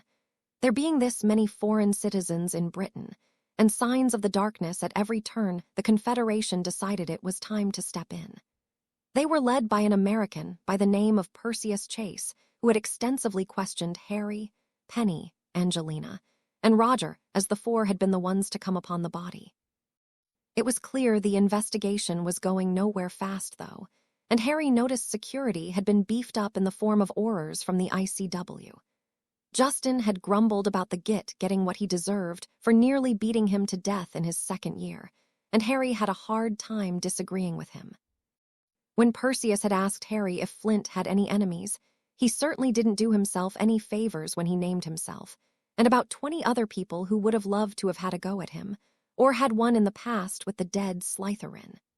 Justin had pushed many questions on Harry in the following days, but the truth was he didn't know much, and his own investigation had led to nothing. He had written to Grindelwald about what had happened, and that he would like to meet soon, but the man claimed to be traveling and would return just before Yuletide, leaving Harry quite frustrated. The night of the ball had come upon Hogwarts like a storm in the blink of an eye.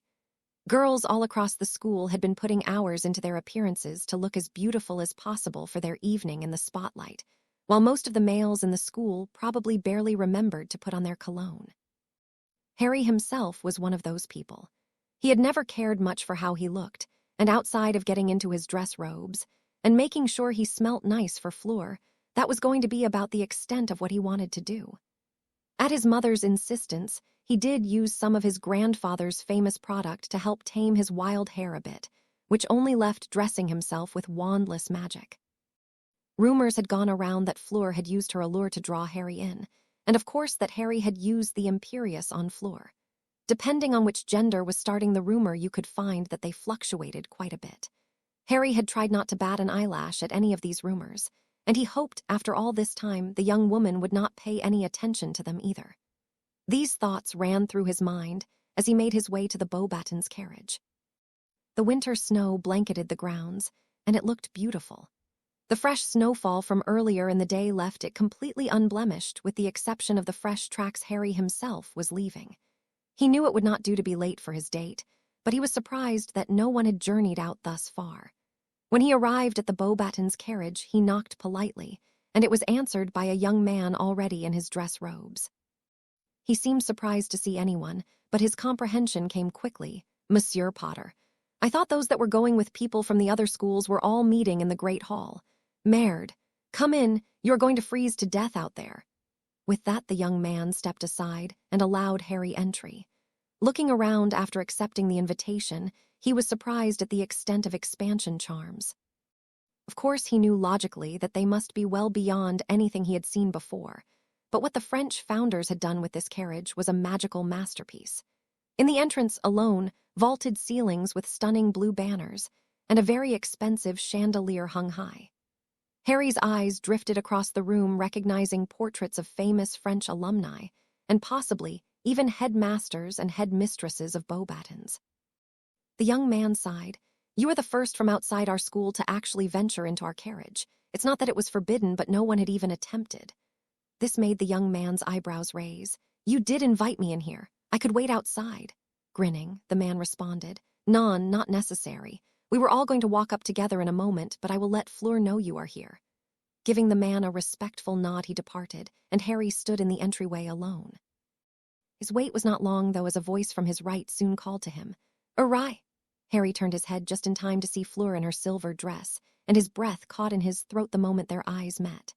The dress was a perfect match for his all-black dress robes, and she was truly a vision of beauty. Her curves were hugged in a lovely fashion, and she had admittedly caught him staring. "So perhaps my allure does work a little on you, Non. Your allure has nothing to do with why I look at you this way," Harry said honestly, grabbing her hand and placing a soft kiss on her knuckles. This gesture made the girl's smile light up the already lit hallway. "You look beautiful, my lady." "You look rather nice as well, monsieur, though I do apologize for not telling you to meet in the hall. Jean-Claude tells me that you looked frozen outside," she said apologetically. "Some things are worth freezing for, but regardless, I train in this weather all year around, and I'm quite talented with warming charms." He responded cheekily. "But that charm only does so much. You could still freeze to death," the girl chastised lightly. Not answering the claim, he merely smiled at the girl, offering his arm. "Shall we make our way towards the castle?" She seemed to think for a moment before saying, "Non, let us go to my room for a few moments. I would hate to arrive too early." Before he could protest, she made her way down the hall and took a turn into a bedroom. Not wanting to be caught out alone, he followed quickly, and she shut the door behind him. "Madame Maxime would be furious with me for bringing you in here, but I am a champion, so I get away with more than usual." She began moving her wand around, picking up a few spare items of clothing, rubbish, and other miscellaneous items, and they began sorting themselves out quickly. He caught sight of a particularly skimpy piece of underwear, and he raised his eyebrows at the girl, who blushed a little. "Désolé. I was not expecting company." The young man shrugged, trying not to think of the woman before him wearing that particular article of clothing. He walked towards her desk, where a few pieces of jewelry were laying out. He frowned as he picked one up and immediately realized it was magical in nature. What surprised him even more was Fleur's magical signature being all over it. She was attempting to make enchanted jewelry. Very few could do it to real precious metals, and it was a very sought-after skill. He spoke quietly. "These are very impressive attempts. I had heard you were quite the enchantress, but this is beyond anything I thought you capable of. Defensive magic inlaid in the jewelry as well as comfort charms. This must have been very difficult." The girl was by his side in a moment, watching him inspect her work carefully. After a moment of observation, she said, I am impressed you could detect the enchantments. They are very young and early in the process. My main problem is they don't last as long as I want them to. A few days is the most I have managed so far. Then it's just experience you lack. The more you do it, the longer they will last. Enchanting is... You are going to lecture me on enchanting, she asked with amusement in her voice. This made the man grin. I know a few things that most might overlook. Perhaps I could help you. I have accomplished my fair share of magical wonders. You're very close, I can sense it. She looked at him appreciatively, but said nothing further. She then pulled out a notebook and placed it in front of him. Without needing prompting, he opened it up and was quite surprised to see many ideas of magical enchantments. Some things he had already done, and others were ingenious things he had never thought of. He was speechless for several moments, much more than a pretty face indeed. I admit some of your ideas I have already worked out for myself, but others like the defensive magic in the armor are things I never even thought of. When he turned to face her, the smile on her face was huge. You like? Nodding quickly, she laughed, and he said, I will have to show you mine. It is quite the array.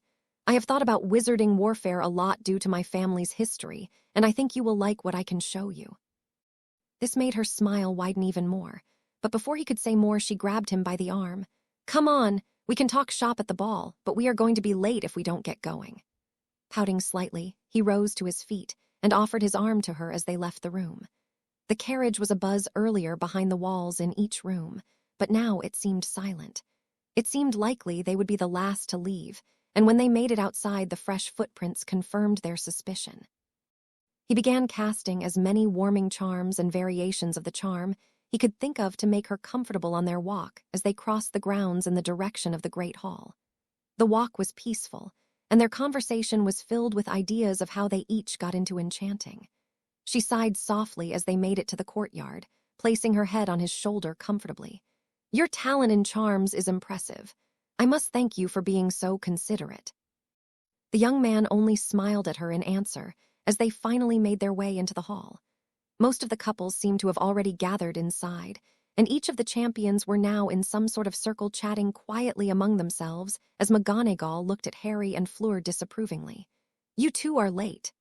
This made the young man shrug. 1,000 apologies, Professor. I didn't mean to keep our esteemed company waiting. McGonagall pursed her lips at him, but said nothing further as she rounded back into the hall to speak with Dumbledore, and likely inform him the festivities could begin. Harry quickly took in the other couples. Justin and Susan were looking at Harry and his date with big grins, while the older brother merely winked in response at the two. Fleur whispered into his ear quietly, Victor Crumb taking a 15-year-old Muggle-born girl to the ball will make the front page tomorrow. We may just avoid the trouble. Harry's eyes shot in the direction of the Durmstrang champion and realized she was right. On Crumb's arm was a radiant Hermione Granger. Harry was quite familiar with the girl, as she was best friends with his brother, but still questioned Crumb's tactic of taking a 15-year-old fourth-year Hogwarts student regardless of how she looked tonight. That would certainly cause some shaking heads this evening, but quietly promised he would help Hermione with any problems that may come from it. After all, boldness had to be appreciated, especially if it would take some of the heat off of him. The other two champions were with people from their own schools, and the ladies looked exquisite as he gave them each a nod of recognition. Amy bit her lip and looked him up and down with a wink, making Fleur clench his arm tightly and laugh lightly at the girl's antics. Professor McGonagall came quickly back to the group. Champions, are you ready to enter the hall? The professors are rounding up the students. You will soon be able to make your entrance and conduct the opening dance. The champions all gave nods of acknowledgement, and with a curt nod returned, the professor disappeared out of sight, and Fleur whispered in his ear, Is this where you embarrass me because you don't know how to waltz? Harry gave the girl a surprising smile. When have I ever let you down before, my lady? There's always a chance for a first, she said jokingly. Jokes aside, have a little more faith. I would never purposefully embarrass you unless you really annoyed me, the boy said with a wicked grin at the end. The girl huffed slightly at this, and then the doors opened for the champions to strut forward to applause. Harry kept only the slightest of smiles on his face as they entered the room, and he knew that Fleur was actually radiating her beauty at the moment, so he let her enjoy the limelight for a while as they made their way to the center of the room. After a moment, the champions made their way to the center, and the room quieted, allowing the music to begin. No longer caring what the rest of the room or even the other champions were doing, Harry focused on everything he learned in his pureblood etiquette classes and made a low bow to his partner, while Fleur matched him with a curtsy. With that, Harry took the girl's hand with his other going on her waist, and the two began to dance. Harry had to admit immediately that Fleur was an excellent dancer and the picture of graceful. He remembered dancing with a young red-headed woman who was teaching him and his brother how to dance years ago, but Fleur was as good and likely better than her. The way she swayed to the music and allowed him to lead unquestioningly. He was sure every spectator assumed they had danced together for years, and quite honestly, it's what it felt like. They were in perfect sync with every step. It seemed each one took them to a new level of connection, and Harry spun her around the floor gently and very smoothly. He was lost in her blue eyes when they were face to face, and her smile nearly took his breath away. Before they knew it, the music stopped, and Harry was once again bowing to his partner, and this time his smile was not nearly as sarcastic as others he had displayed that evening. The two champions took a seat at the head table with the headmasters of each respective school, along with several foreign diplomats and some domestic diplomats from their own ministry. He recognized Fleur's father among them and greeted him with a nod, while Fleur left his arm to embrace the man briefly. Amelia Bones was among the diplomats and was the first to greet the Hogwarts champion. "Mr. Potter." "Madame Bones, I was unaware you would be at this function tonight," Harry said evenly as he pulled out a chair for Fleur to take a seat in. "To be honest, I was beginning to think I wouldn't be either due to the time it took your brother to ask Susie to the ball. I thought we would be sitting at Bones Manor, but it seems it was not meant to be. I am thankful for that, though, as the last thing I wanted was a crying teenager on Christmas Day," the woman said with a bit of an accusation. Harry bit back his sarcastic retort and instead said, "You can blame it on his Potter genes. I actually asked my date a few days after he did. I like to say we like to keep our women on the edge, but in truth I think my brother was foolish and myself indecisive, and after that first dance that makes me foolish as well." At that he smiled at Fleur, who beamed at him happily for the compliment. Madame Bones merely smiled at the two this time. "Well, I hope you two will enjoy yourselves. I would ask that you make yourself available to me sometime after the holidays, Mr. Potter. There are some things I would like to discuss with you in private." Harry gave the woman a slight nod, and only put a little bit of sarcasm behind his words when he returned it with, "I will make it my top priority." At this, she gave him a curt nod, and turned to the conversation that Fleur was engaging in with her father, who was famous to even Harry. The man was a very powerful Auror that crushed a rising Dark Lord's faction in France nearly single-handedly. Jean Delacour was quite the formidable wizard, and he had gathered quite the following in France that allowed him to ascend to head of magical law enforcement. From the first time Harry had met the man, he had an inkling of respect for his considerable power. The conversation was about international politics, and Harry only understood some of what was being discussed. Also around the table was Ludo Bagman, and several heads of important ministry departments, and much to his surprise, Percy Weasley. "Percy, how is it you got invited to the champions' table?" Harry had tried to ask this as politely as he could, but the two had turned into quite bitter adversaries after the Penny Clearwater incident. Percy held his nose up at the boy, infuriating the Hogwarts champion when he said, "The minister invited me. It was why I came with no escort. I was invited to sit at the high table with him since I interned for him over the summer and intend on working for him straight out of Hogwarts. He thought it would be a good time to broaden my connections." The boy was quite a pompous git, but realized that Fudge was as well. Perhaps the two were just a match made in hell. Seeing the minister sitting nearby, Harry turned to him, greeting the man, "Greetings, minister. I hope the re-election campaign is going well." Cornelius Fudge boomed with laughter lightly. "Ah, it is good to see you as well, Heir Potter, and yes, the election is running quite well. Your father, Lord Potter, has yet to throw his support behind me yet, but I suspect when he does I will be in office for another 4 years at least." Harry wanted to laugh at that. There was absolutely no way Fudge was going to get James Potter and his voting bloc to vote for him. That would mean the Bones, the Blacks, the Longbottoms, the Abbotts, and the Peverils' votes would be going against the man. Somehow Harry suspected the man would still come out on top, however, so Harry spoke. "I will speak to my father about it tomorrow afternoon. He always feels like talking politics on Boxing Day." What he really meant was that he would be assuring that his father and allies did not vote for the idiot, but he did not voice this out loud. Turning to his date as the food was being laid out, he whispered quietly in her ear, "You can speak, you know. You are my date, and no one will disrespect you. Between your father and I don't think anyone would dare." She muttered quietly back, "And if they do? Then it will be a bloody Christmas. I have to admit I have a preference," the boy said, grinning at his date. This caused the girl to blush and smile. Dinner was a calm affair as it came and went, and Harry made eye contact with his brother a few times throughout the night, giving him a wink or a grin to tell him things were going all right on his end, and he would get a wave or a head nod back in return each time. Subtle things that no one was catching on to but the two brothers. They could only hope that the night would continue in peace. After dinner, the dancing resumed, and Harry took his time to dance with his date thoroughly, and even ended up dancing with his other two friends, Heidi and Penny, making the night quite relaxing. Harry should have known, however, that as soon as his guard was down, things would begin to go wrong. It started with Madame Bones approaching him as the night was beginning to wind down. "Good evening, Mr. Potter. I was just getting ready to return to my home, but I cannot seem to locate your brother or Susan. Do you know where they might have gone off to?" Harry had been sitting around chatting with his friends, his date at his side as they were all done dancing for the night, and just enjoying the atmosphere and conversation when he turned to face the woman. Surely his brother hadn't been so stupid to sneak the girl away into a broom closet while the head of the DLME. His dad's boss, her aunt, was here. "I have not seen them in the past hour, Madame Bones, though if you would like some assistance looking for them, I could easily assist you." Everyone looked at Harry in surprise.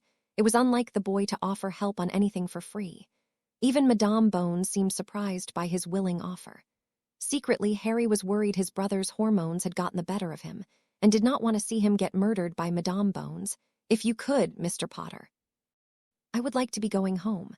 Harry nodded, pulling out his wand and making a small circle. Revelio. The charm to reveal all the tracker charms he had on his brother from practice had been activated. Harry alone could see a small blue line appear in his vision, and he turned to Fleur. "I will be right back. I am going to grab my brother and make sure everything goes smoothly." He winked at his date, kissed her hand gently, then asked Madame Bones to follow him.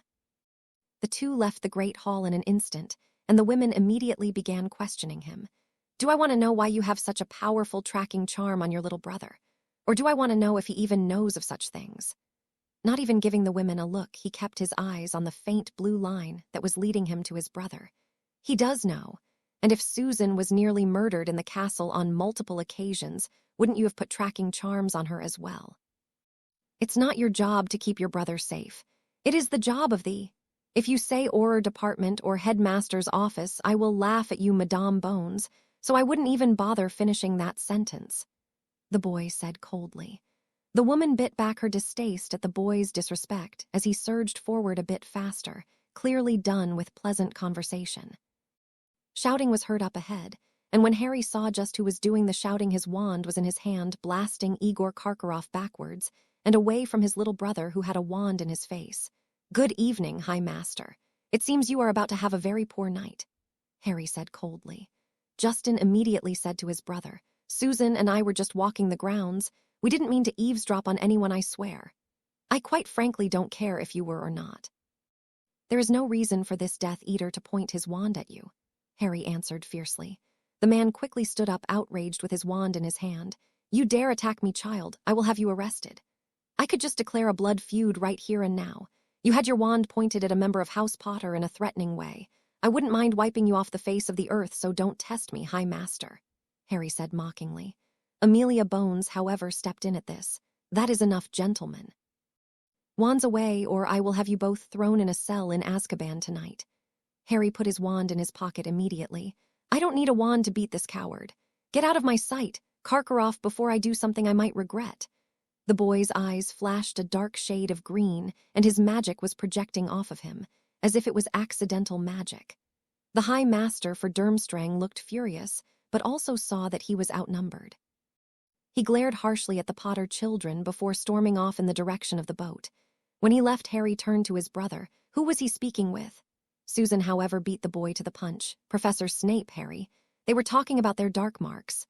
Amelia Bones had approached the scene quietly, but had now chimed in. "What about them?" Justin replied. "They are getting darker. We heard Karkaroff tell Snape that he should know the signs as well as he did. That they should run while they still have the chance." Harry looked onto the snow-covered Hogwarts grounds in silence, worrying that things were coming to a head faster than he thought possible. Looking back at his brother, he said, "Be glad I hadn't taken the tracking charms off you. This could have been messy. Under normal circumstances, I would ask what you were thinking, but this time I probably don't want to know. Madame Bones, perhaps we can have a word while we let these two say goodnight." Susan and Justin both gave him a grateful, yet embarrassed look, while Madame Bones said, "Very well. Make it quick, Susan. I would like to return home." Harry gave his brother a nod, and he and Madame Bones took a short walk around the corner to give the couple their privacy. This can't be a coincidence. The Death Eaters at the Cup, Pettigrew coming after Justin last year, his name and mine coming out of the Goblet of Fire, and now Karkaroff saying his mark is getting darker. I know you are going to say it is not my concern, but at the end of the day, these idiots in masks are going to come after my brother. If Voldemort is to return somehow, then he would definitely come after him, and I cannot be around forever to protect him. I need to be in the know, and if it comes to it, I need to be in the hunt. Amelia Bones eyed the young man carefully, as if measuring just how much she would tell him. Those aren't the only odd things that have been happening. We have been finding a trail of dead bodies, and missing people that no one can explain. It is starting to seem just like last time, before he really rose to power. Harry nodded. He had contacts everywhere keeping him updated on the situation. My primary goal is keeping Justin safe, but I am also not foolish enough to believe that if the Dark Lord returns, he would leave me or the rest of my family or yours for that matter alone. We were survivors and proof that he is not a god, and he will seek to crush us first. If I could take a team of the best duelists we have left, I think we could take him. Dumbledore, myself, Mum, Dad, Mad-Eye, and a few others. I think we could put a stop to this. We just need a time and place to do it. Amelia looked over at the young man, clearly aware that he was worried, but chose not to comment on this. I will do what I can and dig as deeply as possible to get answers. Don't worry, I will keep you in the loop, and I will expect you to do the same for me. Looking out over the grounds again, the young man said, When it comes to Voldemort and his followers, we are all on the same side and same playing field with the same goal. I will do my best to keep you in the loop as information comes to me. I will send you my owl over the break to see what my contacts have dug up, and see if we can get new information, even if we can't use it strictly in your department. My father can be our go-between for now. The woman nodded. That would be good. Now go grab your brother and send my niece to me. I believe I will be wishing you a good evening. Mr. Potter, and believe that we will be in touch shortly. Harry gave the women a curt nod and went to retrieve his brother before he found himself in any more trouble. The Potter Heir wanted to scold his younger brother for being foolish, but the content smile on his face took the wind out of sails. He had to allow his brother to be a kid sometimes. No words were exchanged between the brothers as they returned to the hall and rejoined Harry's group of friends. When Justin took the seat on Harry's left, Fleur raised her eyes at him. You took quite some time. Mon cher, is everything okay? Harry gave the French girl a tight smile. Just bailing my brother out of trouble as usual. You did miss me cursing a Death Eater on the grounds just a few minutes ago. Don't think we got my preferred bloody Christmas, but it will have to do for now. Cedric was shaking his head, while Penny looked like she might bang her head on the table. On Christmas, Harry. Fleur, however, eyes narrowed. You had fun without me. Which Death Eater did you curse? I quite enjoyed our last battle with them, even if the beginning was quite unpleasant. Harry grinned at the girl. Igor Karkaroff. Thought he could wave a wand in my brother's face, and I quickly rectified his thought process. Had my father been here, we would have had quite the bloody Christmas indeed. A blood feud has not been seen in England in many years, and I almost enjoyed the possibility of kicking one off. This made Justin laugh at his brother's words, clearly taking the dark sense of humor that his role model gave him to heart. The others merely shook their heads, but a ghost of a smile crept on the faces of at least most of their party. Herbert offered Harry a grin. Chin up, mate. Parties almost overcare to indulge a little. The man opened his robe to indicate a small flask was hiding in the pocket, and Harry gave the boy a huge grin. Justin, I think it is time you join the friends in your house. My boys and I are going to have a little fun. Herbert, I knew I liked you for a reason. Justin immediately protested. Oh, come on, Harry. I work so hard in our training. Can't I have a little fun? Penelope, however, already was on the ball, though. "No, Harry. Don't you dare. He is too young. We are all too young." Fleur, however, cut the girl off. "He has earned his place among us. He beats people 3 years his senior left, right, and center with a wand, something that couldn't have been earned without exceptionally hard work. Let the boy have his fun while we can watch out for him. He is, after all, a champion." Herbert just grinned at the table.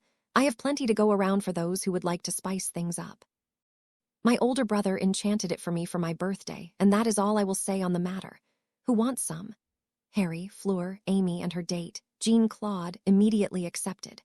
Cedric looked like he really wanted to as he bit his lip, but the glaring Penelope seemed to convince him from asking. Trying to help his best friend out, Harry looked at the head girl. "Oh, come on, Penny, we are all going to bed soon. What's a couple sips of alcohol going to do?"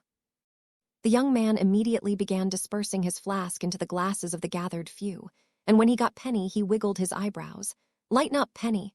Final year at Hogwarts, let's create some memories." The brown-haired girl shook her head, clearly disapproving, but Cedric took her hand. "My man is right, Penny. A few drinks won't hurt anyone. We won't overindulge." She looked uncertainly at her boyfriend before nodding her acceptance, leading to some cheering and clapping from her friends.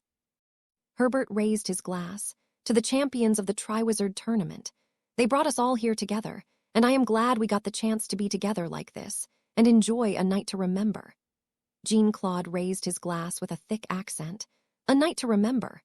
They all raised their glasses to meet the cheers, and Harry winked at his younger brother as he downed the shot of alcohol, and Herbert immediately went about refilling their cups. Penny shook her head, violently indicating it may have been her first shot of alcohol, while Cedric's eyes widened. This made the green-eyed boy roll his eyes, realizing he was drinking with amateurs, but his brother took it well and merely grinned at the group. The Potter Heir counted his lucky stars that Madame Bones had left, and her niece was gone, so his brother shouldn't get in too much trouble. Fleur took the shot well with a coy smile that she gave her date, and Harry had to look away for the first time since he had known the girl, forcing his acclimating shields to avoid her allure. He was mildly impressed with his small circle of friends that they could avoid Fleur's natural call, but wondered if their determination to keep themselves out of trouble with their own dates was a factor. When Herbert had filled their glasses once again, Harry glanced at his brother, who seemed to have taken it fairly well, and didn't object to him accepting another drink. The next cheers came from Amy, to international cooperation. Here we all are, new friends and memories we will never forget. Fleur winked at Harry when she answered the cheer, making the boy realize the game was on, and answered the cheers. To memories created with people we will never forget. The group all downed their drinks easily, and Harry was among the first to ask Herbert for a refill. This time, almost everyone gave a little shiver. Harry wasn't sure what the alcohol content was of each drink, but he began to suspect they were drinking something pretty ridiculous as the feeling of relaxation washed over him. Dueling with Karkaroff earlier should have left him on edge all evening, and whatever Herbert brought was clearly affecting him already, but admittedly, he didn't have much experience in the field of alcohol. His master preferred a single glass of wine with his dinner, not shots of whatever Herbert had brought. More drinks and cheers were heard over the remaining 30 minutes of the Yule Ball, and Harry was thankful Fleur had not asked for a final dance, because he was fairly certain after the 4th drink he was incapable. As the ball held the final dance and ended, Harry summoned Ron and Hermione to escort his stumbling brother back to the Gryffindor common room, but not before the brother surprised him with a hug. "Happy Christmas, Harry." The young man returned the embrace with a light smile. "Happy Christmas, Justin. I will see you later in the morning." With their farewells said, Harry entrusted the Gryffindors to see his brother back to his common room, but with one last drink, the rest of the party joined them. Jean Claude was kissing down Amy's neck, and the girl practically purred that they would be returning to the carriage. Herbert escorted Heidi back to their own common room, while Cedric agreed to return Penny to hers. Penny was giggly drunk as she took Cedric's hand, leaving Fleur and Harry alone as they bid adieu to Dumbledore and McGonagall, who were the last to depart, for and Fleur were walking along the path back to the carriage of Beauxbatons when she spoke softly. "I hate the weather here, but it is quite beautiful when it is undisturbed. Non." Harry smiled in agreement. "I thought the same thing when I came to pick you up before the ball. It was untouched when I walked through. As if I was the very first to ever make the trek. It was an interesting experience, to say the least. Fleur shook her head. I still can't believe you walked through this freezing death trap just to greet me. Like I said earlier, my lady, some things are worth freezing for. Harry responded cheekily. This made Fleur laugh as she held the young man closer than before. I thank you for such a wonderful evening, and even accepting Amy and her date among your comrades. Harry smiled as he kept his eyes forward. Well, it was my honor to. How was it Herbert phrased it? Keep international diplomacy. I was glad to have you and your friend in our company. It was a night I will never forget. Fleur smiled as she tightened the grip around her companion's arm. I wish we could extend the night to longer, but there is nowhere for us to safely do so. Next time, perhaps. Non. Next time, Harry promised with a smile as they made it to Beauxbaton's carriage. The couple stopped before they could say their good night, and Fleur gave her companion for the evening a big smile. Thank you for the evening, Monsieur Potter. It seems I fall further into your debt every day. I once told you, my lady, that no debt could ever be between allies. I can only hope this was not a one-time occurrence, Harry asked solemnly. The look that Fleur gave him promised much more than one night, but she answered his question. Non, not one night. It was simply too good for one night. We. With that, she leaned in for a soft kiss that seemed magical in nature. The two held the kiss longer than was appropriate if they were sober, and Harry wanted nothing more than to ask what her plans were for the remainder of the night, but instead the French girl said quietly, We must do that again soon. Her request remained unanswered, but only for a moment when Harry's brain caught up with him. It would be my honor, my lady. I hope to see you before the new year. Fleur leaned forward and captured his lips again. Count on it, mon cher. With that, the young woman forced herself away from him and entered the carriage, giving one last smile of happiness. Harry stood there for several long moments before he headed towards the ward line of Hogwarts. He had great news to bring to his master, as well as happy Yuletide celebrations that he always long awaited with the man he himself looked up to. His last thoughts as he apparated away were of a silver-haired goddess that was slowly capturing his heart. Harry's steps through the snow were not as graceful as they usually were. The alcohol in his system was clearly passing slowly, but he could not wait to speak with Grindelwald after the night he'd had. It wasn't often the two would meet under pleasant tidings, but the fact that he would be able to do so on Yule for the first time in many years was a blessing. Entering the tent, Harry called out, Master, I have arrived. A lamp turned on in the corner by the older man's bedside. My young apprentice. I foresaw your arrival. I take it you have news for me. Grindelwald's hair was not done as neatly as it usually was, and though he was in bed, he was still wearing a cloak as if he had just returned from being out. Of course, that was certainly possible. The man's ability with human transfiguration was matched by none, and he could wear any disguise as well as any metamorph magus. Deciding to go forward with the conversation, Harry spoke. It has been a very pleasant Yule. I was granted the opportunity to curse Igor Karkaroff, and even had an excellent evening with my date. Grindelwald frowned at his apprentice at first. That idiot does not have the right to teach at my old school. If you are given the ability to take out the coward, then I insist you take it. Anyone must be more competent than that buffoon. The older man then scrutinized the appearance of late arrival. The evening with the villa seems to have you in high spirits. Good. I see you may have partaken in other things that enhanced your evening as well. Of all the things I prepared you for, drinking the nectar of the gods was not one of them. A shame, too. I can only imagine the kind of trouble we may have put ourselves in if we had, Harry said cheekily. Gods help us, you are cheery drunk. The man said, clearly entertained, before rising, walking over to a tall two-person table, and kicking out a stool towards the young man. Take a seat, and tell me more about your evening and your plans for Yule. We have not had a chance to speak much in the past few weeks. My travel has been successful, and we have much to discuss in the coming days. Harry eagerly took a seat, and Grindelwald snapped his fingers, summoning a bottle of Ogden's finest from the corner. You will stay here for the remainder of the evening, and return in the morning. As the man with multicolored eyes finished his words, he poured generous servings to his young friend with a look of satisfaction. You've never had more than a glass of wine in front of me before, Harry said pointedly. You were much too young to be exposed to such things. Now you come to me already on the verge of intoxication, however, I believe we can indulge together, Gellert said, raising his glass, to another Yule together, and to one day being the most powerful master and apprentice to ever walk the earth. Raising his own glass to meet the toast, Harry laughed at the man. "You are much better at toasts than my friends and I are. We went in circles with the same few things, just reworded. It comes with experience, my boy, I assure you." Gellert explained with a slight chuckle. "Now tell me about what has been happening, and start with your date." Harry immediately delved into the night from start to finish. He excitedly told his mentor about the girl's ideas, inventions, and enchanted objects he discovered in her room, and told them about their compatibility on the dance floor.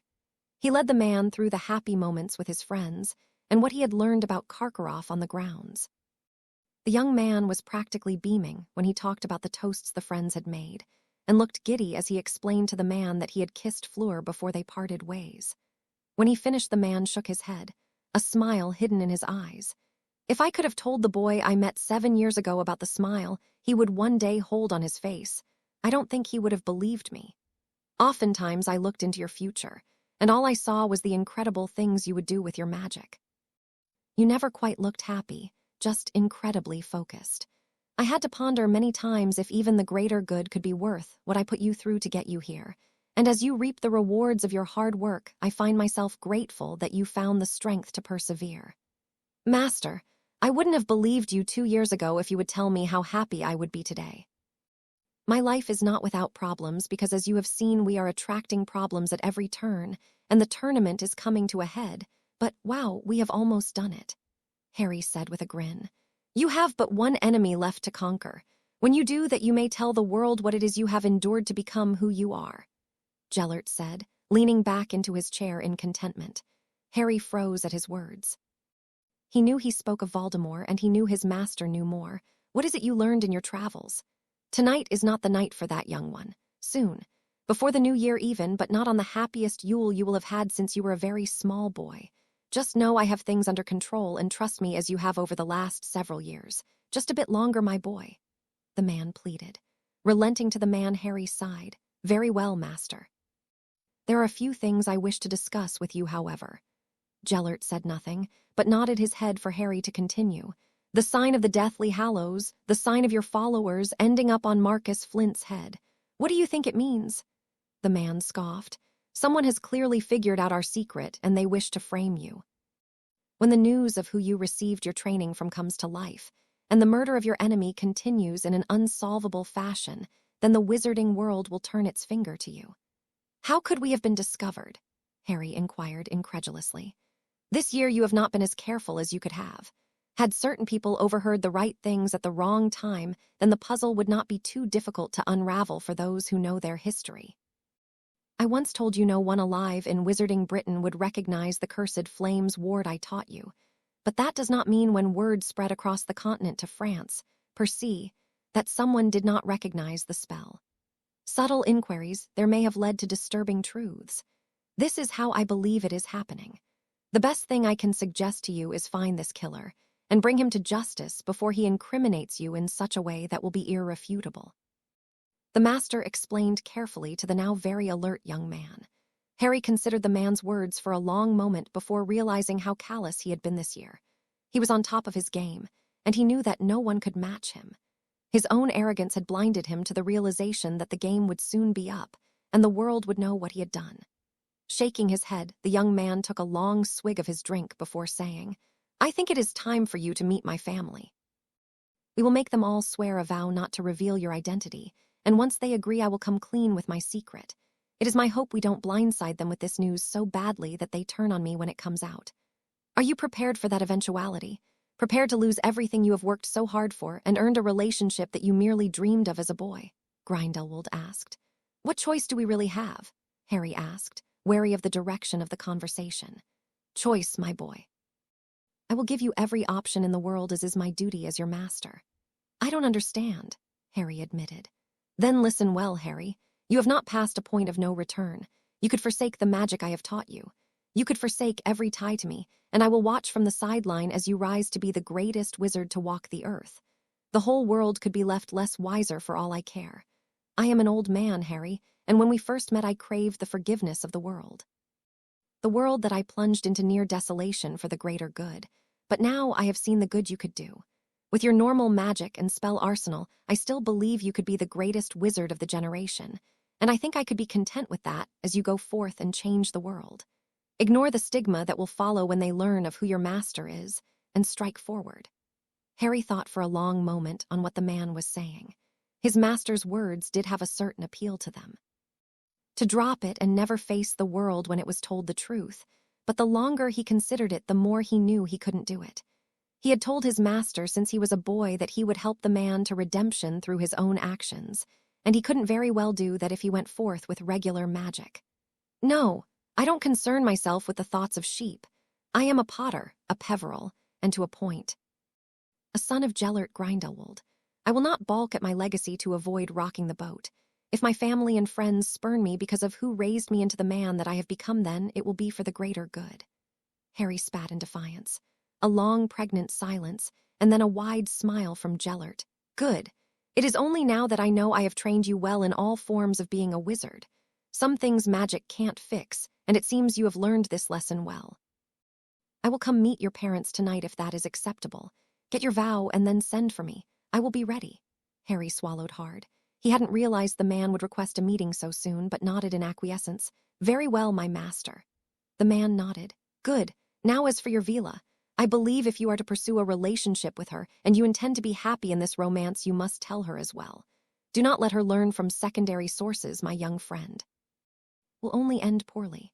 I plan to see her before the new year. Perhaps I will begin planting the seeds in her mind that I wish for us to have no secrets in a possible relationship, and that my master is quite the controversial individual." Harry accepted. This made the man laugh. "Good, then that is enough of the serious talk. Let us have one more drink and go off to bed." The man flicked his wrist, and the couch turned to a bed as the glass lifted the Ogden's finest into 2 final pours. The two sipped their drinks in silence for a moment before Grindelwald nonchalantly challenged the boy. "I wish to test your abilities soon, so be prepared for my summons when things die down. I must know if you are truly ready to meet Voldemort in combat. We have had many discussions, and I must be sure." Harry was honestly drunk at the point he finished his final drink, and slurred through his words. "I look forward to your TT test, master." The young man stood and gave a bow as he stumbled, but the older man was on his feet catching the boy before he could fall. "I raised a bloody lightweight. Come on, son, let's get you to bed." "SS son, you were like a FF father to me in every WA that counted. Thank you."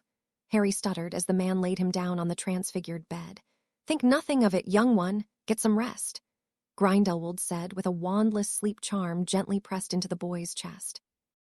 With one final look at his apprentice, who was now sleeping peacefully, the man returned to his own bed and thanked every deity that would listen that he had found his redemption. Awaking on Christmas morning, Harry felt like he had been run over by a bus. The sun had barely broken the horizon as he stirred, and the pounding in the young man's head was immense. It took him several moments to collect his bearings before he realized he was in the tent he had spent so much time in over the years. Rising out of his transfigured bed, he reversed the magic and turned it back into a couch as quietly as he could. He could see that his master was sound asleep in his own bed facing the other way, and decided the man had earned his rest as he slipped out quietly. More snow had fallen the night before. It was nearly up to his knees now as he crossed to the apparition point. He felt the cold grip him as he tried to hurry to the ward line, and when he disapparated, he landed in the forbidden forest in his normal area. He trudged his way up to the castle, attempting to get his magic to cooperate with him by warming himself up. When he arrived in the courtyard, he was stopped by a voice from a round alcove. "I didn't realize Hogwarts students were allowed to leave the grounds as they pleased." The wizard from the ICW that had questioned them about Marcus Flint was there in a long black cloak, his wand at his side casually. Perseus Chase spoke again. "Where were you last night, Harry?" Harry frowned at the man, feeling as if he was being threatened. "That is none of your concern. I am also the heir to a noble and most ancient house in this country, and I did not give you permission to address me so informally. Perseus. A lot of weird things have been happening around the school this year." The man said casually, as he moved to stand in Harry's way of entering the castle. "First, your brother's name comes out of the Goblet of Fire, and you of course deny your own entry. Then there was the mishap of the first task, where you ended up killing a dragon, causing all sorts of international noise, as concessions and apologies had to be made." Harry gritted his teeth. "So I should have just let those 3 dragon handlers get burnt to a crisp." A lot of things have been allowed for the greater good, wouldn't you say? The ICW investigator asked. Harry's wand jumped to his hand. What did you just say? The man laughed at the move. You must think yourself very clever. You use magic that the world hasn't seen in over 5 decades, and you think no one would notice. My colleagues from France report back disturbing things about the origins of the magics you have been using, as well as the symbol that appeared on the flint boy found in the astronomy tower. If you are planning on arresting me, investigator Chase, you should have brought a lot more people. Harry spat furiously. Oh, I am not going to arrest you. I would have gone for a much stealthier approach had then been the case. You have proven to be quite formidable with a wand, and I dare not challenge you alone. The man threatened subtly. Harry looked around the courtyard carefully before saying, Yet here you are, confronting me alone with no witnesses. You claim to know things about me that could be quite dangerous if they were true, yet here we are, wands drawn and prepared to fight. Just because you see no one else does not mean we are alone. You would think a practitioner of magic such as yourself would be aware of that. The man goaded. Harry frowned, stretching his senses, and realized that the man was right. At least 2 other wizards under invisibility cloaks were in the courtyard. The young man's magic flared threateningly, feeling like a caged animal. If we are going to do this, then by all means. Come get me, otherwise get out of my way. The investigator merely grinned as his wand slipped back into his cloak. I have allies in places you wouldn't expect, Mr. Potter. Be wary and trust no one. With that, the man slipped back into an exit that would take him to the grounds, and turned his back on Harry, who was still fuming at being called out in such a way. Making his way through the castle, he was not interrupted any further, and when he made it to the Ravenclaw dorms, he immediately began casting magic detectors around his room to see if his wards had been tampered with in any way. No fruits were born from his labors as he frowned in frustration. Grindelwald had been right. In his carelessness, someone had discovered his secret, but the murder was what brought Detective Chase to Hogwarts. How could he have known about it before then? He was missing such a crucial piece to the puzzle that infuriated the young man. He took some time thinking over things, and before he knew it, the sun was well into the sky, and he knew his housemates would be waking up to finally head home for the holidays. A large bird is what broke his thoughts when it began tapping at his window. Harry was surprised to see an eagle that seemed similar to the Ravenclaw mascot knocking at the window, and when he opened it, the majestic creature hopped in and dropped the letter it was holding in its talons. It was a magnificent creature, and Harry wanted to study it, but it took off before he could consider the thought.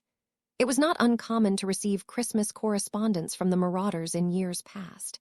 It was odd, however, seeing that he would be with them that evening. After seeing the unfamiliar handwriting, though he knew this was going to be something different, it was addressed to Herr Potter, and when he sliced it open, he began reading carefully. Dear Mr. Potter, the Delacour family would like to formally invite you to an evening at their home in France to celebrate the new year. Many guests will be in attendance, and we hope to see you there as well.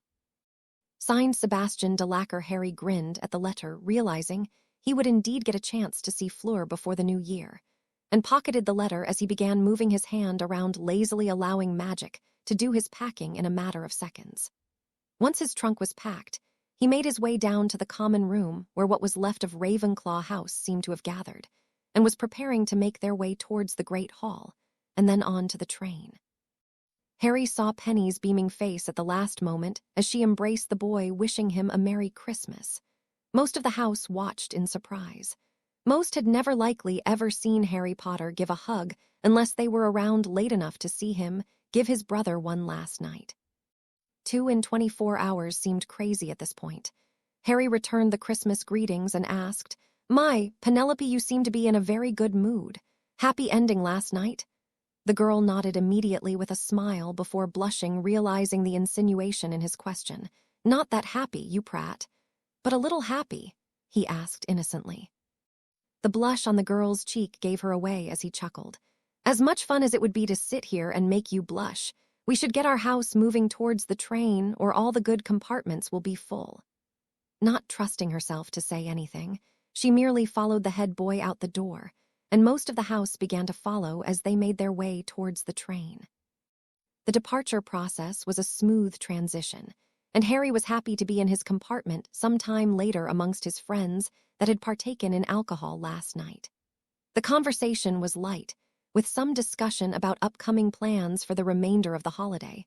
But what Harry was really waiting for was the arrival of his younger brother, which didn't occur till almost the end of the train ride.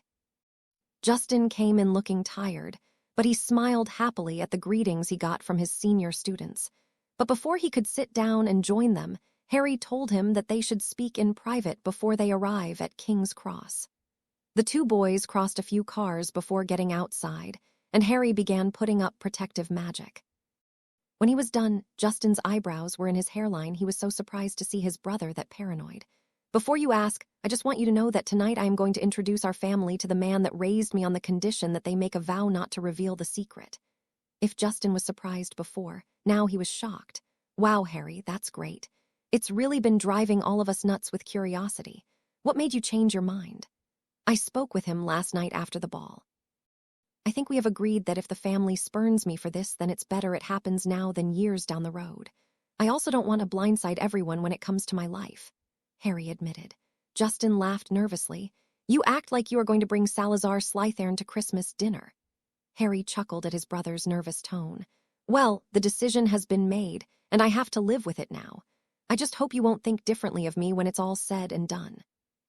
Regardless of what Mum or Dad may do." Frowning, the younger boy shook his head. "Nothing will change tonight, Harry. You will see." Harry wished he had the young man's faith, but he merely offered the boy a half-hearted smile. "I hope you are right. I am not sure I can really take the rejection of our family and forgive them a second time."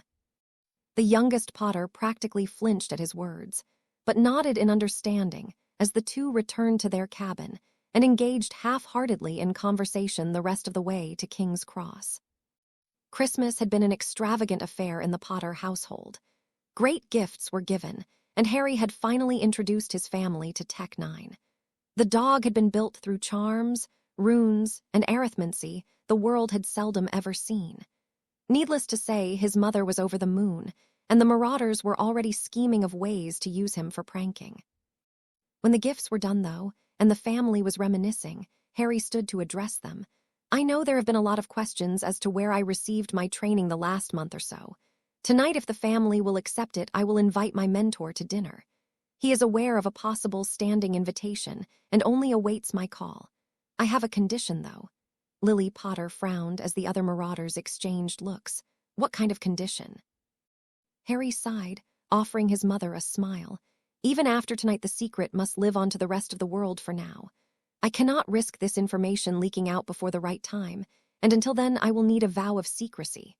No one is to tell anyone outside this room in any way who this man is, nor will you attempt to harm him while he is under guest rights in our home." James shook his head. "I can't make a promise like that. I took an oath as an Auror. If this man you have consorted with is dangerous, then I would not be able to keep my vow." Harry nodded in understanding. "I understand. He understands as well. We hold no slight, and I just won't invite him." Sirius, however, immediately protested. "Now wait a second, Harry. Don't you think this is all a little extreme? No, this secret is going to rock the magical world when it comes to light. You all have claimed to have trusted me, and now it is time to put that to the test. I would not bring a man who would harm my family into our home. If you really trusted me, you would greet this man with open arms and acceptance after all he has done for me." Harry insisted stubbornly. The family was in silence, and Justin broke after only a moment. "He's right. You all said you trust him. Put it to the test. You all spent years focused on me and lost sight of your oldest son, and someone else stepped up and made him into who he was. You all dug your graves, now lie in them and support Harry no matter what. I do." Harry was moved by his brother's words, and his parents exchanged looks. Finally, James sighed. "I have a feeling I am going to regret this. You have the wording of the oath." Feeling butterflies in his stomach, the green-eyed young man nodded and said, "I, Harry James Potter, swear to keep the identity of Harry Potter's master of the magical arts a secret until he deems it necessary." Lily frowned. "That wording is very particular. If you choose never to reveal the secret, then we will be stuck in our oaths." "So you will," Harry agreed. Justin took the oath immediately. A long pause before any of the adults spoke, but Sirius took the first leap, followed by Remus and both the Potter parents. When they were done, Harry whirled his wand around, expecto patronum. A replica of the Ravenclaw mascot appeared, and he merely said, "The oaths have been made. Join us for dinner, my master." With the words said, the raven took off. Harry turned to his father. Lower the wards. He knows the location of our home. James frowned as he closed his eyes in focus, and the wards were brought down momentarily. Another long silence followed until Lily said, "Well, if we are going to be having a formal guest for dinner, let's move to the foyer. Pipsy will have the food ready shortly, and I am sure she can have some wine prepared for the arrival." A few minutes passed as they all shuffled to the formal gathering room, and Sirius threw an arm around his godson as they passed through the halls of Potter Manor. "Give me a hint now, Harry. We are all sworn to silence. Is it Morgan Le Fay, Salazar Slytherin, Merlin, Valdy Shorts himself?" This last guess made Harry laugh. "A few more minutes and the mystery will be solved, Padfoot. Just don't do anything foolish. I know the four of you can handle just about anything, but this is one fight you won't win." The final comment made Sirius frown, and the long-haired man looked to Remus, who had remained strangely silent through the whole exchange, with a pensive look. A doorbell in a normal wizarding home would be quite an oddity, but in the home of the Potters, it was a normal invention provided by Lily Potter. The butterflies in Harry's stomach intensified as he offered to answer the door. Justin was right behind him as Harry made his way to the front of the house, and Harry didn't dissuade him. Arriving at the entryway, Harry took a deep breath. He had waited for this moment for many years now, and it was finally upon him. Steeling his nerves, he turned the handle and pulled the door open to see Gellert Grindelwald standing there. The man smiled at his apprentice, and for the first time offered his own short bow. "Harry, happy Christmas, my boy. This must be your protege, Justin Potter. I recognize your teachings flowing through his magic." Gellert was in a black cloak with a white lace undershirt that formed a sophisticated blouse. Grindelwald knew he would be dining with what was almost the equivalent to wizarding royalty in Britain, and certainly dressed the part. In one hand he held a bottle of wine, and in another a bottle of Oggens. Both looked incredibly old, and if Harry had to guess, incredibly expensive. Justin immediately offered his hand to the man. "A pleasure. I am Justin. Harry speaks very highly of you in a mysterious, non-revealing sort of way." Grindelwald offered the young man a smile, clearly happy he was not instantly recognized. "The pleasure is mine, young one." As he said this, the bottles in his hand began to float next to him as he took the boy's hand, surprising Justin instantly at the casual ease of wandless magic. Harry smiled at the interaction. "Justin, take the bottles and give us just a moment. We will be right behind you." Justin nodded in acceptance, clearly relieved at the appearance of the old man. Harry was uncertain what the boy expected, but clearly it did not live up to the expectation of malevolence the youngest Potter expected. When the two were alone, Gellert offered the boy a knowing, sad smile. "Do not be too disappointed, my boy. It will all work out in the end." Harry felt like he had been punched in the chest. He knew the words meant his master had seen something in his visions, but nodded his head in acceptance. "The vows were given. I will ensure your safety, drawing my own wand if I must." The man nodded. "I know you will. Let's hope it doesn't come to that." Striding forward into the entryway, Harry guided the man towards the foyer in silence. When they arrived just outside the entrance, the young man took a deep breath and plunged in. "Mom, Dad, Padfoot, Moony, Justin, this is my teacher in the magical arts. This is Gellert Grindelwald." All four adults jumped to their feet in surprise as the man strode in behind Harry, offering a bow. "Good evening, my lords and ladies. It is nice to be in the humble home of such an esteemed and ancient family." James went for his wand, but Harry was on the man in a flash, disarming him without even drawing his wand. "Prongs, you promised me." His father looked shocked that he had been beaten by his son so quickly.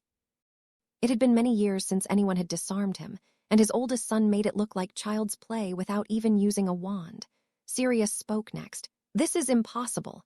You have been dead for over 10 years now." Grindelwald offered the man a smile. "Ah, Sirius Black, my apprentice's confidant through the years. It is a pleasure.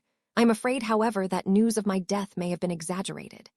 Grindelwald advanced on Sirius, offering his hand, and no one moved.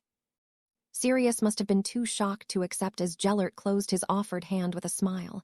"It seems we may have some explaining to do, Harry." Lily jumped on that. "I think you owe us a hell of a lot more than that." "Actually, we don't owe you anything." Harry spat viciously, making the woman recoil at the sound of his voice's aggression. "You owe him. Without him, Justin would be dead 3 times over at Hogwarts.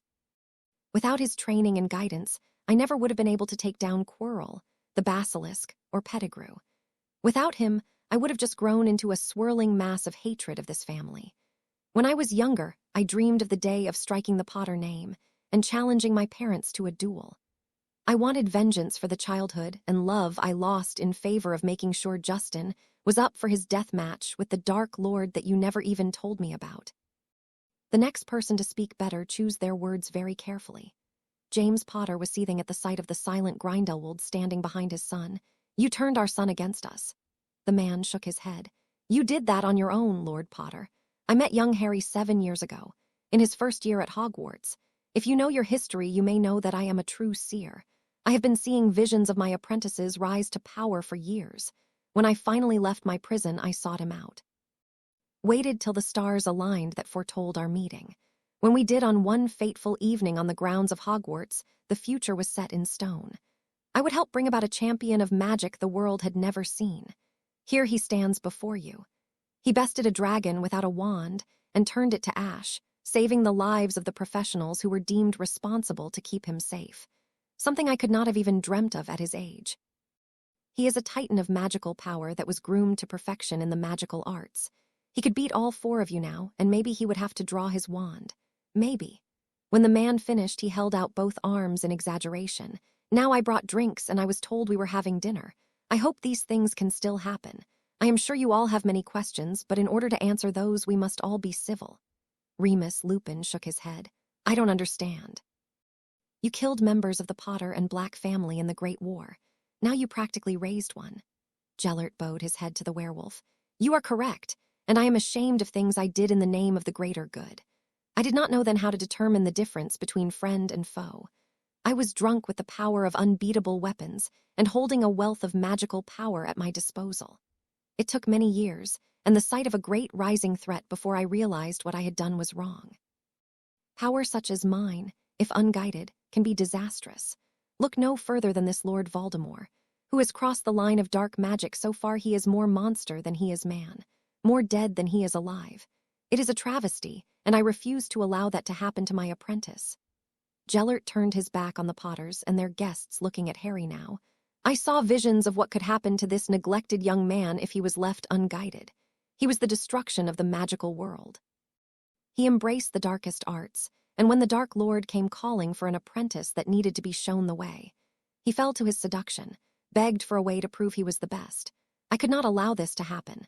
I was having these visions in 1943, and I began making plans for the long game, for the greater good of the wizarding world. Harry froze at this information. He never knew his master had seen a possible future where he may have sided with Voldemort. He wondered briefly what would have happened that night if Gellert had not found him.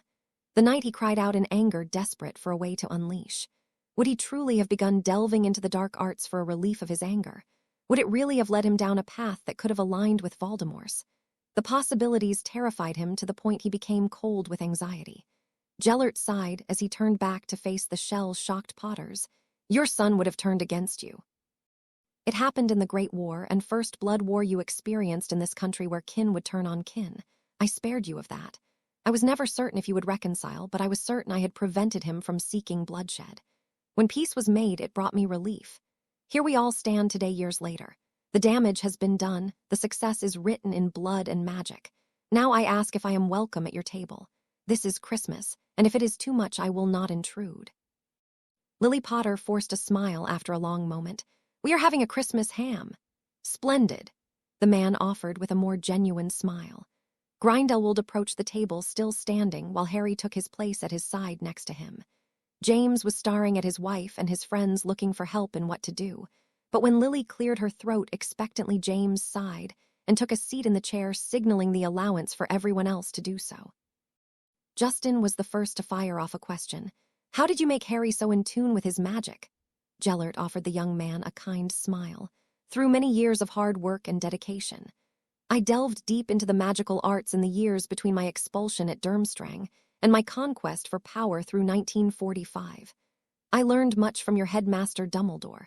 He taught me ways to stretch the magical core and tune in to ambient magic. It was his family magic, I believe, but we were very good friends at one time. Justin scrunched up his nose. Dumbledore and you were friends? The man smiled sadly. Best friends for many years, actually. Had his mother and father lived longer, it is possible the world we live in now would be very different. He tempered my need for violence in our youth, and without him, I fear I was a little lost. In our time together, however, we theorized what sort of magical titan we could raise if we had them from a young enough age to truly make a difference. Meeting Harry at age 11, with a core the size of someone much older than himself, was the prayer I always asked for, and even in those prayers I couldn't have asked for a more willing student.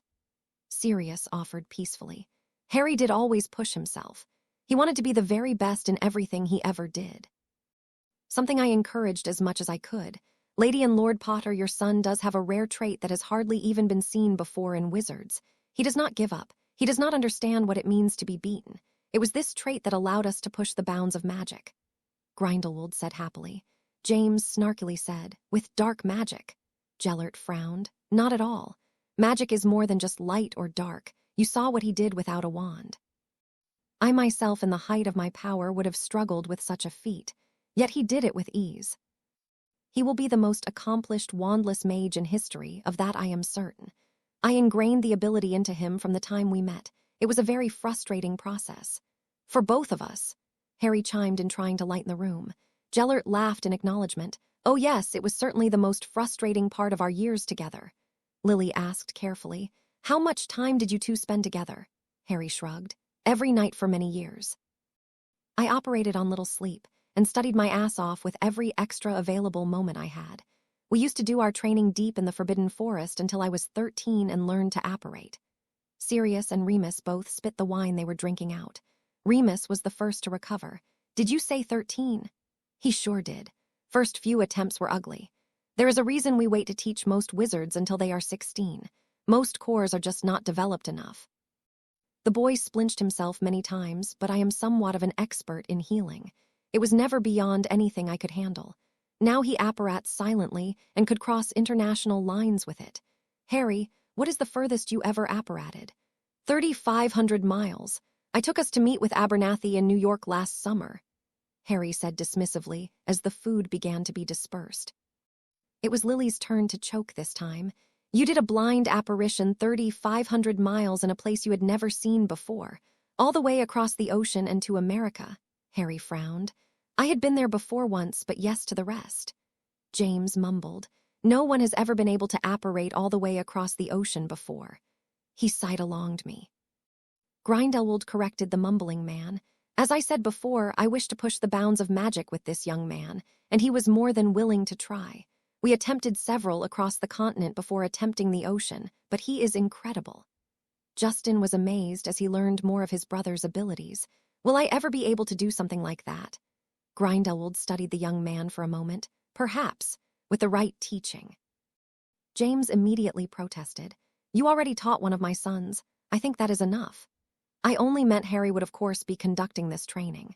He has taken your son as his protege. He has taught him much already, and with the development you have given your son from such an early age, he has taken it like a fish to water. If Harry continues to push him once he receives his masteries, then if he chooses, he could take him on as an official apprentice. Two brothers that could change the world. Gellert offered placatingly. Justin looked hopefully at his brother, who winked in return as everyone dug into their food, allowing a few minutes of silence to reign. When the meals were finished, shortly after the drinks were being dispersed by Pipsy, Grindelwald surprised everyone when he thanked the elf. Everyone took their first drink quietly, but James came right out of the gate. Okay, I've had enough. Lily cut the man off immediately. James. Lily, this man has corrupted our son. Taking him overseas without our permission. That's abduction. Taught him despicable magic. You remember those flames that disintegrated a dragon? I want to know what he wants. You don't do all this for free. What do you want? Money? Revenge? Redemption, Gellert said easily. He stood from the table and moved to stand behind Harry, placing a hand on his shoulder. My young apprentice is going to bring balance back to wizarding kind. He will uproot this dark lord, root and stem, and crush him in a way that no other of his kind will rise while he is alive.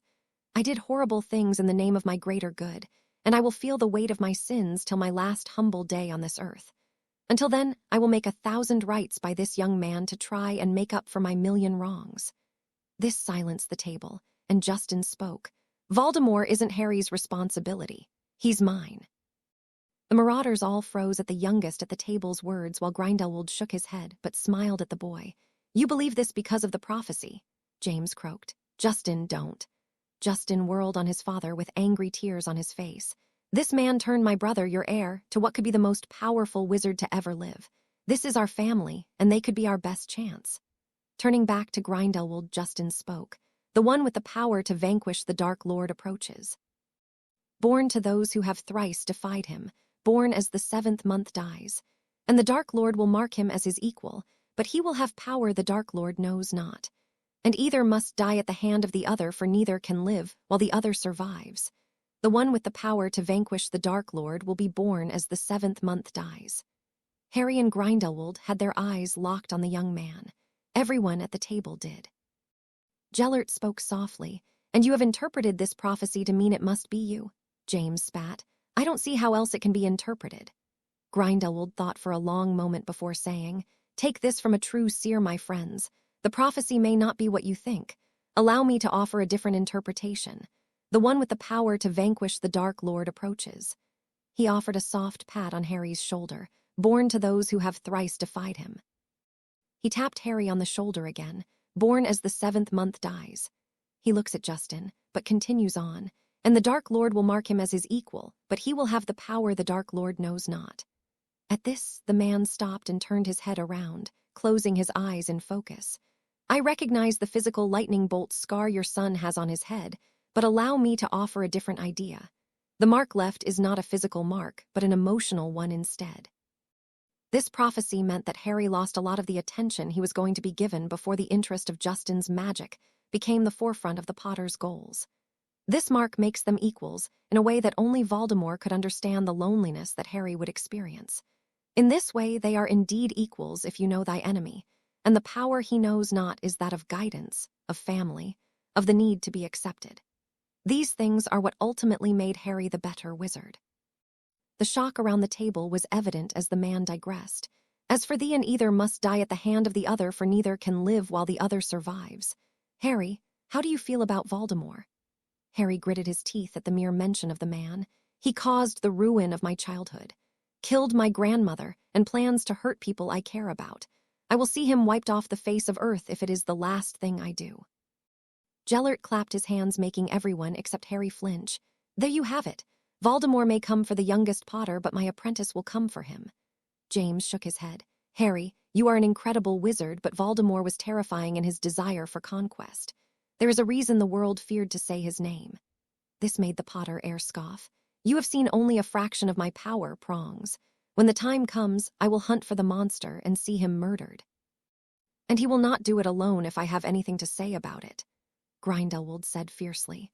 The family all traded looks at this, and Lily sighed. "Well, I can't believe I am saying this, but thank you, Mr. Grindelwald. Even I cannot deny my own son's magic is incredible and a bit terrifying in itself. If you are at his side, I cannot imagine even he who must not be named will stand a chance against you both." Harry broke the tension with a joke. "Dumbledore and I joked it could be the most glorious day in wizarding history to see the three of us do battle together against Voldemort." This made Gellert choke on his wine a little. "He said that." This made Harry chuckle. "Oh, how nice it is to surprise you for once." "Yes, indeed he did." Grindelwald mumbled something about the true end times, and Lily couldn't fight the smile that came from her face from the interaction she just observed. James may not have smiled, but he recognized the caring bond the two shared. All the marauders and even Justin could see it. They all worried what Harry would do in his pursuit of Voldemort, but it was clear the tension in the room had effectively been killed, and while this wasn't the Christmas any of them imagined, they all shared drinks and broke bread together. This was a huge step in the direction of peace that Harry had always wished for. The days following Christmas, the Potter family walked on eggshells around the oldest son. Gellert had departed on peaceful terms Christmas night, and while Harry wanted to congratulate himself on a long, accomplished goal, he did not believe it was over. He expected his family would be looking for ways to circumvent the oath they were forced to make in order to expose Grindelwald for faking his death and taking refuge in Britain for the last 10 years. After all, Harry had little doubt that if Gellert was arrested, he would be tossed through the veil. The Potter Heir almost believed it impossible to capture the man, though. They would need Dumbledore and scores of the most powerful witches and wizards they could find to take the man down, and even then it was likely to fail with massive casualties. Harry could only hope his parents took his words into consideration and opened their eyes to the fact that any fight his master may find himself in, he would be there beside him. The new year was rapidly approaching, however, and Harry had informed his parents he would be spending the evening in France to strengthen their alliance with the Delacours. Of course, his father and the other marauders teased him that he had more than an alliance in mind with the blonde Vila that had been his date to the Yule Ball, but he would not rise to their bait. He was in his room preparing for the evening when a knock at the door pulled his attention. Tech 9 was laying in the corner and immediately perked up at the noise, but Harry hardly paid any attention when he called out, "Come in." The door opened, and Lily Potter stepped into the room, closing the door behind her. Harry did not have to turn to see that it was his mother, but he recognized her signature the moment the door opened. "What can I do for you, Mother?" "I just wanted to speak with you before you left," the woman said gently. The pair had hardly spoken since Christmas night, but that wasn't the family's fault. Harry had been very busy with training and preparing for his battle with Grindelwald.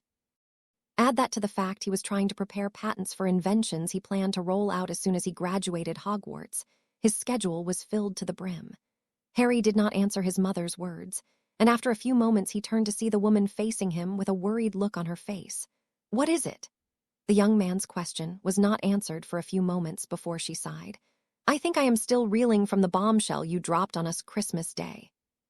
Taking a deep breath, Harry began attempting to button his sleeves properly, not meeting the woman's eyes. "I do not wish to discuss my relationship with Master Grindelwald." "But Harry, you know what the man is. You have to if you have spent so much time with him. He has likely killed more witches and wizards than any before him," Lily claimed with a slightly aggressive tone. "Considering your esteemed leader of the light does nothing but offer second chances to Death Eaters and murderers at every turn, I will not put much stock into that accusation. They were at war, and Master Grindelwald only crushed those who stood in his way. I can't say I would do much differently if I was fighting for something I believed in. I can't say I won't do the same when my hunt for the Dark Lord begins," Harry pointed out calmly. "You're going to kill indiscriminately to put down a madman? What exactly will that make you?" she questioned sharply. "Let me ask you something, Lily. When you see a tsunami coming, what do?" Harry asked, still remaining calm. "I don't see what that. Just answer the question," Harry said, cutting off his mother, displaying a bit of his temper for the first time. "It depends," she said after a few moments. "With magic I would apparate as far away as possible. Let's assume you are not. You stand no chance against what's coming. What do?" Harry asked, regaining his calm nature. "Run, get to high ground. That's what the governments tell you to do. Entire cities could be wiped out by a tsunami powerful enough," Lily said, already understanding where her son was going with it. "The same can be said about my magic. The cursed flames you saw nearly destroyed London in the 1920s.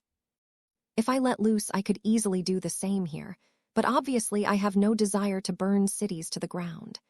I only want Voldemort dead, and the ones that I love safe.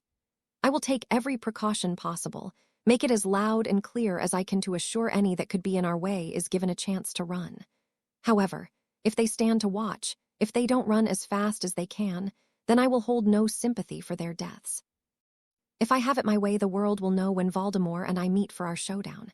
If any others show up, then they are fools, and their deaths will not be my fault," Harry explained carefully. "What will you do if you win?"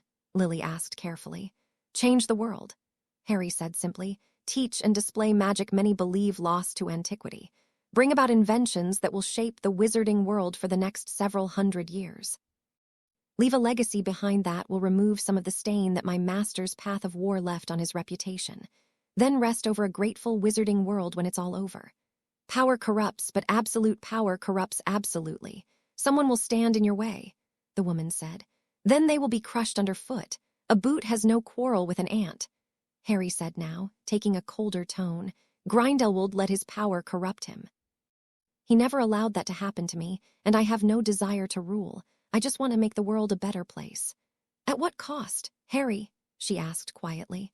"Doesn't matter. You can rest assured that I won't try to conquer Europe or murder bobbies in their beds, so even if you call me a Dark Lord, I will be better than the last two," Harry said, using acclimating now to keep his temper. "I'm not calling you a Dark Lord, Harry." Lily said, clearly getting more wound up. I just want you to see that your visions are dangerous, and that he clearly planted them in your head. You think he planted these thoughts in my head? Taking a deep breath, trying to reinforce his levels of calm, he tried again. You heard him on Christmas Day, and I believe him when he says I would have killed all of you had he not come into my life. I held so much animosity and hatred to you all for just forgetting about me, leaving me with Sirius all the time when clearly the man did not want to raise children. He took care of me and gave me everything I ever wanted, but he was not a parent, and nor should he have been.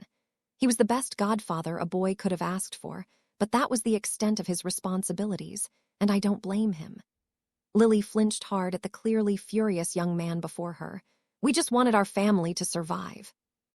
I could have died dozens of times along the way, and you never even would have noticed, Harry said coldly. I thought we put all this behind us. I can only say I am sorry so many times, Harry, Lily said with a bit of a choked voice. We have, but if you attack my upbringing, or the man that made me into the wizard I am today, then the repairs you have made to our relationship will shatter. You want to make things right? Support me, or stay out of my way, Harry said as he walked past the woman towards the door, ready to depart for the evening and get away from all the drama. Harry! The young man stopped at the door, waiting for his mother to speak. Happy New Year. We will all celebrate tomorrow as a family. Perhaps you could invite Gellert back over. I think I would like to know the man who raised my son a little better. Nodding his head, but not turning to face the woman, he marched out of his room and down the stairs that led him to the front door. He was 2 steps out the door when he disapparated 300 miles to Paris. Arriving in a familiar roundabout in an older section in downtown Paris, Harry strode forward towards a statue in between the 4 trees in the middle of the square.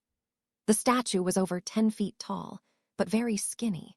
It depicted what appeared to be an angel holding up the ceiling, and the young man recognized it as the entrance to the Minister des Affaires Magiques de la France.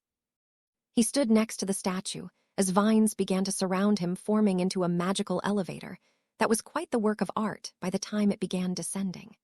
As he descended into the ministry building, large dome-like white rooms began to fill his vision with magical creatures, and other historical events were depicted on the walls in a beautiful display of art. The green flooring was some sort of expensive-looking emerald-like glass. The last time he had entered the French Ministry of Magic, he had been registering his wands for a dueling tournament, and there had been hundreds of people working on the weekday. Today, a lone receptionist sat at a nearby desk, and a couple of Mad Haggets were sitting on each side of the desk. The receptionist was a lovely woman with her black hair, styled in a way Harry had never seen before. It was shaped like an omega around her head, and looked quite unique. He hardly minded the magical guardians of the French ministry. He had learned in Fantastic Beasts and where to find them that as long as they are not attacked, they would be peaceful in intention. The black hairless demon cats were quite unnerving, but they merely watched him carefully as he made his way towards the desk. Je vous aider, monsieur? The woman questioned. Oui, je suis ici pour voir Monsieur Delacour. Il devrait m'attendre. She gave him a smile. Your French is not bad, monsieur, but perhaps we should stick to your native language. Monsieur Delacour is waiting for you in his office around the corner and to the right. Have a nice visit in Paris. Harry returned the smile and offered a slight bow of his head as he followed her directions down the hall, which led to an office with the name Patris Delacour.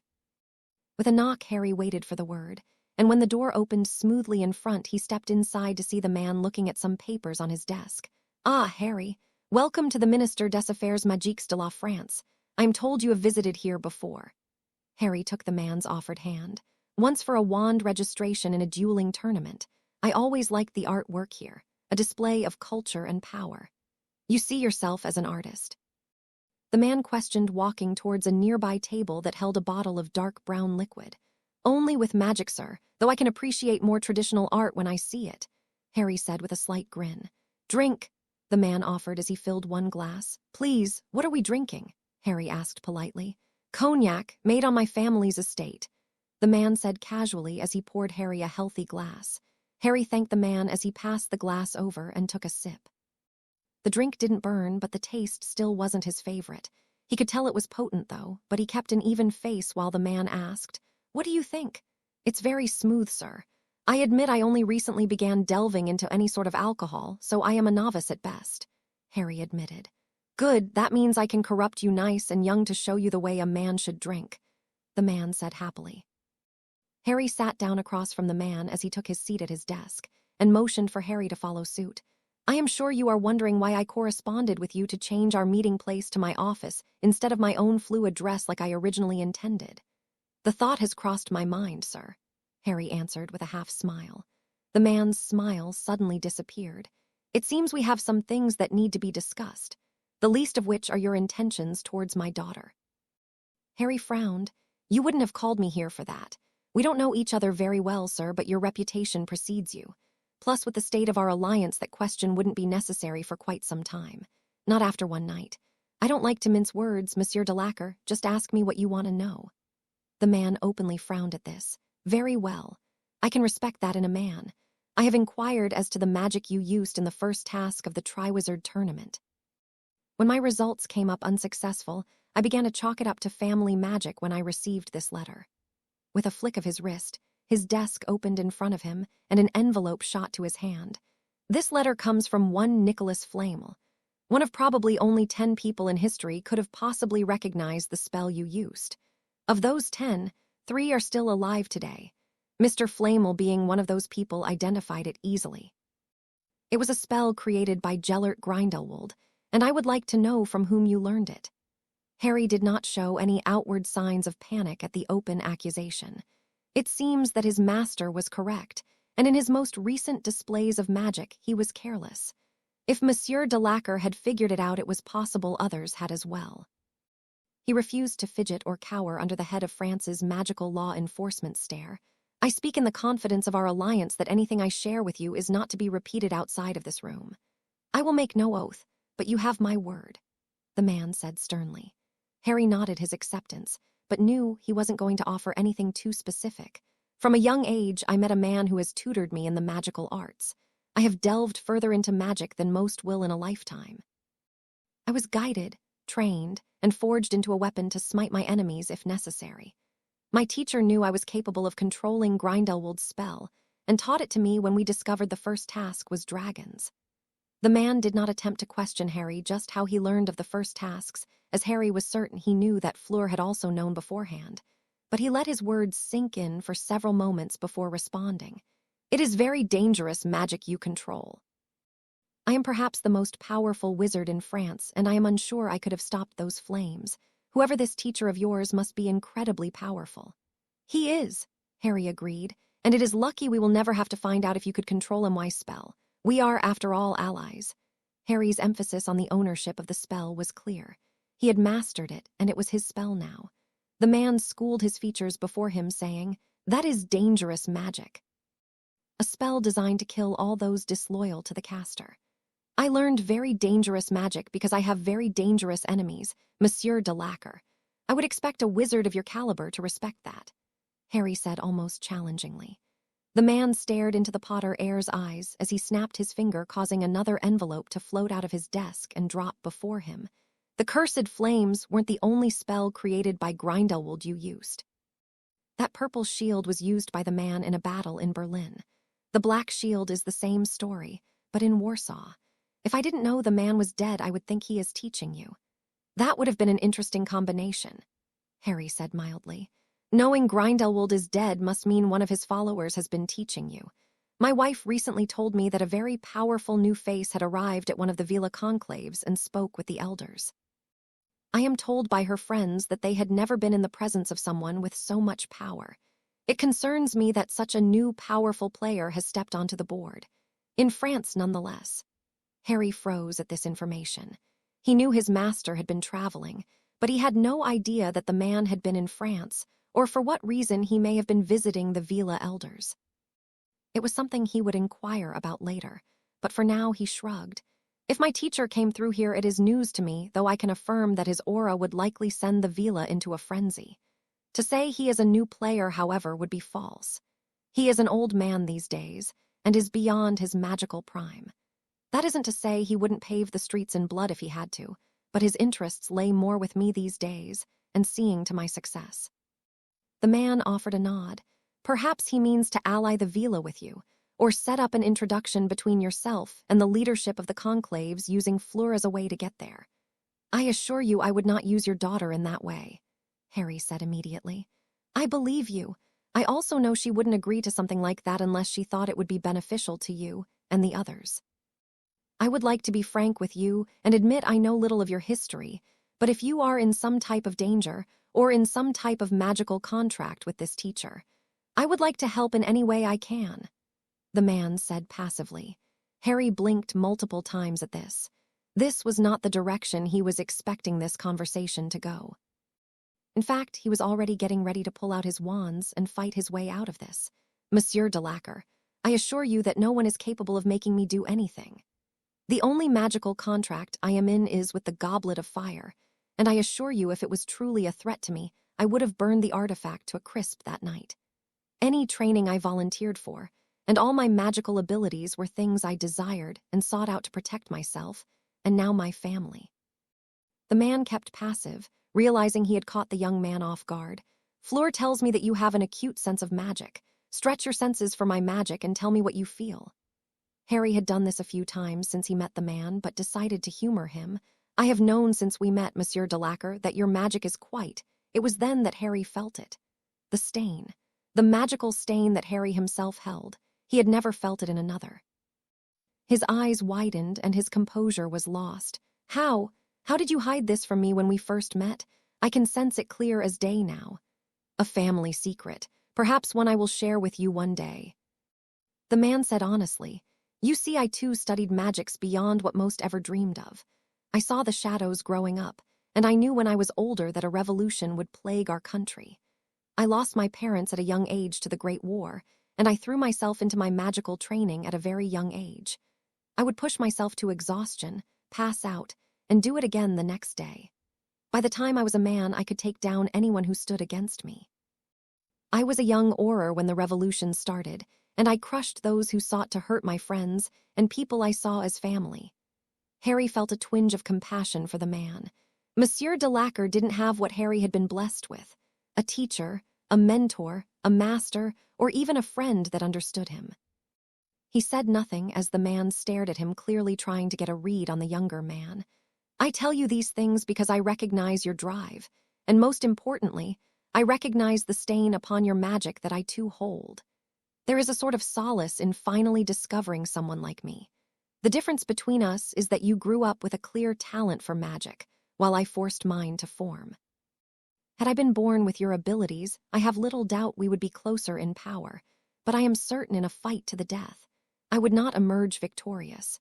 Do not mistake this admission as a weakness, because if we ever found each other on opposite sides of the battlefield, I would not submit quietly. But I recognize just what this magical stain can do for someone such as yourself. Harry knew that was likely very hard for the man to admit. A man who crushed his enemies underfoot in the name of his country just admitted to a 17-year-old boy that he could not best him in magical combat. Harry respected Patris Delacour more in that moment, more than he respected anyone else before him other than his own master. I don't understand what you want, Monsieur Delacour. Honesty. We are allies, and I have now seen the way my daughter looks at you.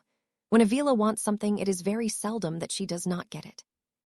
When I met my wife, I was not looking for a lover, wife, paramour, or anything of the sort, but she desired me, and the power I walked with. I now see my daughter, who is much more magically talented than either of her parents, look at you that way. I have seen the look since you saved her at the World Cup, but even more so after the first task. You are likely one of the most dangerous wizards I have ever encountered, and if I am to bless the partnership between you and my daughter, I must know that you will do everything in your power to keep her safe for as long as you pursue each other. The way the man stared at Harry made him slightly uncomfortable, but he agreed. You have my word. I saved her life at the World Cup, and I would hate to see my efforts wasted while she is at my side. Though I must say, after only one evening together, and her returning to France when this is all over, I don't know how long our partnership, as you called it, will last. This made the man finally break into a smile, powerful, young, and humble, but still very unaware of the ways of women. Don't worry, Mr. Potter, there is still plenty of time to learn. Speaking of women, we better get to my home before they come looking for me. I promised my wife and daughter we would be there by 7, and now that it is 10 after, I am surprised one has not come banging on the door in search of us.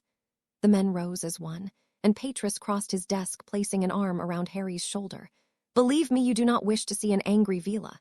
Powerful men we may be, but that does not make an angry woman any less frightening.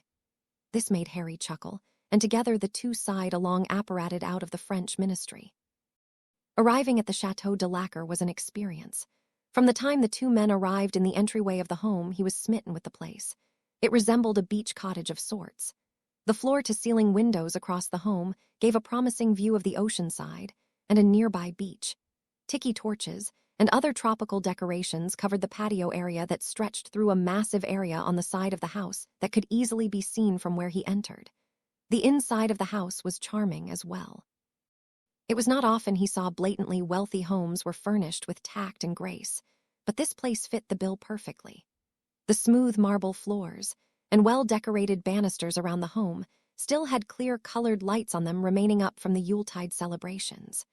Harry was taking the house in, carefully memorizing the details to himself, when a vaguely familiar woman stepped from a nearby archway, illuminating herself to the two men. "Monsieur Potter, welcome to our home. You are the first guest to arrive, but I believe my husband intended it that way." "Non."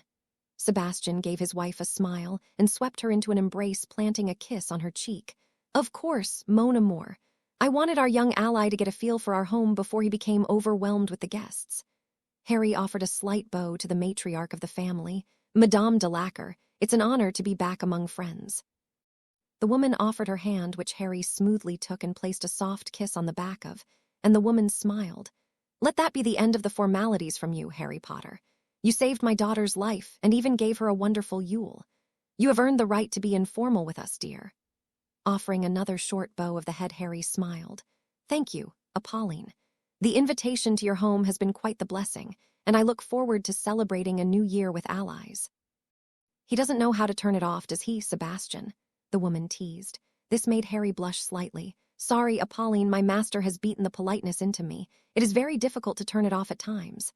Charms like those, I can see why Fleur says you can get yourself into trouble," the woman said, glossing over what he said about Grindelwald. "Speaking of Fleur, where might I find her?" Harry asked curiously. The woman chuckled. "No doubt she knows you are here by now. She is likely putting the finishing touches on her look for the evening, and will be right up. Before then, there is someone that requested to meet you before the rest of our guests arrive. May I escort you to our lounge area?" Refusing to fidget under the possibilities of who insisted on meeting him, he offered a charming smile to the woman. "Of course. Only a fool would turn down the chance to be escorted by someone as beautiful as you, Madame Delacour."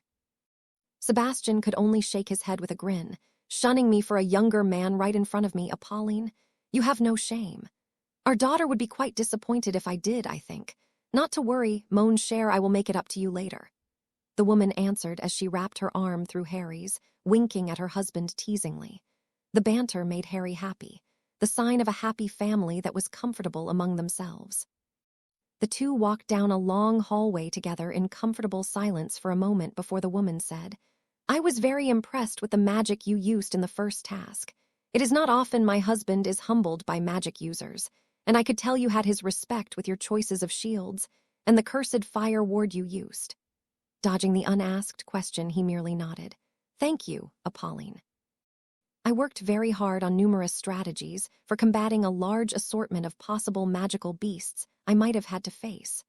The woman didn't react to that, but merely said, "I shouldn't have expected any less after what you did for my daughter at the World Cup. It is for that reason that you have attracted the attention of my mother." The words barely registered as they crossed into a room, and he felt a full assault on his mind shields. Without a moment's hesitation, his acclimating was reinforced with everything he had, and his wand shot into his hands, sparking threateningly as he nearly leaped in front of Apolline to protect her from whatever was assaulting him. The realization that he had not been attacked by a Legilimens took longer than it should have. His eyes met with a woman that was grinning at him like a cat that ate the canary, and obviously in this analogy, he was the canary. The woman before him was intensely beautiful. She was not young by any means. He could see that in her eyes, but her outward appearance was that of elder beauty. There were no wrinkles on this woman, and her hair was as silver as Fleur's and her mother's, while the blue eyes that pierced him were a dead giveaway. "Your master trained you well, boy. He told me you were formidable." Harry's eyebrows likely disappeared as he registered the elder's words. It had been a long time since he had been this surprised, and clearly his expression was comical as the woman laughed. "Oh, yes, I know him. We have known each other for many years. He sought me out not long ago and sought to renew our alliance. I, of course, at first shunned the idea. With his reputation, it would be dangerous to align with him, but he said instead he wished me to align my community with his rising star of an apprentice. I have to say I am not easily impressed, but you have made a good first impression." Pauline looked confused as Harry felt when his eyes glanced at her, but he moved forward offering a much lower formal bow than he offered his allies from earlier. "Any friend of my master is a friend of mine. Harry Potter, at your service, my lady." The woman was smirking when Harry's eyes went to her. "My name is Anita Laurent, and I am the head of the French Villa Conclave." When the woman said this, her eyes glowed an amber color, and Harry knew he had never been in the presence of a powerful Villa. With a bow of his head, he responded, "I am sure my master informed you, but I am of course willing to submit to any test you or your conclave see fit." The woman grinned at his answer. "Your master did not wish to partake in the challenge of sleeping with every Villa in the conclave to prove dominance. Perhaps you will not pass up the opportunity." This floored Harry, and he had to stop his jaw from dropping as his eyes went from Anita to Pauline to Sebastian. He quickly tried to come up with a witty response, but laughter from the three in the room with him told him everything he needed to know, and a voice from behind him broke his train of thought. "Grandmother, you should not tease our guests so mercilessly." Fleur entered the room casually, yet her look was anything but casual. There are few times in Harry's life he had ever been truly speechless, but if he thought the girl looked like a knockout at the Yule Ball, he was befuddled with the dress she wore this evening. Far from the modest cut she wore on Yule, this dress was very low cut in the legs and in the bust line. The black dress was strapless and was anything but modest. It was clear to Harry now more than ever that Fleur made even the most beautiful Villa look plain, and without a stitch of makeup, her face was clear to perfection, and her skin was flawless. He had never believed in the perfect woman, but he had to think Fleur was as close as it would ever come. Anita Laurent jested with her granddaughter. "If I am to align our noble clan with this young man, I must know he can at least keep up with the banter the others are sure to ensnare him with. It is not just magical power we crave, but wit, personality, and of course acceptance of who we are." Fleur didn't seem surprised that the Villa were planning to align with him specifically, but Harry himself was floored and wishing he had been more prepared. "I am honored to even be considered." Anita gave the body a stern look. "Of course, I have heard of your prowess with a wand, and knowing your master, I do not doubt his word. However, I must see it for myself, as should the others in the conclave. Sebastian, you will push the young man to his limits and find out if he is worth supporting against this English Dark Lord. Tonight in front of our guests." The man frowned at this. "I did not invite Monsieur Potter this evening to be tested, Anita. It is not proper to take away his ability to prepare for such a challenge." Before the woman could respond, Harry answered, "Monsieur Delacour, this is too important for me to be worried about what is proper. If you stand as the conclave's chosen champion, I accept the challenge in single combat." Anita clapped her hands together. "Excellent. Worry not, gentlemen, this will be a friendly contest. To disarm or incapacitation. Maiming is allowed, but not preferred. My community will be in a frenzy afterwards." The woman said this last part with a little too much glee, and Harry locked eyes with the man who offered him a small grin that showed dangerous confidence. When his eyes shifted to Fleur, she had a different look that he couldn't quite identify. He wasn't sure if it was concern, worry, or desire, but whatever it was, it held an intent he didn't comprehend. Anita waved her hands. "The first guest should be arriving soon. Fleur, take your fellow champion on a tour of the house, while we wrangle in our friends, allies, and clan members." Fleur took the dismissal as well as Harry's hand, dragging him from the room. As soon as they cleared the room and made it down a short hallway out of any line of possible sight, Fleur stopped, turned, and kissed the young man soundly. Harry immediately put his hand around the girl's waist, pulling her in closer, and when they separated, she sighed, placing her forehead against his. "I had been waiting to do that all day. I am slightly disappointed you didn't do that in front of your grandmother. The way she keeps teasing me about the other Villa coming in has been an experience," Harry said with a breath let out that he hadn't realized he had been holding in. Kissing Fleur sober was better than he mentally prepared for, and he found himself wanting to do it again. Before Harry could succumb to those thoughts, she laughed, putting a little distance between the two. My grandmother just likes to rile people up. You may not be marked by me, but I plan to spend most of the evening at your side if you will allow it. My cousins and their friends can be quite the nuisance. I would hate to have to maim anyone myself tonight. This made Harry grin. I think I can endure your company for an evening, my lady, especially if it protects my virtue from the Vila horde. This made the girl turn and give an exaggerated look up and down. Oh, you think your virtue is protected? Mon cher, you are terribly mistaken. You entered the Vila den. Your virtue will be in constant danger until you return to your home country. With a sly wink, the girl continued forward, and Harry had to remind himself that his acclimating shields had to be in tip-top shape all evening. It seemed Fleur and her family were doing their best to dismantle his train of reasonable thought, and he could not be allowed to show weakness in front of possible allies. He kicked himself for being caught off guard by Anita and her knowledge of Grindelwald, but also wondered why the man hadn't told him. He couldn't help but feel that it was all a test. Fleur showed him around the home that she claimed to have grown up in. She explained to Harry that the Delacour line had really not been so prominent before she was born, but now they sat at the top of the political pecking order in France. She then began speaking of things around her house as she showed him around, and that allowed him to begin getting his bearings of the property. It was not long before Harry began meeting guests that Apolline and Sebastian were welcoming into their home. He wished he could say he remembered names and faces immediately, but it wasn't true.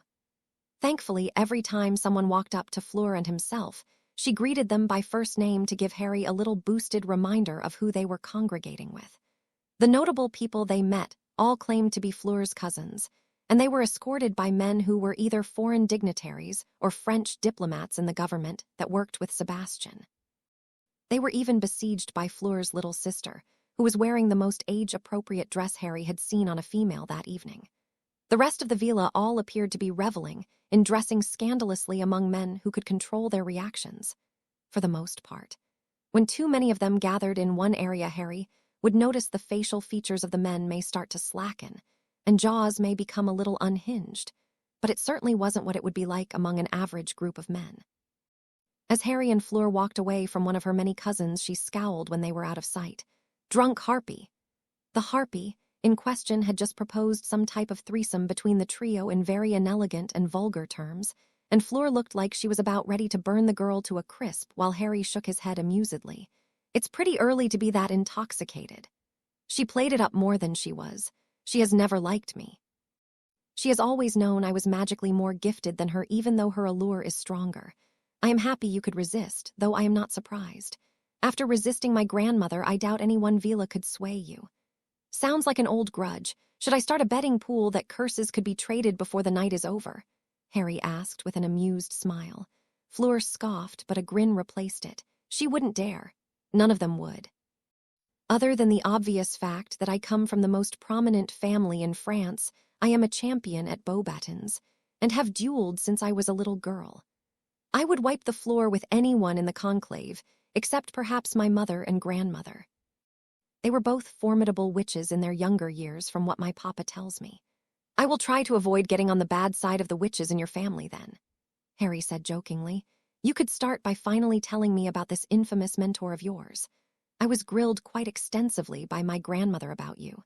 She says the man that trained you is one of the most magically powerful people to ever live, and that we would be fools not to be the first to jump to align ourselves with you. I have never seen her act like this before, and she refuses to tell me the identity of this man. Fleur said the last part accusingly, clearly only interested in finding out the exact identity of the man. Harry couldn't help the frown that fell upon his face, and Fleur turned to look him in the eyes as he formulated thought. After his hesitation showed, she shook her head. You don't trust me. The hurt in her voice was clear, but Harry took her hand. It's not that I don't trust you. It's that this secret may hurt a lot of people. I know it is going to come out one way or another, but I wish to spare people for as long as I can. I thought it would last until I was out of Hogwarts and out in the world making a difference, but I have made mistakes, and his identity may become known before that. Wouldn't you rather me find out from you, before the world can tell their version of the story? You can trust me, Uri. She said this last part in his ear as they were now standing incredibly close. definitely closer than what would have been socially acceptable in a British standing. But here in France, among all these other villas, no one even batted an eye. Before Harry could answer that, the voice of Sebastian de Lacquer flooded the house. "Good evening, my friends and family. Please make your way out to the beach where Monsieur Potter and I will be providing you with tonight's entertainment." The young man couldn't think of a better example of being saved by the bell at that moment. He knew it wasn't over, though, and by the look on her face they would be resuming this conversation as soon as possible. Offering his arm in hopes of appeasing the young woman, he gave her a short, forced smile, and she took it with a look of exasperation. He knew this had gone on too long. This news affected her family now, and he could not expect any hope of a relationship with the young woman if he continued to keep this secret from her. When they went out the front doors of the house, tiki torches lit the way down to a well-lit area of the beach that sat close to De Lacquer Chateau. Dozens of people had spilled their way onto the beach, and Harry felt a small adrenaline spike in anticipation of the coming battle. When the whole party made its way down to the beach, Fleur grabbed Harry by the front of the shirt and kissed him softly. When they separated, she whispered quietly, "Do not hurt him too badly, mon cher." Harry nodded at the girl and turned to see Sebastian looking at him with a smile on his face, before it fell and his look turned serious. "Come, Harry, let us place some wards on the north side of the beach to protect our spectators." Fleur, however, called out to her father with her wand drawn, "Allow me." With concentration and a swirling of her wand, ward after ward began sprouting out in front of her until an invisible wall separated the duelists from the guest. With a swirl of Sebastian's wand, his well-tailored suit was brushed away, and in its place was a tank top, and loose-fitting lightweight shorts followed with a pair of running shoes to top it off. Harry nodded at the man and did the same, matching his outfit exactly. Several wolf whistles from the ladies of the crowd followed, but Harry tuned them out. Anita stepped through the wards holding her wand to her throat. "Gentlemen, this duel is to disarm, incapacitation, or surrender. Fighters at the ready." Harry dropped a single wand into his hand, determined to only draw his second if necessary. Sebastian matched his stance as he began swirling his magic in a flex of power. Harry, however, closed his eyes at the start of the countdown. He felt his body start to flood with power as the desire for battle rose within him. He felt the water from the waves roll up to his shoes. He felt the still breeze going through the evening air. He felt the excitement in the air from the spectators, and then he felt the calm and deadly poise of his opponent's magic. His eyes opened at the end of the countdown, and his wand was moving in a blur as he began moving out of the way of the curses sailing towards him. He had to immediately credit Sebastian de Lacquer. The man certainly had speed, and no shortage of power. Harry, however, was used to dealing with someone of a much higher caliber as he whirled his wand, forming a massive metal shield, while he moved his wand over the sand, transfiguring the grains into small dog-like creatures made of sand that took off towards his opponent. With some type of area of effect blasting spells, however, the man managed to keep firing at Harry while also destroying his creations. Sebastian then realized he could not break Harry's shield, and began summoning the sand and forming it into a spear that was hurled at the young man. But they were easily dissolved with flicks of Harry's wand as he attempted to slip blasters and stunners into the man's defense, but with no luck. Clearly tired of the games, Sebastian flicked his wand back with a snap, and a massive fire whip came hurtling towards Harry. But the young prodigy transfigured his arm quickly into a metal hand, and allowed the whip to wrap around him before yanking the man forward, hard. This opening gave Harry the opportunity to throw the man backwards with a blasting spell that caught him in the chest and sent him sprawling 20 feet away. Cheers erupted from the sidelines, and Harry offered a bow while he allowed Sebastian to get up. The man looked at Harry with clear surprise before saying, "You transfigured your arm and absorbed the blow. How ingenious." Giving the man a grin, Harry now began to feel comfortable fighting the magical star in front of him. Sebastian was powerful and admittedly quite crafty with his magic, but Harry had been raised to be the best.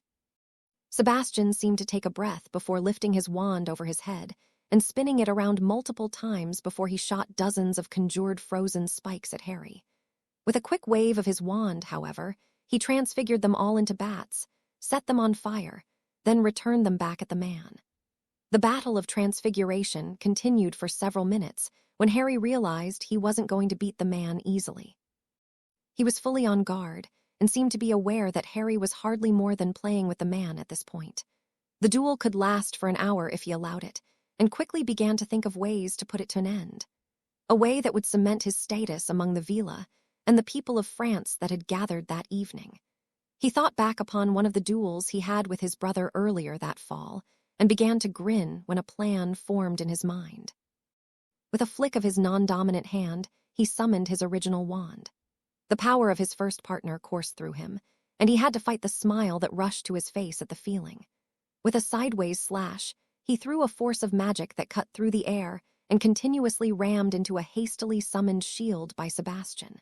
When the shield shattered, Sebastian fell backwards, and Harry wasted no time in turning towards the water and flicking both his wands in an upward direction. Sebastian was dazed on the ground due to the surge of magic that uprooted him, but the gasps on the crowd told him he was in trouble. He found a way to get back to his feet without too many problems, and he had his wand back in his hand in an instant. He turned to Harry to cast a curse at him, but noticed the young man was focused on something out at sea. With a glance towards the water, Sebastian paled and dropped his wand in awe. A tidal wave was coming towards them. If he had cursed the boy in front of him, the entire property likely would have washed away at sea. He had never seen anything like it when it stopped less than 20 meters from the shore. Harry showed hardly any strain controlling such a massive tidal wave, but when the young man turned to face him, he noticed his eyes were poolsing green like the killing curse. "You have dropped your wand. Should I accept that as a surrender?" The tone was joking, but Sebastian had a look of shock plainly written on his face. "I am the most powerful wizard in France, but you made me look ordinary. How did you do this?" "I was trained by a master to perform at my best, Monsieur Delacour. Nothing less was acceptable," Harry explained gently, not wanting to offend the man. The head of the Delacour family reached out and touched the perfectly still water. And he could only nod dumbly in acceptance. "If it wasn't obvious before, I do surrender." Harry smiled, clapping the man on the shoulder. "This was actually my brother's idea. I nearly dropped a tsunami on him once, and he did the same thing you did. I made fun of him that day, but now I can see how intimidating this can be." With a flick of his wrist, the wave went splashing back, creating massive waves in response. But with a flash of Harry's wand, the tide returned to normal. The applause that followed was humbling, and Sebastian grabbed Harry's hand and held it in the air for all to see. When the two separated, they waved their wands, returning their outfits to normal. And while Sebastian looked a little ragged and out of breath, it was almost like they hadn't been trying to defeat each other moments before. Sebastian put a hand on his shoulder as they walked towards the applause. "That was impressive. I could have used a wizard of your caliber in the revolution. It would have been only too easy." Harry gave a slight grin. "I would have been honored to fight by your side." When they approached the group, Anita was staring at the young man who offered her a slight bow. "I hope I lived up to your expectation, Madame Laurent." The woman smiled at him and shook her head. "If I hadn't seen it with my own eyes, I wouldn't have believed it. Your master has trained you well. Sebastian, it was a pleasure as always to watch you work, and I never thought I would see you bested so handily." To a less humble man, that would have been a great insult, but Sebastian seemed unbothered. "I never would have thought it possible myself, not from someone so young." Fleur was staring at Harry with that same unreadable look from earlier, and the young man desperately wished he could use legilimency on the young Vila to know what she was thinking. Anita, however, clapped her hands. "It seems we have more than just a new coming year to celebrate. Now that our entertainment for the evening has ended, let us retire to the ballroom." One final round of polite applause followed, and Harry felt the eyes of many on him as he walked over to Fleur.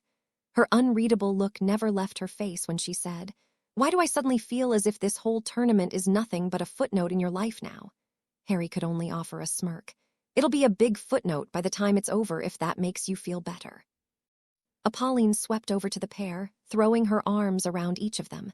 "Come, awry, we must all have a drink and celebrate before the new year rings in. There are so many questions from our friends and family that I don't even know where to begin." Harry looked over to Fleur and offered her a comforting smile. The beginning would be a good start. Fleur's unreadable expression finally broke into that of interest as she looked at the green-eyed young man, and Harry braced himself for what would happen next. The New Year's countdown had passed in the Delacour household, and the party was more rowdy than Harry would have anticipated. The amount of alcohol that passed through the venue was immense, and Anita had been right about the villa being in a frenzy after the duel. Many had sought his attention, and even took desperate measures to try and get it. Some were subtle kisses on the cheek, while others tried to get him to dance with them. One was even bold enough to rub against him drunkenly. This resulted in Fleur glaring at the girl, and even drawing her wand to threaten her cousin. Fleur had kept him at her side for the evening, and at the countdown she pulled him for a kiss that likely made a few jealous, not that Harry was complaining.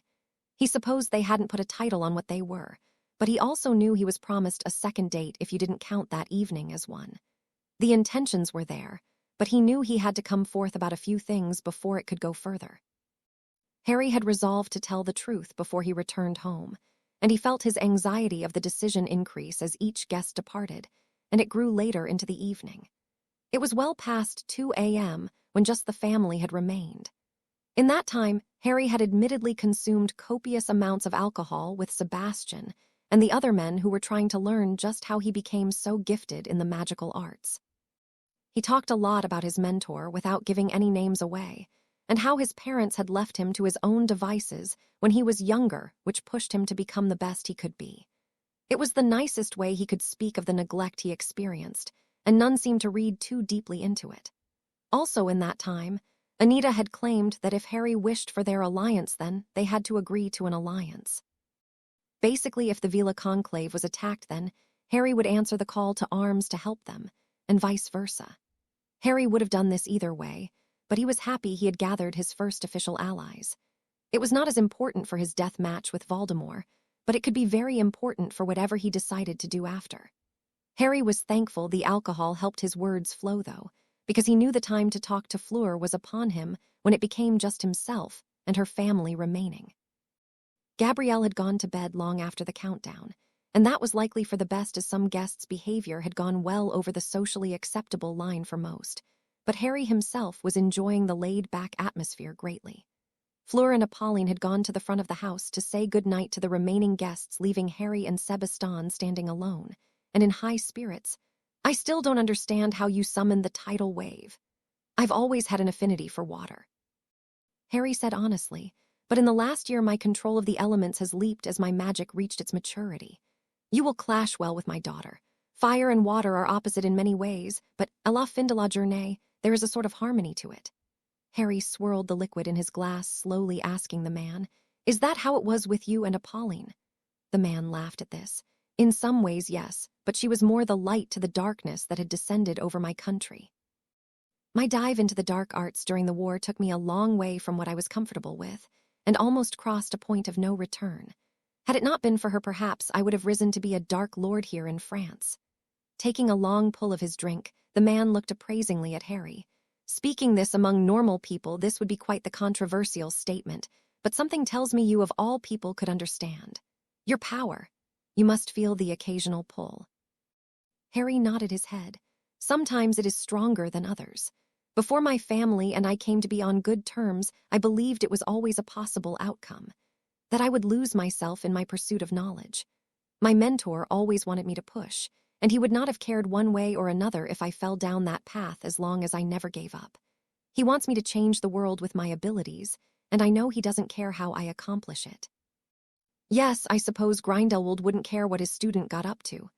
Harry felt his insides tighten, and the man nodded his head gravely. "Oh yes, Anita told me about the man who brought up such a powerful young protégé." "I don't know what to say," Harry said after long moments of silence. "You understand that this man slaughtered many, all in the name of his supposed greater good," the man said frostily. Harry shook his head. "That was a long time ago, and he spent nearly 50 years in solitary confinement to pay for it. He came out a changed man. He only wishes to right his wrongs by helping me change the magical world for the better."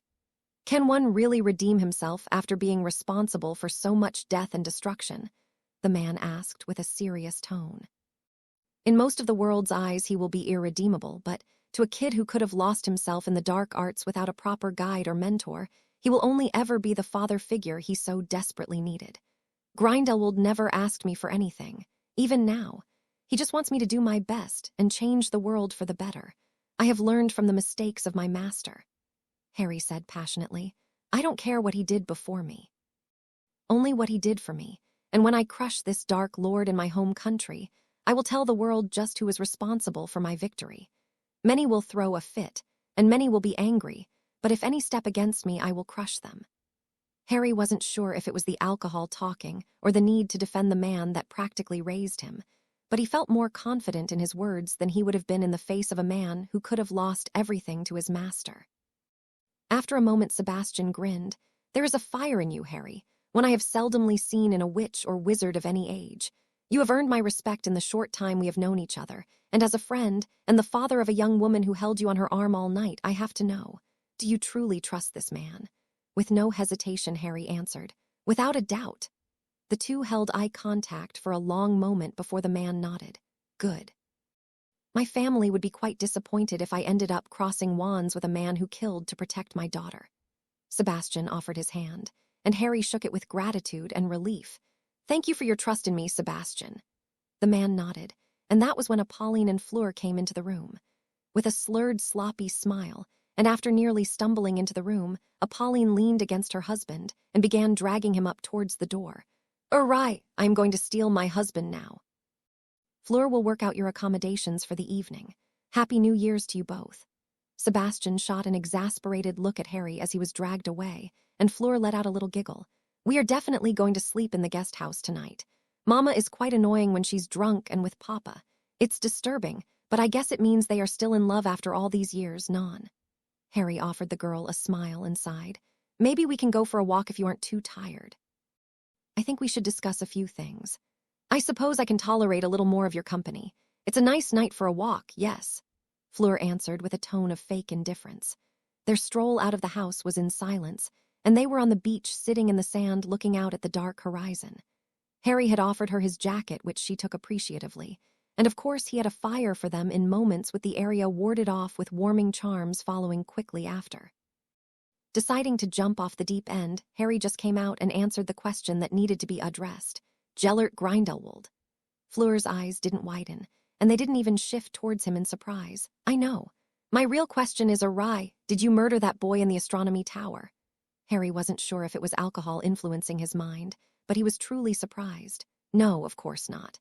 I was with Penny at dinner, and beforehand in the common room before we started evening patrols. The ICW investigator believes the murder could have taken place as early as that morning. He also says that you two have had problems in the past. The sign of Grindelwald was left on the boy," Fleur said with accusation in her words, but her eyes showed a degree of faith, knowing there must be an explanation. It was a testament to the young Vila's faith in Harry. The evidence was certainly against him, but her eyes betrayed the fact that she still trusted him. Harry shook his head in frustration, wishing he knew the true series of events. "It's a setup. I didn't kill Marcus Flint. He hadn't dared cross me in 2 years. After I thrashed him and his Slytherin cronies for attacking my brother, I never was involved with him again, not even in Quidditch. The investigator believes you killed him. He also knows of your mentor. He spoke with historical experts in France, and they confirmed that the spells you used were created by Grindelwald. If there was proof, I believe he would have tried to arrest you by now," Fleur said matter-of-factly. "He threatened me not long ago, but you knew. Why act like you didn't?" Harry asked curiously, and a bit of concern leaked into his stomach. Fleur bit her lip for a moment before saying, "Because I didn't really care. This was all built up to be some great secret, but had you really thought about it, you should have known to trust me." Harry didn't really understand, and his look must have shown it because the young woman scoffed. "Think. The Vila fought for Grindelwald in the last war. My ancestors have notoriously supported the greatest witch or wizard of every age regardless of cause. As long as we aren't the targets, we flock to the powerful. It is in our very nature. I had never told anyone until Christmas Day. No one knew. It had become such a secret in my life I couldn't tell you, Fleur. I couldn't imagine the thoughts that would go through your mind. Your own father was hesitant to trust the need for secrecy, and I still don't think he does. He says he trusted me. I couldn't risk telling someone I had only known for 4 months. I knew the information getting out too early could be seriously destructive, and I had to be careful." Harry defended carefully. Fleur seemed surprised to find out how well kept the secret was. "No one knew, not Penny, not your friends, not even your family. Not even Justin," Harry said defensively. "My family were the first to find out a secret that was 7 years in the making. They didn't take it well at first." In fact, I thought Potter Manor would have a bloody Christmas evening, but their faith in me barely swayed them to put aside the violence. Grindelwald did terrible things here in France at the height of the war. For all I knew, he could have butchered members of your family. Fleur was silent at this, but not for long. Some died for him, but that doesn't matter anymore. You saved my life. Awry. To me, that is all that will ever matter. I wouldn't have believed you killed this Flint boy without reason either. I suspected it was possible you had a hand, but I did not believe for a moment you would have done so without reason. I trust you. You came to my side in a moment where everyone else had failed. I owe you my life. She had grabbed Harry's shirt in the process of her speech, and they were nose to nose when she was done speaking. Harry spoke softly to her, not finding a reason to raise his voice any longer. I didn't kill Marcus Flint, Fleur. I have killed many others, though. All were trying to hurt me or someone I loved, though. I swear to you I never killed an innocent. If I can help it, I never will either. The world may think otherwise one day, but I swear to you now in this moment I didn't do it. The young woman nodded her head, whispering, Good. I would hate to think the man I am pursuing is a heartless murderer. Would it really have stopped you? Harry asked in the same quiet tone. Her answer was simple, no. The remaining distance was closed in a kiss. Clothes hit the sand in a matter of moments, and the fire nearby burned brightly as the young couple lost themselves in each other. The next morning might have been awkward in another life. At some point, Fleur had apparated the two of them into the guest house, where they continued their evening activities well into the early morning, desperately trying to become familiar with every inch of each other. They had risen just before noon, clearly feeling the rough side effects from the combination of alcohol and their lust for each other, and making them more groggy than Harry would have preferred. When the duo made it down for lunch with her family, Apolline looked at her daughter with knowing eyes, while Sebastian and Harry avoided eye contact through much of the fairly quiet lunch. Gabrielle's presence was the only mercy to Harry, as she seemed to fill the room with light conversation about her big plans for the new year's, and her excitement to watch Harry and Fleur perform in the second task next month. Fleur and Harry exchanged nervous smiles throughout their lunch, but afterwards Harry knew he had to return home and meet with his family, and invite Grindelwald over for a later lunch as well. When lunch was over, Harry shook hands with Sebastian, and the man clapped the hand he held briefly, saying, You will always be welcome here in Delacour Chateau, Monsieur Potter, and know that nothing we learned last night changes how this family will see you. Gratefully, Harry gave the man a smile. That means a lot, Monsieur Delacour. Merci. The man laughed. Next time we will work on your French, as well as discuss your intentions with my daughter. I think it will be about time for that come the second task, non. Harry could only nod in agreement. I believe you are right. Until then. Sebastian nodded and stepped aside for his wife, who shocked Harry with a kiss on the mouth, and the knowing smile she had when she separated made Harry suspicious, but he didn't question it. Thank you for spending the evening with us last night, awry. Have a good second part of term, and we will see you at the second task. Be careful. Harry and Sebastian exchanged looks, but the man merely shook his head, shrugging. His answer was clear. When you are with Avila, it's better not to question certain things. With a hug from little Gabrielle, Harry turned to Fleur, who was the last to see him off. She guided him to the ward line away from her family. I hope you did not believe I am the type for one-night stands, monsieur. Taking her hand and pressing a gentle kiss on the girl's knuckles, Harry offered her a smile. My lady, I was still promised a second date. Besides, it isn't my style either. He pulled the young Vila into a kiss after that, and then left one hand on her cheek as they separated. I will see you in a few days. At Hogwarts. She nodded in agreement, and Harry took the final steps across the apparition line and vanished in silence. Arriving back at Potter Manor had been fairly uneventful. The first thing that happened was his mother berating him for allowing Justin to drink the night of the Yule Ball.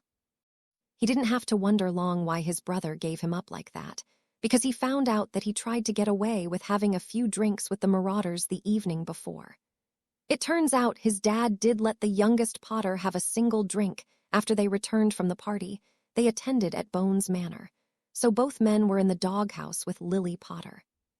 She swore up and down about the irresponsibility of it all, but Harry said he was about Justin's age when they were sneaking booze into the Quidditch locker rooms to celebrate victories, and he didn't want his brother caught unaware of the effects of alcohol. Lily wasn't happy, but she seemed to forgive her oldest son faster than her husband, who had confided in Harry that he had slept on the couch the evening before. When asked about his evening, all he could was grin, and Sirius, who was hanging out in the living room with his father, cheered, and insisted more drinks be had in celebration of his godson's victory. But Harry quickly shot down the idea before they attracted any further ire from his mother. Justin had been in a good mood when Harry arrived home despite the trouble he had caused. Apparently he'd had a fantastic evening with Susan the night before, and he could only grin at his brother when asked about it. It was clear the little whelp was on cloud 9, and Harry figured either he didn't want to know or would find out back at school far away from his mother. Harry had sent a patroness inviting Gellert for dinner, and the man responded later with acceptance. This gave Harry some time to warn his family of the man's arrival, and while James seemed to nod tightly, Lily seemed more interested in the surprise. Dinner came upon the Potter family quickly, and like last time, Grindelwald arrived with a bottle of wine and a bottle of Ogden's finest. This dinner was much more peaceful than the last, and it didn't have any hitches until conversations of what everyone spent the new year doing came up. "Harry, how was your evening with the head of the Vila Conclave? She is an old friend." Harry rolled his eyes at this. "Yeah, it would have been nice if you mentioned that. She caught me with the surprise of knowing who you were right out of the gates." James nearly spat his wine out of his mouth. "Other people know you are alive." Grindelwald gave the man a slight smile. "A trusted few. The Vila and I go way back before my rise to power even. I knew the heads of all the clans by the time I was expelled from Durmstrang. I fought through most of their champions by the time I was 20. Well, she spoke highly of you. I have secured the alliance of Anita Laurent and wowed the Conclave and their important French husbands," Harry said almost sarcastically. Grindelwald looked pleased but unsurprised. "I knew you would. Well done. What do you need the Vila's alliance for? I thought you were just going to spend time with our family's allies." James questioned. "One does not change the world without friends, Lord Potter. The Vila are an excellent ally for one with as much power as your son," Grindelwald answered simply. "I did not know that was going to be a caveat to my visit, Dad. I thought I was just spending the evening with Fleur and her family. I believe I will begin courting her as soon as we return to Hogwarts," Harry responded calmly. The family seemed taken aback by the news, and Lily asked, "Son, that's a pretty serious thing to drop on us. A formal courtship is a serious commitment. It won't be formalized until the end of the school year, but I believe if our future dates go as well as the nights we've had so far, then it would be a good idea to get ahead of it," Harry said as a matter of fact. Grindelwald clapped his hands together, looking pleased. "That is excellent news. I approve wholeheartedly." James, through gritted teeth, said, "Your approval is unnecessary. This is a family matter." Grindelwald did not let the accusation faze him as he bowed his head slightly in acknowledgement, but offered Harry a wink. Harry, however, frowned at his father. "I would value my teacher's opinion of a partner above most, though I do agree. She is a good political partner aside from any feelings we do have for each other, not to mention a magical powerhouse that can at least keep me interested." Lily shook her head, while James was openly frowning at his oldest son. An awkward silence descended upon the table when Grindelwald asked, "So how did you impress your newest allies?" "I took down Sebastian Delacour last night. The challenge was thrilling, but not what I had hoped for," Harry admitted honestly. Sirius, who was sitting at the end of the table, did actually spit his wine out at this revelation. "You dueled with Sebastian Delacour and won." Grindelwald offered Sirius a smile. "Now, Lord Black, my young protege here took down a dragon without a wand, yet it surprises you he beat a barely above excellent auror." James glared at the man. "Sebastian Delacour is said to be the most powerful wizard in France. My young apprentice may very well be the most powerful wizard in the world, and in time we will certainly find out. Have you told your family of your challenge?" Grindelwald asked smoothly. Harry shook his head, looking at the man in surprise. "No, I didn't think it was important for them to know." Grindelwald tutted and shook his head. "My boy, we are going to have one of the most historically significant duels of the decade, and you thought it unimportant." Lily looked between the two men, surprise etched into her face. "You two are going to duel. Violently," Grindelwald said cheerfully, while Harry rolled his eyes. James looked between the two suspiciously. "Why?" "We must know if our young champion is up to the challenge of taking on the self-proclaimed Lord Voldemort. I am well beyond my prime, but I assure you I am still very capable with a wand. If Harry can defeat me, then we will know he is well on his way to victory," Grindelwald answered simply. Lily looked at her son sharply. "How are you okay with this?" Harry sighed, and gently placed a hand on the woman's hand that was clenching the table. "It's okay, Mum. Master Grindelwald and I have dueled many times before, and while this one will most likely be our most violent one because we both believe I am capable of possibly winning, it is still without the intent to kill. We have been dueling since I was 13 years old, and you've never even noticed an injury. It will be fine." Sirius was now matching the suspicious look James had on his face. "Why tell us? It was completely unnecessary." The older man put his glass down on the table gently and clapped his hands. "Lord Potter, I brought this matter to your attention because I hoped for a few things to come of it. Firstly, I would like you and your family to witness this duel." Justin was the one to interject here. "Really? How will we be kept safe from your magic?" Grindelwald smiled at the young man as if he had just handed him a golden goose. "That is a perfect question, and it leads into my second intention. I wish to hold this duel on the grounds of Potter Manor." This surprised Harry, and he broke through the stunned silence almost immediately. "What? That wasn't part of our last conversation." Grindelwald waved his hand. "I saw it in a vision last night. I realize there are many advantages to your family now knowing your teacher of the magical arts, and this is certainly one of them. Anywhere we choose to have this duel could level a surrounding area, but the wards on Potter Manor are second to none in a family home. Here we could do it safely, and we can finally show your family just exactly what you can do. Show them there is absolutely no reason to fear this snake-faced coward." The ramifications hit Harry instantly. It was a masterful plan as he thought about it. It wasn't long before he nodded. "I agree the benefits are immense. Mum, Dad, what do you think?" James looked at his son warily. "I don't know, son, this sounds very dangerous." Grindelwald nodded his head in agreement. "It certainly is. Wouldn't you feel better knowing you are here to keep an eye on your son just in case? This duel will take place no matter what. We have to know if I am truly ready to take on a Dark Lord. This gives us an incredible advantage. It will be fine, Dad. Trust me," Harry said softly. Lily and James Potter locked eyes. Both looked like they desperately wanted to deny the opportunity, but Lily said, "It would be safer if we could see him."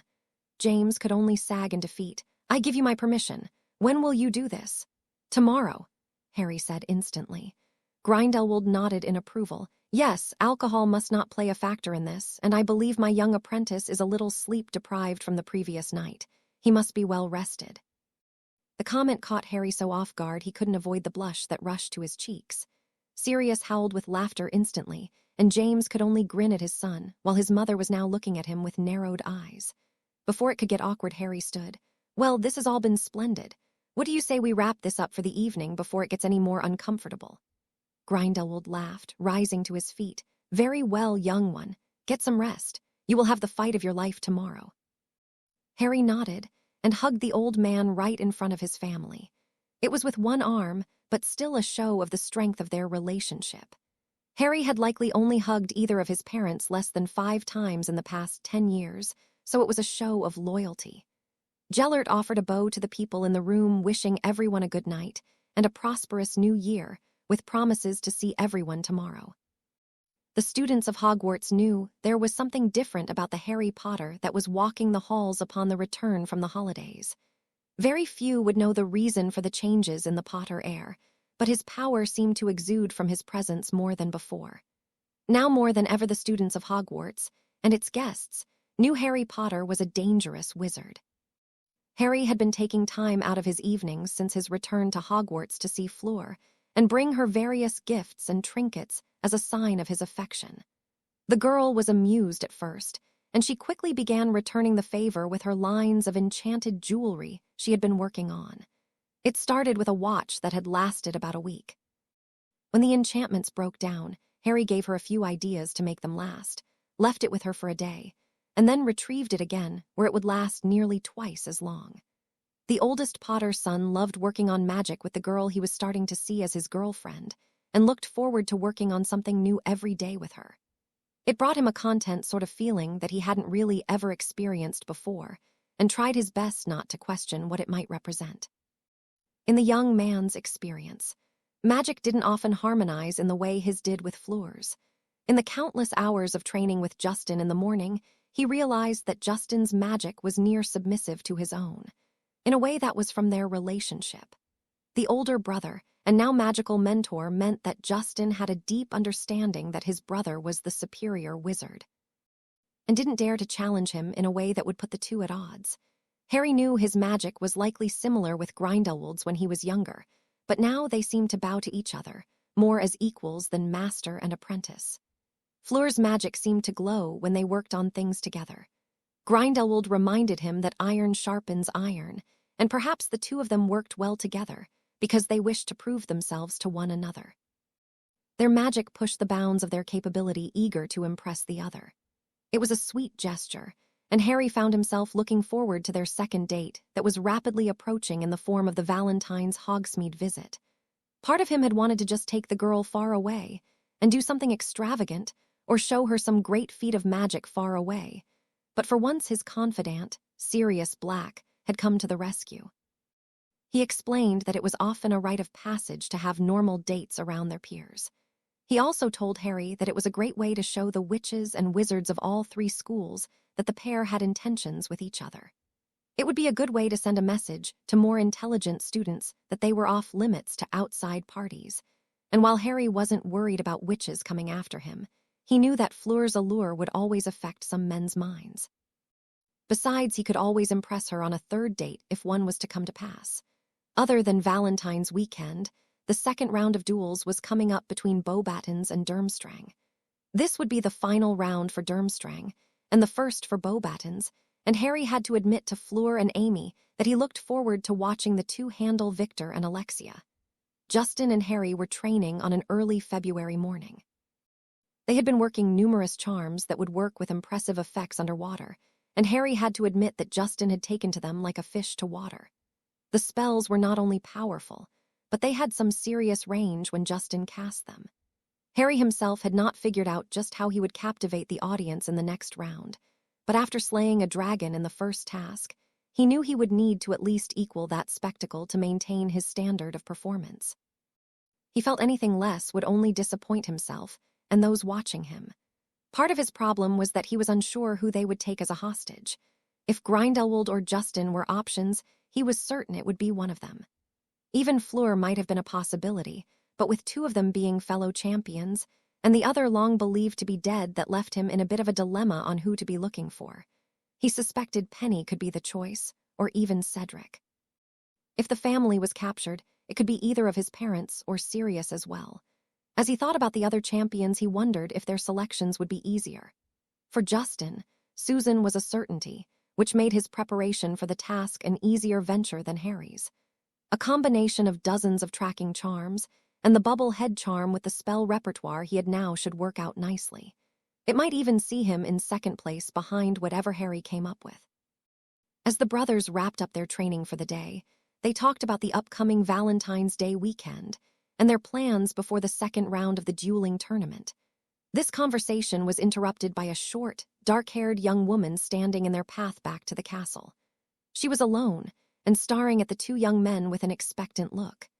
Harry wanted to frown at the girl, but motioned for his brother to follow him as they made their way towards the young woman. Alexia Volkov had her hands in her jacket, and her all-black outfit was tight to her that made Harry briefly appreciate the attractive young woman. When he approached, the girl started the greetings, "Potter and Potter, I have come for the challenge." Harry could tell the girl's English was not the best, but nodded in acceptance. "You have the matches coming up. You set the date." Justin tensed beside him, but Harry put a hand around his shoulder, trying to keep him steady. The match had started here and now, and the young man knew she would be looking for weakness. Alexia studied the youngest Potter for a moment before saying, "I would like a good warm-up before the matches on Sunday.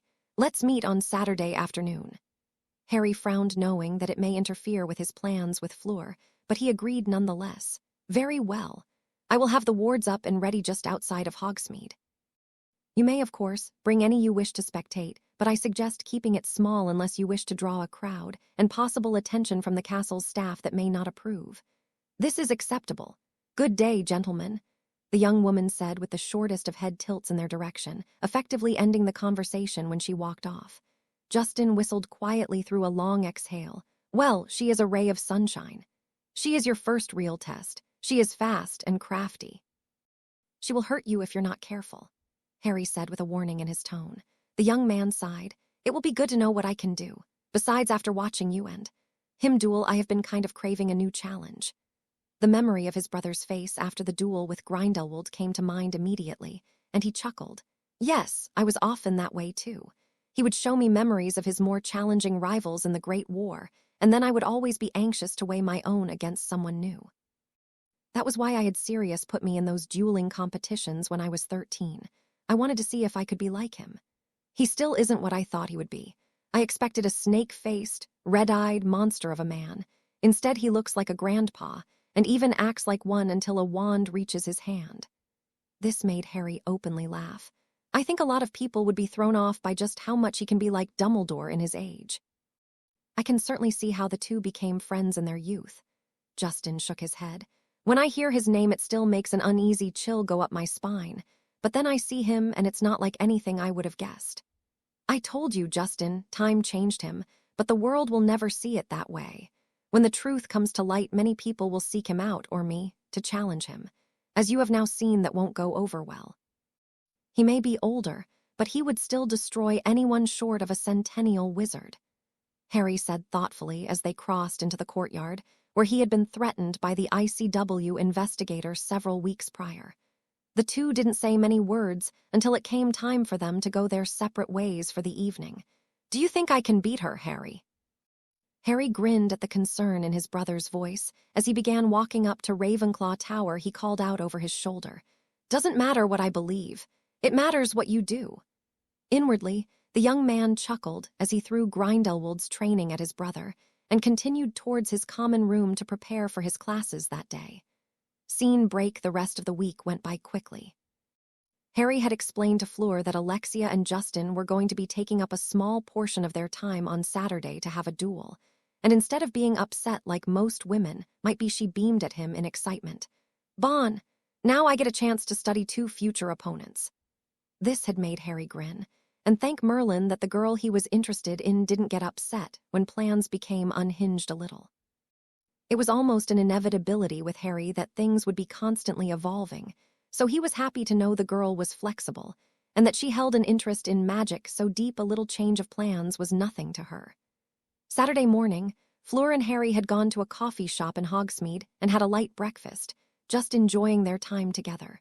Of course, every shop was busy, so privacy was certainly scarce. Fleur admitted she was happy to have some time for just the two of them in the public eye, as most of their meetings were in secluded corners of the castle, where their studying would be undisturbed. Judging by the whispers that followed the two on that Valentine's Day morning, the occupants of Hogsmeade seemed surprised to see them on a date. Fleur was wearing a very modest outfit that morning due to the frigid weather and heavy snowfall. She was smiling at Harry as they discussed her progress with enchanting. The watch seems to be holding well this time. It has been almost a month. Nothing I have created has lasted this long so far.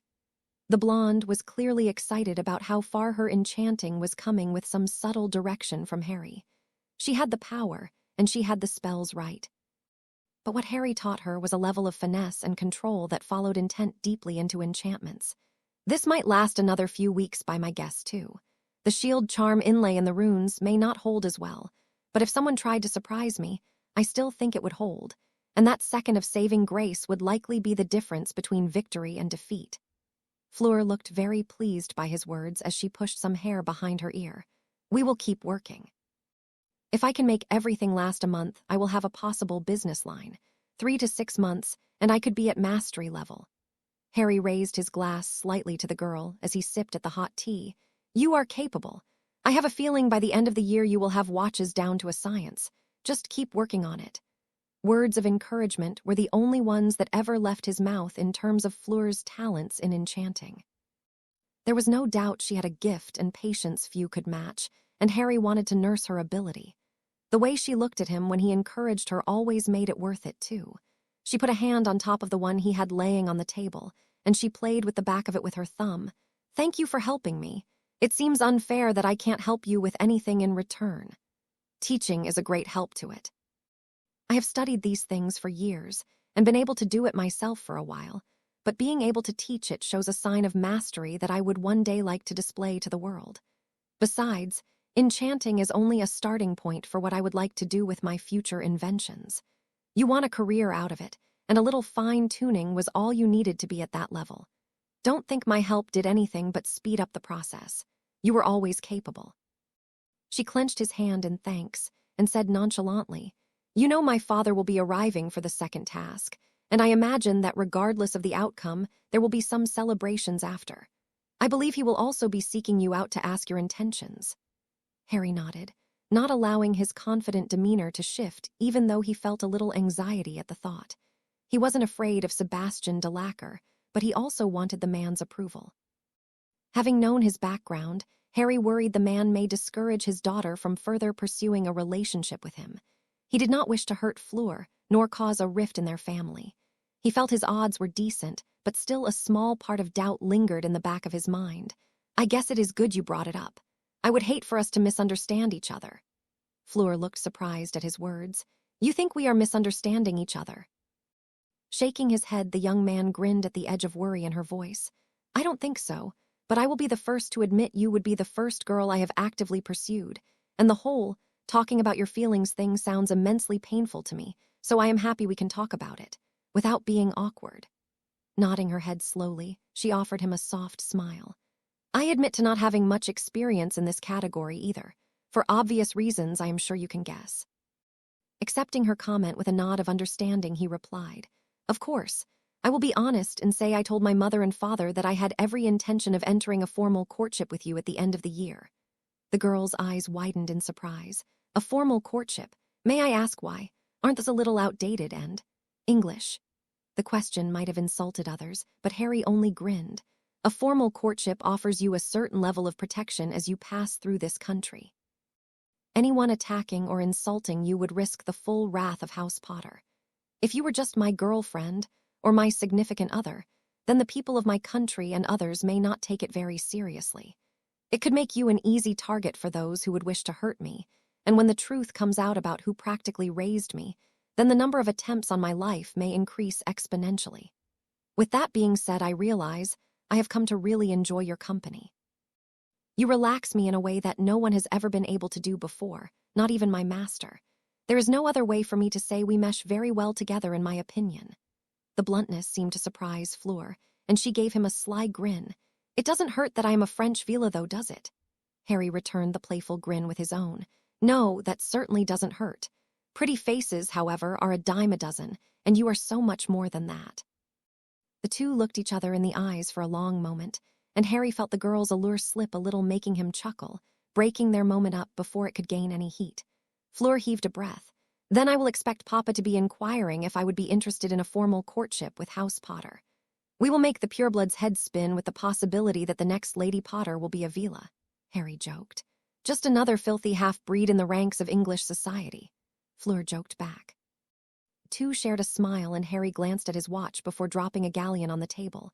"Come on, we should go meet up with Justin and make sure he is ready for his duel. I set up the ward scheme last night, and they just need to be powered up when we arrive." Fleur took his offered arm when he rose and prepared to depart, sneaking off into the night again. "I had a meeting with him last night. He wanted to discuss my strategy for the second task, making sure I don't disappoint him too much," Harry said as he walked her towards the end of the village that would take them to the path that led towards the shrieking shack. Fleur snuggled closely to him as the frosty conditions hit her, but he pushed a wandless warming charm into her, easily making her sigh with content relief. "I guess I should be working on my strategy to assure I get second, non." Offering her a grin and kissing her on the side of the head, he whispered quietly in her ear, "Don't worry, I will let you take pictures with the cup when I win." Feeling her magic swirl in indignation, Harry just smirked as they walked in the direction he knew they would find his little brother. They hadn't been walking long when they found Susan and Justin sitting curled up by the fire. When Harry and Fleur arrived, Justin jumped to his feet. "Harry, we don't have much time to get ready." Nodding his head in agreement, Harry smiled. "Well, let's get you warmed up." With a flick of his wrist, a wand was in his hand, and a wave over his head caused a vibration to shake the ground slightly as the ward scheme he planted last night rose to full power. The temperature rose instantly several degrees, making the biting cold much more bearable, and though the snow continued to fall, it seemed to come down at a much softer rate. Justin and Susan looked around the dome-like area that had surrounded them in awe, while Fleur looked calculating. It was immediately clear to Harry that she wanted to know every spell that went into his creation, not allowing his brother more time to stare. He tossed a stunner at the boy without warning. Luckily, the boy was good enough to block it with a bit of a fumble. Without words, Harry began tossing more spells at him. A wide variety of hexes, curses, jinxes, and shield breakers were tossed at Justin, who began dismantling each of his brother's attacks. After a few minutes, Harry picked up his speed, but kept the crazy stuff out. This was, after all, just warm-up. At 5 minutes, Harry canceled his brother's retaliation spell that followed the moment he stopped casting with a grin. "You're ready." "Last-minute advice," Justin said as he walked over to his brother. "You do some of your best work on your back foot and in a panic. Your instinctual magic is amazing. Trust it.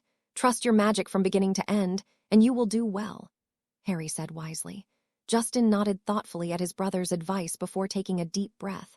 "How do I let you talk me into these things?" As he said this, he noticed a group of a half-dozen Durmstrang students approaching the wards. Among them were Victor Krum and Alexia Volkov. With a wave of his hand, the wards lifted in a small area, allowing the group to enter. Alexia was wearing a similar outfit to what she wore the other day, all black athletic clothing that hugged her body well. The difference this time was the symbol of Durmstrang proudly emblazoned on her shirt. The double eagle shield was a little bold for Harry's taste, but he waited for them to come closer before he offered them a smile. "Ms. Volkov, thank you for agreeing to meet for this duel." She gave a sharp head nod. "I have to know if we could have won this had you not been involved. Victor and I are very different duelists and have gone back and forth a few times over the years. But I believe this will be good for us both." Harry offered a short bow. "Still, this is an excellent training opportunity for both of you. Are there any rules you want to follow?" She shook her head. "First to lose consciousness or their wand loses." "I like it when they make it easy," Harry said with a grin, looking at his brother. "Do you agree?" Justin nodded his head sharply, and Alexia looked over to Fleur. "Why is she here?" "You issued a challenge on Valentine's Day, Ms. Volkov." "I could not very well abandon my date to meet with another girl on a day like this. It wouldn't have looked very gentlemanly of me." This caused the boys who had come with her to grin, but she shook her head. "A poor insight on my own judgment. Very well." Harry offered another bow and said, "Fleur is also here to be an impartial referee, just in case things get out of hand. She is more than capable of putting a stop to the duel if necessary."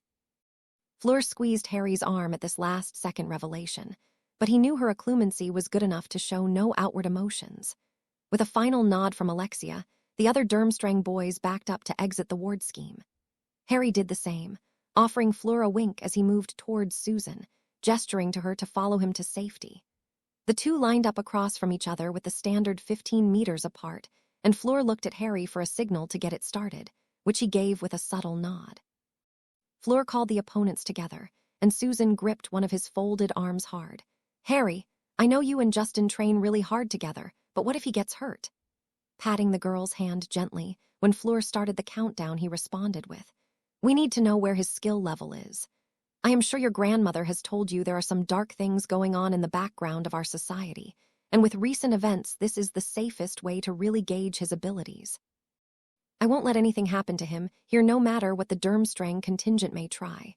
This is as close to a battle test as we can get without actually throwing him in a battle."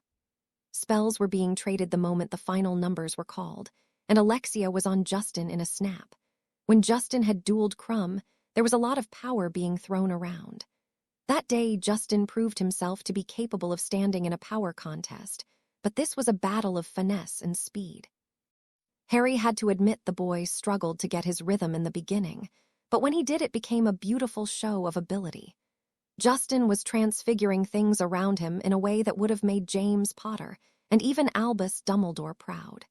As the array of magic increased from the Durmstrang champion, Justin matched her. The danger of the spells used also increased, and Harry watched in pride when Alexia hurled a black curse that would have undoubtedly caused serious harm to younger Potter, only for the young man to spin around it and blast the girl with a spell of pure white lightning that sent her flying backwards and into unconsciousness. The 5 Durmstrang students rushed to her side in an instant, and Fleur immediately called the duel with victory to Justin. The young man was heaving for breath as Susan crossed the wards and threw herself into his arms happily, nearly knocking the boy over. Harry strode over grinning at the boy while Fleur came to his side. He is quite talented. He has come a long way in 6 months. Give me another 4 before he has to face you or Amy in finals, and he will make you work for it, Harry said with a grin. Fleur looked like she was going to rise to that comment, when Harry's senses flared in alarm, and spun around raising a head-to-toe purple shield without even summoning his wand. Whatever the orange spell was, it sizzled violently off to the sides, clearly intending to take all 4 of them out, and Harry immediately lashed out with his other hand towards the wand that was pointed at him. The holder of the wand was hoisted in the air by an invisible hand, as Harry held the quickly suffocating boy in place. You threw a curse at me, and my intended while our backs are turned. I should string you up from one of these trees and wait for the acromantulas to get you. Harry could feel the anger and power rolling off him as the 4 other Durmstrang students nervously went for their wands. With a flick of his wrist, Harry's wand shot into his hand and sent a wave of force that launched all 4 of them backwards. With his non-wand hand, he pulled the suffocating boy over to him as he turned blue in the face. If you ever attack anyone in this group again, I will gouge your eyes out and drop you in the middle of the forest with no hope of ever finding your way out. Do I make myself clear? The boy was holding his throat, desperately nodding, trying to show he understood, and Harry reared back and punched the suffocating boy in the face while dropping him with his magic. With a dramatic of his wand, the ward scheme around the group was disassembled, and Harry motioned for Justin and Susan to get moving. Susan looked frightened by the look on Harry's face, but his brother just nodded severely and began walking back towards the village. Harry stared at the 6 down students and knew no good would come from it. Perhaps 6 months ago he would have wiped all their memories and left them to be drooling messes, but instead he turned to the beautiful French girl beside him and offered his arm. Without hesitation, she took it while planting a kiss on his cheek as the 2 began walking away from the moaning and groaning Durmstrang students. Fleur shook her head. What a fool. You wiped the floor with both of their champions, yet he still attacked you. Power often befuddles the ignorant and stupid. A year ago that boy might have been a headless corpse, Harry admitted. Fleur shivered slightly. Your show of mercy was for the best, even if you were within your rights. Harry nodded in agreement, and a sigh. Well, only one person has tried to kill me so far on our 2nd date. Shall we treat my brother and his girlfriend to dinner? Fleur offered him a smile as she leaned over whispering in his ear. Only if you are planning on introducing me to everyone else we meet today as you're intended. This made Harry wear a legitimate blush, making the girl laugh. Despite the attack on his own, he was happy with his brother's performance and hoped no more troubling consequences would come from what happened in the forest. Harry wished he could claim the rest of his Valentine's Day went without a hitch. However, that would not be true. Admittedly, the rest of the evening he spent with Fleur, Susan, and Justin had been a good time. The dinner was good, and the company was better, but by the time they made it back to the castle, a dozen people were waiting for them. Among them Dumbledore, Karkaroff, the ICW investigator, Flitwick, McGonagall, and a couple of Aurors. None amongst them were his father or the other marauders. Fleur had already been dropped off at the Beauxbatons' carriage on their way back to the castle, but still the trio were greeted by Dumbledore as they approached the courtyard leading into the castle's great entrance hall. Good evening, students. It seems there has been a disturbance down in Hogsmeade. I need the 3 of you to come to my office. Harry frowned at the group. I am sure I can answer any of your necessary questions. My brother and MS Bones are out late enough as it is. Justin looked like he wanted to protest, but with a glance his brother silenced him. Dumbledore, however, began to speak when Karkaroff barked out. I think not, Potter, the man said with spit coming out with his name. You 2 attacked my students tonight, and I will see you both arrested. Harry gave the man an amused smile. No crime was committed by either of us. Also, you can't legally question Justin without the presence of his head of house, or a lawyer. An Auror Harry didn't recognize stepped forward aggressively. You and your brother can submit to questioning peacefully, or we can arrest you here and now and do the questioning at the ministry. Harry could see the pleading look in Dumbledore's eyes to come quietly, but he shook his head. I don't know who you are, but I assure you breaking the law to arrest your boss's children would be political suicide. The ICW investigator Harry recognized as Perseus Chase stepped forward. These Aurors are from South Africa, Mr. Potter. They are here to ensure neutrality in all breaks of international diplomacy. You putting 6 Durmstrang students in the hospital wing certainly qualifies as such an instance. Harry crossed his arms, stepping forward to ensure his brother and Susan remained behind him. Very well. I put 6 Durmstrang students in the hospital wing so you may question me. I am also of age, so you don't need my head of house or my lawyer present. I will happily submit to said questioning. You will. However, under no circumstance involve my brother in the process. Professor McGonagall, I fully expect you to uphold Britain's laws that protect young purebloods from questioning in this incident. This transfiguration professor's lips curled, and she looked exasperated. Is all this really necessary, Potter? The lead Auror drew his wand at this and pointed it at Harry. We aren't here to negotiate, boy. Submit or be arrested. The other 3 Aurors followed suit and drew wands, but did not point them at the Potter Heir, while the ICW investigator looked interested to see what would happen next. Part of Harry wanted to draw his wand and take them all, but he was unsure of what Dumbledore and Flitwick would do. He knew it would be a hell of a struggle to take them both on, even with his brother's help. He glanced at each of the gathered individuals before saying, Ms. Bones gets to return to her dorm room, correct? Seeing that her head of house isn't here, I am to assume we are at least going to respect that rule, yes? No one answered at first, but Professor Flitwick chimed in. I will see her safely return to the Hufflepuff common room, Mr. Potter, you have my word.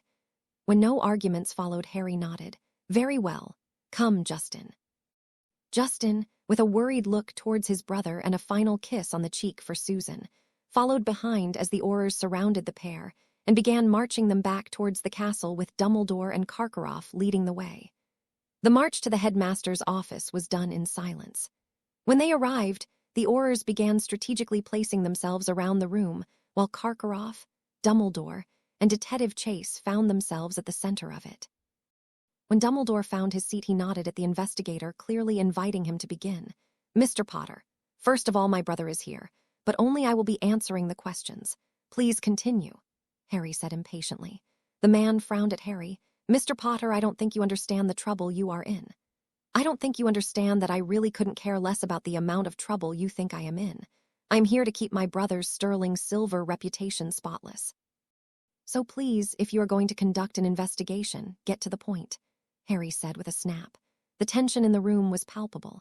Harry glared at the investigator, and a nearby glass cabinet fractured with magical pressure.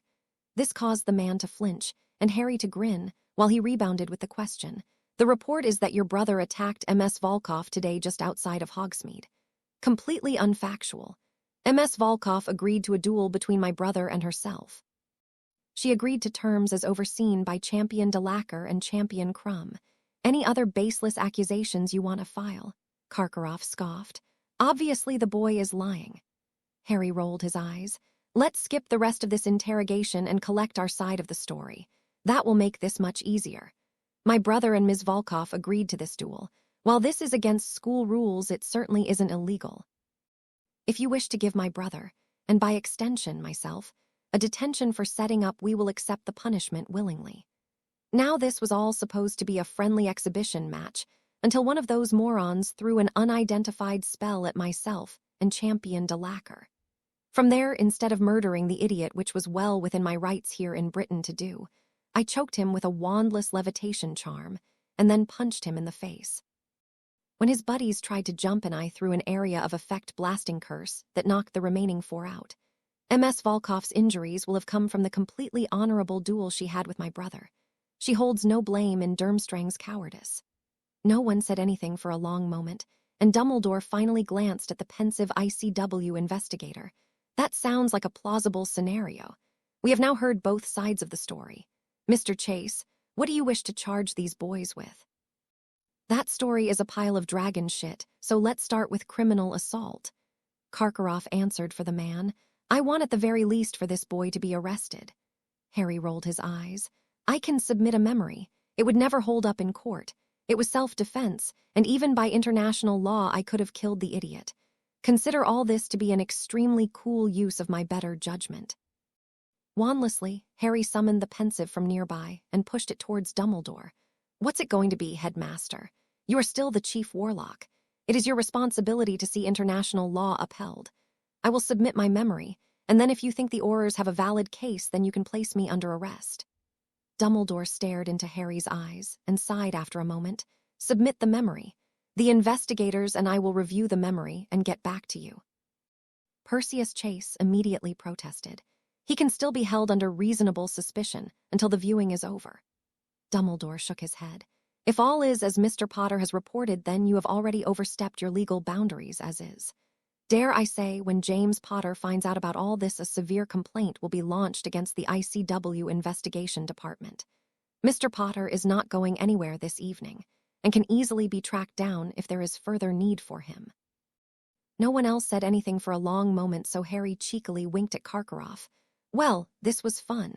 Let's never do it again, and you all have a wonderful evening." With that, Harry put an arm around Justin's shoulders and began steering him out of the room. When they hit the door, Mr. Chase called out, "Make sure you remain on Hogwarts grounds this evening, Mr. Potter. You wouldn't want any further suspicions to land at your feet tonight." Harry felt his magic flare in irritation, but he said nothing as he walked Justin out of the headmaster's office. Scene break, nothing further was heard from the International Aurors or the ICW investigator for the rest of the week. It was clear to Harry that they had listened wholeheartedly to what the Durmstrang students said, and with Karkaroff barking up a storm with accusations, Dumbledore surely had no choice. Nonetheless, when James Potter found out they were attempting to illegally question his youngest son, the complaint that Dumbledore predicted came, and then some. The Potter Lord had kicked up a fit of such epic proportions it made the front page of the Daily Prophet. The article was a very unflattering piece of journalism towards the ICW Investigation Department, and many were calling for the exit of lead investigator Chase immediately. Of course, no such moves followed, but Harry was still hoping the public outcry would lead to the man's expulsion. The second round of dueling in Quidditch had been split. Beauxbatons had won the dueling portion, but that was only because the two champions were the only ones that were worth their 2 pence. Fleur and Amy both took down their respective champions. Amy was given the privilege of taking down an injured Alexia, and Fleur throttled Crumb violently after she learned what he and his friends had attempted to say about Harry and his brother. Needless to say, the favor was returned in Quidditch when Beauxbatons was utterly crushed on all sides of the field. This all led to the second task. Harry had been working diligently on a plan to awe the country with an impressive display of magic, but he had only come up with one viable solution that wouldn't have him swimming in the lake for hours looking for someone. It was bold and possibly dangerous, but he shrugged off the consequences as he mentally prepared to once again do the unthinkable. Sitting next to his obviously nervous brother on the boat ride to the task was a bit of a joke to Harry. He kept messing with the boy and promised him that Susan would be fine, and as long as he did his part, it would be a pretty quick and easy task. After arriving at the giant floating dock in the middle of the lake, Harry was helped out of the boat by his dad, who was standing there with Remus, and his mother looking anxious. The looks on their faces alone told him that Sirius had indeed been the one taken. Inwardly, Harry cursed. He had bet the old man would take Penny, and he had convinced her to allow him to cast a few tracking charms on her, but when he saw her standing on the dock, he frowned for a moment, realizing his plan had failed. Shaking it off, he realized it didn't matter and put a hand on his dad's shoulder. "Don't worry, Dad. I will get Padfoot back to you without a scratch." Lily sighed, shaking her head. "Please tell me you are going to actually use your wand this time." This made Harry shrug. "I wouldn't dare attempt my plan without it. You guys might want to hold on to something when the task starts. It might get a bit rocky." The three of them exchanged nervous looks while a firm hand hit his shoulder from behind. "Ah, Harry, my boy, how are you?" Turning to see the concerned look of Sebastian Delacour told him everything he needed to know about Fleur's hostage, Gabrielle. "Monsieur Delacour, it is good to see you here in England. How are you?" The man smiled grimly. "I will be better when this damned task is over." "It will be over quickly," Harry promised. As the words left his mouth, Pauline came in with rapid-fire kisses on the cheek. Her accent was very heavy, but he was understanding the gist of her anger. Something along the lines of old fools, and taking their youngest daughter captive, and then there was Anita Delacour, who was being escorted by an older gentleman that Harry instantly recognized despite the disguise. "Ah, Harry," Good to see you." The man brought Harry in for a hug, and he had to fight the laugh of being embraced by Gellert Grindelwald less than 10 meters from where Dumbledore was standing. "Thanks for coming out. I didn't think you would make it this time." "I wouldn't miss it for anything. I heard a show was going to be put on, and I just had to be here to see the spectacle for myself," the man said with a wink. Shaking his head, Harry bit back the laugh as he glanced at his parents watching the man suspiciously, clearly trying to put two and two together. Handshakes and greetings were exchanged between the Delacours and Harry's family, and promises to talk, and perhaps even spend the evening together, were exchanged as the champions were called to the front. The 6 champions lined up at the edge of the floating raft, and Dumbledore's voice echoed. "Last night someone precious was stolen from each of the champions. They will have 1 hour to find their lost one, or they may be lost forever. Champions, at the sound of the cannon we will begin." Harry didn't look at any of the champions, but they all heard him say, "If you value your life, don't jump in the water." 5 heads turned towards him, and while Crumbs scoffed, the others all looked incredibly wary. The buildup of magic around him was palpable as he prepared his magic to become the force of nature it was trained to be. At the sound of the cannon, only Victor made to jump in the water, but Harry had struck him with the Immobulus curse, so fast the man just stuck in mid-air. Slowly, Harry returned the boy, and he could now feel hundreds of eyes on him as both wands fell into his hands, and a deep breath followed. He slowly lifted both wands to point towards the water in front of him, and then he began raising them very slowly. The crowd instantly gasped as they saw what he was attempting. The water was splitting all around them. Many began to panic as they felt the raft they were standing on begin to sink. It was exactly like a story Harry had read as a young man. A Muggle man with a staff and the power of faith behind him had once split a sea. Harry had every intention of doing just that. Higher and higher his wands raised as the platform slowly began to descend towards the bottom. People were in awe, and some were screaming in fear as all they could see around them was the darkness of the Black Lake, with just a bit of sunlight beaming above them. To some, it would be the most incredible feat of magic witnessed in their lifetime. Harry heard Justin beside him. "It's like the tidal wave, but double the direction. Harry, this is amazing." Trying not to let his focus break, he could hear the nervous chatter of everyone around him, but he tried to tune it out as he forced more and more of his magic out.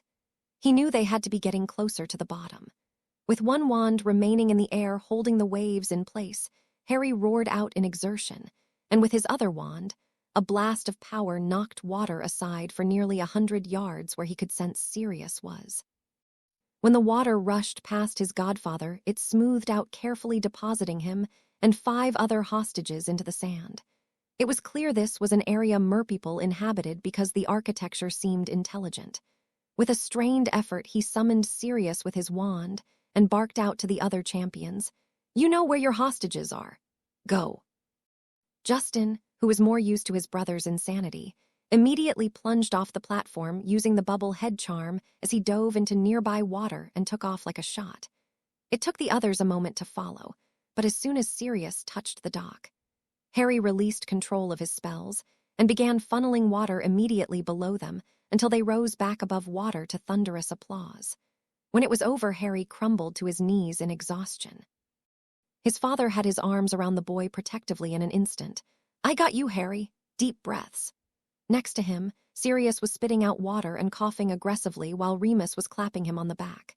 Sirius was looking around, wildly trying to figure out what had happened, and he turned to his godson, who was still folded over on his knees.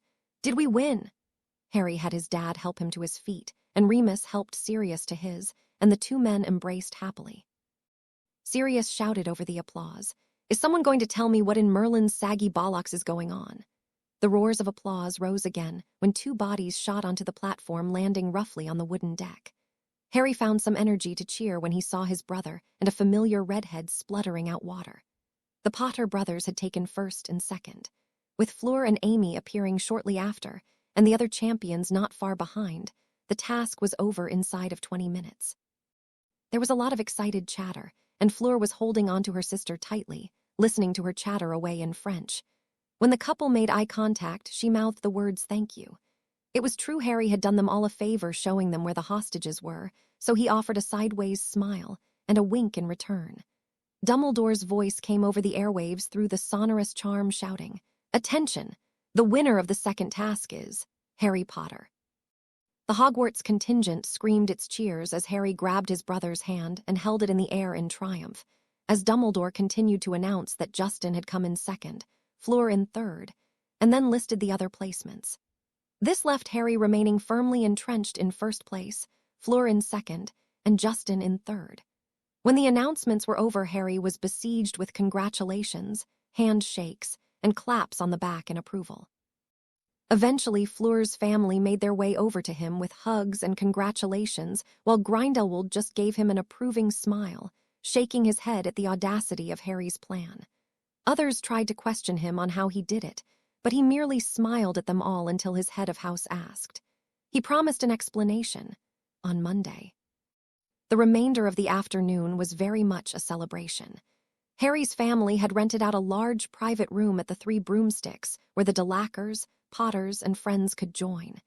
Harry had also invited Susan, his school friends, and the other champions along with their families if they wished to join. Of them, only Amy and her family accepted the invitation.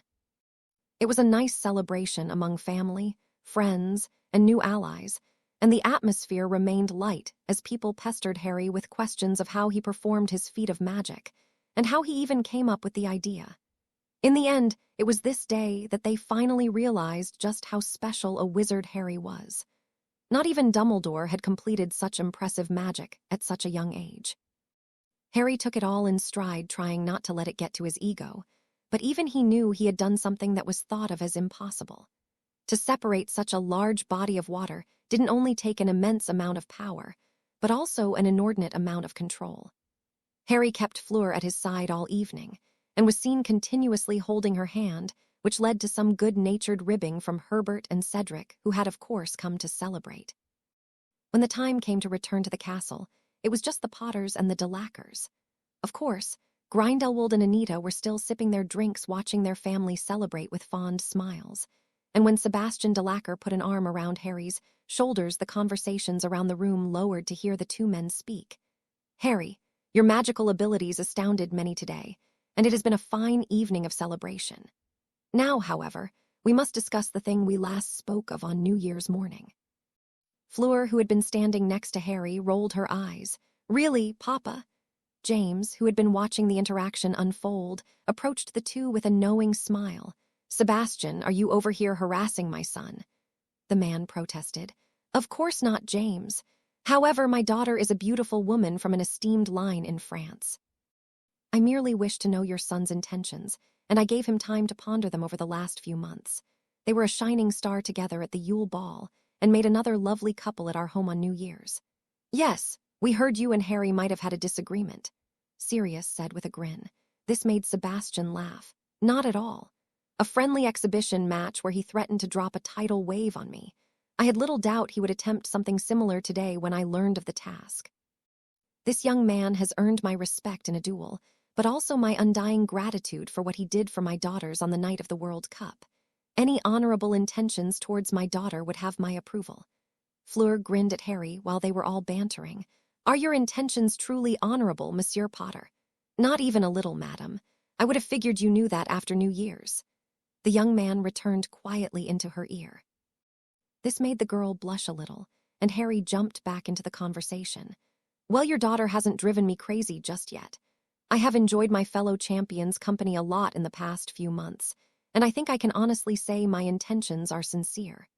There is no limit to what we could accomplish together, and I think our families moving our alliance a step further would be a blessing. Your daughter is a magical talent that I have immensely enjoyed working with. With my head of house's permission, I think at the end of the school year we can begin a formal courtship with your permission as well, of course." James nodded proudly. "Of course he has my permission. Not that he really needed it. I am not sure if you have figured it out yet, but my son largely does exactly what he wants to do. I'd kick your ass if you tried to stop me, Prongs," Harry said with a grin, making the room laugh happily. Sebastian smiled at the two men, and his eyes went to his daughter. "Lord Potter, it seems that my daughter is just as stubborn as your son, because I have been unable to tell her what to do since she became a teenager. What say you, mon cher? Do you wish to proceed into a formal courtship with Monsieur Potter? Fleur seemed to step away from her boyfriend, looking him up and down with a straight face. After a moment, a small smile graced her face. I suppose you will do, Papa, if that's the best we can come up with. She said this last part with a wink towards Harry, making the room laugh again. Harry shook his head as he grabbed the girl around the waist and brought her into one of their more chaste kisses. Harry kept his arms around the girl as he turned to his father. For the record, it does help that she is likely one of the most beautiful women in the world. This made the marauders laugh, while Lily Potter merely shook her head in exasperation at her son's joke. Before she could say anything, a loud voice boomed from outside. Harry Potter, come out with your hands in the air. The entire room seemed to stiffen at the voice. It was familiar to Harry, and he stared towards the door that would lead out into the middle of Hogsmeade in wonder. He closed his eyes and stretched his senses, just trying to fight the effect the alcohol he had consumed during the evening was having on him. It took longer than normal, but he discovered what was waiting for him. His eyes shot open with a pulse of power and rage. We are surrounded. James's eyebrows shot up as he ran to the window and swore, "What the fuck is this? There are probably 30 ICW Aurors outside." Harry had rarely heard his father swear like this, and it was a testament to his fury. The marauders and most of the room went to the windows while Harry hung back, already knowing what they would see. The only other two who remained back were Fleur and Grindelwald. The man turned to his apprentice. They have discovered our secret, I fear.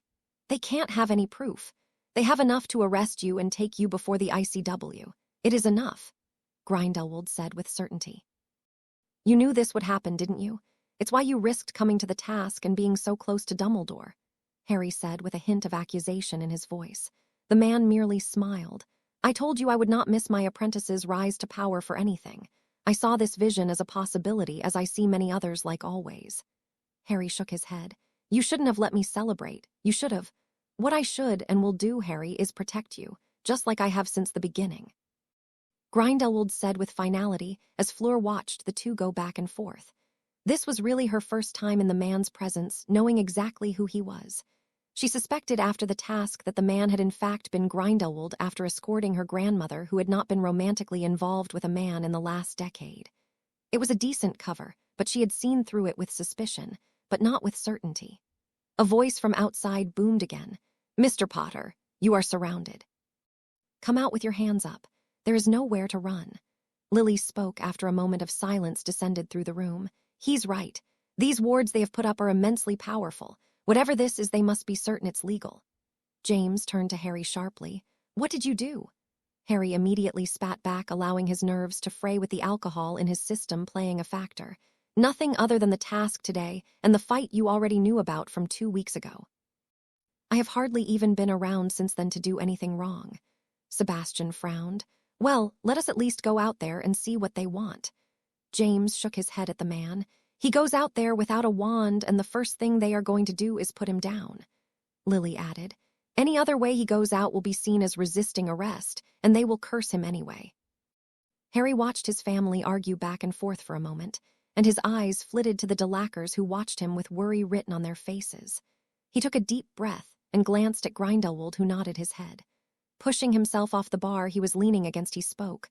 We will go out there and see what they want. If they attack me without announcing what they want with me, then I will fight. Grindelwald nodded gravely. They brought just over 24 fighters. If they do not wish to play fair, then they did not bring enough witches and wizards to take my apprentice. The family all tensed at his words, and Sirius was the first to speak. Harry, I have good relations with the ICW, and they won't attack the Lord Black. Let me go find out what is going on. Damn it, you are my godson, let me protect you. Taking a deep breath, Harry put a hand on the man's shoulder. Stay out of this one, Padfoot. You did your part taking care of me for all those years when I was a boy unable to defend himself. I'm not that boy anymore. If you go out there, the wizarding world may crucify you at best, and at worst blame you for my relationship with Grindelwald.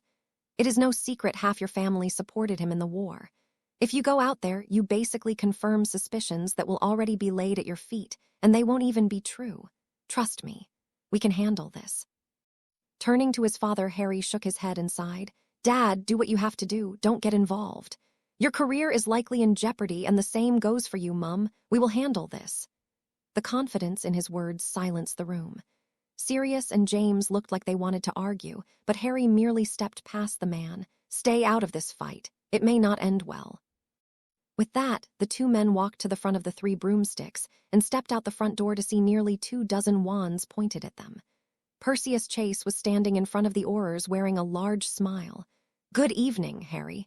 You don't mind if I call you that, right? After all, I feel with everything that has happened we are on a first-name basis."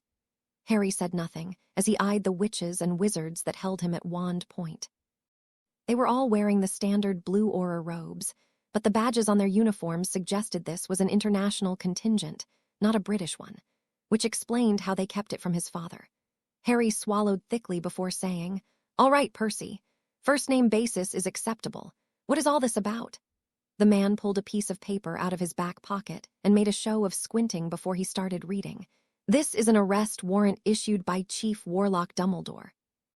The ICW has the intention of charging you with 2 counts of homicide, along with aiding and abetting a known fugitive." Harry frowned at the charges. 2 counts of homicide, aiding and abetting? What the devil are you talking about? The man grinned. "We can talk about all this at the ICW holding cell in Germany. That is where we will be taking you. Perhaps we might draw your old friend out, seeing as we are sending you to his old stomping grounds." Harry's eyes narrowed and his magic swelled in anger while he barked out, "Who are you saying I killed? You left your master's calling card boy. You think we wouldn't figure it out? You have been using the magic of Gellert Grindelwald in front of international committees. You have made your last mistake. The ICW intends to charge you with the death of Marcus Flint and High Master Igor Karkaroff." The second name caught him flat-footed. He had seen the headmaster of Durmstrang earlier that afternoon. If he was dead, then there was no doubt any longer that someone was trying to frame him. 2 people he had openly skirmished with turned up dead, likely with the Deathly Hallows engraved into their skulls. This was a setup. Harry spoke calmly as he tried to force his magic to be ready. "I have an alibi for the time of both murders. There couldn't have been enough proof to warrant this kind of arrest." Then it occurred to Harry. The only reason Dumbledore would have approved this was because he knew that Gellert was here with him. He knew it would mean exposure. He was likely willing to stay quiet about their relationship, but when bodies started turning up his conscience and the greater good won out, Dumbledore really believed him to be guilty. Harry felt the tension in the air rising. The Aurors were becoming impatient for him to surrender. His eyes glanced around at his battle-ready opponents and knew the time to fight was coming. He would not be surrendering peacefully. His magic tensed in preparation. He would summon a wandless shield to start, and then get both wands in his hand in a flash. This would have to be decisive and deadly. Before he could start, though, Grindelwald stepped forward, addressing the crowd of Aurors who stirred at the sight of him. With a slow draw of his wand, some of the Aurors began shouting, but he slowly whirled it across his face as his transfigurations began undoing themselves. In seconds, the man he had grown up with was standing in front for the world to see. His white hair was spiked well, and his eyes had returned to their normal colors. His face was its usual pale color, and Harry wondered what exactly the man's play was. Gellert spoke calmly. "Wizarding brothers and sisters. My apprentice and I do not wish to battle you. Every drop of magical blood is a waste when it is spilt. Besides, young Mr. Potter is not guilty of these crimes. My name is Gellert Grindelwald, and I murdered those 2 men." Harry froze at the man's confession. It was impossible. The man had been with Harry since the time Karkaroff's body could have turned up. Before he could verbally question it, Grindelwald gave him a look over his shoulder that said he needed to go along with whatever was said. His stomach clenched at the thought, but he did nothing to show the man gave him any sort of instruction. Perseus Chase stared across at the man with a grin. "Well, isn't this something special? I had heard you were alive, but to see it for myself is something historical. You are under arrest, my lord." Grindelwald gave the man a patronizing smile. "You come with no more than 20 Aurors. I am insulted. I may have grown in age, but I assure you, you did not bring enough fighters." All the Aurors shuffled at this. Some clearly remember this man's reputation. 70 years ago, this man had taken down 50 American Aurors with a flash of destruction. That may have been a long time ago, but they would be foolish to think the coming fight would be simple. The smile on the ICW investigator's face slipped a little at the man's threat, and his brows furrowed with anger. "I take it you do not mean to come peacefully." Grindelwald held his arms out wide and smiled. I have longed to do battle by my apprentice's side, though I offer you a choice. Go home and live a little longer. There is no need for bloodshed. There will be no further bloodshed tonight, Gellert. A voice from nearby echoed across the seemingly empty streets of Hogsmeade. Harry knew the streets may appear empty, but the windows around the town were not. It was clear the Aurors had shepherded everyone to cover before attempting this arrest. The world was watching. Gellert frowned at the man. Albus, it has been a long time, my old friend. Dumbledore merely nodded as he strode forward with the Elder Wand in hand. That it has. It was foolish of you to come here tonight. Harry growled. It was foolish of you to approach us in this way. If you had any hopes of taking either of us down, it was when we were separated. Together, we are unstoppable. The headmaster frowned. Harry, you must step aside for the greater good. Gellert has confessed to the crime. You could still walk away.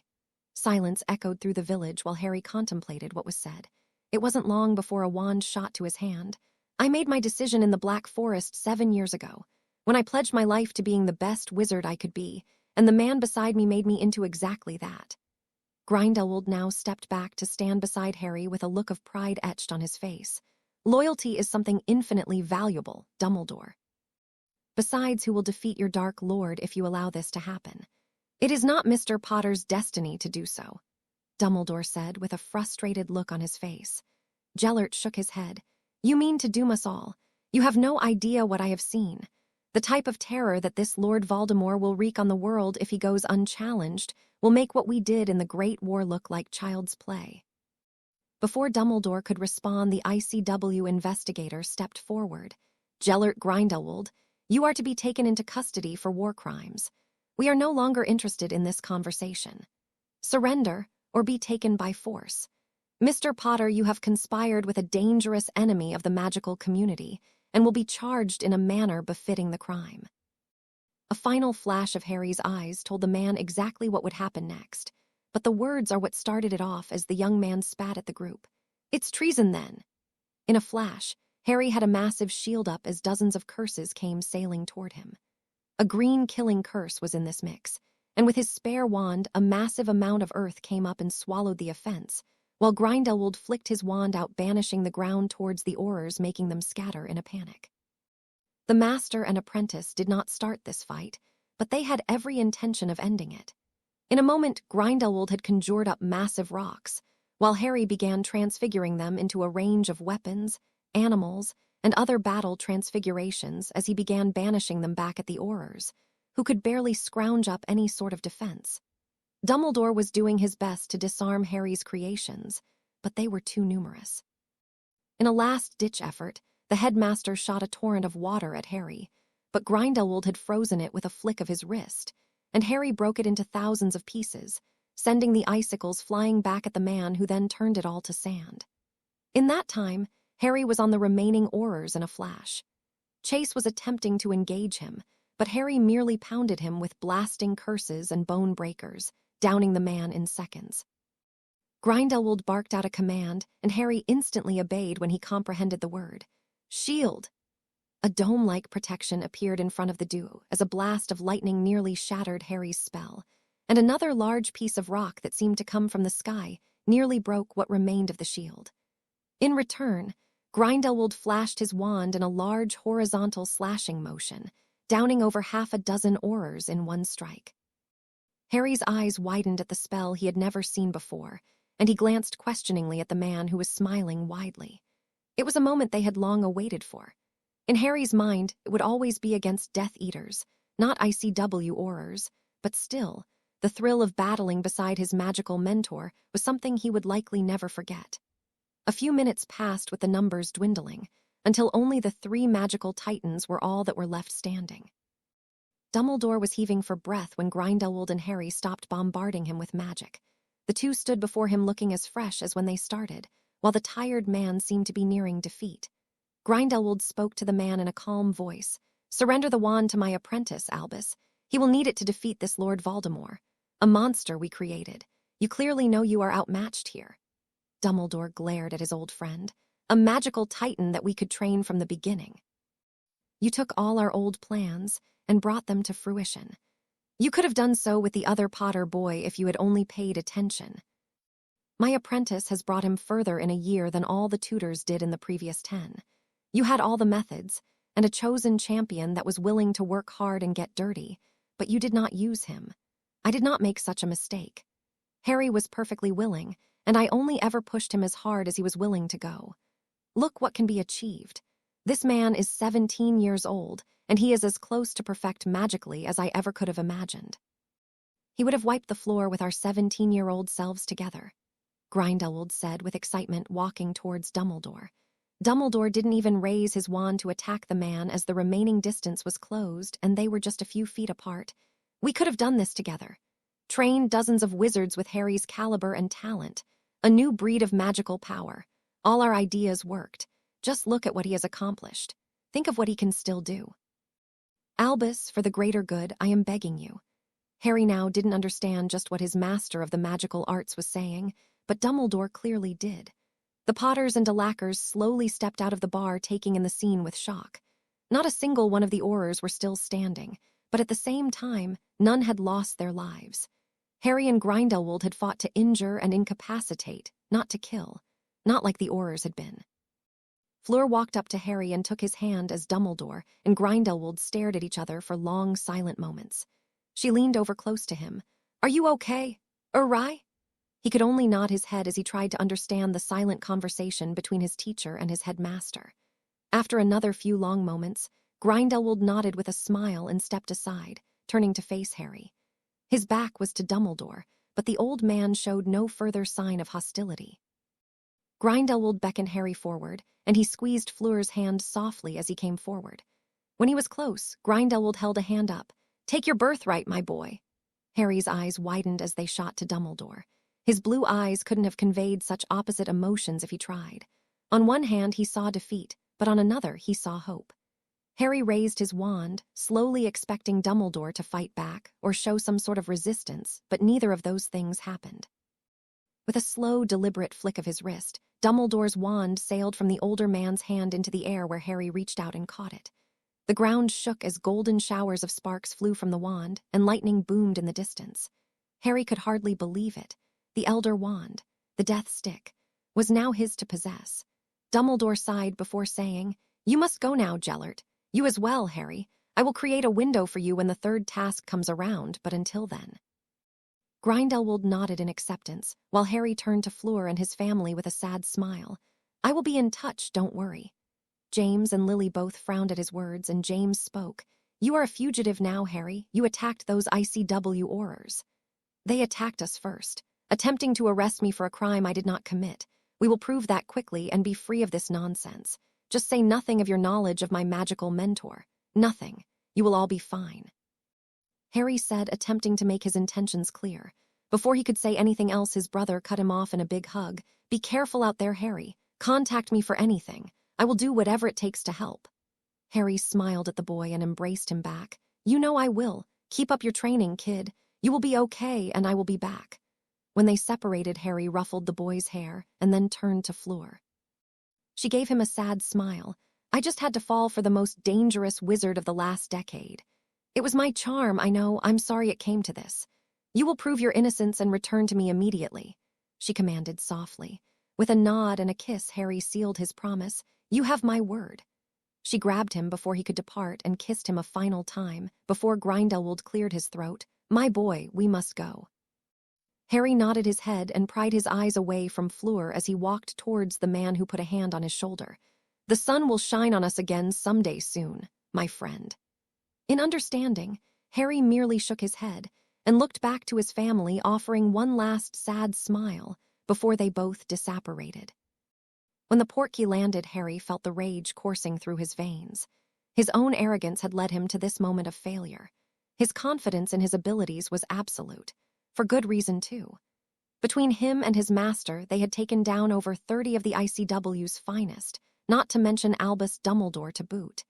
If he and Grindelwald had wanted blood that day, then the streets of Britain would be swimming in it. But it was not them who sought violence.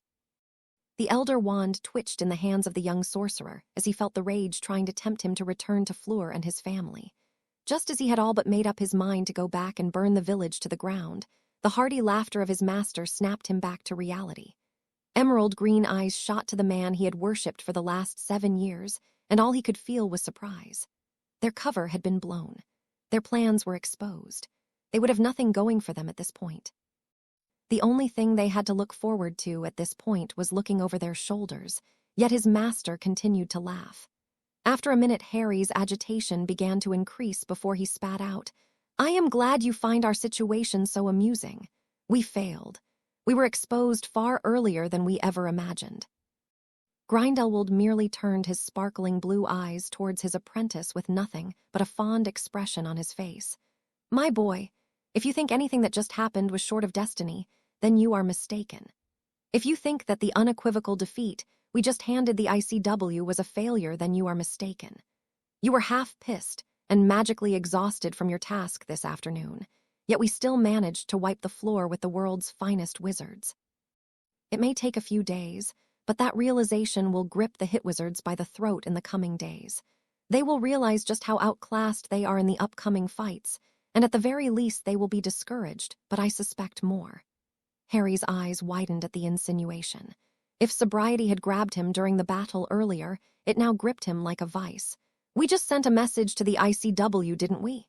"Indeed," Grindelwald said with a slight smile. "But not just to the ICW, but to my old friend as well. He willingly gave you the Elder Wand, but undoubtedly he realized he had no hopes of defeating us alone. The wand was going to be in your hand at the end of the day regardless of anything else. That now leaves you the master of 2 ancient hallows, with only 1 remaining. It may soon be time to visit a certain childhood home of your enemy.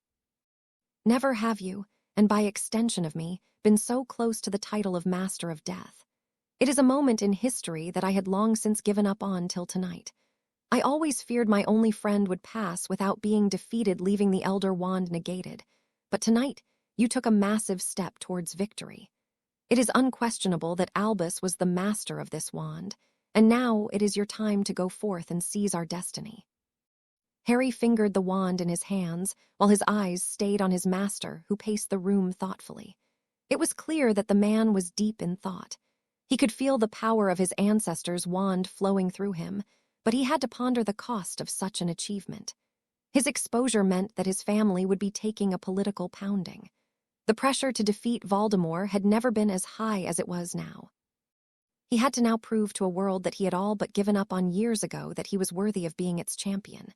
If he could topple the Dark Lord, then all would be forgiven in Wizarding Britain, and he would be able to return to be with his family, to Hogwarts, and to Fleur.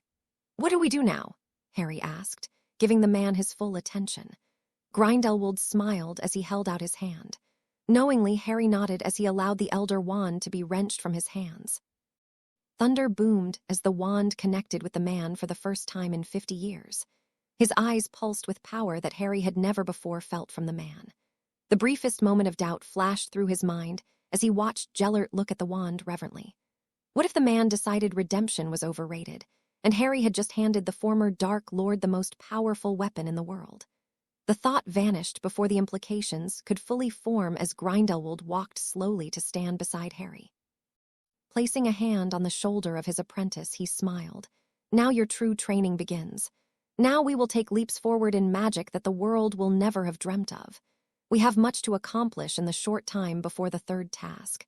Do I have your faith and your commitment that you will give me the same effort tomorrow and every day leading up to the 3rd task that you have for all these years?" Desperately wanting to understand just what his master's plans were, Harry nodded his head one time. "You know I will." Grindelwald clapped his hands together. "I have never doubted you, Harry." Looking back at the wand, Gellert grinned. "This has all been for you, my boy." At last, Grindelwald held the wand back towards Harry, who summoned it back to his hand without hesitation. "This wand must recognize 2 masters. It must serve us as equals in every situation. I don't say this because I desire the wand, but I feel Voldemort's hand in this play tonight. I believe one of his people discovered our secret and orchestrated all of these events to draw us away from the tournament. He hopes to expose your brother, to make him feel weak. He is stronger than Voldemort anticipates," Harry said, gritting his teeth angrily at the thought of Voldemort being behind all his problems. "True, but he is not enough to stand against the Dark Lord. He will need our help, and we must be there at his side for when the heir of Slytherin makes his move. We avoided killing those men tonight, but they will be ready for us at the third task. They know with my name being in the magically binding contract that I will show. They know 30 can't defeat us now. I wouldn't be surprised if they sent 100 next time," Harry said, putting his hand on his face, trying to let logic and reason show him the way. "I would love to see them try," Grindelwald said, and Harry looked up to see an amused smile on his mentor's face. "Our plan will be simple. We must simply avoid the ICW and its lap dogs until the end of the task. After that, we will hunt this Dark Lord to extinction. With what I can teach in 4 straight months of training, it will be enough. The magic to step 100 ICW wizards doesn't even exist yet," Grindelwald said with a hand stroking his smooth face. "It does not exist yet. It may be time to put some of your ingenious ideas to the test." Suddenly feeling like a plan was in motion, Harry felt his magic hum in anticipation. "What did you have in mind?" Justin Potter was having a miserable few weeks. Ever since the night Harry had run away, he had been insulted, pranked, and prodded nonstop. The first night after the news broke was the worst. A few Hufflepuff 6th years had attempted to attack him, but he had been swift in his response. He remembered walking down the halls with Susan. She had been holding his hand, not saying a word, as she had been feeling the stress of his situation. She knew that the young man that carried her affection had a deep bond with his brother, and that his departure, along with constantly worrying for his safety, was taking a toll on him. The night had been quiet, and they had practically remained unbothered until Justin had decided to walk her back to her common room before retiring for the evening. It was there that 4 6th-year puffs had been waiting for them. Apparently, one of them had a family member killed by Grindelwald in the Great War and demanded to know where they could find Harry. Justin, who was in no mood, told the boys to piss off, and the fight that ensued was enough to discourage any others from having a go at him or trying to use Susan to get to the youngest Potter. Justin had told his parents that evening that from the time the first curse was thrown towards him, and Susan, he could practically hear Harry roaring instructions in his ear. "These bastards have the nerve to draw a wand on my brother, a member of the Potter family. Show them what I have taught you. Make sure no other dares to try something like this again." Needless to say, the 4 had all ended up in the hospital wing, and one had even been sent to St. Mungo's for treatment. Had it not been such a clear case of self-defense, Justin was certain he would have been expelled or maybe even worse. But after reviewing the incident from Susan's memory, the headmaster cautioned Justin about following in his brother's footsteps and gave him 2 weeks' detention for not showing restraint. Perseus Chase had even been by to interrogate him, claiming that Grindelwald had likely chosen 2 protégés. And that was why he was doing so well in the tournament, and how he took on 4 students with such ease with no injuries to report. Needless to say, Justin hadn't scored any points with the investigator or his colleagues when he had told them to go fuck themselves. A late-night detention was how Justin found himself heading back to Gryffindor Tower late one night. The castle seemed completely deserted at this hour as curfew quickly approached. The young man found himself exhausted as he had been dusting trophies and various other awards in the atrium for hours. What made it even worse was he had seen Fleur earlier that evening, and she looked even more rattled than he was. It was a sobering realization that he was not the only one that was hurting at the sudden exposure of his brother. The thought of the beautiful blonde champion crying herself to sleep, as he had for many nights, made his chest feel heavy as he took a deep sigh. It all felt so hopeless. If his brother didn't return for the 3rd task, then his magic would be lost, and he would certainly not survive the fallout with how attuned Harry was with the abilities he was blessed with. The thought worried Justin and had caused more than a few hours of lost sleep. Thoughts of the other people who were hurting at his brother's departure brought him to thoughts of his parents. Both had been crucified by the media, and the only thing that was currently keeping them safe from being burned at the stake was that they were protected by Hogwarts, though many in the public were calling for their resignations. Needless to say, even the usually upbeat James Potter was looking a little more downcast than usual. Just as Justin was about to round the corner where the fat lady would be waiting for him, a sudden movement caught the corner of his eyes. Weeks of paranoia trained him to be on guard, and his wand was in his hand in a flash as he prepared to defend himself. But at first glance, there was nothing there. His eyes darted around searching for what possibly could have caught his attention when a floating glove caught his attention. The glove was pointing a single finger at him, and he blinked several times, wondering if exhaustion was finally coming up to him. When the glove waved for him to follow, he somehow knew his brother's magic was at play.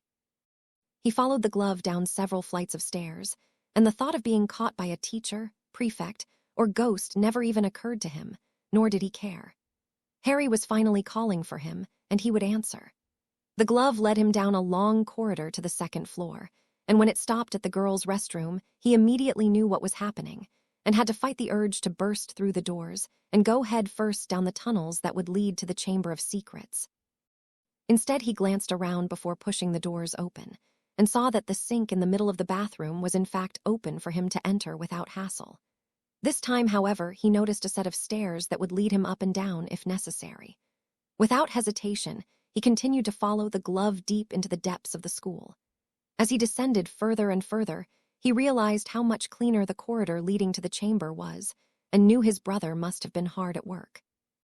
Finally entering the great antechamber, Justin froze when he saw his brother standing there staring at the fallen basilisk. Justin approached quietly, not saying a word, as he took in the colossal dead creature at their feet. Harry broke their silence after only a moment. "This is the place where you first gained my respect. You were nothing back then. Despite all the training Mom and Dad put you through, your skills were barely classed as talented. Your skills were ultimately irrelevant, though. It was your ridiculous Gryffindor bravery that got us out of this alive. You slayed this basilisk, and in that moment I knew you were special. I knew you were capable of the same levels of magic I was if you were pushed properly. Now you are taking on students 2 years your senior and doing outstandingly in the Triwizard Tournament." There was a long pause after his brother's praise, and Justin didn't know what to say, so Harry continued, "I'm so proud of you, Justin." "I'm so sorry you've had to." Before Harry could even finish his thoughts, Justin launched himself at his older brother, unable to hold back any longer. The young man chuckled as he held onto his brother tightly. "You were always such an emotional creature." When the two separated, Justin slugged the boy in the arm. "Shut up, Harry. Merlin, how are you here? Why, what if they catch you? What if—" "Relax, Justin.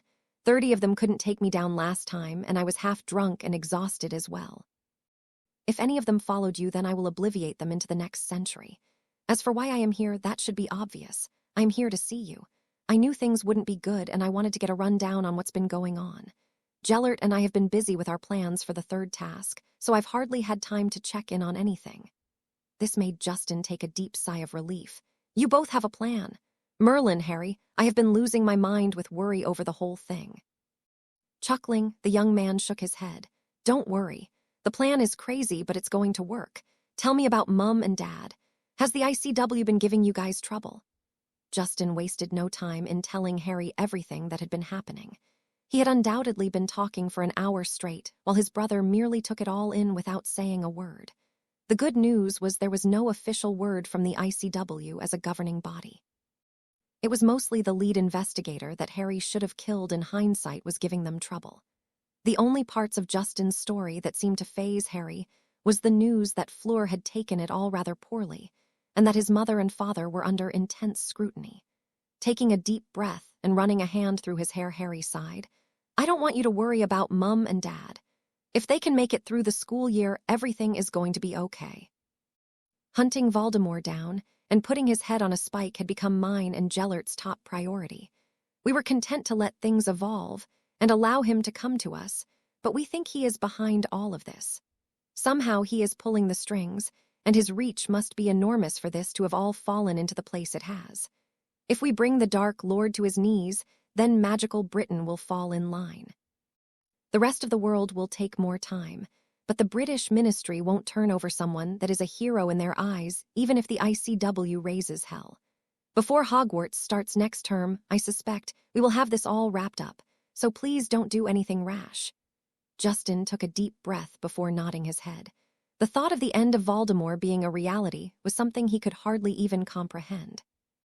His family had prepared him for a doomsday match his whole life, and if his brother could take down the man without Justin lifting as much as a finger, then that was something he wouldn't lose a minute of sleep over. "What can I do?" Harry blinked in surprise. "What do you mean?" Feeling a little more excited about the fact that his brother was going to take an active role in pursuing Voldemort. "What can I do to make this easier for you? There has to be something." Harry, you're stepping up to take on a task that I was literally supposed to be born for. If there is something I can do for you, I want to do it." Frowning for a moment, his older brother shook his head. "Justin, Grindelwald and I told you that Voldemort was never really your responsibility, and that the whole prophecy was bullshit and possibly misinterpreted. That doesn't matter to me." Justin said fiercely, "You are taking something off my mind that has plagued my nightmares for years, and while the visions of what could happen may never fade, the fact that you are going to be in my corner is more than enough to settle my mind. Now, Harry, tell me, there has to be something I can do to help you." Harry looked pensive for several long moments before he asked, "Justin, do you have our family cloak somewhere in Gryffindor Tower?" "Of course." Justin said almost impatiently, "Dad trusted me with the cloak, and I never lend the thing out." Suddenly Harry took a slight smile. "I should talk to Fleur, but it's risky. If what you say is true and she is hurting, then I can give her a means to contact me if only I can see her." Justin's eyes lit up suddenly. "Then I will go down and get her. We can both fit under the invisibility cloak, and I will bring her here. Give you two some private time, and then I am certain a witch like Fleur knows the disillusionment charm. Even if she were discovered, she is a champion and is hardly going to be questioned." Taking a long moment to think over his brother's words, Harry finally nodded. "If you think you can do it without being caught, but Justin, once you finish your task with the cloak, I need it." Justin blinked several times at his brother's words. "Harry, your disillusionment charm is amazing. What on earth do you need the cloak for?" "No thanks, but that isn't a skill you taught me, and sometimes I really value being invisible." The older brother looked slightly pained at his words, but seemed to steel himself. "It's really important that I have the cloak for a bit. It's not forever, and I swear I will give it back, but there are things you don't know about our family heirloom. One day I swear I will tell you everything, but right now I need you to get Fleur, and I need you to trust me." Justin ran a hand through his hair before taking a deep breath, closing his eyes. "I did say I would help, and I do trust you, Harry. Just wait here, and I will be back with Fleur and the cloak." Harry offered the young man a smile. "Thanks, Justin. This really means a lot. I knew I could count on you." This seemed to pacify Justin as he took off in a jog towards the exit to the chamber. He could hardly believe he had spoken with his brother, or that Harry had snuck into the Chamber of Secrets. He hadn't even thought to ask him how he had accomplished the task. There was still so much more he wanted to know. Like what he and Gellert could possibly be working on that would get him through the third task. All that would have to wait, though, as he charged up the grand staircase to get him back to Gryffindor Tower. In no time at all, he had gathered the cloak and retraced his steps, now truly invisible, out of the castle. It was still cold as the end of March approached, and he thanked his brother mentally for teaching him the warming charm. When he arrived at the Beauxbatons' carriage, Justin frowned, as he felt his magic warn him that he was not keyed into the wards, and that attempting to cross them would be very detrimental to his health. He froze for a long moment, realizing he was going to be unable to complete his brother's task, when a sudden idea came to mind. Expecto Patronum. A wisp of light emerged from his wand as he attempted to contain the power of his patroness. A small lion began to form before his eyes, and he spoke softly. "Fleur, it's Justin. I'm outside the carriage and need to speak with you urgently. Please." The lion nodded its head to its master before taking off in a dash of speed. Justin did not have to wait long before Fleur came storming out of the carriage, wand in hand. She seemed to be searching around carefully as if she was expecting an attack, but Justin drew his cloak back a bit where the front half of his body could be seen. "Fleur." The blonde recoiled at his appearance and came over to him. "This cloak, it is magnificent. Is this a gift from... It's a family heirloom. Listen, Fleur, he's here. He wants to see you. You need to get under the cloak with me, and we need to get to the castle. He's waiting." Obviously, no clarification was needed on who he was. Fleur's eyes lit up at the possibility, though, and didn't even question the younger man as she slid under the cloak with him. Now, normally having a Vila and 14-year-old wizard in such tight proximity would be a problem, and Justin would not admit that he had to focus his thoughts on his own girlfriend as he smuggled the beautiful blonde witch in the castle. But it was no time at all when they arrived at the girls' bathroom, and he discarded the cloak and drew a fair bit of parchment from his robes. "Fleur, I need you to take this to my brother. Follow the stairs down into the tunnels and just walk straight ahead. My brother is waiting for you in the Chamber of Secrets. I have to get back to my common room. You two need your privacy. Just make sure he knows he can reach me the same way he did tonight anytime. Please tell him that." Fleur looked surprised as he offered the cloak to her. She looked questioningly at him, but he shook his head. "I promised it to Harry. Just make sure he gets it. He needs it, and if he is asking, I know it must be important. Now go to him. I have done my part. Good night, Fleur." Justin then drew his wand, pointing it at the parchment. "I solemnly swear that I am up to no good." As he said these words, the parchment came to life with ink, but Fleur couldn't even process this as she realized the young man she loved was within her grasp. Taking a deep breath, she wasted no more time in plunging herself forward towards the thing her heart most desired. Staring into those green eyes she loved had her frozen. The expression on his face was even, but only for a moment. When it turned into a playful smirk, he opened his arms asking, "Aren't you going to hug your betrothed?" This was all the invitation she needed to close the distance. Fleur had her arms around the young man so tight she was certain she was hurting him as he chuckled. "I missed you too, Mon Amour." The words surprised her, but she sighed before letting go and then returning with a searing kiss. It may have escalated, but she had so many questions that she had to ask when they separated. "Where have you been?"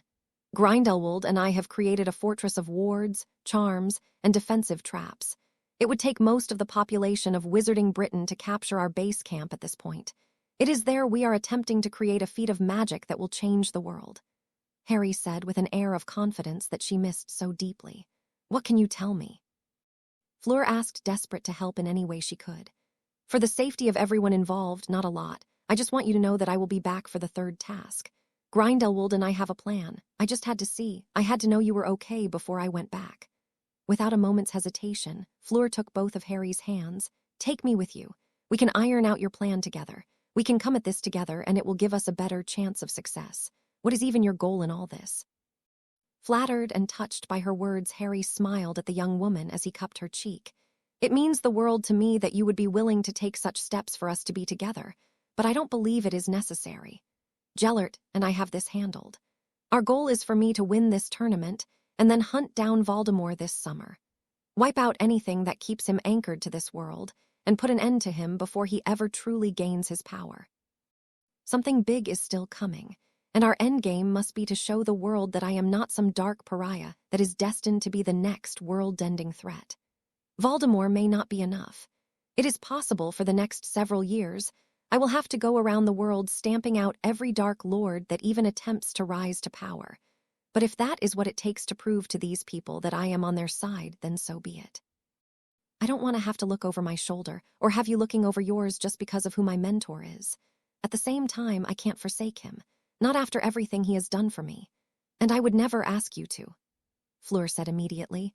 "Even I can recognize that power like yours has to be guided. You are an incredible wizard, awry, but Grindelwald turned you into what you are today. Gabby and I owe him our lives as much as we do you. Merlin only knows if you would have had the strength to interfere at the World Cup that day if you didn't have the training you do now." This made Harry grin slightly. "Oh, those sods were getting their asses handed to them regardless of who trained me. I had to save my damsel in distress." Fleur huffed at this, but still managed a smile. "It will be the only time you will have to save this damsel. Awry, Potter." Putting an arm around her waist and bringing his intended closer to him, he smiled. "I believe you. Now there is something I want to show you." Reaching into his back pocket, he pulled out a small mirror, levitating it wandlessly for both to observe their reflections. Suddenly the mirror split in two, however, and Harry held out his hand towards the mirror, chanting. Sanguis foras out of the palm of Harry's hand. A small cut appeared, and a single drop of blood floated in the air, split in two, and then touched both mirrors. Turning to face the girl who was staring at the mirrors in wonder, he whispered into her ear, "Your turn." It took her a moment, and then a look of concentration went over her face as she attempted to replicate his magic by holding out her hand and repeating the incantation. A triumphant look overtook her features as the blood came from her hand and touched the mirrors just as it had for her intended. Harry then flicked his wrist before calmly saying, "Fleur." The mirror in front of Fleur immediately began to light up, before she was suddenly looking into familiar green eyes. She gasped and separated herself from the young man taking a hold of the mirror, but noticing the angle of the view didn't change despite it being in her hand. Magnifique. Blood magic on the mirrors, pourquoi? So we can communicate. Only in private, of course. I would hate the ICW to try and arrest you on obstruction of justice charges, but now you can call me if you need me or want to speak with me at night. This is, of course, just a temporary solution until we can clear my name," Harry said with confidence. Fleur's eyes darkened, reminded of the crimes her boyfriend had been accused of. "Harry, not that I would think any differently of you, but I didn't kill Marcus Flint, Fleur, nor did I kill Highmaster Karkaroff. This has been a setup, I just have no idea by whom. Believe me, though I am going to find out, and then they are going to be sorry for the pain they have put the ones I love through. That is my promise to you." The two locked eyes for a moment, and then the young man sighed. "I'm sorry I haven't been here to put your mind at ease sooner. I am also sorry that my time to return to base camp is upon us. I will take the cloak my brother gave you, and we must say our goodbyes for now." Fleur had been so tied up in the moment of seeing Harry she had forgotten she was carrying his family's amazing cloak in her hands. "Harry, this cloak, it's different, isn't it?" Giving the girl a smile, Harry shook his head. "You have no idea, but one day I will tell you. Perhaps I will sit you and my brother both down to tell you because, to be honest, it is an amazing story, but tonight is not that night." Pouting slightly, the young woman sighed. "You have to go now. If I don't go now, I don't think I will be able to go back at all. Believe me, no part of me wants to leave you in this misery. A large part of me wants to accept your offer and have you run off with me, but that would leave a mark on your reputation that you should not have to bear. There will be whispers about you having been involved with me, but thankfully, no one truly knows the depth of our relationship, nor that we are intending to marry each other one day. Until this storm passes, it is best kept that way so I do not prevent you from living your own life. I saved you that day at the World Cup so you could live your life, not so you can be ridiculed by the sheep of the world that have no idea that there is a bigger game afoot." "Will I see you before the third task?" Fleur asked, biting her lip nervously awaiting his answer. Looking pained, the young man shook his head. "It wouldn't be a good idea for me to return here, but you have the mirror, and you can call me whenever you have time. Grindelwald and I can work any hour of any day that you are not trying to talk with me, so use it at your will. I love you, Fleur." "I love you, Harry," she answered with tears coming to her eyes. The young man leaned in and kissed her on the cheek, taking the cloak out of her hands as he did so. Then he apparated away with a sudden twist, leaving the Vila alone in the Chamber of Secrets, feeling more lonely than ever. The crowd was apprehensive. It had been months since the last sighting of Harry Potter and his master of the magical arts, Gellert Grindelwald, though there wasn't a soul on the grounds of Hogwarts that believed they would not attempt to make their return this evening. To not do so would mean Harry had violated his magical oath to the Goblet of Fire, and everyone knew that a wizard of his caliber would likely not survive the fallout of losing his magic. For that reason, the ICW had swarmed the third task arena with hit wizards and international aurors. It would seem nearly 100 witches and wizards were there that evening to represent the ICW and attempt to arrest the infamous master and apprentice. Justin and Fleur had been glancing around nervously, wondering just how the powerful sorcerers were going to defeat this many witches and wizards without leaving a high death toll. Fleur had begged Harry the night before to tell her their plan, but he would not relent. He insisted that she must be as surprised as the rest in case their plan failed. She would not be arrested for aiding and abetting him if he could help it. Dumbledore looked around nervously as the sun had finally hidden behind the horizon, and the time to begin the third task was upon them. At the corner of his eyes, Perseus Chase sat looking smug next to a Ravenclaw student that surprised him. Pieces of a large puzzle began to fall together as his eyes narrowed for a moment, but before the thought could finish, a voice interrupted him. "Are we ready to begin, Headmaster?" Dumbledore's eyes immediately shifted away from the odd duo and nodded at his deputy head, offering her a calming assurance. "Yes, let us begin." Waving his hands and stepping up to the podium, he glanced at Fleur Delacour. If not for the older man's innate sense of magic, he would think the young Vila was completely unfazed by recent events. But the young woman's allure was slipping in and out of her control, indicating her emotional state. Justin Potter wasn't holding up any better. His expression may have been even, but the tension in his shoulders indicated he was a spring-loaded trap, ready to be sprung if necessary. Dumbledore began to ponder just what game may be played this evening, and the unsettling thought that he may witness something historical in the coming hours weighed upon him. Deciding no further could be accomplished in the ponderance of his thoughts, he cried out, sonorous. In tribute to the respect the old wizard still carried, the singing and dancing across the small makeshift stadium came to a stuttering halt as the man began his introduction. Earlier today, Professor McGonagall placed the Triwizard Cup deep within the maze. Only she knows its exact position. Now, as the standings go, Mr. Harry Potter would have entered the maze first, followed by the second Hogwarts champion, Justin. An eruption of cheers from the Hogwarts stands interrupted the man momentarily, only for him to walk the crowd through the remainder of the standings for the other 4 champions. The first person to touch the cup will be the winner.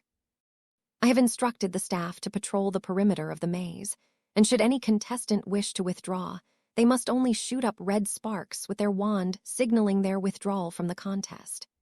Cheers and applause again rose throughout the stadium, and Dumbledore took a brief sweeping glance through the crowd, wondering what he may find out of the ordinary, but nothing seemed amiss. Taking a deep breath, his heart pounded at the loss of his student. He knew better than most that if Harry did not return to compete in the task tonight, he would likely perish. Seeing tension begin to rise in the youngest Potter and the French champion, he began to wonder if something had gone wrong with their plans. "Champions, gather around. Quickly," Dumbledore commanded. Putting an arm around the closest champion, the Hogwarts headmaster spoke softly. "In the maze, you'll find no dragons or creatures of the deep. Instead, you will face something even more challenging." Dumbledore glanced at each of the champions, feeling their apprehension at his words, but regardless, he continued with his warnings. "You see people change in the maze. Oh, find the cup if you can, but be very wary. You could just lose yourself along the way. Champions, prepare yourselves." Justin gave one last nervous glance to Fleur as he lined up in front of the maze. He looked over at his parents, who were looking around rapidly, as if expecting Harry to suddenly appear in the highly warded area, but no answer to their prayers arrived. Fleur looked like she was going to be sick as she took her place behind Justin, preparing to follow him into the maze as soon as her turn allowed. Dumbledore warily held his wand out, looking towards Filch with a stern warning on his face. "Champions, on the count of 3. 1, Dumbledore's voice immediately trailed off as his eyes caught movement coming from the tunnel all the champions had previously entered the stadium from. A cloaked figure with his hood up and wand in hand gave a slow stride forward. Behind him, an elderly man with spiky white hair and a nice button-up white shirt with the collar popped up walked behind him. Regardless of the dark jacket the man wore, his appearance was not hidden at all. Even if it was, Dumbledore would have recognized his old friend's magical signature from anywhere. The crowd immediately became quiet as the cloaked figure and his companions stepped into view.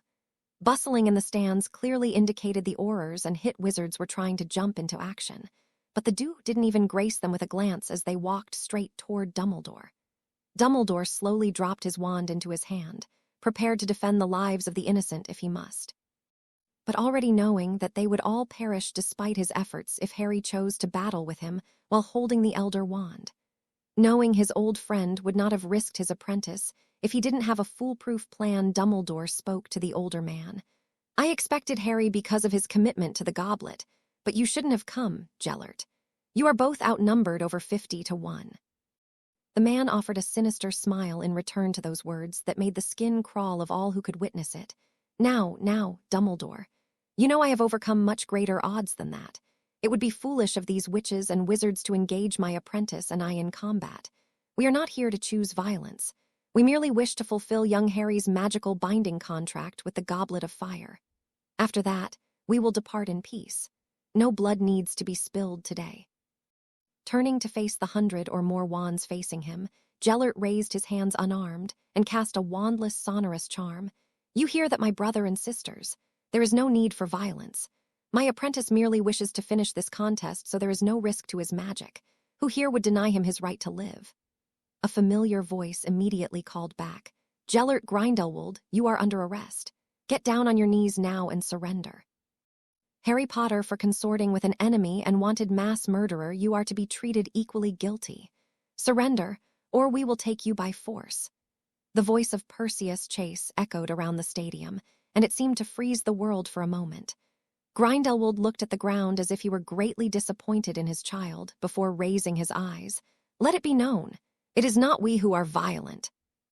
Fleur and Justin were both staring at Harry, waiting for him to make a move as orders were being called out down the line to prepare to open fire. Neither of the two could even see his face as it was obscured by his hood.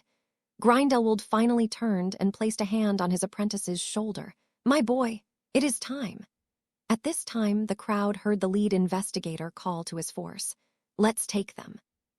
Speaking the action into existence, the wizards in the crowd began to fire spells in unison at the duo. But with a whip-like motion, the cloaked figure lashed his wand, causing an explosion of force to erupt from the elder wand, creating a massive ward that spread across the length of the stadium. Before Dumbledore could do anything, Grindelwald had raised his wand towards his friend. "Don't make me kill you, Albus. We mean none of these young champions' harm." Dumbledore looked conflicted as Harry flicked his hood down, admiring his own handiwork for a moment as the Aurors attempted to break his ward by force. Harry paced several times as he watched spell after spell strike his ward without even as much of a fracture being left behind. Dumbledore himself was now watching in amazement as he watched well over 100 wizards attempt to break through with no success. How is this possible? My apprentice has accomplished feats of magic in the last few months that the world would not believe possible. It would take thousands of wizards' days to figure out how to break this particular ward. It is ancient in nature, but perfected by Harry and cast by the Wand of Destiny, Grindelwald said with a smile. Krum began to surge forward with his wand raised above his head as if he planned to attack Grindelwald, but Dumbledore quickly stepped in front of the boy. "Mr. Krum, while I understand your anger, this is not a fight you could possibly hope to win." Krum looked angry. "So we do nothing. Headmaster Dumbledore, you once defeated this man. Together, us champions, and you will finish the job you started 50 years ago." Sighing, Dumbledore placed a hand on the young man's shoulder. "I wish we could, but alas, engaging in combat with these two wizards would only lead to our deaths. Besides, in case you haven't noticed, not all of the champions are behind you in this task."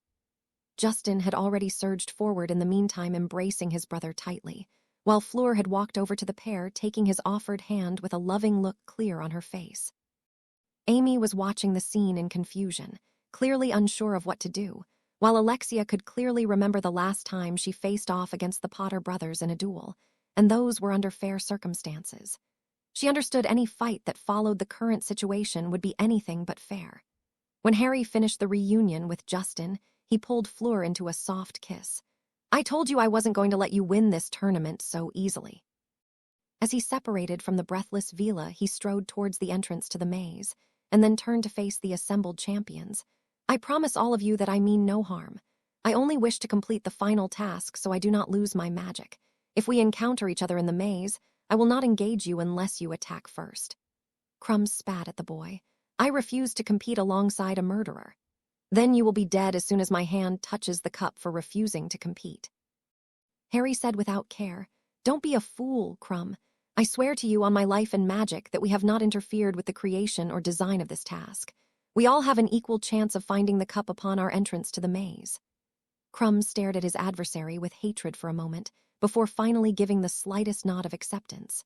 Turning to Dumbledore, Harry now asked, "I believe I was in first place, so I get to enter the maze first." The Hogwarts headmaster seemed surprised by the question, but nodded his head as he began to put away his wand. "Yes, Mr. Potter, that is correct. Then I do believe we have a tournament to finish," Harry said with a slight smile, turning to his brother and fiancé. "May the best witch or wizard win." With that, the young man turned to offer a slight bow to his master before facing the maze. Offering Justin and Fleur a final wink, he stepped into the maze, prepared to put his name in the annals of wizarding history. Growling in frustration, Harry whipped his wand in a circular motion, blasting apart the hedges that would lead him into the next area. It had been nearly an hour since they entered the maze, and he had obliterated every obstacle in his path. He had not seen or heard any of the other champions since the start of the task, nor could he detect the magical signature of the cup. The maze was saturated with magic at every fundamental level, overwhelming even his acute abilities. Voldemort and his followers had entered his brother into this tournament, and if there was going to be a desperate final play to get to him, then tonight would be their last chance. Harry wanted to believe that stopping Moody before the first task would have been enough, but a small part of him feared that they had missed something critical along the way. The scream of a familiar female voice had the older boy ripping through the maze faster than it could reform. It took him longer than he would have liked, but when he arrived at the source of the screaming, Amy was under a body-bind curse and being wrapped up by Devil's Snare. With quick and decisive spell work, Harry freed the girl with a blast of light. Her eyes were wide with fear as if she expected him to attack her, but instead, he waved his wand over her body, allowing her muscles to relax. Merlin's mercy, Harry. I thought the Devil's Snare was going to get me. Someone hit me from behind, but I didn't see who. Taking a deep breath, feeling his adrenaline begin to slow down a bit, he sighed. Must have been one of the Bulgarians. My brother wouldn't have attacked you from behind. Nor would Fleur. I'm going to withdraw. I fought with a Sphinx earlier and it used legilimency on me. It wasn't a pleasant experience, and after that encounter, this isn't worth my life. Amy explained, not looking him in the eyes. The silence of the maze had Harry pondering what he should do next. The thought of eliminating all the champions was suddenly quite attractive. At the very least, he could subdue all of them and finish the task without ever giving Voldemort or his followers a chance to act. With Amy already out, his main concern would be finding Fleur and Justin to ensure their safety. At the same time, however, he did not want to allow the Bulgarians to win. Their arrogance of attacking his back on Valentine's Day was still a fresh agitation on his mind, but he could also concede that such a petty grudge was not the life he would go the furthest to protect. Amy was looking at him expectantly, and he realized she had said something to him. I'm sorry, what was that? The girl shook her head. I just said thank you for saving me. I didn't want to believe all the things they were saying about you. You shouldn't read everything you read in the papers, Harry said with a slight grimace. I do not believe Fleur would be with a murderer, Amy admitted. I didn't murder Marcus Flint or Igor Karkaroff. You have my word on that, though I have killed many others. Some were cowards hiding behind a mask. Some were out to harm my family. Some were even attempting to subject Fleur to a fate worse than death. However, none of them were innocent. A hard moment of silence fell over the two before Harry spoke again. I believe this whole thing has been a setup since my brother's name came out of the Goblet of Fire. I won't lie to you, I am worried about what happens next. It is for that reason I will withdraw. I have seen the power of those that are in this tournament, and now realize why the goblet did not choose me. Good luck, Awry Potter. I hope you can find the others and keep them safe. Without even a final glance toward him, she raised her wand and fired red sparks into the air. Taking that as an invitation to leave, Harry surveyed the area for danger one last time before continuing deeper into the maze. Several minutes passed, and he had to wonder what was happening between Dumbledore and Grindelwald. He was certain many expected a fight to break out between the two, but Harry knew better. Gellert had no plans to fight his old friend today, and Albus would never fire the first spell. The ward that Harry had designed would block out anything the ICW would be able to throw at it. It was a perfected version of a blood ward he had designed to stop a killing curse, so absolutely nothing would penetrate the ancient magic of the Peverell family that the master and apprentice had finished, particularly considering that it was cast by the Elder Wand. The sounds of spell fire tore his attention from his thoughts as he blasted his way through an acromantula to close in on a sight that made his blood boil. In the distance, the cup could be seen, along with his brother holding off both Durmstrang champions with a look of absolute focus. The two Bulgarians were trying to stop the younger champion from closing the remaining distance to the cup, but Justin was holding his own. His wand was a certifiable blur as he deflected, and redirected spell after spell, slipping his curses into their defenses. Harry wanted to intervene immediately, but instead, he watched with pride as his brother spun around a dark hex crumb had fired with stunning precision. The backs of the two Durmstrang champions were open to him, and at the slightest drop of Justin's defense, he could be on the two aggressors in a flash. This was a test beyond anything Harry thought his little brother was ready for, but it was clear the young man had continued with his training in the absence of his brother. Justin was transfiguring at a speed that his father would have been jealous of, while his elemental charms were a level of power that was simply beyond his two opponents. Krum and Volkov were beginning to realize that the boy was not going to be intimidated by them, and only increased the level of magic as the duel progressed. Something that Justin seemed supremely unfazed by and merely matched them as they did so. A familiar magical presence entered the area behind him, but he did not even turn to face the arrival. Instead, he spoke. He's going to beat them both. He is close enough to the cup at this point that there is no stopping him. You could stop him, she said calmly, before adding, as could I, smiling. He watched in admiration as Justin lifted his wand into the air for the briefest moments and lightning fell from the sky, blasting Crumb into the ground, effectively knocking him out of the fight. In a fluid motion, he swiped a blasting hex aimed at his chest, while spinning his wand rapidly to fight with the Bulgarian girl without hesitation. As the two traded spells with ever-increasing speed, Harry offered consoling words to the girl who held his affections. No, you couldn't. With a roar of power, Justin launched a blasting curse and fired them repeatedly as she tried to shield. But the barrage of power the youngest Potter was putting on the Bulgarian proved too much as the shield broke, and she was launched painfully into a nearby hedge, hitting the ground already unconscious. Fleur's eyes widened at the display of power, and she began to raise her wand to attack the boy, but Harry put a hand on her elbow gently. Wait, if you attempt to fight him, he will hurt you. I am proud to say my brother is now beyond you in terms of dueling, Fleur. Trust me, he had a good teacher. Glancing at the two fallen Durmstrang champions, Fleur frowned. She struggled against both of them and had many doubts that she could have taken them both together. You should be the winner. You are the better wizard. The win would be tainted by everything that has happened recently. If Justin wins, he will be honored by the wizarding community. He has come a long way in the last 2 years, and he has earned this victory. Besides, at this range, I would have to hurt him to stop him from taking the cup, something I am unwilling to do, Harry said as his eyes met his brother's. They were easily 100 meters apart, and the young man's eyes widened as he turned and sprinted the remaining distance to the cup, and dove towards it as if he were expecting an attack from behind. When the young man touched the cup, he disappeared in a swirl indicating the activation of a portkey. Harry took a deep breath as Fleur looked disappointed by the loss. Pulling the girl into a hug, he kissed her on the head. It seems my brother could be quite insufferable now. Let's go congratulate him. Nodding her head in acceptance, Harry pushed an opening in the wards with a show of force, and apparated the pair back to the front of the maze, where they had left nearly 2 hours before. Their arrival was not what he was expecting. Harry had assumed people would be in an uproar of celebration over his brother's win, but as his eyes took in the area, tension was all he could see. The ward was still separating the outside world from the maze, and his brother was nowhere to be seen. Amy was standing off to the side with Professor Vector, both looking apprehensive over the current situation, while Harry tried to assess further what was happening. The look Grindelwald gave Harry made a terrible feeling fall into his gut. Gellert, where is Justin? The man looked questioningly at his apprentice, and the elder wand flashed in Harry's hand, pointing it at the headmaster of Hogwarts. Dumbledore, where is my brother? He grabbed the cup, and I thought the portkey was supposed to bring him back here. Gellert immediately stepped between the two, sensing his apprentice's rising fury. Harry, breathe. Your brother has not returned to us. You say you saw him take the cup, and it was a portkey. This was not our plan. He defeated the 2 Bulgarian champions, and I did not believe Fleur was a match for him either.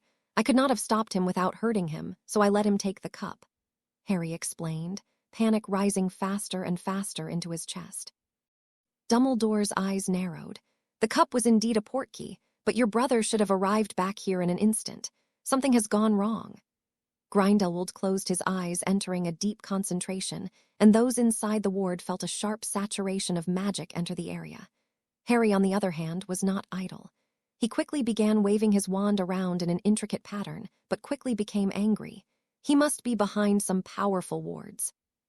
The tracking charms I've had on him since Christmas are not functioning properly. Dozens of them are all failing.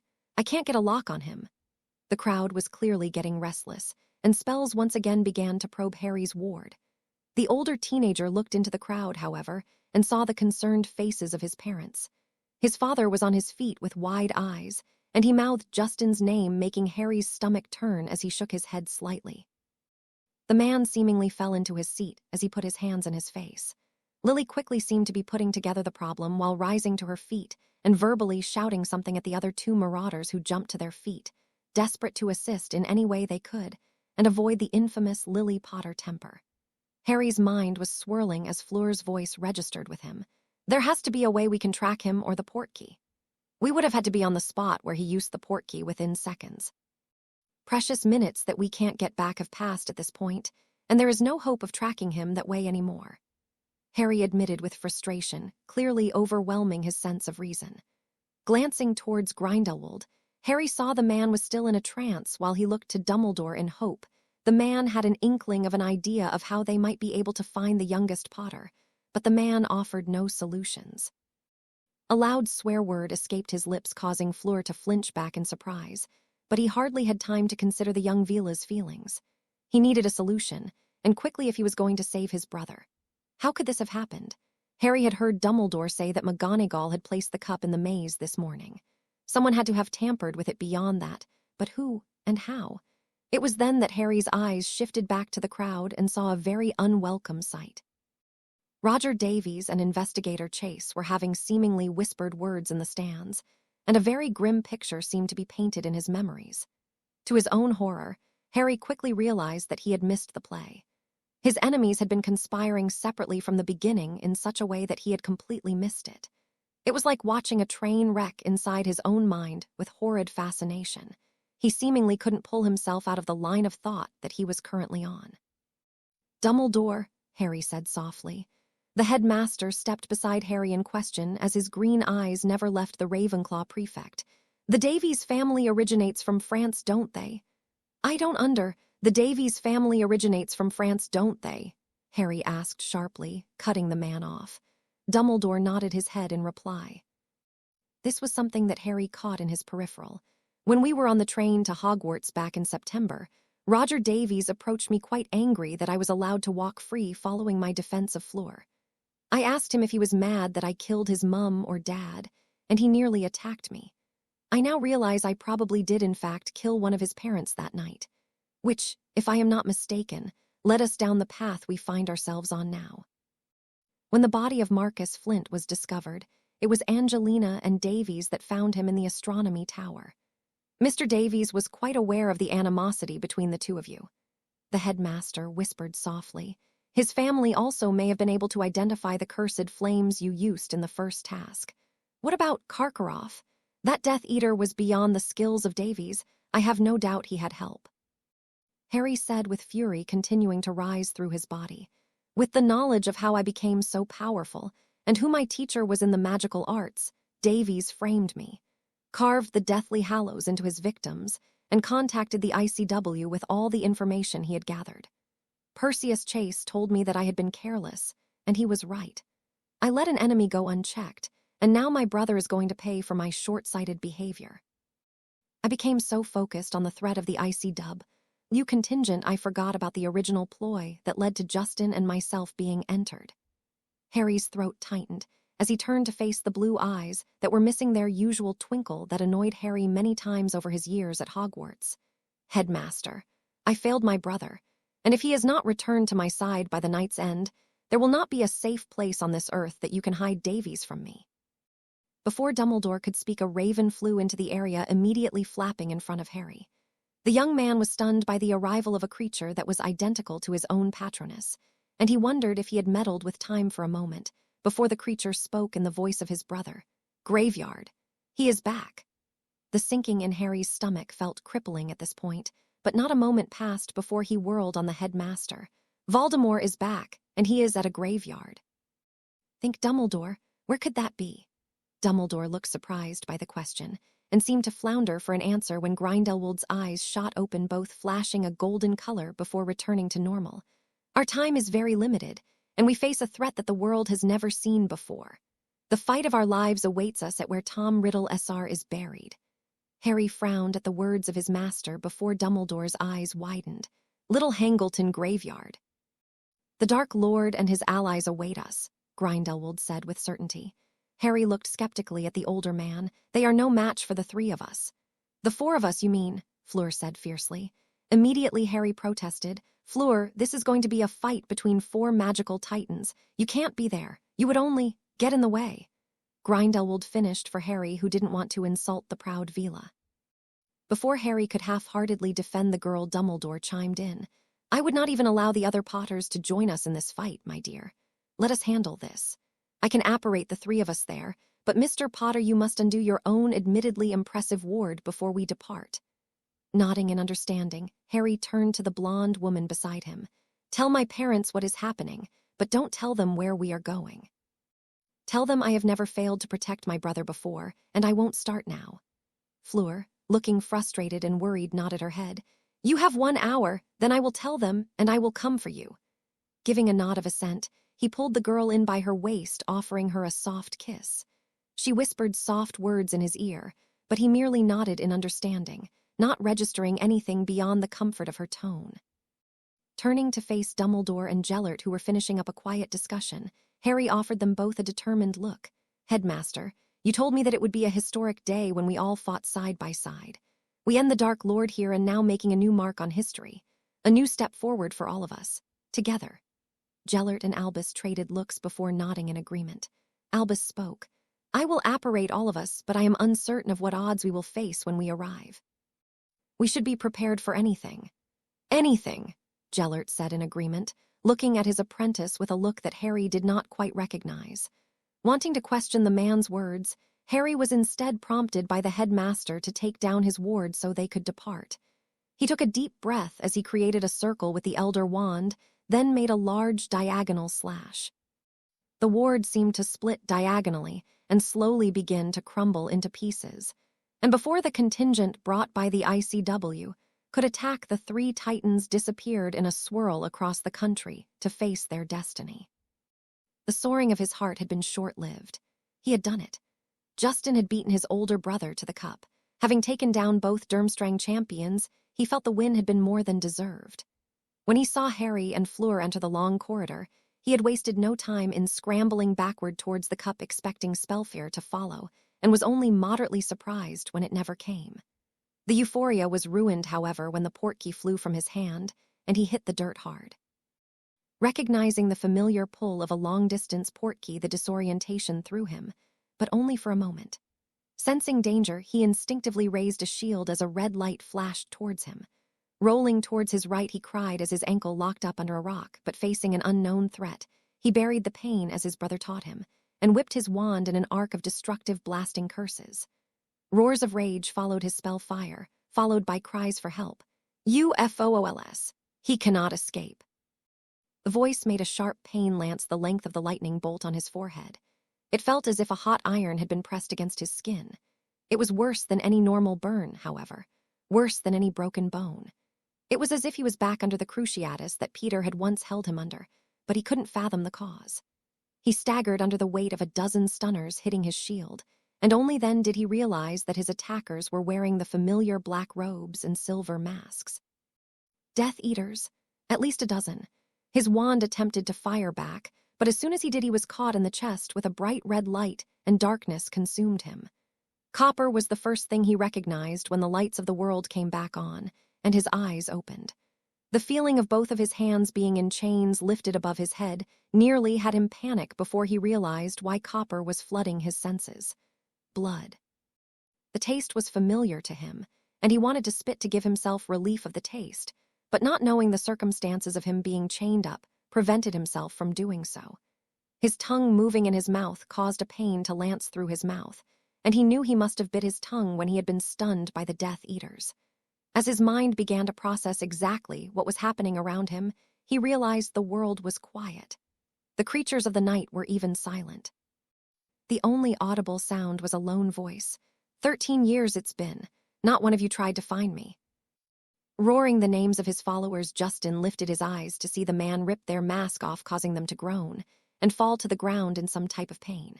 When Lucius Malfoy was dropped, realization had hit the young Potter like a hurricane. The Dark Lord was walking among the living once more. Every nightmare Justin had experienced since he was old enough to remember was occurring before his eyes, but for some reason he knew he wasn't going to wake up this time. His only hope was his brother. If Harry could get to him, then maybe he had a chance, but he would need to get to his wand, and he would have to summon his patroness. It was his only hope. Before he could begin to ponder what had come of his wand, the cold voice of the humanoid man began to direct itself at him. Justin Potter, the boy who lived, our own little celebrity. Oh, how your survival has inspired defiance among the people who once feared me. Shall we tell them what truly happened that night? The night I lost my power. Justin wanted to antagonize the man with defiance, but his brother's voice entered his mind. Say nothing. If you are outclassed, lull your opponent into a false confidence. Don't show your strength until you absolutely have to. Following the advice of his brother, he said nothing as Voldemort continued his monologue. You see, it was old magic, something I should have foreseen.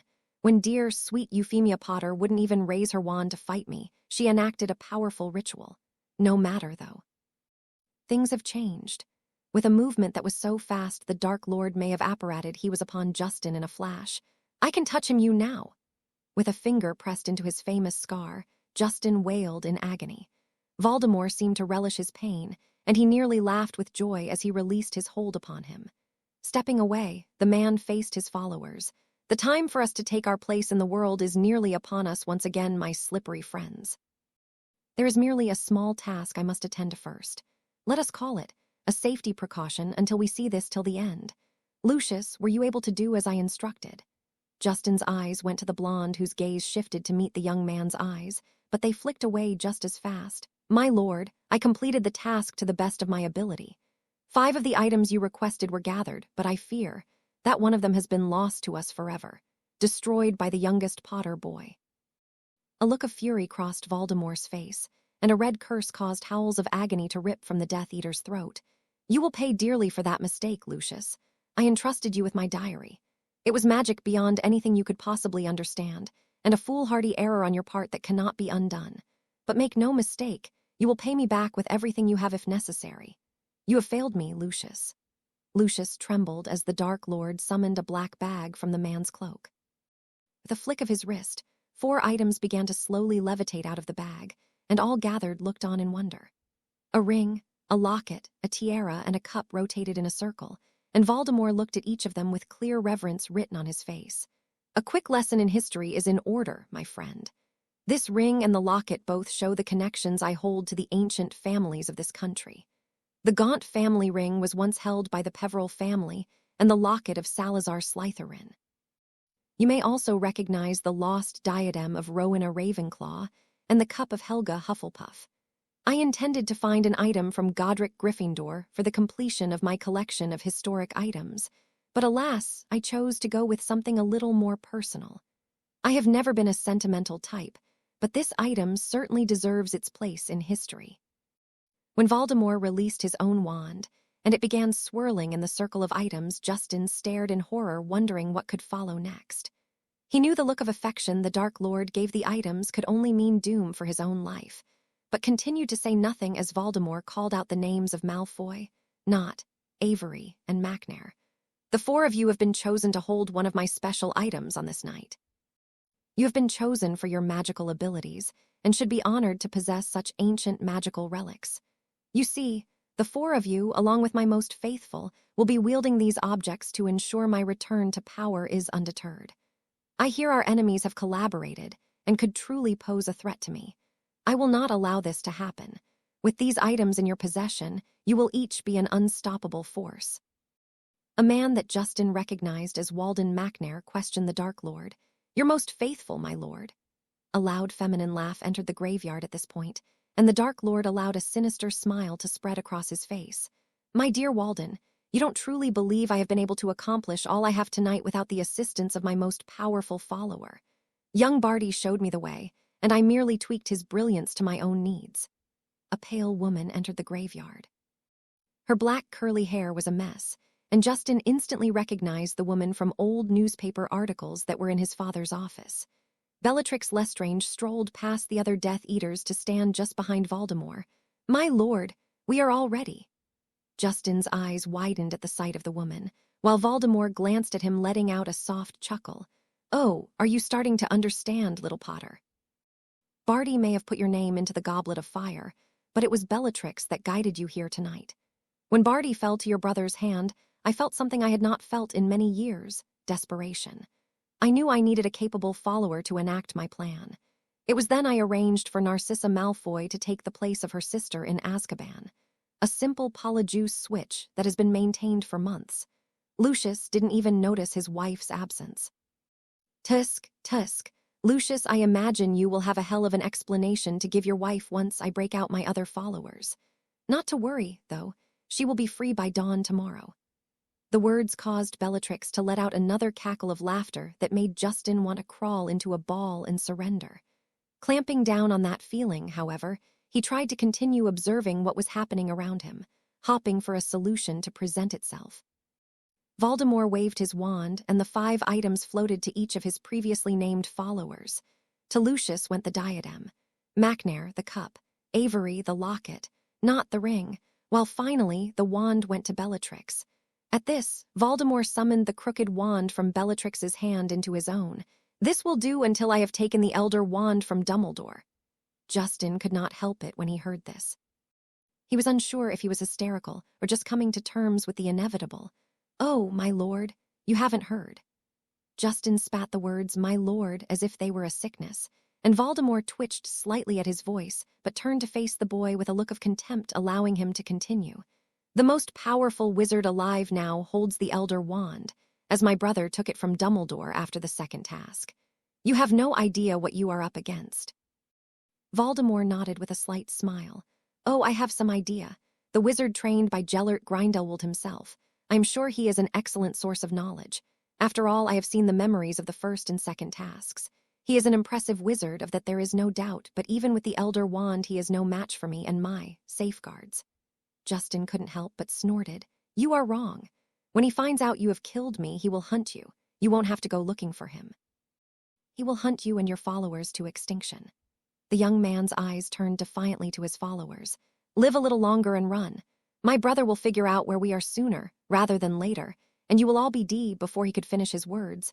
The Cruciatus curse washed over him, and the scream that escaped his lips was near inhuman. It was quite unlike the 2 previous times he was held under the unforgivable curse. He felt the hatred behind this spell, and this was its true power. He struggled to control the pain, but before he could beg for release, the curse ended, and he heaved for breath while his body twitched. Desperately he wished for it to be over, but his eyes met the humanoid looking upon him, and felt his fury override his pain. Pathetic. Cursing a 14-year-old in chains. My brother is right, you are just a worthless coward leading other cowards. Almost expecting another round of the Cruciatus, he braced himself. When the silence prevailed, he took a final gamble that was certain to cost him his life. The world will never know it was a fluke if you don't kill me fair and square. Give me my wand and let's settle this. Once and for all, I will finish the job my grandmother started all those years ago. Silence, and then laughter.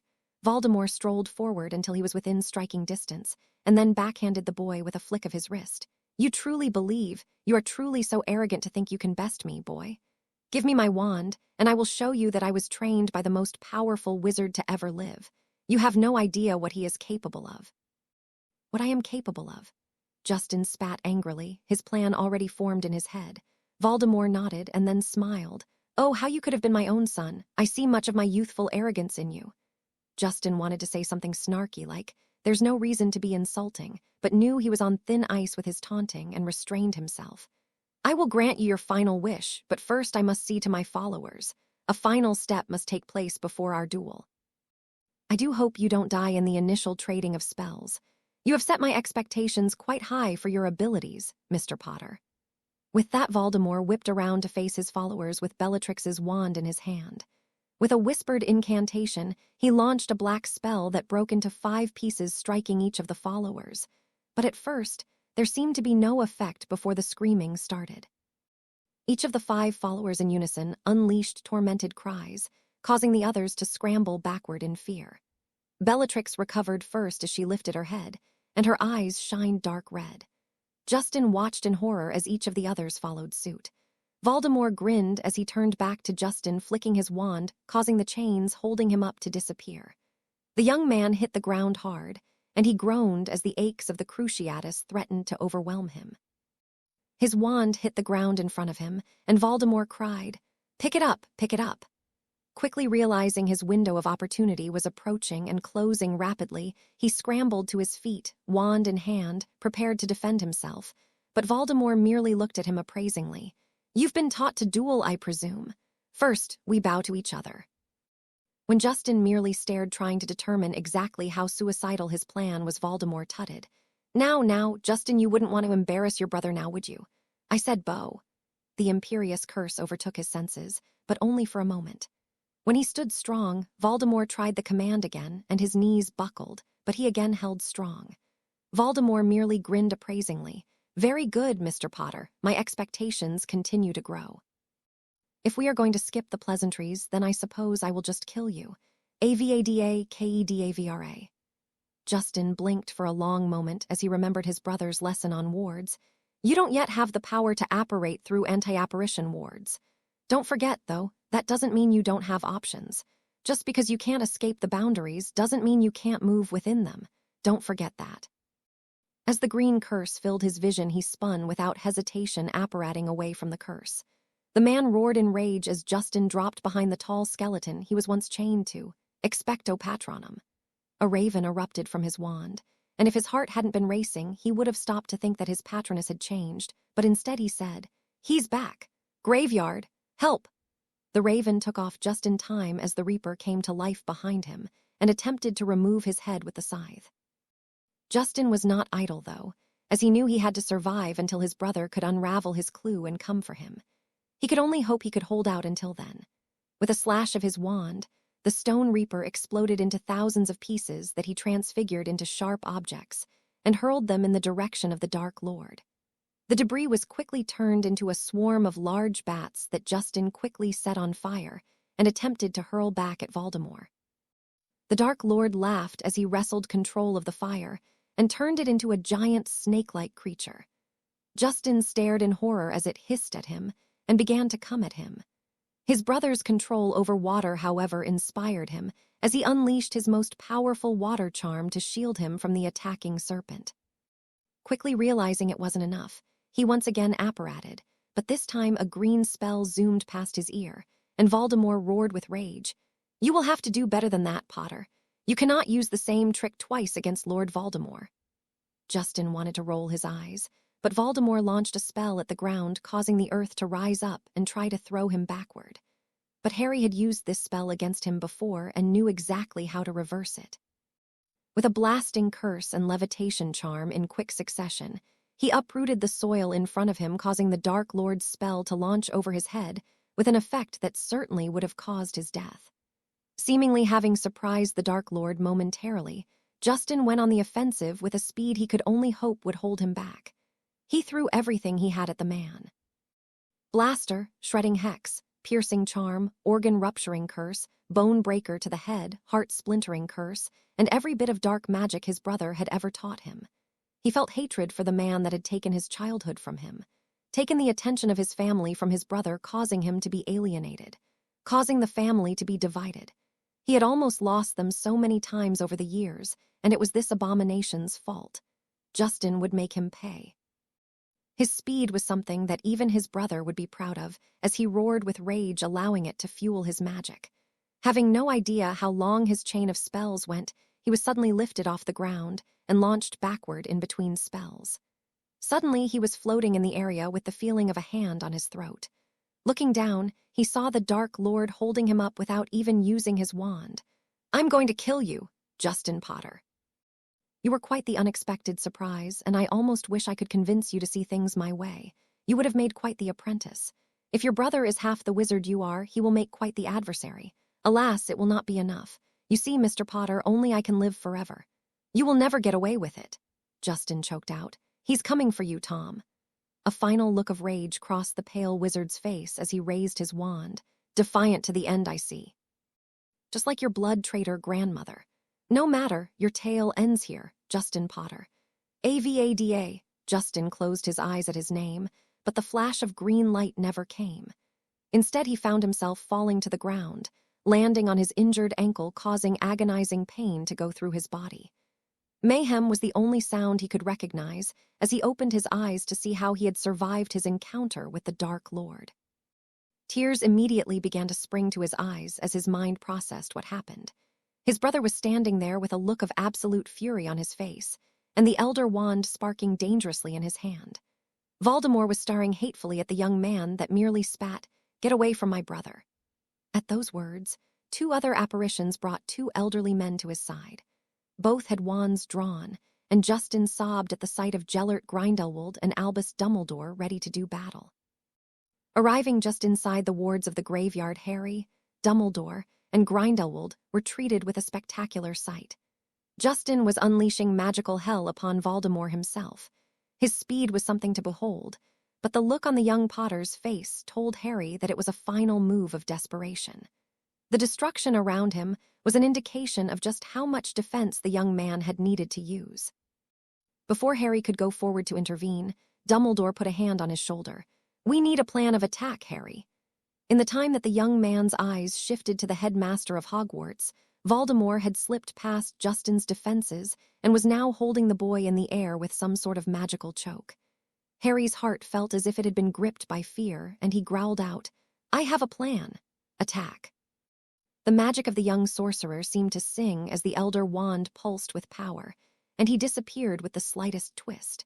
A blasting curse had left his wand before Voldemort could even flinch at the young man's arrival. "Get away from my brother."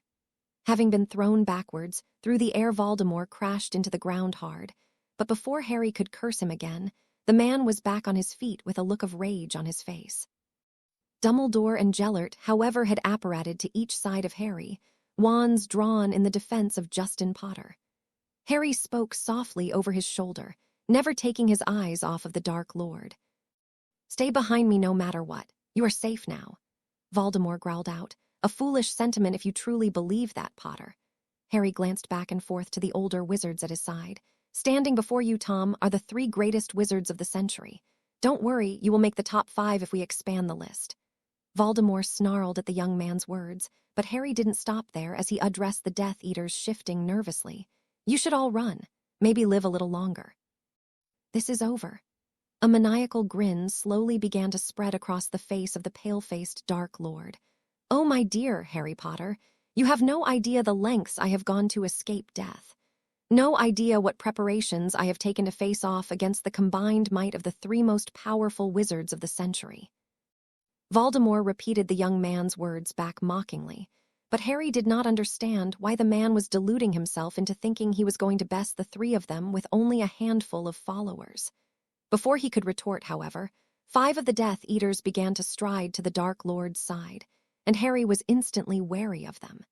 They each possessed the same red eyes as their master. He recognized Lucius Malfoy and Bellatrix Lestrange instantly, and knew even if Bellatrix had escaped Azkaban recently, she could still be quite the threat. The other 3 Harry pegged as Inner Circle members, but they were irrelevant to him. Grindelwald stepped to stand directly next to his apprentice. "We are beyond all your capabilities. Raise your wands to us, and you will die." Dumbledore looked like he wanted to contradict the man, but alas sighed and stepped directly beside the duo, his wand prepared to strike. Voldemort, however, raised his wand lazily. "Let us make history, then. Avada Kedavra." It was a beautiful day out on the grounds of Potter Manor. The soft blanket of snow from New Year's Eve covered the area, and the first signs of life on the grounds were the footprints made by the Potter family. Harry led his family through the grounds as Grindelwald was standing with each arm behind his back in the distance. The mentor had given his magical apprentice a moment to prepare his family for what they were about to witness. Gellert had apparated to the fixed point he currently stood in, and his eyes never wavered from his apprentice. Once they stood about 50 yards apart, Harry took a deep breath as he summoned his wand. "Dad, prepare the wards. You will all need to put some distance between yourselves and us. I assure you that Gellert is not going to kill me, but the duel that is going to follow is going to look, well, probably unlike anything you have ever seen before. Interference will likely cause someone to be killed, so please stay out of it." Lily Potter was biting her lip watching her son nervously, while James shook his head. "I don't like this." "Seriously, Harry, do you really think this is necessary?" his mother asked. "Gellert and I haven't really had a chance to let the gloves off in a long time. A confrontation with the ICW or Voldemort's followers is imminent. We have to know that I am ready for anything. Our last fight, We leveled a forest in southern Austria, and that was us holding back. He barely took the best of me that day, and this is kind of like having home field advantage. Looking over to his mentor, he took a determined breath, and I am going to need it. Justin looked slightly worried, but the look of excitement in his eyes could not be ignored. Do you really think you can beat him, Harry? We've never been this close in skill before. The young man conceded. I also think it is past time I showed all of you what I am really capable of. The time for you to worry over my safety has passed. Let me show you what 7 years of magical training with the most powerful wizard in history has done for me. The confidence in his voice shifted something inside of James, and he placed a hand on his oldest son's shoulder. We will always worry over your safety, Harry. Even in our years apart, we still thought about you often. Just because we weren't around doesn't mean we didn't love you, Lily said, cutting off her husband. The green-eyed wizard nodded in acceptance of her words, but didn't respond to them. Harry turned to his little brother, raising an eyebrow. I expect you to watch closely, Justin.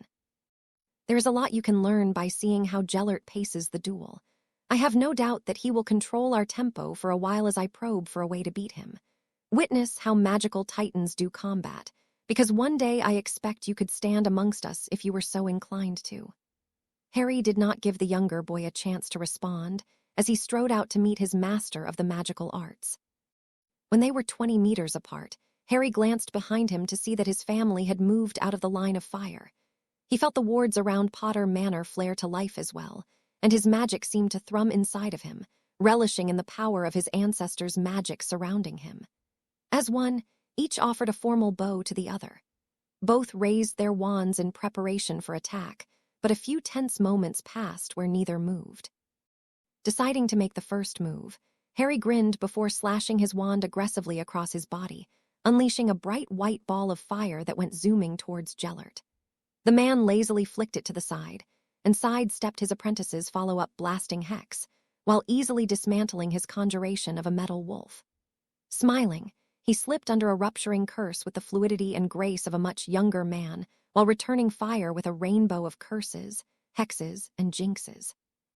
A blast of green light sailed directly towards Harry, but without hesitation, the young man flicked his wand, summoning his ward only to see it shattered by the killing curse, making the teen step back at the force of the blow. Not allowing his apprentice to be pushed around, Grindelwald was on the man in a flash of offensive curses. The older man nearly lost his life, however, when the barrage of the 5 Death Eaters with red eyes overwhelmed him. Just in time, Dumbledore stepped to his aid by helping to redirect the incoming curses. Harry grabbed Justin by the shirt and apparated the two of them out of the way, allowing the older 2 wizards to separate, following suit. Having witnessed the barrage, Harry immediately knew something was not right. Regular witches and wizards could not pack a punch that carried the magnitude of what he just witnessed. What the hell is happening? Before Harry could question further, Lucius and Voldemort were once again in front of him. But with a growl, he whipped his wand in an arc of violence that promised pain and suffering. Voldemort merely laughed as he began stepping towards Harry, diverting the spells out of his path while Lucius helped shield the strays. It was as if they were dueling from one mind, Harry thought darkly, as he called down a blast of lightning from the heavens, then grabbed his brother to apparate a second time as a pair of killing curses sailed towards them. When they landed, Justin immediately held his hand out and his wand flew towards him, and he let a sigh of relief pass through his lips. Harry, Voldemort did something to those Death Eaters with the red eyes. He summoned these objects and created some kind of black smoke that did something to them. They weren't like this before you arrived. Harry frowned, but before he could contemplate, he swore as he raised a massive shield protecting Justin and himself from being swept away by a powerful blasting curse. Justin then cried, "Look out!" before summoning his own shield. The brothers then went back-to-back blocking curses from Voldemort and Lucius. The Dark Lord had a look of fury on his face as he twirled his wand in circles, causing a stream of dark-colored curses to sail towards the oldest of the Potter siblings. This forced Justin to duel with red-eyed Lucius as Harry began to animate his sharp conjurations and launch them towards Voldemort, all the while blocking the incoming curses. This forced the wizard to take a defensive step back as he attempted to deflect the spiraling projectiles. Harry was not idle as he conjured a massive ball of water then hurled it towards his enemy, while electrifying it with a blast of electricity that came directly from his wand.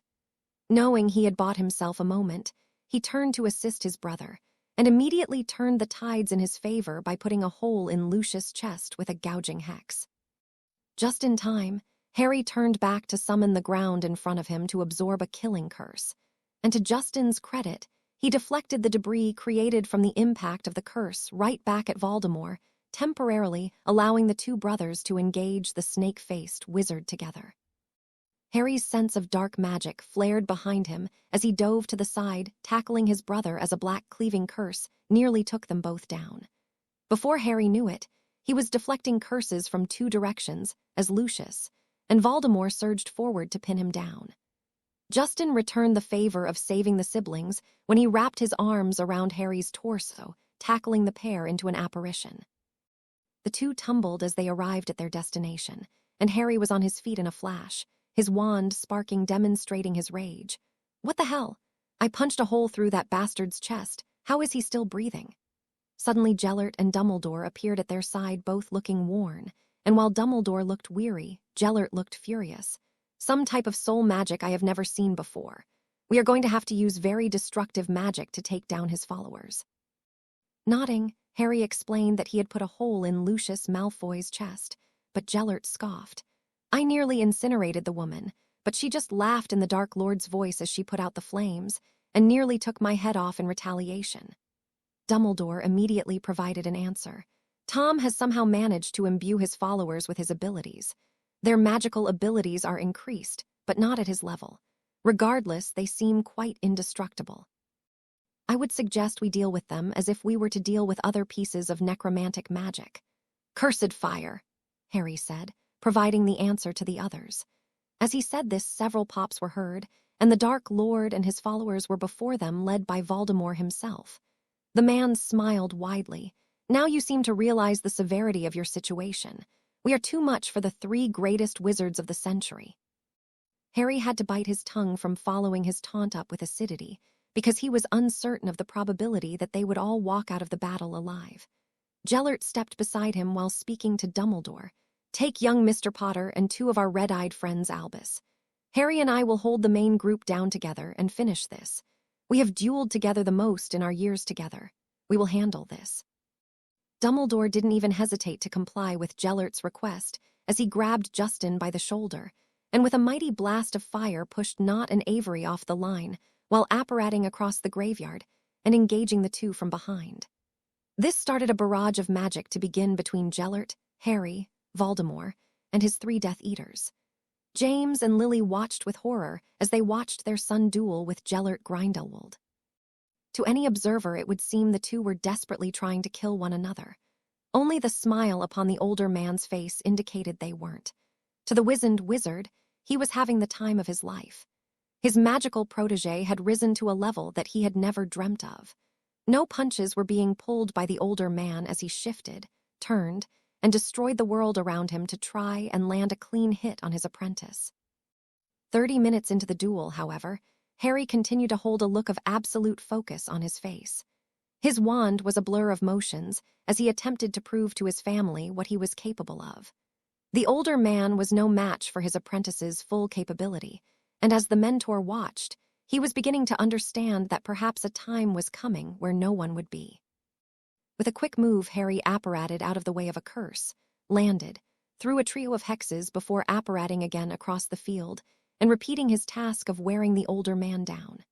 When he landed the third time, however, the rocking whirled threw him off his feet before he could cast any more spells, and he narrowly dodged his mentor's chain of blasting spells.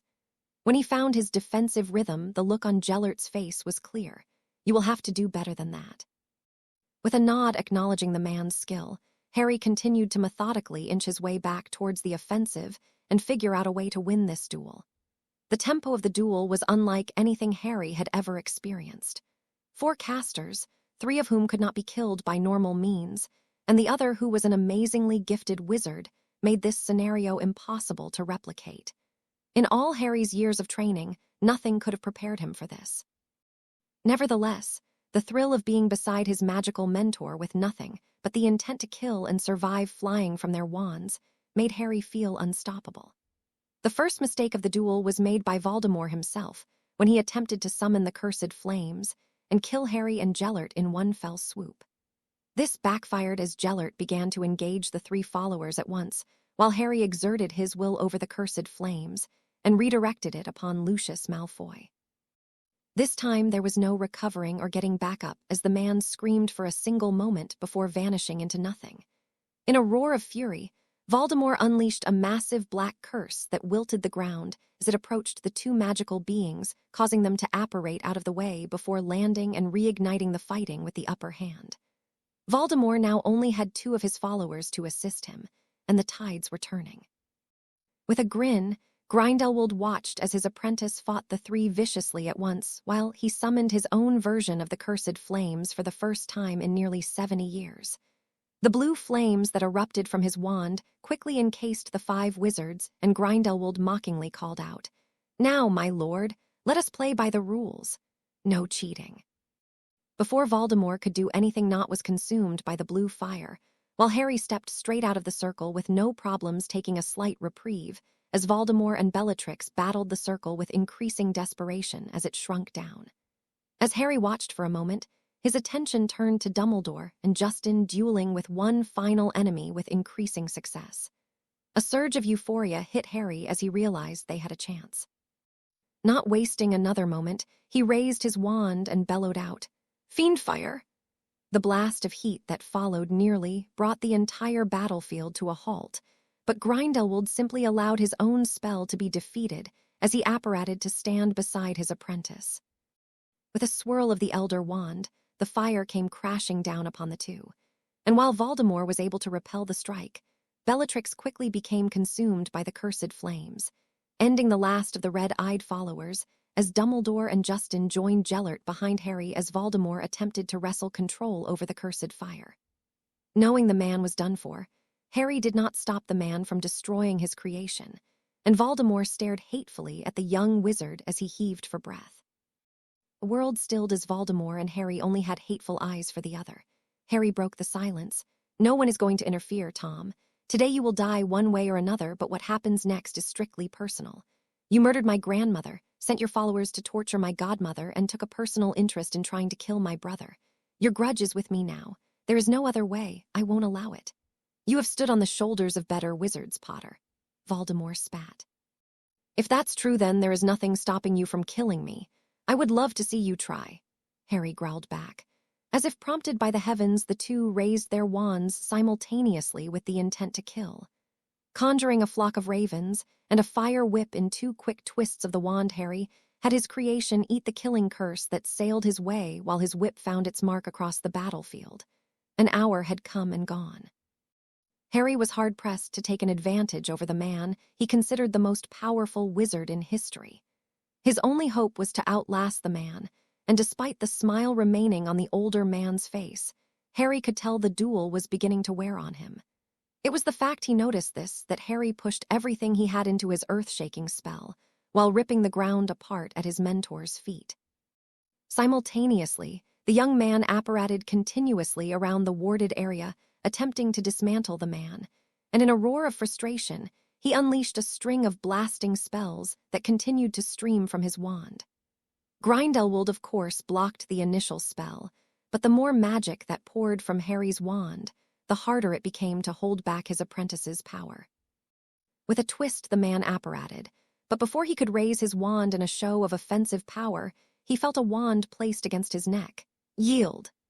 Grindelwald froze for a moment, and Harry wondered if the man had a final trick up his sleeve, but instead he merely dropped his wand and dropped to his knees. Without hesitation, Harry summoned the wand to his hand, and he stepped around to face his mentor slowly.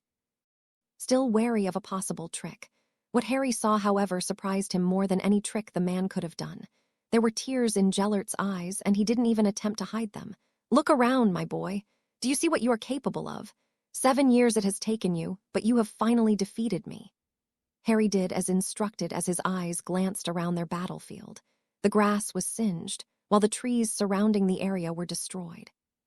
Fallen pieces of their transfigurations were sprawled across the grounds nearly as far as the eye could see.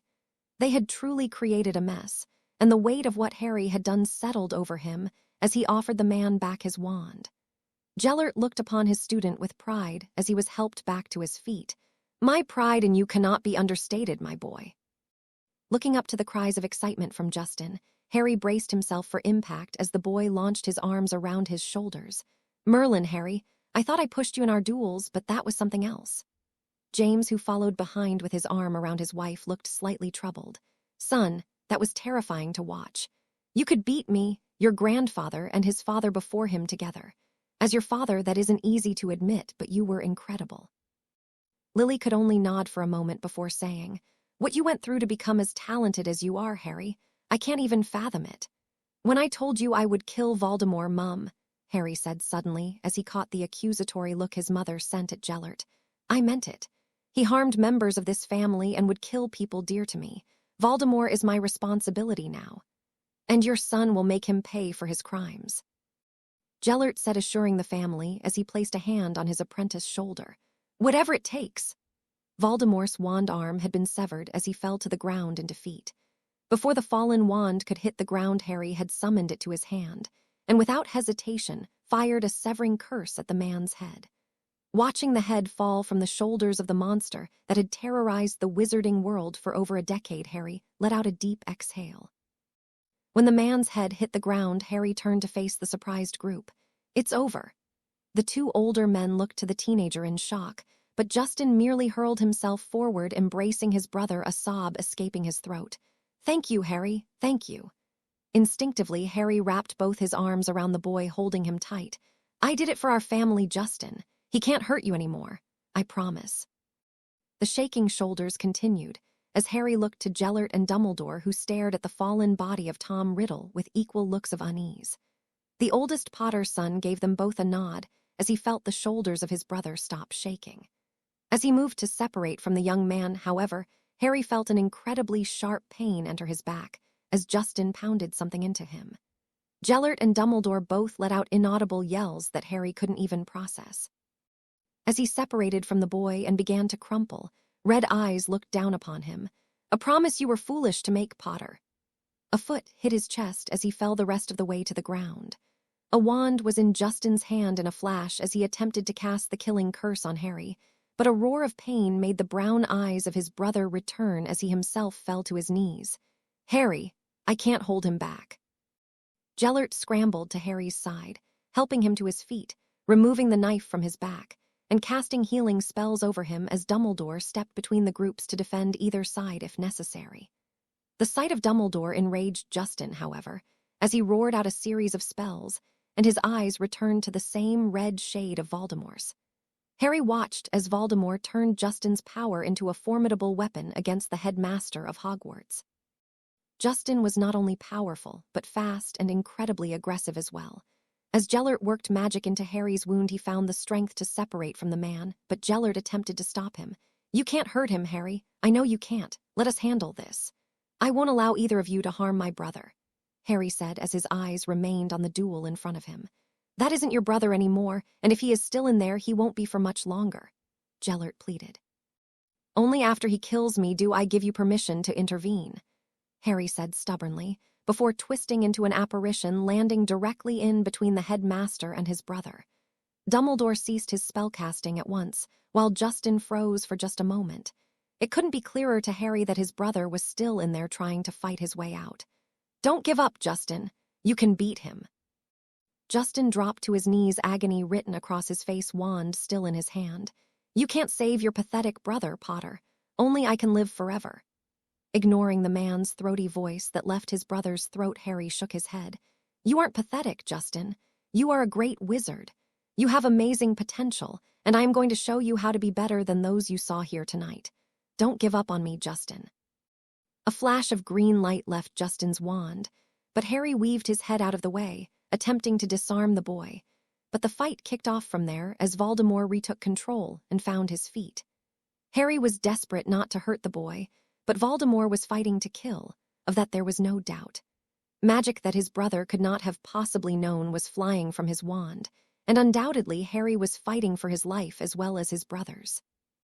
Harry saw an opening, but hesitated, and found himself struck by a bright red curse that dropped him to his knees. The torture curse was one that he had not experienced often, but he threw it off quickly, gasping for breath on the ground. He hadn't realized it, but he must have screamed out in pain, because his brother was looking at him with an immensely pained expression. His brown eyes had returned, and he looked desperate for a solution before saying, "Don't let him hurt you, Harry. Kill me if you must. Neither can live while the other survives." Justin grabbed his forehead, screaming in pain, and both brothers were now on their knees mere meters apart. Tears sprung to Harry's eyes for the first time in nearly a year. "I could never hurt you, Justin." The young man had tears falling down his face quickly. "It's the only way, Harry." "You're stronger than he is, Justin," Harry said confidently. Taking a deep breath, he released the wand from his hand. "I have absolute faith in you. If killing me gives you the strength or the rage to beat this bastard, then so be it. I won't allow your life to be dictated by this madman. You're my brother, Justin. You can't understand how much you mean to me." The look of devastation was clear on his brother's face, and with a quick motion he snapped the wand that was in his hands, and an inhuman voice roared out, "No!" Justin collapsed in an instant, seemingly lifeless. Harry crawled forward rapidly to reach his brother's side and scooped him up. "Justin, are you okay?" The boy seemed lifeless in his arms, and his chest was completely unmoving. Desperately, Harry's eyes went to his mentor and the headmaster. "Please, help me." Neither could move, for they were unsure what to do. Dumbledore drew his wand and moved over to the young men and began slowly moving his wand over the youngest Potter. After a long moment, he shook his head slowly. Not accepting the truth, Harry turned to Grindelwald. "Gellert, please do something." The man looked stunned and uncertain before kneeling next to the duo. "I'm sorry, my boy. There is nothing we can do." Harry sobbed at his words and pulled his brother tightly to him, burying his face in his chest, crying out in horror and rage. The loss of his brother rocked him hard. Days could have passed and he would not have noticed. He had promised his brother he was safe, but he failed him. How could he look at himself in the mirror? How will he face Susan, his parents, Fleur? If he had failed his little brother, he was capable of failing any of them. He whispered the words out.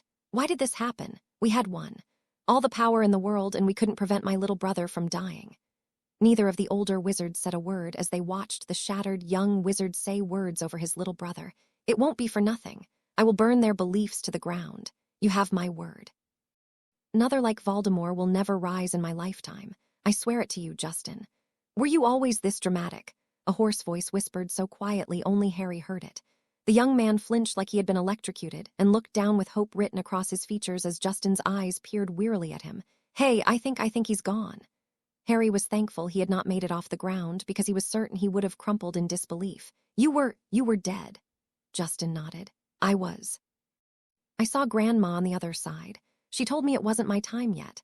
Looking in disbelief at the boy, Harry's eyes shot to Dumbledore and Gellert, who were stunned to silence. "Well, she was right. We still have a world to change, together." "I guess you aren't getting rid of me that easily," Justin said weakly, and Harry chuckled as tears continued to spill down his face. He pulled the boy in for a hug once more and gave a sob of relief. He couldn't believe how it had all unfolded, and in the end they had all made it against the odds. Knowing there was still quite the battle ahead with the ICW, Harry took a deep breath, but knew together the four gathered wizards could accomplish anything together. Discussions were held before the decision to return to Hogwarts was made. Ultimately, it was decided that Justin and Dumbledore would return to the front of the maze to greet the crowd, while Harry and Gellert would be sent to the headmaster's office to await the arrival of the ICW contingent. Dumbledore assured the pair that he would speak to the investigator and prepare them for the meeting to the best of his ability. Dumbledore himself could no longer doubt that if he were to try and assist the ICW in capturing the two magical titans, that the loss of life would be immense and unavoidable. The odds of the ICW's victory were incredibly slim and certainly not worth dying for, particularly after what the headmaster had witnessed that evening. Fawkes had appeared before the group and had taken Gellert along with Harry straight to the Hogwarts headmaster's office with little explanation necessary from Dumbledore. Upon arrival, the two glanced warily at each other. They were both battle-weary and did not relish another fight like the one they had already experienced earlier in the evening. Undoubtedly, the two were capable, but with the injury Harry had sustained from the knife, he needed a proper healer. Gellert had certainly done a beyond admirable job of patching him up, but neither of the two were deluding themselves that the wound had been taken care of properly. They would be foolish to attack us. Albus will undoubtedly inform them of what took place in the graveyard, giving the world its first glance at your true capabilities. I do not believe Albus would intervene either. He knows that together we are far beyond his capabilities, Gellert said comfortingly, but Harry was unworried and said nothing. The young man's thoughts were mostly on a certain silver-haired French girl who had to be very worried about him. There was a small part of him that had always recognized the fact that if anyone was going to defeat him in combat, it would be Voldemort. It was a small thing that kept him envisioning his future, but with the Dark Lord out of the way, no one could truly pose a threat to him, not with the Elder Wand in his possession. What do you think we faced in the graveyard? How do you think Tom shared his power the way he did? Possessed Justin even after we defeated him? Harry asked while looking at the headmaster's pensive in the corner of his office. I am not certain, Gellert replied honestly, giving a deep sigh. I have never witnessed magic like that, but I have heard of something similar. Harry's eyes stayed on the pensive as if he was replaying a memory of his own in his head. It was a Horcrux, wasn't it? A piece of Voldemort's soul. A Horcrux was lodged in my little brother's scar, and we never knew it. I think it would have become obvious once Riddle returned.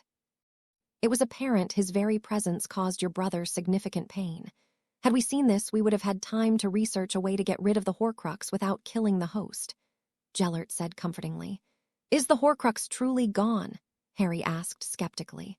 I believe so. Your brother's story of going to the other side and meeting your grandmother lends credence to the theory. I think it tells us enough about his victory. You can, of course, run different tests to your heart's desire, but I believe it is unnecessary, Gellert said as he paced around the room. Your brother is a magical marvel much like yourself.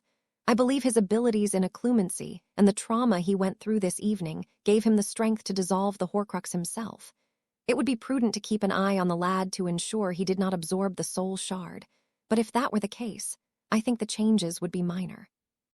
I believe had there been other pieces of Tom's soul out there, then the final piece might have had a better foundation to fight on, but with it being the final broken shard, it gave your brother an extraordinary advantage that I do not believe we could have replicated. A seventh part of a soul could never stand up to a full one no matter how magically powerful it may have been. Gellert's words echoed through Harry's mind as he considered them. Was a large slice of their victory brought down to luck? It would seem so, but Harry also realized that it was the care he had for his brother that made the fight last longer than it should have. Had he been a cruel wizard, he could have struck down Justin as an enemy, but instead he had dropped his wand in surrender rather than hurt his brother. A small smile began to overtake his features at the thought. It had been a gamble, but his family hadn't lost anyone else today. The silence carried on for several more minutes before the portrait of Phineas Nigellas warned them of an impending arrival. Harry at once moved back to stand beside Gellert and drew his wand casually in case. The ICW aurors came in, wands blazing. When the doors opened, Dumbledore led the way. Followed closely behind him came the Potters and the Delacours. Following behind were also many unrecognizable witches and wizards in purple ICW robes, and in their lead, with anger written across his countenance, was Perseus Chase. Harry had to refrain from winking at the man or saying something sarcastic, but decided against provoking him. Fleur had her arms wrapped around him in a flash, and with one hand he embraced her while carefully keeping an eye on the wands belonging to the witches and wizards of the ICW congregation. She was firing questions at him, asking if he was okay and what happened, but Harry was hardly processing the questions as he prepared for curses to start flying. Harry glanced at his parents, and he wouldn't have believed what he saw if he hadn't seen it with his own eyes. The first thing Lily Potter did upon entering the room was go straight to Gellert and wrap her arms around the man. Harry heard her whispered words, but was uncertain if anyone else did. Thank you for keeping my children safe.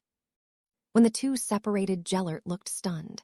Harry doubted the man had been hugged much since he escaped prison all those years ago. The master and apprentice had shared a handful of hugs through their years together, but Harry was even more surprised when James Potter offered the man a strong handshake and thanked him as well. Taking his eyes off his family for a moment, they quickly shifted over to the Delacours. The look on Sebastian's face was severe, and he gave Harry the slightest nod while flickering his eyes to the ICW group. The message the man was communicating suddenly became quite clear. He would fight with Harry if necessary. Apolline also had a grave look on her face. The Vila had agreed to an alliance with him, and if necessary she would do her part. With a kiss on Fleur's cheek, he whispered into her ear, "We will talk soon, I promise. I'm okay." Perseus stepped forward with his wand pointed at Harry. "Harry Potter and Gellert Grindelwald, you're both under arrest for attacking members of the ICW Hit Wizard and Auror Force. You are both to surrender peacefully, and perhaps if there is any validity to all this nonsense the Supreme Mugwump is spouting, it can be taken into consideration during the sentencing process." Harry took a single step forward, and he found over a dozen wands pointing at him. Before he could respond to this, however, the wands of Fleur's family and Harry's own were quickly drawn in his defense. Dumbledore himself had drawn his wand as well, but did not point it at anyone in particular. Gellert, for his part, merely remained slightly behind his apprentice, ready to do battle, but his wand was not in sight. The elder wand thrummed in Harry's hand, sending out sparks threateningly as he left it pointing at the floor, trying to show no aggression. The shouts from the ICW contingent, and the two families drowned each other into an argument that neither side could possibly hear clearly. Finally, Harry spoke in a magically amplified voice. "Enough!" Bringing silence to the room in an instant, Harry took a step forward toward Investigator Chase, looking down at him with a calm expression. "In an open field of combat, you were all unable to capture my master or myself. In close quarters here, we would have you all down in moments, and that is without the interference of my family." The confidence in his voice made several wands begin to waver, their holders clearly considering his words carefully. Deciding to carry on, Harry cleared his throat. "Tonight, Gellert Grindelwald, Albus Dumbledore, and I prevented a wizarding war that could have cost thousands of lives. When the Dark Lord, formerly known as Voldemort, appeared in the graveyard tonight, we risked it all to try and save my brother, and to stop the madman from gathering his followers and committing mass slaughter. We are prepared to submit memories, and I would even be willing to swear magical oaths to assure the world they are not fabricated. We nearly lost everything tonight, however, and I will not allow you to separate me from my family." Stepping to be nearly nose to nose with Investigator Chase, Harry spoke calmly. "And I would love to see you try. I know your secret, and I assure you, if it is the last thing I do, I will expose you and your little Death Eater pal. If I were you, I would run. Spend some time with your family. Because if my suspicions are true, then there is nowhere in the world you can hide from me." Turning his attention to the rest of the congregation that shifted nervously, he spoke softly. "As for the rest of you, we have no quarrel. I implore you all to go home and be with your families. This is not a fight you can win. I do not say this out of arrogance, but a desire to avoid further bloodshed. I have seen enough to last a lifetime, and I am only 17. He added this last part and tried to offer the group a reassuring smile, but it seemed to only unnerve the team further.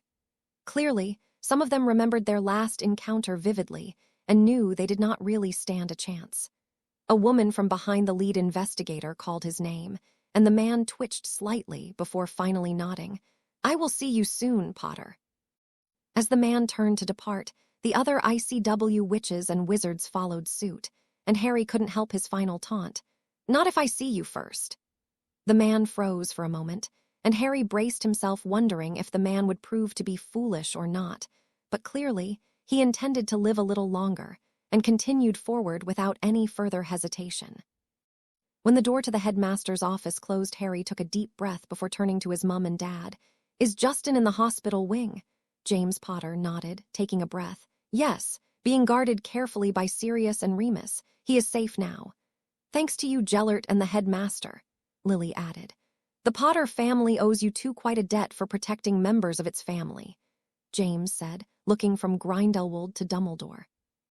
The headmaster merely bowed his head in acceptance of the thanks, while Grindelwald shook his head. "Your son is my apprentice. No debt can ever exist between us, and I will look after him as if he were my own." Nothing was going to stop Harry from going after his brother. In turn, nothing would have stopped me from following my student. Everyone could hear the sincerity in the man's voice, and no one dared to question his conviction on the matter, but James voiced a different thought. I need to see what my children endured tonight, Albus. The headmaster offered a bow of his head. Of course. I myself would be curious to see the battle from your perspective, Harry, if you would not mind providing me with the memory. It makes no difference to me. Harry said with a shrug, I should warn anyone who intends to watch the memory, though, that these were extremely violent events. There was also a moment where the young man's voice betrayed him for a moment as the magnitude of what had happened began to settle in. Harry had not allowed himself to come down from his adrenaline rush when he arrived in the office. He had to be prepared to continue fighting if the ICW dared to challenge him, but now that he was with his family, and Justin was getting medical attention, the weight of what had almost befallen his family hit him. The reality that Justin could have struck him down or vice versa crushed him. What if he had panicked? What if years of training to defeat his enemies overtook him, and he struck his little brother down? The young man that looked up to him more than anyone in the world that trusted him could have been slain. The urge to vomit nearly overtook him, but a soft hand on his cheek brought him back to reality. Uri? There was no wand in his hand this time, and both arms slipped around the young woman before him, and he buried his face into her neck. No one in the room said a word. Harry, on the other hand, merely basked in the comfort the young woman provided him. One of her hands went around his neck, and the other went behind his head, holding him, showing no signs of letting go. The tears were falling before he could stop them. There were no choked sobs, nor was there as much as a sniffle. The tears were primarily of relief, and a part of it was joy. There was not a witch or wizard alive now that could stop him from doing what he wanted. Whether the world accepted him or not, the only opinions in the world that mattered to him were currently either in the headmaster's office or in the hospital wing. When Harry separated, he kissed the girl on the cheek before staring into her eyes for a moment with a pleading look, and Fleur quickly wiped the tears from his face. No one else in the room had seen the young man's tears, and for the sake of her betrothed, she would not allow anyone else to see them. Fleur knew Harry was a prideful man and would protect his dignity no matter how much he had earned those fallen tears. When Harry turned, he took a deep breath. I am going to sit beside my brother until he wakes up, and if it is okay with you, headmaster, I would like to be the one to give him the cup. He more than earned it tonight. The headmaster nodded after only a moment of thought. That can be arranged. Harry nodded gratefully before turning his eyes to Grindelwald. The man offered his apprentice a smile before saying, Go be with your brother. Albus and I still have much to discuss, and I will be along to join you later. We may have turned our noses up to the ICW, but I will not be testing my luck anytime soon. I will also stay behind and answer any questions your family may have about the memory they will witness. Not to worry, I will speak with you before our next move is made. Offering the man a short nod, Harry turned, offering a final silent embrace to both his parents. When they separated, he turned to the Delacours, offering them both a smile. Apolline came forward, slowly embracing the young man, while Sebastian put a hand on his shoulder, patting him comfortingly with a confident smile on his face. Finally, he turned to Fleur, who shook her head. If you think I am letting you out of my sight anytime soon, you are mistaken. Uri Potter, lead the way. The young man's smile began to form, but never truly took control of his countenance as he took the girl by the hand and led her out of the office. After they descended the staircase, he slowed to a more sedate pace, lacing her arm through his and taking a long moment to put thought into what he wanted to say next. Unsurprisingly, she spoke before him.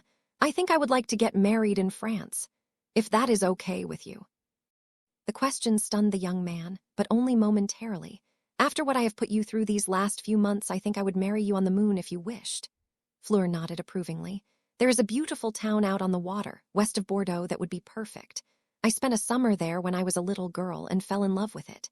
Gabrielle will be my maid of honor, of course, and Amy one of my bridesmaids. Taking a moment to think about her words, he grinned. It sounds beautiful. Justin will be my best man, I suppose, as long as the kid doesn't get too smug about tonight's events. I would pick Gellert as one of my groomsmen, but I would hate to scare Amy out of our wedding, so perhaps Cedric would be the safer pick. A sly grin immediately overtook the face of the beautiful blonde. I think she would appreciate being paired with someone as handsome as Cedric, very much in comparison to an old man that is the most infamous criminal in our history. Harry frowned at the words as they passed the courtyard. Handsome? Right, Cedric is no longer invited to our wedding. Laughing, Fleur leaned in closer to the young man. "Where will we live after we are married?" "Wherever you want," Harry said honestly. "I have patented several inventions that I have been working on since I started here at Hogwarts, and I am most interested in helping you further your enchanting abilities. Perhaps one day we will run a very successful business as enchanters, and we can travel the world seeing magic's greatest wonders." "That sounds like a great life for some years," Fleur said quietly. Puzzled, Harry slowed to a stop as he turned to face the girl. "Some years? I would like to have a family one day, awry," she admitted softly while looking into his eyes. Freezing for a moment, the thought of silver-haired children with green eyes running around his home warmed him. "I would like that as well. After we have our fair share of adventures together." "Of course," she said softly, and the two began walking once again. The hospital wing was now at the end of the corridor, and Harry took a deep breath. "We almost lost it all tonight. But you came out victorious in the end. That is all that matters, Non." Her point stood in his mind, but he still hadn't quite told her a final important detail, and he was silent all the way to the door. Fleur. Stopping just short of the hospital wing entrance, Fleur turned her eyes towards him with a questioning look on her face. "When Voldemort fell, and Justin was safe, I just want you to know that my first thoughts were of you, and of our future together. I fought with everything I had to come back to you. But I was not going to be able to turn my wand against him. I could never do that, but I love you, and I was prepared to pay whatever price necessary to ensure the world our families would live in would not include him in it." Fleur smiled happily, offering the young man the softest kiss as she closed the distance between the two. When they separated, she said nothing in return. Her feelings were clearly felt in the kiss she passed to him, and with a soft tug of his hand, they entered the hospital wing with thoughts of the future on both of their minds. The outcry for Gellert Grindelwald's head was immense.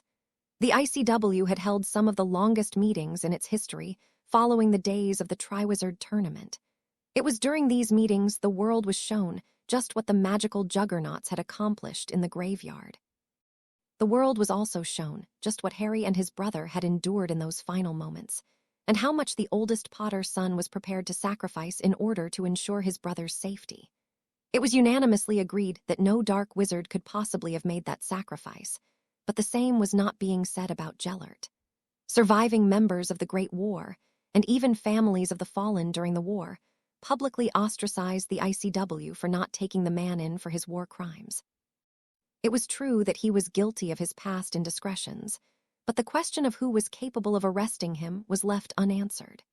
Many had cried out for Dumbledore's intervention, but the headmaster had admitted to the public that despite having bested the man all those years ago at the end of the Great War, Grindelwald was now beyond him, especially after training Harry as hard as he had for the last 7 years. He doubted there was a man alive, other than Harry Potter, that could take on the magical Titan even in his old age, and expected any attempt to try would inevitably lead to mass bloodshed. As word continued to spread, with more and more opinions reaching the various newspapers daily, Harry realized they may have done their job too well against Voldemort. Gellert and Harry had always predicted that the reign of Voldemort would return, and that he would wreak havoc on the wizarding world for a while before Harry was given a chance to defeat the monster.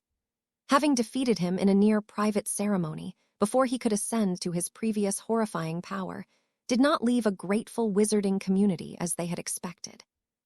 The gratitude only extended to Harry, and the young man suspected that had Justin not become possessed at the end of the battle, he would also still be facing the public's fury. Being a wanted man was something that would be decided today in a court of the ICW. Harry straightened his robes that held the Potter family crest on them. Looking himself over in the mirror in his bedroom, he gently ran his fingers across the newest addition to his outfit.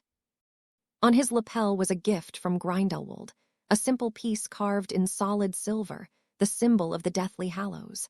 At first, Harry thought it was being antagonistic, but he, as well as his mentor, knew that no one alive stood a chance against him now. He would not be silent in his beliefs, nor would he bow to the demands of the ICW. This trial was something Harry intended to participate in for the sake of his family. As far as Harry was concerned, every wizard they sent after him at this point knew exactly what they were getting into, and the consequences of raising a wand toward him would be lethal. It was mostly for the sake of Fleur and Justin that Harry had decided to face the jury. It would be an easier life for them both if Harry was able to casually walk through the streets with them without being accosted. Truth be told, Harry wasn't certain if that would ever be an option.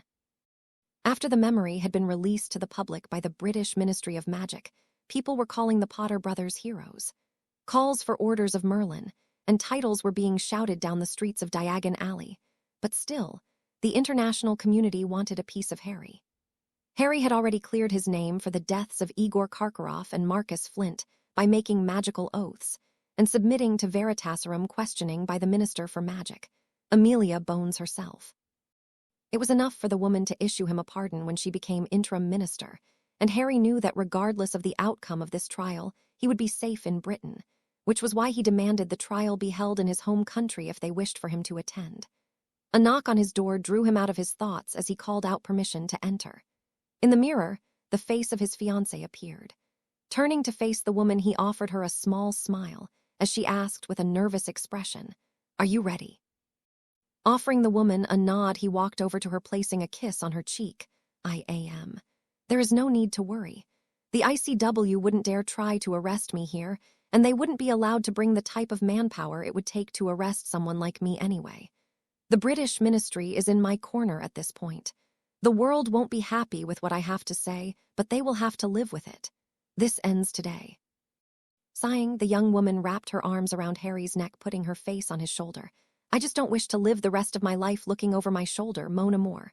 That's half the reason I am doing this," Harry said, hopping to satisfy the woman. "Don't let the opinion of sheep affect you." "And what of our children?" Fleur demanded. "Will you allow them to one day be born into this world with the taint of being the children of a criminal?" "What would you have me do?" Harry asked carefully. "Just do what you have to do. Your father is listed as your legal counsel. Let him do most of the talking. He can get you out of this," Fleur pleaded. "All I want is to end this day with you being a free man. You have earned it and you deserve it. We deserve it. And one day our children will deserve it."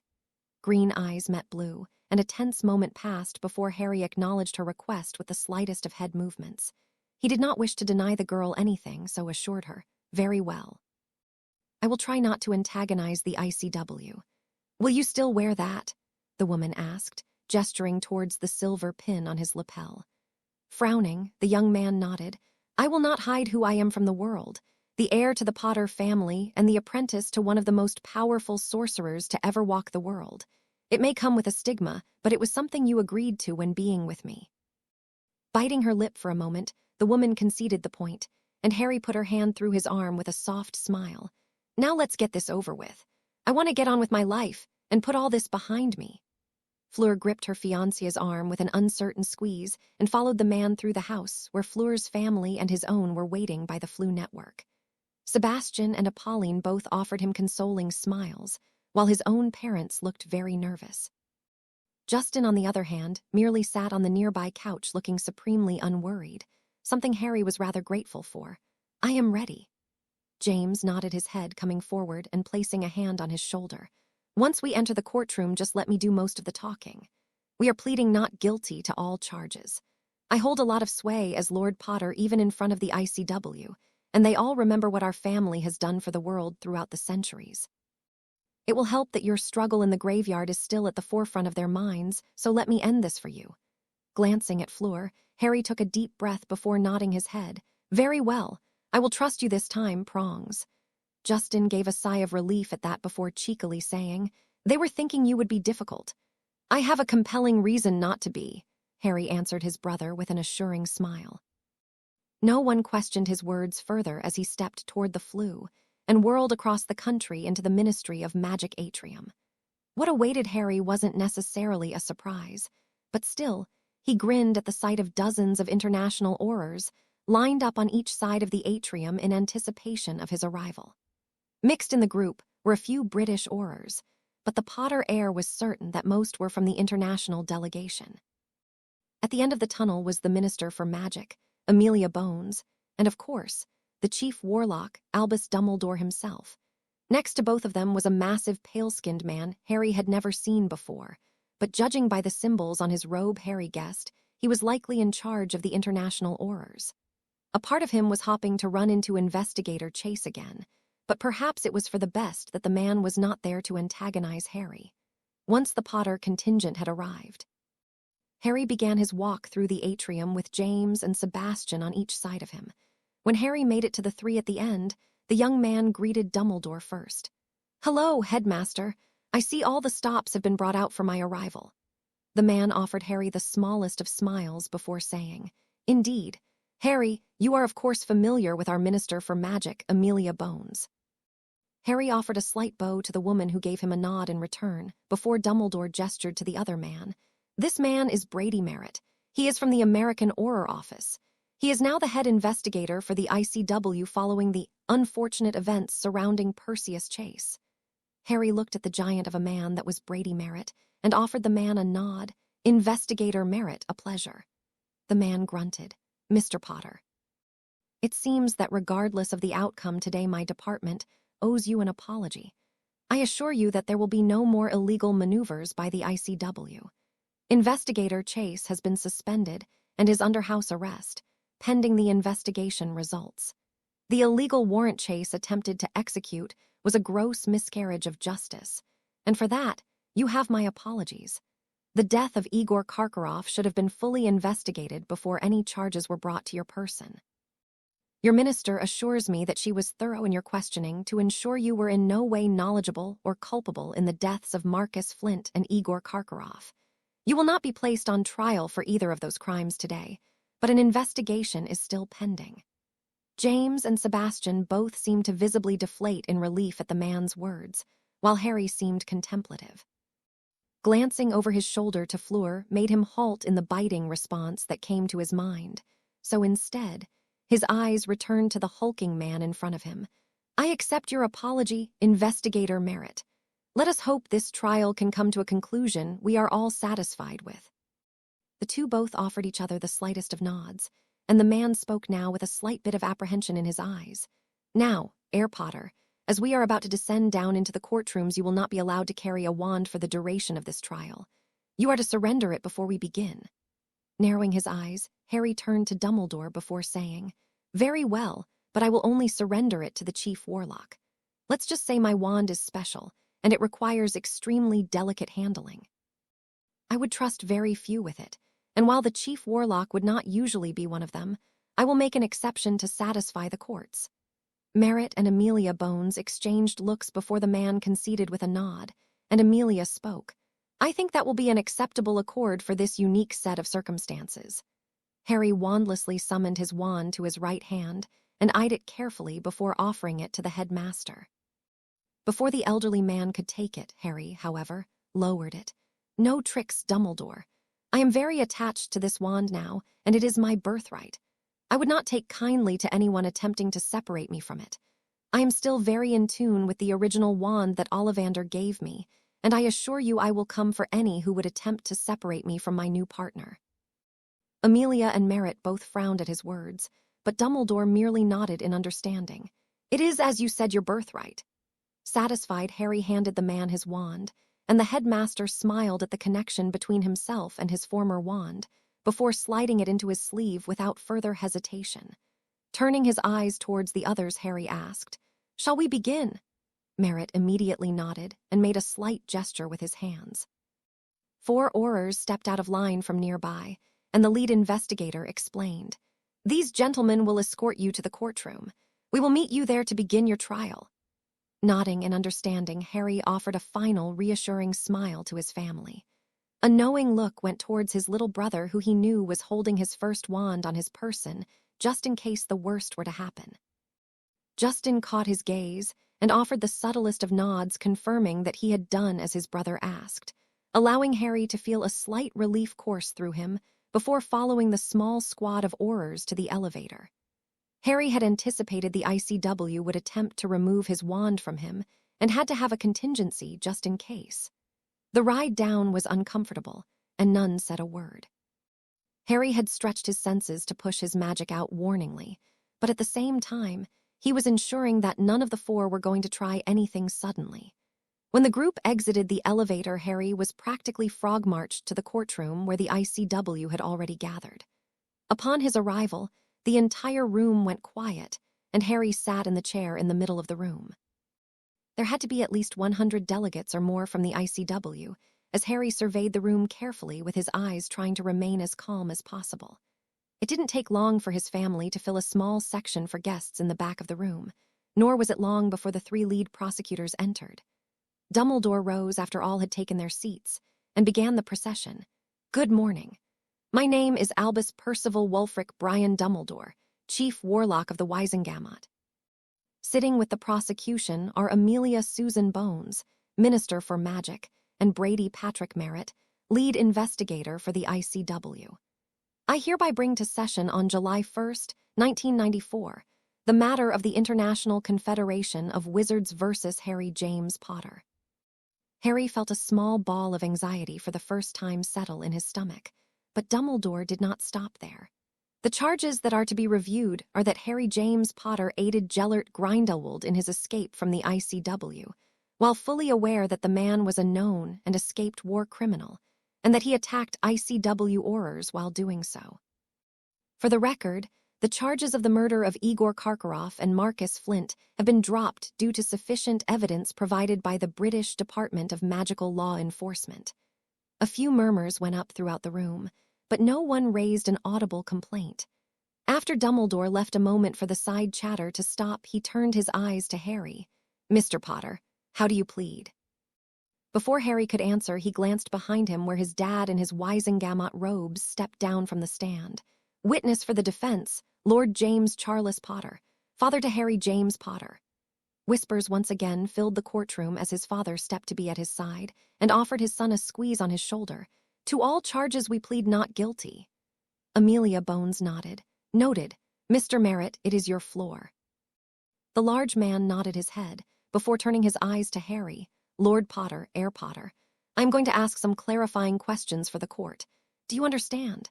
James immediately answered, "We do."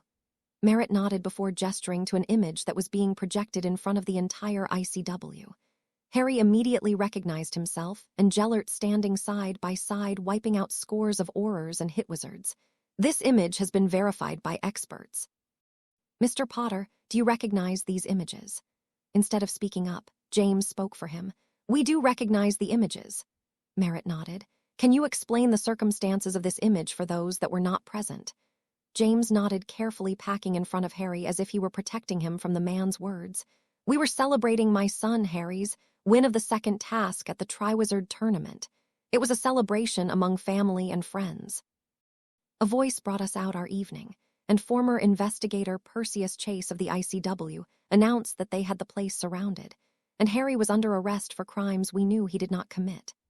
Taking a moment to consider his next words, James frowned before saying, "Harry had told us all to stay back in case he was attacked by the contingent of ICW wizards, and a man in disguise stepped out of the building with him. This man revealed himself as Gellert Grindelwald." A delegate from Germany immediately stood to his feet. "Lord Potter, were you aware this man was Gellert Grindelwald before he revealed himself?" Shaking his head, James responded, "I am not the one on trial here, honorable representative, but I can confirm that I did not know for certain that Grindelwald was among us that night." Clever, Harry thought. Not a lie, but Harry knew the man had to have suspected that Gellert was the escort of Fleur's grandmother. The German seemed satisfied with the answer, and Merritt continued with his questioning. "Lord Potter, you are a reserve Auror even after all these years. Did you not see fit to help the international Aurors arrest Grindelwald?" "Not when they were attacking my son without due cause," James said with a tint of irritation in his voice. "I was happy someone stepped in to assist my son regardless of who he was, and their history of violence against my family. I was only concerned for Harry at that moment, as any normal parent would be. I knew my son was powerful, but against Chief Warlock Dumbledore and the contingent of Aurors that arrived to arrest him, I doubt I could have made much of a difference in the unlawful arrest." Mutterings of acceptance passed through the courtroom. Merritt then asked, "Your innocence is not under question today, Lord Potter, only that of your son's. I need him to answer the next question. Harry Potter, did you intentionally aid in the escape of Gellert Grindelwald when he was to be apprehended by the ICW?" "I did not," Harry answered simply. Merritt frowned before asking, "Can you explain?" "I did not cast the first spell. I was attacked unjustly by the ICW." Harry explained, The fact that Gellert Grindelwald and I were both targeted by the ICW at the same time meant an alliance would be formed between us. There was no criminal intent on my part at the time in protecting Gellert Grindelwald. Merritt's frown deepened, clearly trying to think of what to say next before shaking his head. James took this moment to speak. It also clearly states in wizarding bylaws accepted universally by this governing body that any individual has the right to resist an unjust arrest. This body of representatives would have to prove beyond a shadow of a doubt that my son was attempting to help Grindelwald escape, which I think they will have a hard time proving that he was doing anything except escaping himself, something that is not illegal. It should also be noted that not a single Auror died fighting against my son or Grindelwald. We all saw what the two of them were capable of. Had the two wished for death and destruction, I think there is no doubt that is exactly what would have happened. His words brought silence to the courtroom. Images of Harry fighting for his life against Voldemort and the dark magic, unlike the world had ever seen, were likely flashing through the minds of all present. Further questions were presented, but none could stick the criminal intent charge to Harry as they argued semantics over the scenario. The bottom line was no one could prove that Harry's defiance was to help Grindelwald escape. There was also no question that the duo had shown extreme diligence in ensuring that none were killed in the assault. In the end, it was clear Merritt was disgruntled, but finally, the man ground out, "Mr. Potter, there is little doubt you are in league with Grindelwald. You even dare wear his symbol in front of this governing body. I am reluctant to allow you to leave this courtroom a free man." Harry finally stood from his chair, and the tension in the room spiked. "I have not once denied that my magical mentor is Gellert Grindelwald, and I will not deny it now. Thanks to this man, our world was saved from descending into the flames of war. You have all seen the memory. There isn't a person alive that could have stopped Voldemort, much less whatever he did to imbue his power into 5 of his followers. The Dark Lord nearly conquered the United Kingdom with a small gathering of followers. Had he killed me, my brother, and Grindelwald that day, who could have stopped him? Who would have prevented the hundreds, if not thousands of witches and wizards that would have been killed? Ask yourselves that question, because without Gellert's teachings I wouldn't have stood a chance against the bastard that killed my grandmother." This brought silence, but Merritt leaned back in his chair. "You are still continuing to aid and abet a fugitive on the run. A charge that you cannot place on him today. This was not something on the docket, and the ICW cannot make up charges as a trial progresses." James Potter spat angrily. Merritt acknowledged the man's words with a nod before saying, "Regardless, we could, as a governing body, decide to bring these charges back up at a later date." "That would be unwise," Harry said casually. "While I will stand before this body, I promise not to interfere in their affairs any further than I already have, but I can assure you, Gellert would not go quietly if you were to find and attempt to arrest him." The silence was palpable, and Harry continued, "I would not assist him, as we have already been in agreement that if my name was cleared today, he would not jeopardize my future for the sake of an old man in the final years of his life. Gellert has asked me to assure all of you that he will remain out of the public eye till the end of his days. Put a warrant out for his arrest if you wish, but he will never interfere in the events of the wizarding world again. He intends to go into hiding, never to be seen again." The German delegate spoke once again. "There can be no question that a warrant will be issued for the arrest of Gellert Grindelwald. If he were to ever be spotted among the wizarding populace, the ICW would have no choice but to apprehend the man." Harry smugly wanted to say, "or die trying," but refrained. An agreement was immediately made among the ICW, and calls for contingencies were discussed briefly before James Potter took control of the situation. "Honorable representatives, I think we have cast far more than a shadow of doubt about what my son's intentions were that day in escaping the attacking Aurors of the ICW. There was certainly no criminal intent in his actions, and I remind you again that this is a requirement to charge my son." It was clear the man's words disgruntled the majority of the delegates, and Dumbledore spoke for the first time. "All in favor of clearing the accused of all charges." It was slow, but enough wands were lit at the end to clear Harry of his charges. Dumbledore, with a genuine smile now, announced that the young man was cleared of all charges, and Harry slowly rose from his chair to embrace his father in thanks. Journalists were now being allowed into the courtroom, as the delegates were departing, trying to avoid leaving comments behind. Clearly, none were thrilled with the way the trial went, and Harry was uncertain as to their expectation, but he also recognized a good bit of fear in the eyes of most. They had all seen what he was capable of. It was likely many were afraid to sentence him, for they knew Gellert might come for him, or he may fight his way out of it despite his extraordinary disadvantage. He had made it clear on multiple occasions that he didn't need a wand to be a threat, and that was clearly something they had all considered. Regardless, none sought to make him an ally or congratulate him on being cleared of all charges, something that suited Harry just fine. Fleur was the next to greet him as she stepped into his open arms and embraced him with relief clearly written on her face. Harry kept one arm around the girl as he began pushing her towards the courtroom exit with his family in tow. Dumbledore awaited them there, and without hesitation or prompting, he offered Harry his wand before allowing the young man to pass. Harry continued to ignore the flashing cameras and screaming questions of journalists as his family pushed their way towards the elevators without the assistance of the Aurors Harry noted in the back of his mind. It couldn't be more clear that while he may be a free man, it was not something the world was happy with, but he could care less. With his family at his back, he exited the ministry without further troubles and took a deep breath when he arrived back at Potter Manor, ready to get back on with his life in whatever form that may be. Arriving in a silent pop on the island in the Caribbean, Harry took long steps towards the bungalow his family had once owned, the sense of fury rolling off him in waves. Without as much as a knock on the door, the Potter Heir pushed through the front doors to see a man standing over a workbench with a pair of safety goggles on. The man did not even flinch at the arrival of his guest, and merely held up a hand for silence as he waved his wand slowly over a golden device that Harry did not recognize. The room was tense with silence, and Harry could feel Gellert's magic trying to infuse whatever the magical object was, but clearly, the artifact was resistant. After a few long moments, Gellert swore quietly under his breath and placed his wand down before gripping the table hard. Harry had rarely seen the man frustrated and knew that his own frustrations were likely not a good addition to whatever ailed the man, so remained silent.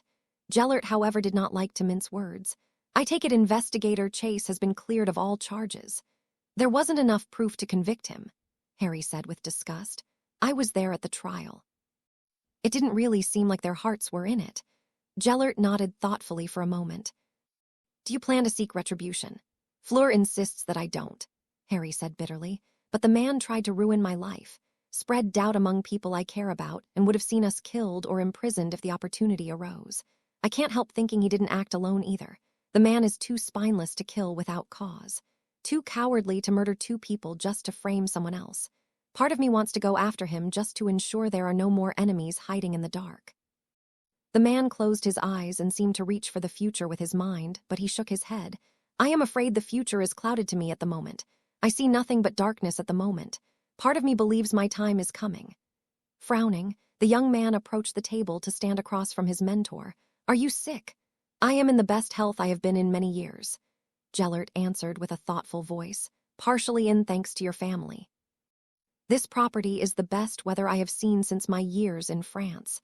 I also know the magic surrounding this place has left me very safe. I am grateful to the Potter family for this gift." In understanding, Harry nodded his head. The two had agreed that it was ultimately in the best interest of everyone involved that the man remained in exile, at least as far as the public was concerned.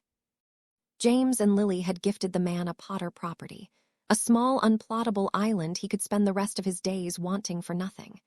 It was a gift for what Gellert had done in the graveyard, and for assisting Harry during his school years. It was the least they could do for the man in Harry's opinion. Of course, Harry was also a frequent visitor to the island, and Grindelwald was often found reading a book or experimenting with magic that most could only dream of. Thinking of magic, Harry's eyes drifted to the golden artifact on the table, and instead of asking what it was, he allowed his magic to surround the item.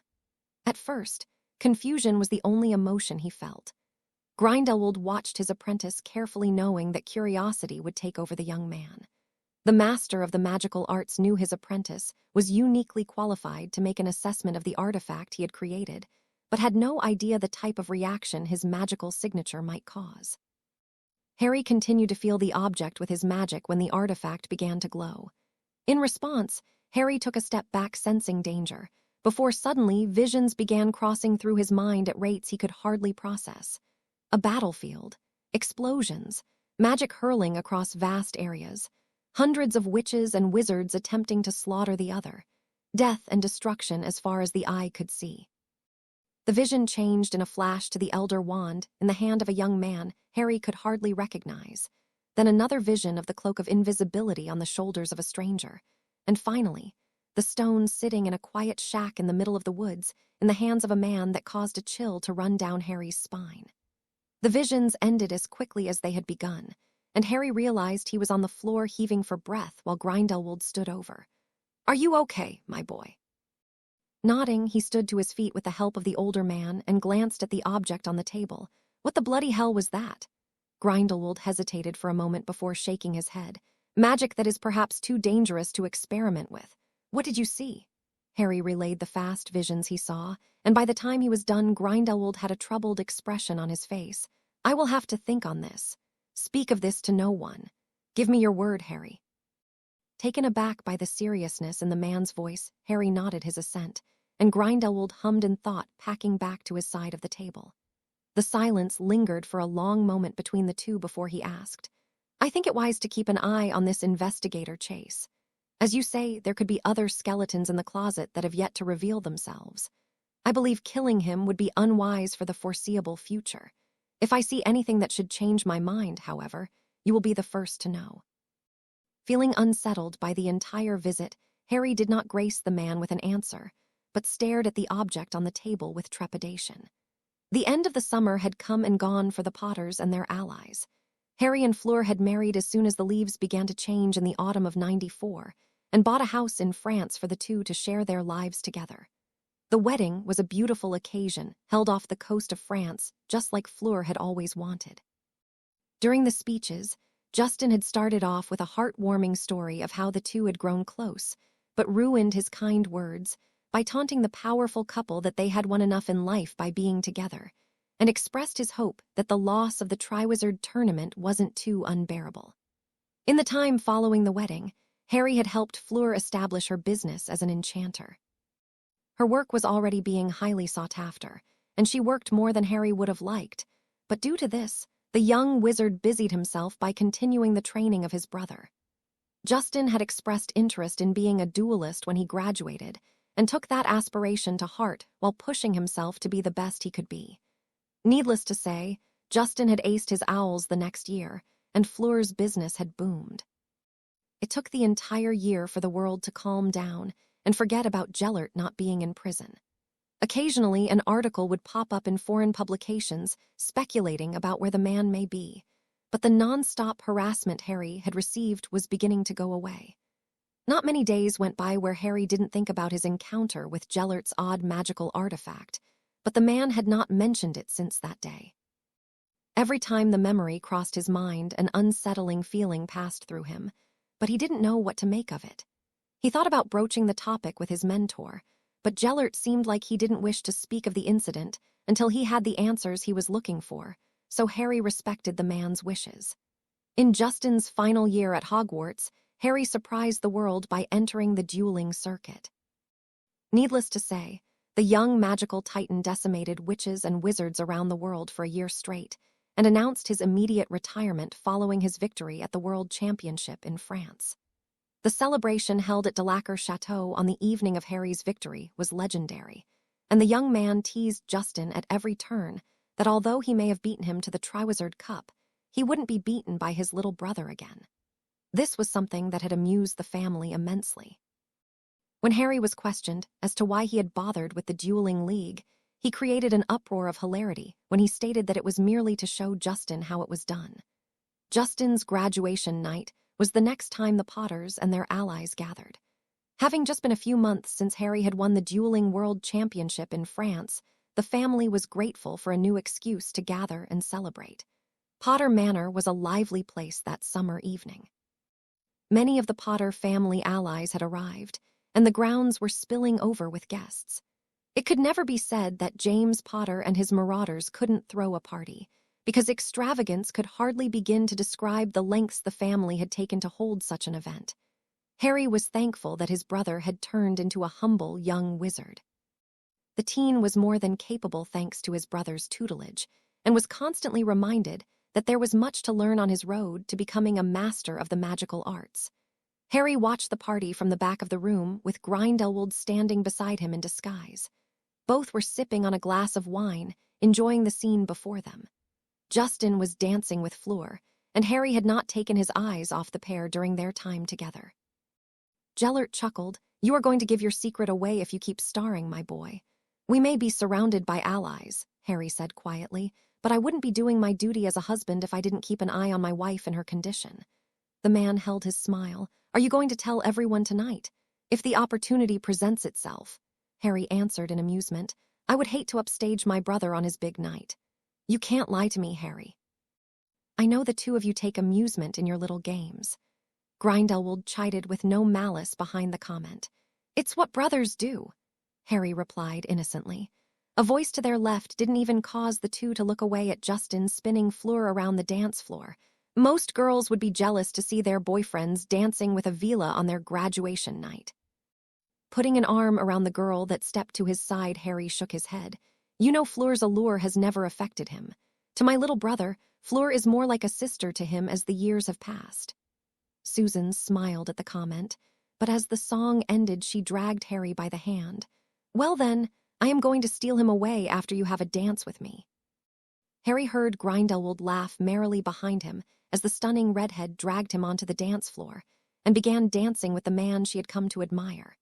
It was a slower song that followed, and most of the dance floor had cleared except for the two Potter brothers and their chosen women. Susan chided Harry a few moments into the dance. "Mr. Potter, don't you know it's rude not to pay attention to your dance partner? I know your wife is very beautiful, but I think I am a little insulted." Spinning the girl at her words, Harry merely smiled. "You will understand my protectiveness of her soon, but we can get into that later. I want to congratulate you. Fleur would not have accepted your application because she liked you. Your decision to send her the enchanted ballerina instead of an actual job application was inspired. That was beautiful magic that even impressed me." The redhead girl blushed at the compliment. "Well, Fleur has quite the reputation in Europe right now for her creativity. I had to do something to stand out." Giving the girl a nod of appreciation, Harry smirked. "I think you managed it. She spent an hour trying to figure out exactly what you had done to the figurine, and when it dissolved into flowers, I think you had the job in an instant." Justin had confided in Harry months ago that Susan had expressed her dream to work for Fleur in France as an apprentice in enchanting. Fleur had been turning down applications left and right, and the only advice Harry had told Justin to give Susan was to stand out above the rest. Needless to say, the girl had taken his advice to heart and was offered the job on the condition that her newts were up to standard, which there was no doubt of. "She will get nothing but my best," Susan promised. Smiling at the girl, Harry nodded. "I know she will. Now I think it's time I returned you to my brother and steal my wife back." As the two separated, Harry offered the girl a bow and took a glance around the room. Many had been watching the siblings dance, and there were many smiles upon the onlookers. James and Lily were even standing next to Amelia, looking at the couples with joy on their faces. No words were said when the song ended, and the couples returned to their chosen partners. As Fleur slid into Harry's arm, a song Harry recognized began to play, and he spun his wife one time before pulling her back as close to him as he could manage. "If I haven't told you, Mona, more you look atourdissant." The woman sighed happily as she placed her head on his shoulder, and they swayed to the music. "If I had known what it would take to put that silver tongue to use, Monsieur Potter, I would have made sure our situation had happened years ago." Chortling in amusement, Harry said nothing as he held his wife close. Inwardly, he was bursting to give the world their news, but Gellert was the only one he had told so far. Fleur was not thrilled. Harry had spilled the news so quickly, but had come to understand the relationship her husband had with the man, and had forgiven him easily. The cheers made Harry smile as he glanced over to his brother and saw him on one knee. Justin had barely gotten the words out of his mouth before Susan had tackled him, screaming her acceptance. Harry and Fleur separated and joined the applause as they came forward to be the first to congratulate the couple with big hugs. Harry had of course known the big question was coming tonight. and he was proud of his little brother and was happy to celebrate the special occasion. When Harry and Fleur were done congratulating the pair, they stepped away, allowing the rest of the family to have their moment. It was not long at all before James, Potter, was calling for champagne and toasts. Lily and Amelia both had tears of joy trailing down their faces, and they had yet to let Susan go from their embrace. James was the first to raise his glass, and Harry stood with his arm around his wife's waist, watching in amusement as his father had a large, goofy smile on his face. Of all the things my children have done to give me pride, the thing I take the most pride in as a parent is not what my children can do with a wand or with their magic. It's what they did with their hearts that fills me with joy. Like their father before them, they both pursued one wish and never gave up. This led to some chuckles, and Sirius called out, "These Potter men get it bad." This led to outright laughter from the crowd, and James shook his head. Padfoot jokes, but he is right. I watched it with Harry in his later Hogwarts years.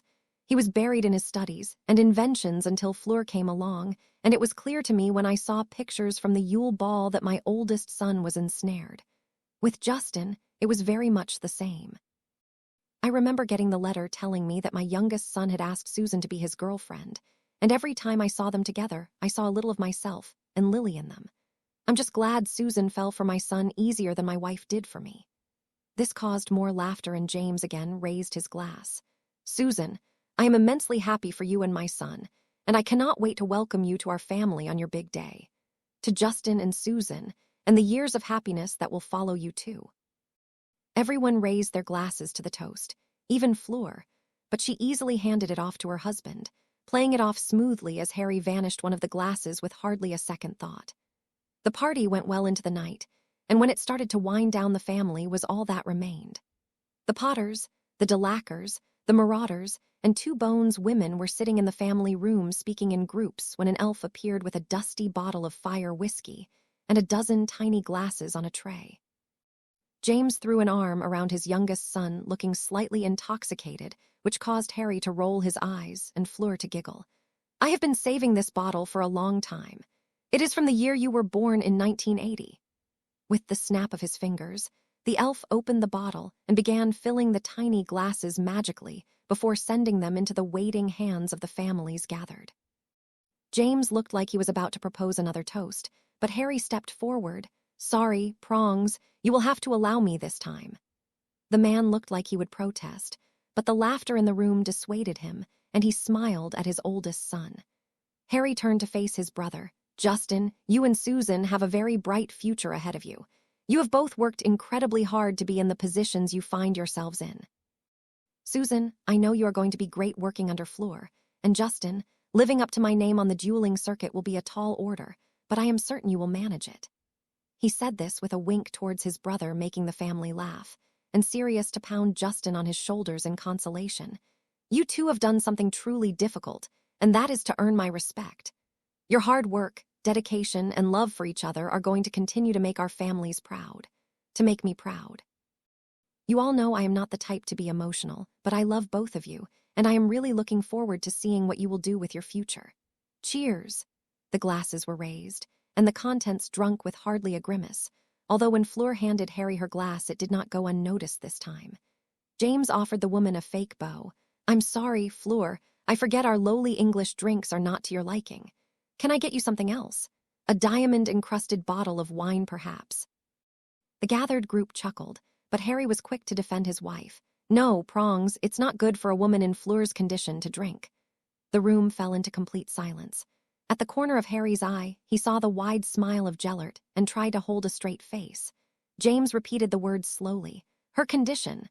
The squeal from Susan was enough to give away the good news, and she was the first to surge forward and embrace Fleur in a gentle hug. "That's so exciting, you two. Congratulations. You're going to be such wonderful parents." The word parents seemed to snap the rest of the party out of its shock, and the family surged forward, embracing the couple a few at a time, all offering their congratulations. Tears were in the eyes of most of the room, and the smile on Fleur's face would be something Harry cherished for many years to come. It was even brighter than on their wedding day. This moment of sharing the news of their child coming was one she had been waiting for, and it was delivered in a beautiful moment for the family. James was the last to come forward, looking at the girl's stomach, while Harry held his wife close to him. "My grandchild is in there. She will be here in 6 months," Fleur said with a smile. Tears sprung to James' eyes as he embraced his children tightly. When they separated, James pointed a finger at Harry. "A female marauder is needed in this family. How both of my children ended up so serious, I will never know. I demand to be given a chance to teach my granddaughter the art of pranking." The snickering that followed made Harry roll his eyes as he allowed his father to drag his wife into a conversation about baby names and the types of prank magic he would teach his grandchild. The room was alight with celebration, and where previously the night was winding down, the family was now in high-spirited conversation. Gellert found his way over to Harry as the evening carried on and placed an arm around his apprentice. "You have done well, my boy. 10 years have passed since we began our journey together, and I have no regrets about how it all turned out." Harry nodded in agreement. "Your magic gave me purpose, Gellert. It drove me to be better, showed me my own desire to prove myself. Had my first child been a boy, I would have been hard-pressed to not name it after you." The joke made Gellert grin, but the man shook his head, smile firmly in place as he looked to the wife of his apprentice. "My teachings may have given you drive, my boy, but that woman gave you life. I will never forget the Christmas morning you came to me after your first kiss. I had never seen you so happy, so full of life. It gave me hope for when Voldemort was defeated you would have a life, and oh, how right I was. That French flower was a blessing we can all be grateful for." As Justin and Susan embraced, Harry couldn't help but agree with the man he had looked up to for so many years. A blessing was the only way he could describe Fleur, and he wouldn't change a single thing in his life as long as all roads lead to this moment. Thanks for watching. If you'd like to see more, please subscribe to my channel.